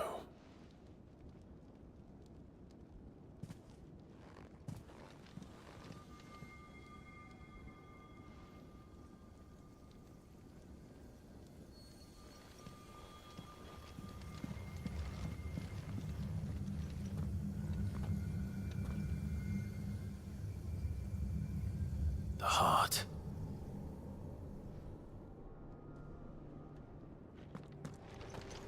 He's in the sanctuary.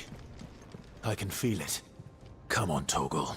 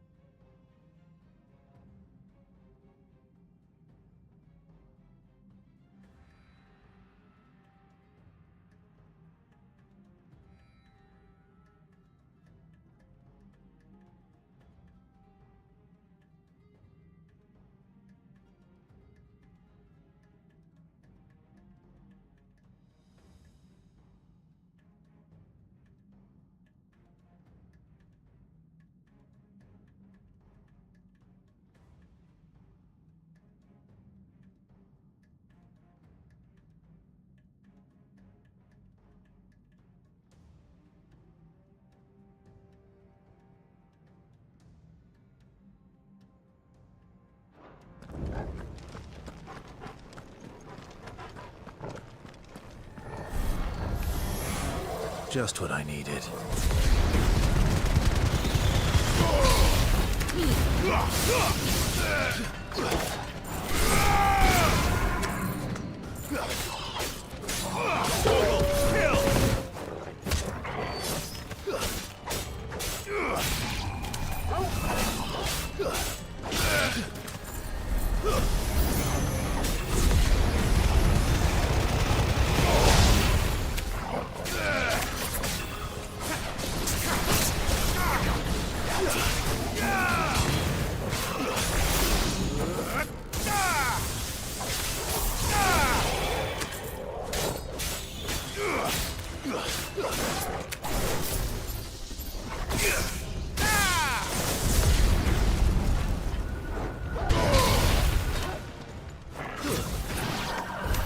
That had better be the last of them.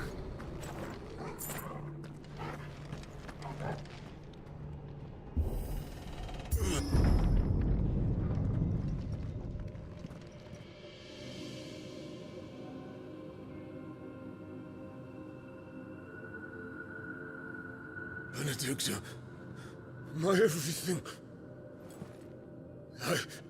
I've missed you so much. Kupka!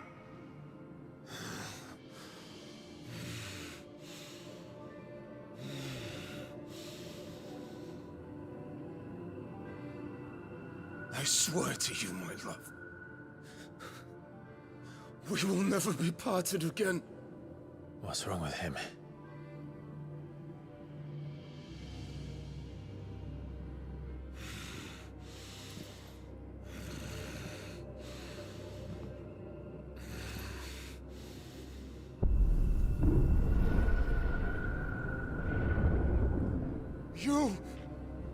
Get away from her!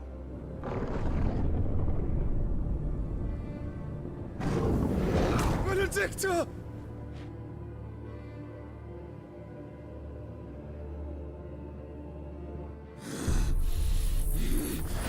I'll kill you, Rosfield! What?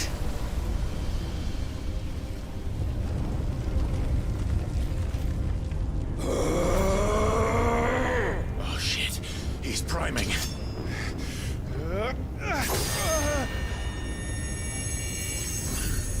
No, not now.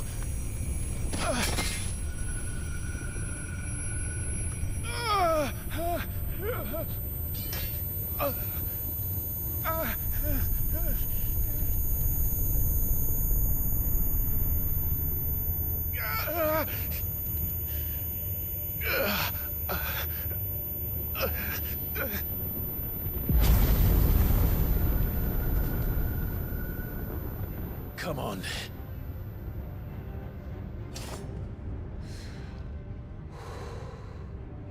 Find him. You've done this before. You can do it again. Let the flames burn within you. No. Let them burn without. Come to me, Ifrit!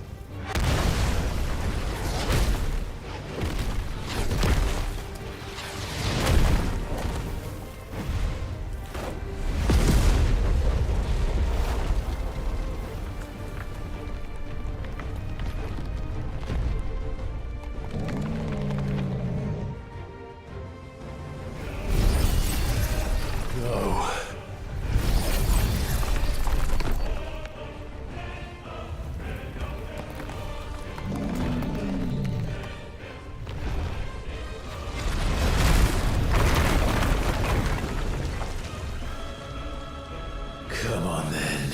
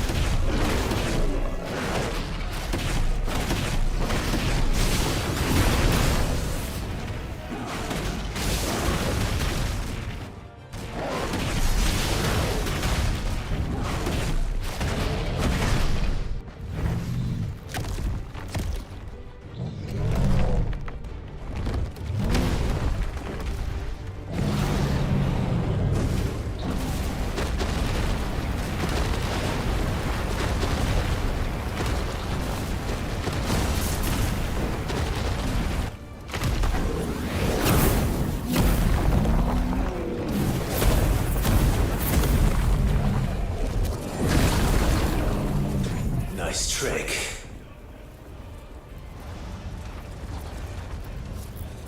But if you can do it, then so could I!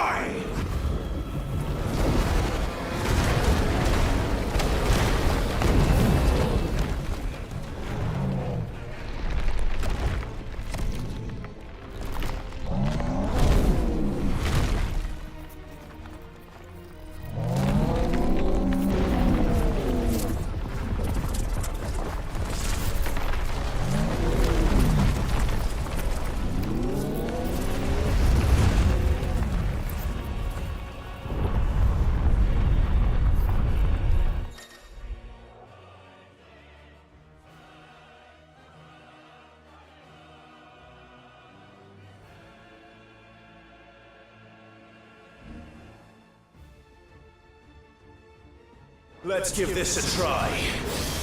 Not bad.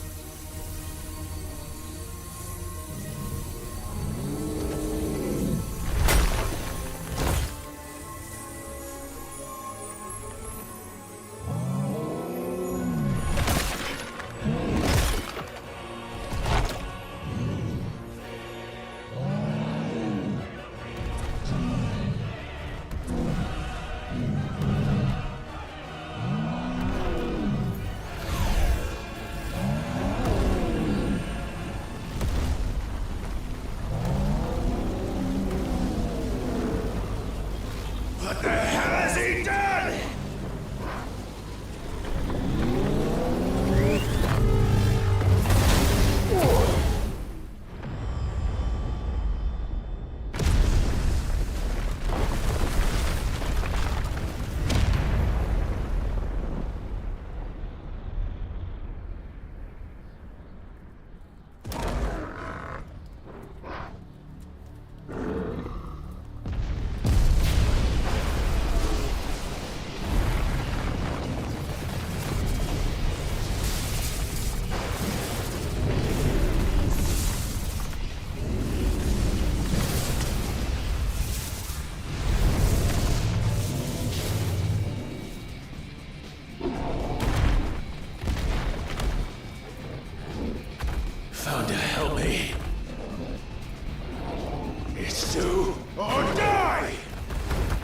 I'm coming, Kuka!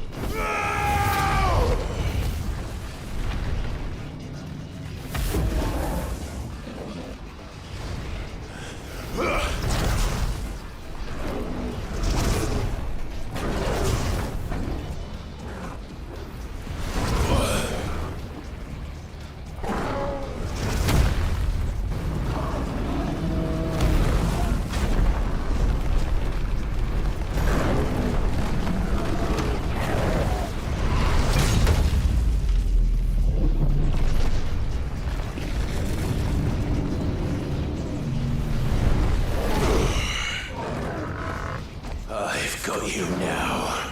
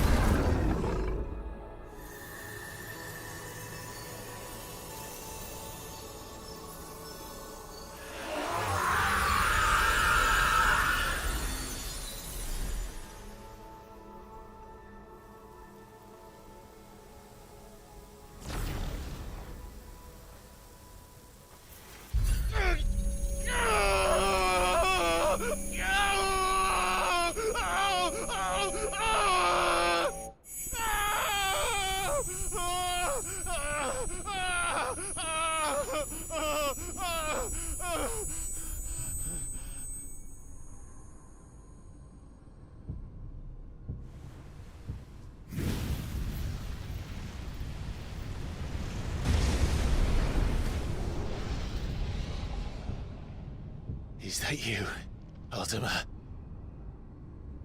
What do you want? Your soul is tainted with worthless human will, yet your thirst for power remains undiminished. With every sip you take, you grow in strength, and soon you shall achieve perfection. I don't know what you're talking about. You will accept us, Nuthos. It is inevitable. You were created for this purpose, and you shall serve it. Never!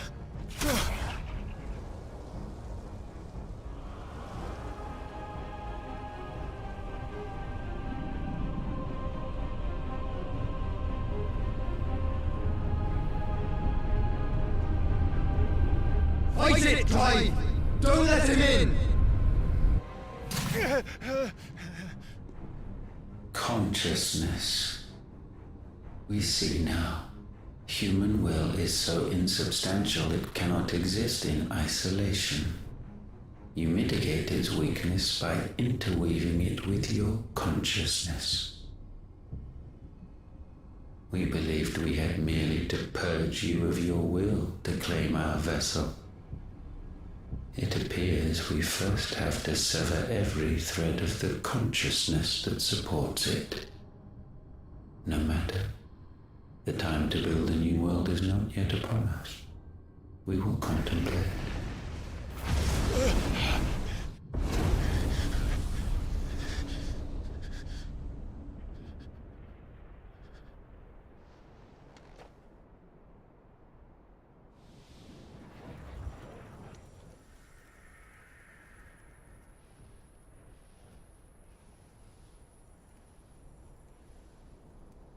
Thank you, Joshua.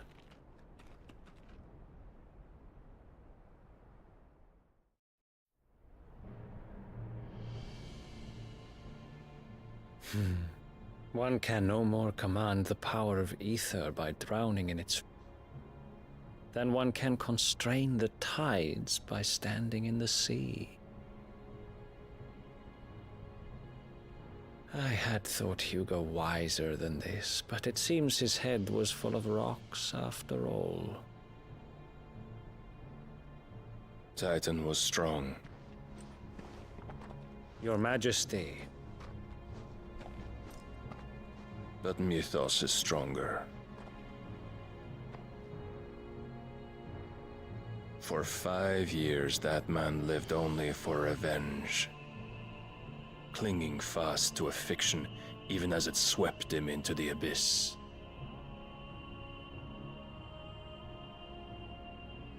One cannot change one's nature through force of will alone. Only the Almighty can do that.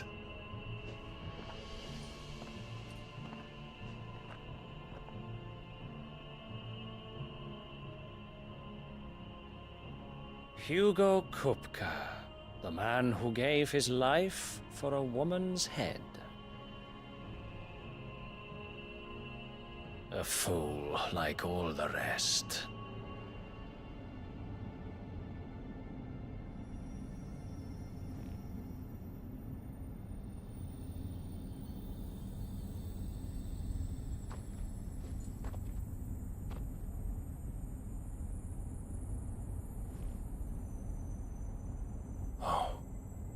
That the death of a mother crystal should be so beautiful.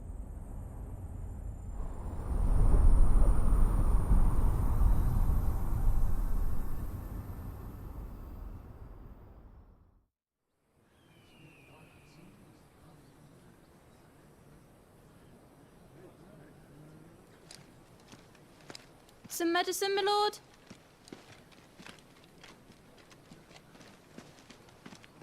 I have salves, potions, anything you need. Stop bothering me, urchin, or you'll feel the back of my hand.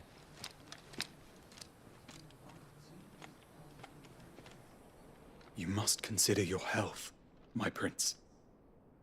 If a show of force is needed to keep the Dalmex at bay, you may trust in your dragoons. I beg you to call on Bahamut only as a last resort. His strength comes at too great a cost. The Empire agreed to an armistice with the Republic, and yet the Emperor still plots its ruin. For now, the Dalmex suspect nothing, and as long as I can hold their gaze, war need not be inevitable. But more than that, Bahamut is the champion of the Empire. When our people look to the heavens, the sight of him gives them hope.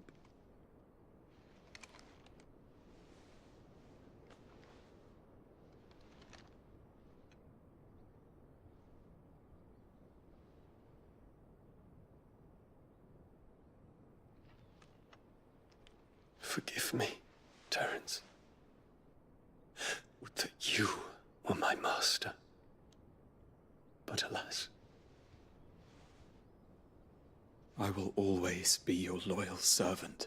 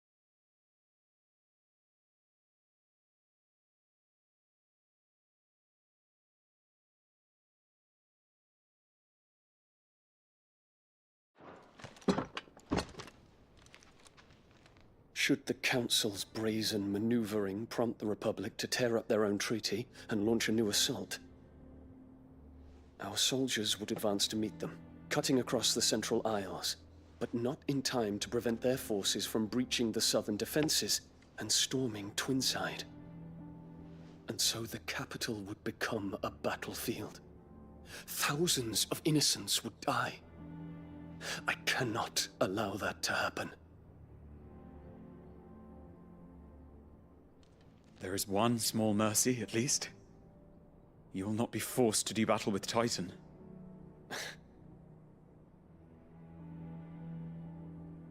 Would that I could avoid doing battle at all.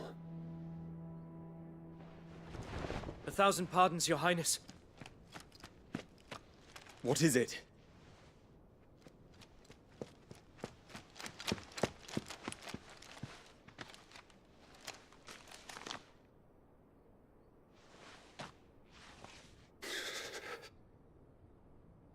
Olivier has been made Emperor. What is the meaning of this? My father's orders. What were they? Quickly! Yes, Your Highness. His Radiance requests that Your Highness maintain position here and... Ah!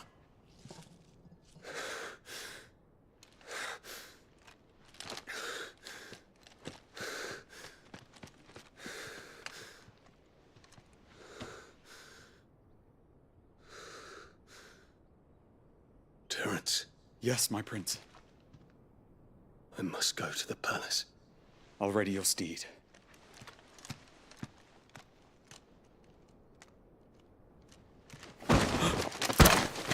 What is it now?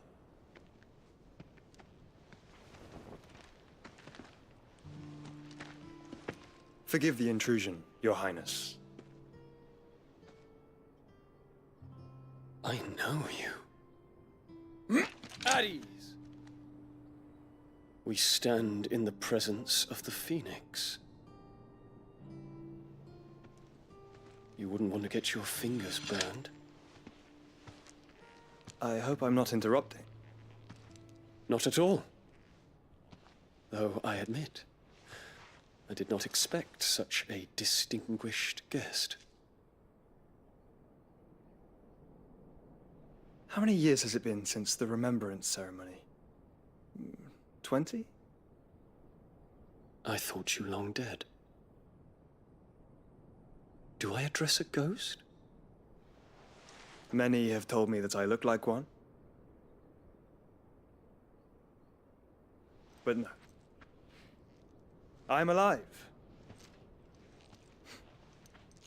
Just. Prince Dion of the House Lesage, I have a tale to tell you.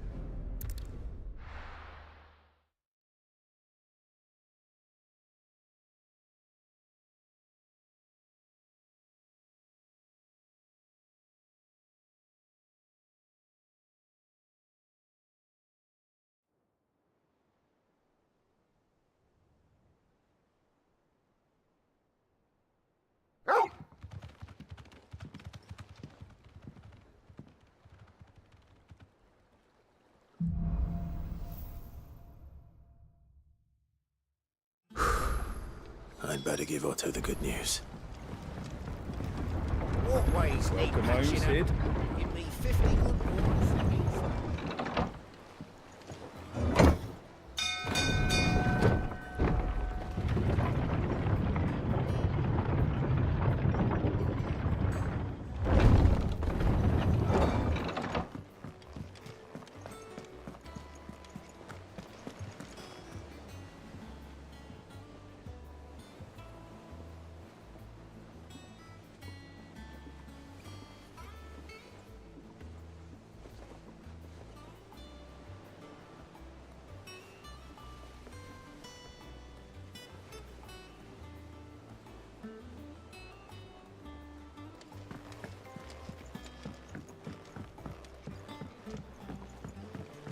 We're seeing troops amassing at every border crossing. Clive, you're back. I am. And with glad tidings for once. Hugo Kupka is no more. Well, I'll be. All of our comrades who lost their lives back at Sid's place be smiling down at you right now. We had a stolus from Lubor saying Drake's fang had fallen. I expect that was your doing as well, was it? It's a long story. One for the history books, I'll bet. Welcome home, Clive. It's good to be back. You look better. I feel it. Which means I'm coming on your next little adventure. You're not leaving me behind again. Wouldn't dream of it. Otto, any word on the Royalist movements since I've been away? Shouldn't you be putting your feet up? If you really want to know, go and have a word with Vivian. Thank you. I will.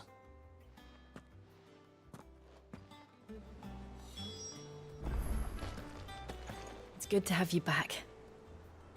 I was worried. It's good to have you back. I was worried.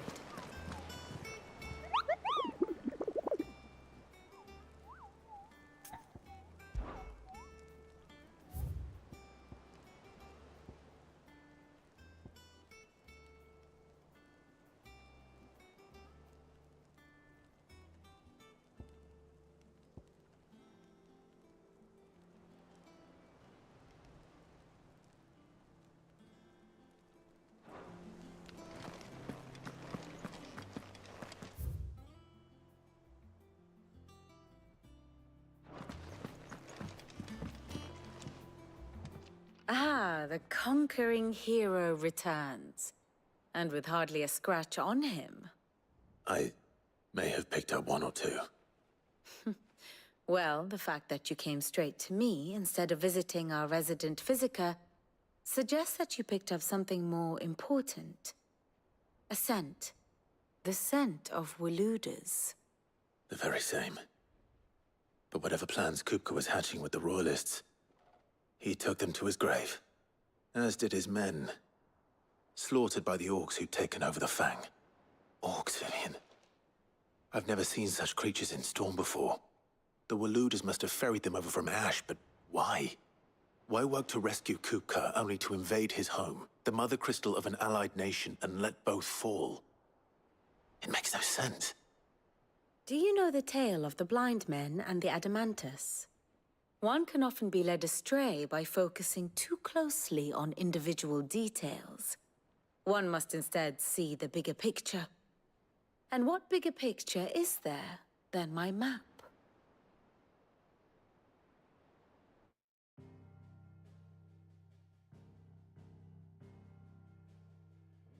The Kingdom of Waloed claims dominion over all of Ash. It is a nation forged by the bloody conquest of Barnabas Tharm, the dominant of Odin. The Canvarian War of Independence in 849. The Battle of the Twin Realms in 865. The Battle of Belinus Tor in 873. Wheresoever his armies fought, Odin was found where the fighting was fiercest. But of late, the warrior king appears to have laid his sword to rest. Battle rages for control of the crystalline dominion. Yet Tharm sends not a single ship in support of his Dhalmekian allies. Meanwhile, the Blight ravages great swathes of Ash. Yet warlike Waloed shows not the faintest interest in laying claim to untouched lands. So why go to the trouble of sending an army of orcs into the heart of Drake's Fang, only to make no attempt to claim the Mother Crystal for Waloed? It can hardly be for lack of men. Tharm's armies rival any in the Twins. No. We have not seen the last of the Waluda standard. Odin will ride again. It is but a question of when. And on that day, who will be trampled underfoot?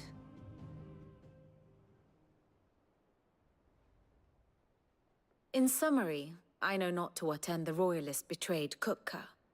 I know only that it is part of some broader scheme. A scheme tied to the ambitions of one man. King Barnabas. But there is no need to wallow in confusion. If one is to cure a sickness, one must first identify the symptoms. And your Lord Uncle has volunteered to do just that by keeping an eye on the Royalists' movements. He's really throwing himself into this. Indeed he is. Which means all that remains for us to do is await his reports. Well, not quite all in your case. The people of the Hideaway must hear the news. Justice has been done. Hugo Kupka is dead. The wounds he left that night are still raw, especially for those who lived with Sid the longest. Tell them that those wounds might finally begin to heal. Consider it the price of today's instruction. I've never known you to be sentimental. What can I say? I am only human. And we are, all of us, sentimental animals at heart. I suppose we are. Very well. I'll go and spread the word.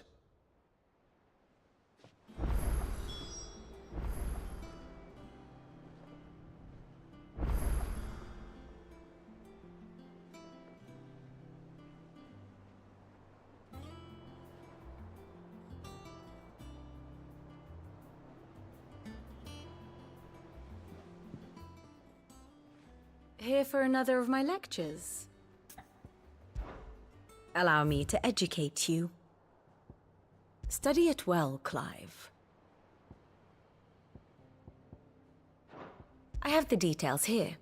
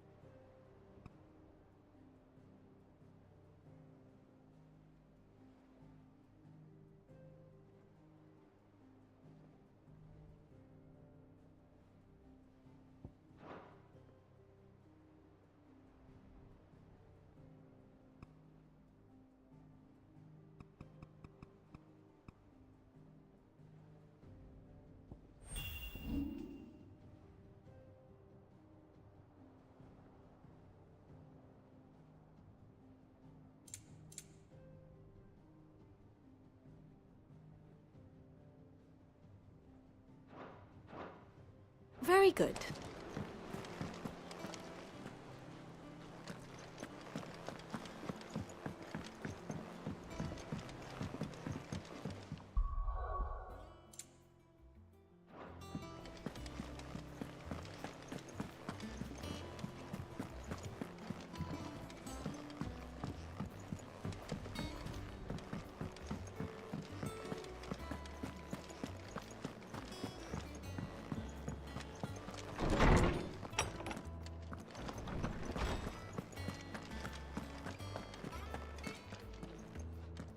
Ah, Clive. Have you come seeking the gift of knowledge? No. To share mine, actually. Hugo Kupka is dead. Oh my. Can it really be true? Look, he's crying. He is. The big baby. And with good reason, children. These are tears of joy. We must offer up a prayer to your parents that the heavens might weep with us. There shall be no lessons today, only thanksgiving and merrymaking. Go, put away your things. All right. Brilliant.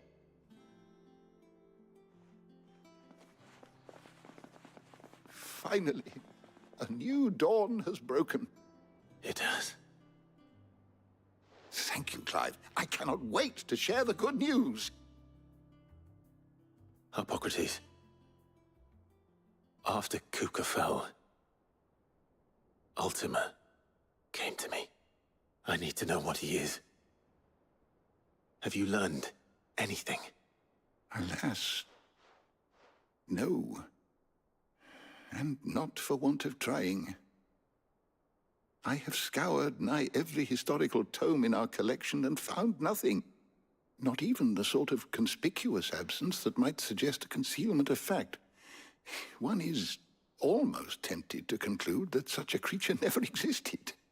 But I saw him. With my own eyes. I don't doubt that you did. Alas, it seems you are the only one who has. To others, he reveals naught. We see only that which he leaves in his wake, like some terrible force of nature beyond the ken of mortal man. A bringer of death. Whether the Ultima you met with was the being itself, or merely another projection of its power, I know not. But until I do, my investigations shall continue. Thank you. It means a lot.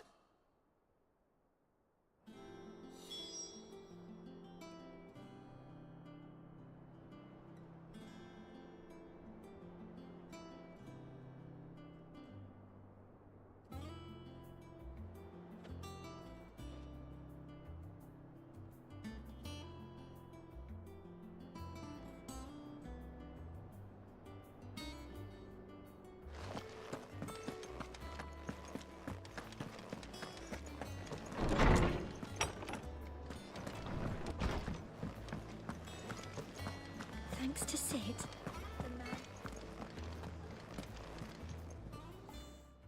Well, someone looks pleased with himself. It's true what I'm hearing, then.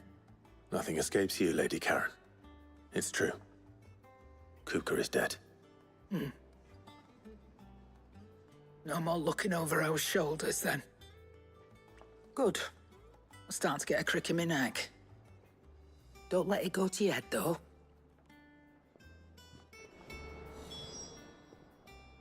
Is it business or pleasure?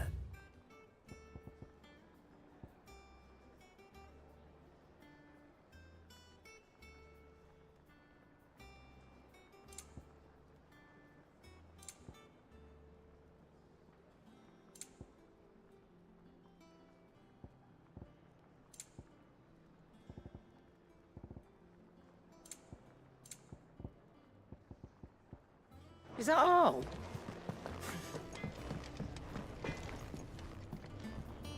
Blackthorn, do you have a moment? What is it? I'm busy. I wanted to tell you that Hugo Kupka is dead.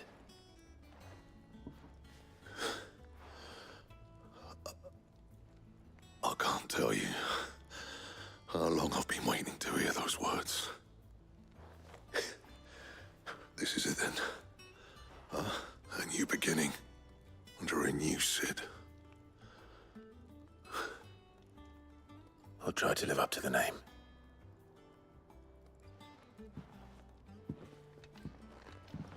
Right. Let's see if Otto has anything else for me.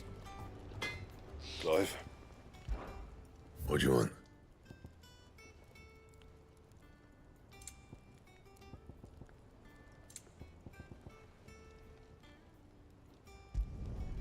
Not bad, if I do say so myself.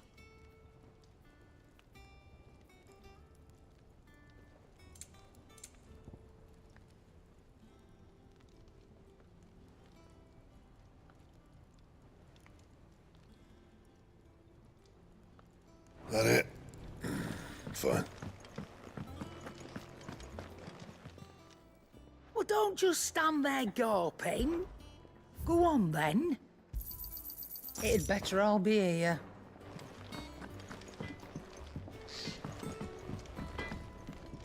Back, are ya?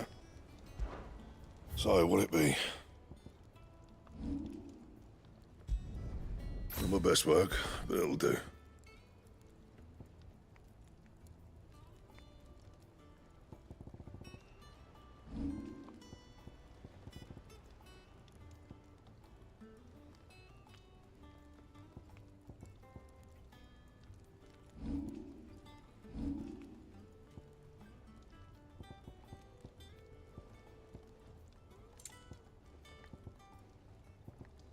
Anything else?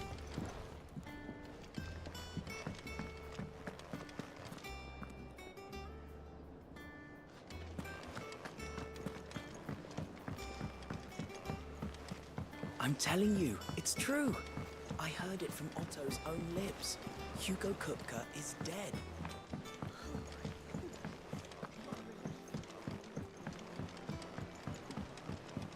We're seeing troops amassing at every border crossing.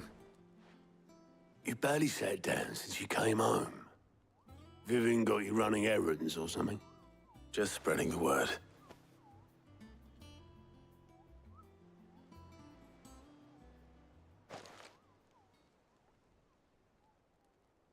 So, the Professor's got a soft side, has she? I'd never have guessed. No. She was right, though. Everyone was glad to hear the news. Ah, but you ain't told everyone. I can think of plenty of friends back at the old hideaway who'd sleep more peacefully for knowing. Not least of all Cid. You should tell him. You're right. I should. And I will. Well, when you do, be sure to take Mid with you. She's been going at it hammer and tongs down in that workshop of hers, trying to do her father proud. I can't remember the last time she visited the old sod's grave. Very well. I'll suggest it.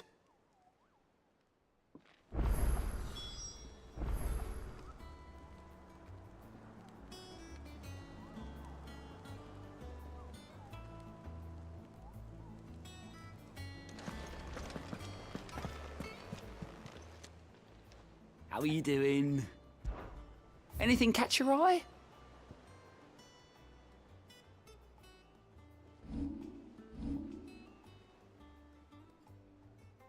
Think you can help?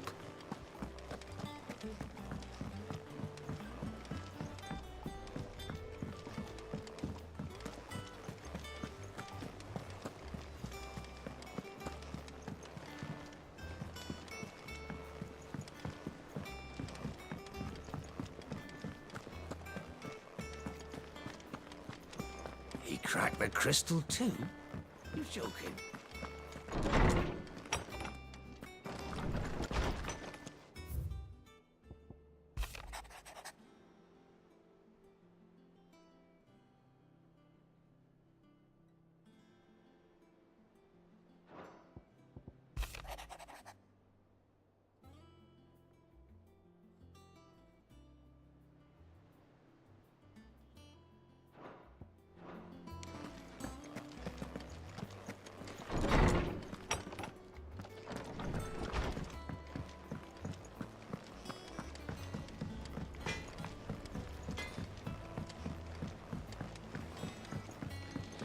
went up to give some greens to the chocobo.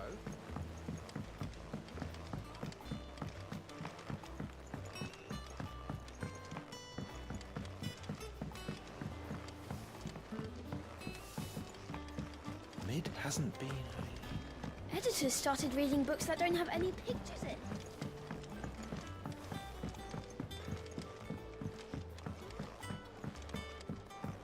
If I don't come up with something soon. All right, Clive? What do you want? I'm going to visit Sid, and I thought you might like to come with me. Sorry, I'm too busy for all that right now. I've got to get this thermal displacement stack sorted. Thermal... Displacement stack. Here. And this is for... Only the fastest, finest ship the world has ever seen. The Enterprise. Me and my dad designed it together. Where other vessels rely on the fickle winds to drive them through the water, ours is fitted with mithril engines. And those things have got more push than a behemoth in a bad mood, and more heat than all the hells put together. Which is where the stack comes in. I may have already talked some tight-lipped shipwrights into putting the hull together for me in a little dockyard in Canva. But the stack's a bit more involved, so I'm building it here. Thing is, it's so involved that I'm running behind and it's starting to hold things up over at the shipyard. I'll come and see my dad, though, when I'm done. Whenever that is. Is there anything I can do to help? Good old Clive. I were hoping you'd say that. First things first, I need some parts meching. The stack will be made up of 3 major components. There's the plating, here, that channels hot vapors away from the engine. The helm over the top, that disperses all that heat into the air. And the shielding around the sides. That stops the rest of the ship from going up in flames. A full suit of armor, then? Probably best to take it one piece at a time. Then you'll need to start with the plating. Everything else fits onto it. I've got the designs and the list of materials here. Show these to Blackthorn. He'll know what to do. Well, I can't make head nor tail of them. Luckily, you don't need to.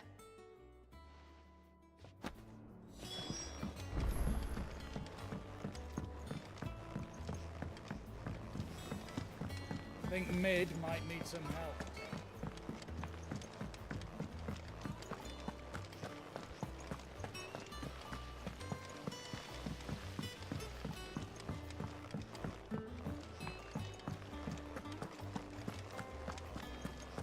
We're seeing troops amassing at every port.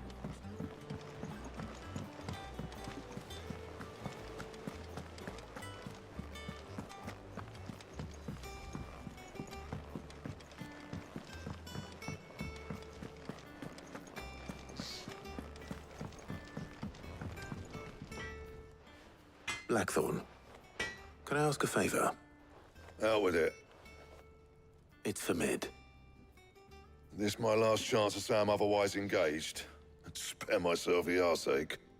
Go on then. What is it this time? She said you would know.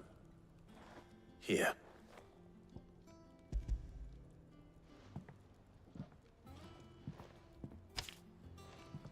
Krieger's teats. Well, I don't know what the hell you'd want this for, but I can make it. Won't be easy, though. And I'll need help. Get Gavin Otto in here, will you? All right.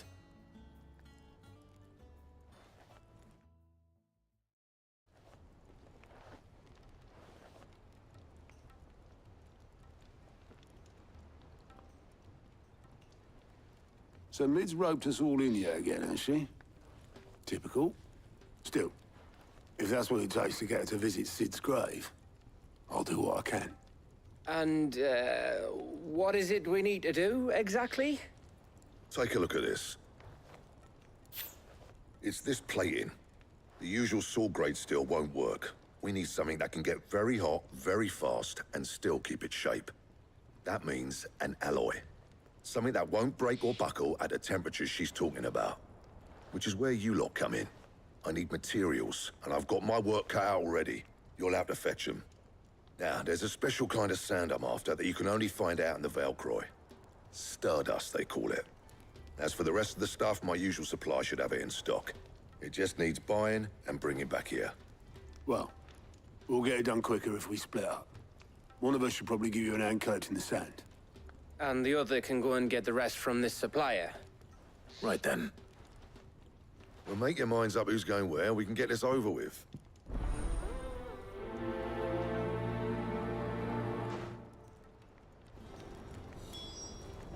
Up to you who you take to the desert. I mean, Gav's good in a fight, but you don't have my winning personality. Ah, don't listen to him.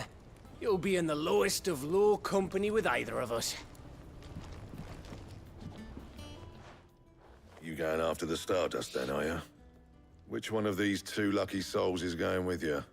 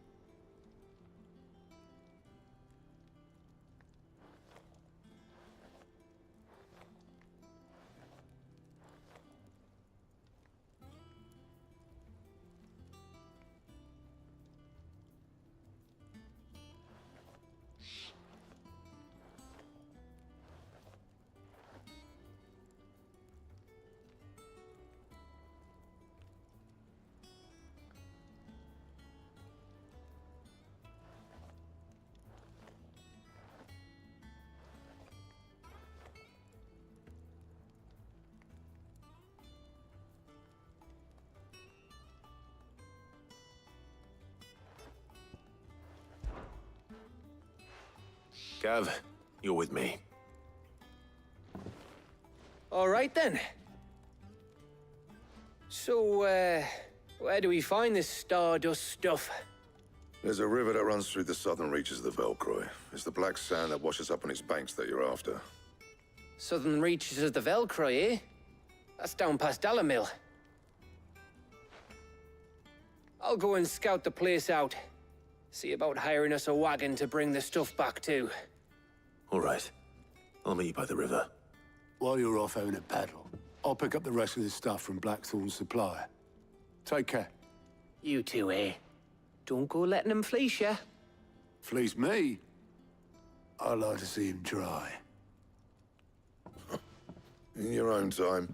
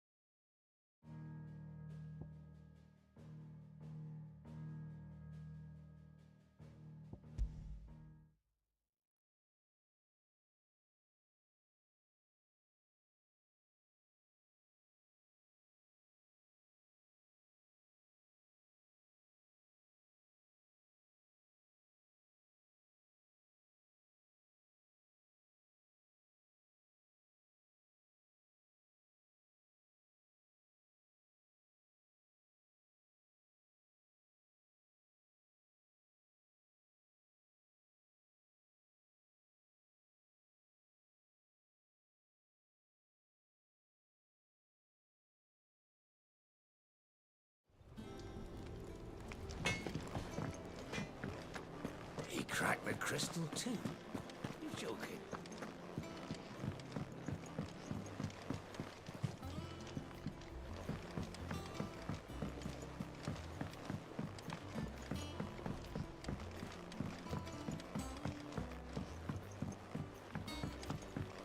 We're seeing troops amassing in every quarter. Clive! Here you go.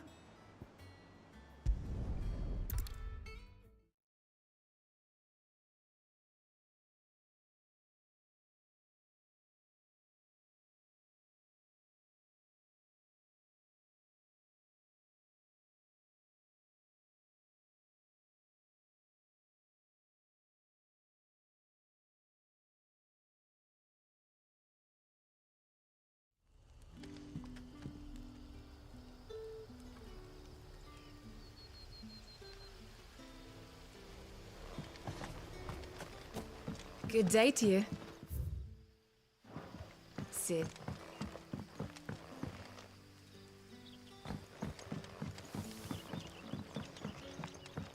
The crystals we get from the tail are all but worthless. Are we had to dig a new cell? Ah, Clive. Your timing is exquisite, as always. I have a concern which you may be able to assist me with. Go on. There are whisperings afoot of shadowy figures having been sighted outside the village. Rustlings in the undergrowth, suspicious noises. My people fear that they are being watched. It may be no more than a surfeit of nerves, understandable in the current climate, or it may be the prelude to something altogether more dangerous. Given what I hope you'll forgive me calling your nose for trouble, I wondered if you might investigate. Of course. Excellent. You might begin by speaking with the good citizens of Lostwing. Listen to their tales, and make what you will of them. All right. I will.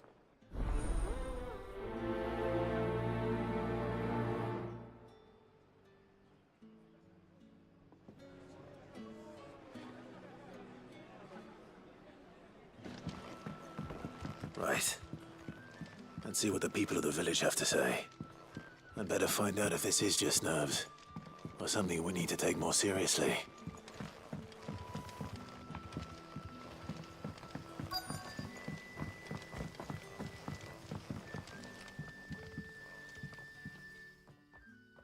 You all right, Sid? Something on your mind? There is actually. Can I ask you something? Quentin tells me people have mentioned shadowy figures out in the woods. Have you noticed anything unusual? Oh, that. No, sorry, can't help you. I heard the rumours, mind, from the lads working over at the vineyard, but none of them has seen anything either. All right. Thanks anyway.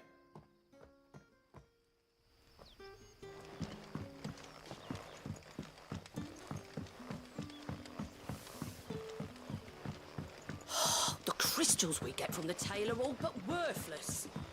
It's not just the crystals. Bearers are having trouble with their magics as well.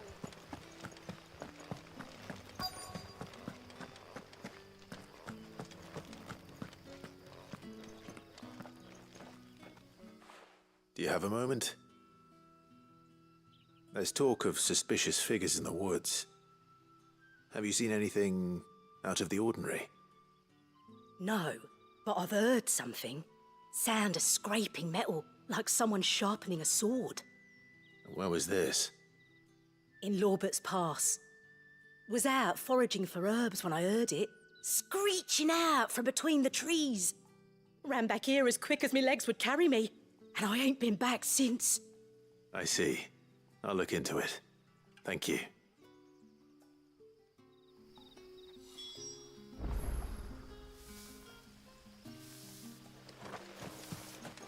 Seems Lorbert's Pass is our best bet then. What do you say, Torgal? Shall we go and investigate?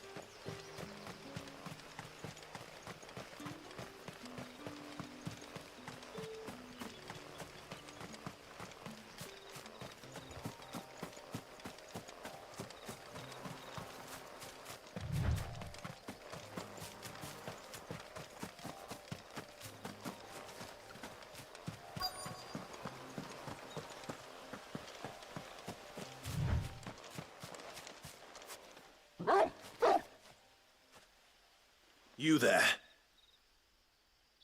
Fuck! He's seen us. Get them before they escape! Black Shields. Here. What the hell are you doing here? What is it to you? Not that we give a damn. All that matters to us is that you don't leave here alive.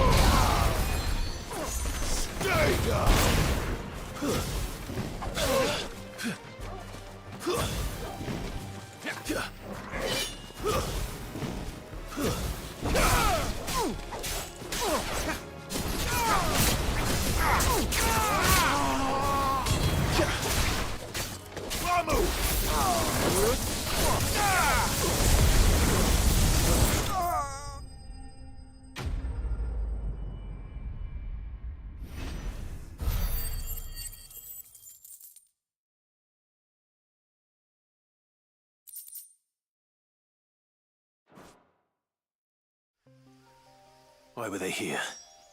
Are they planning an attack on Lostwing? I need to warn Quentin.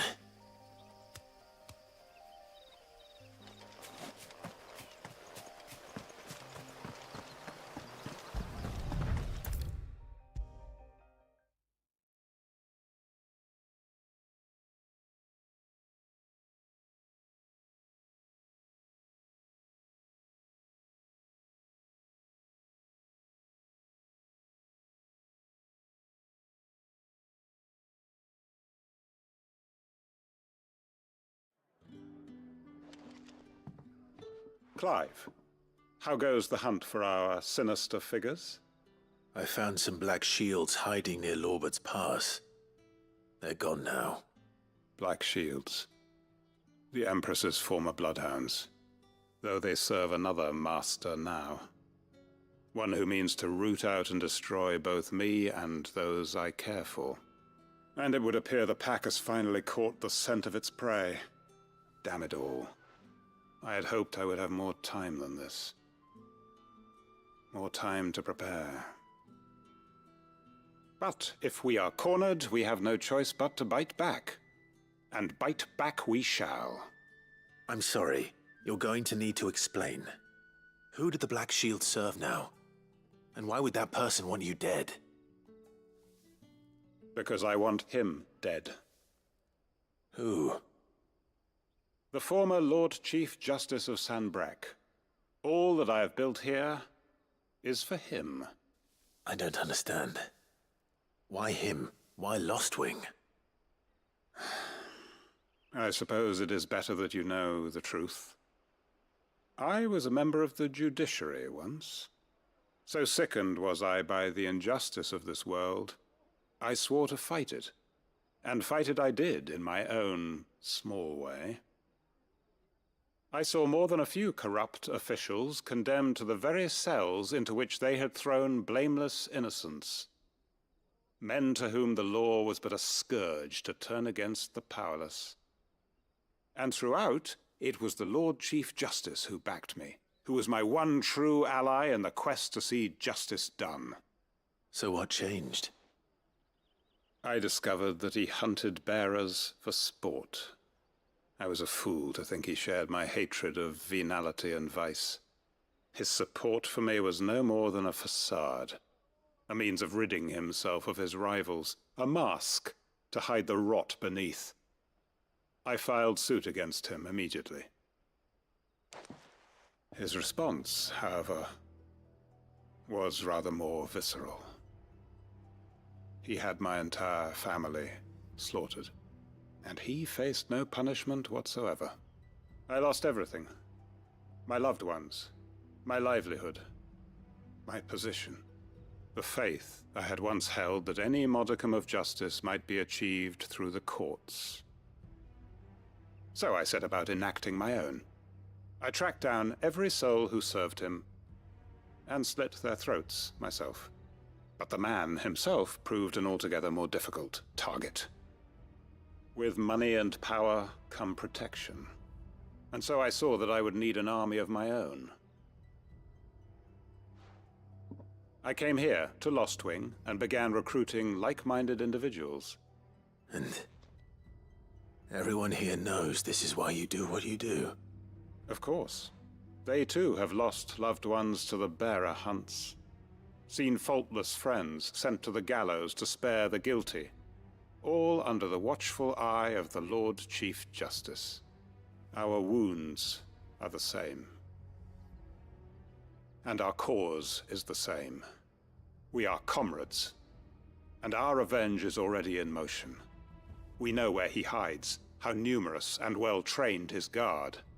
What we did not know until now, however, was that his plans may already be in motion too. Quentin. Our time is short. He may move against us at any moment, unless we move against him first. My friends and comrades, it begins. Make ready for war!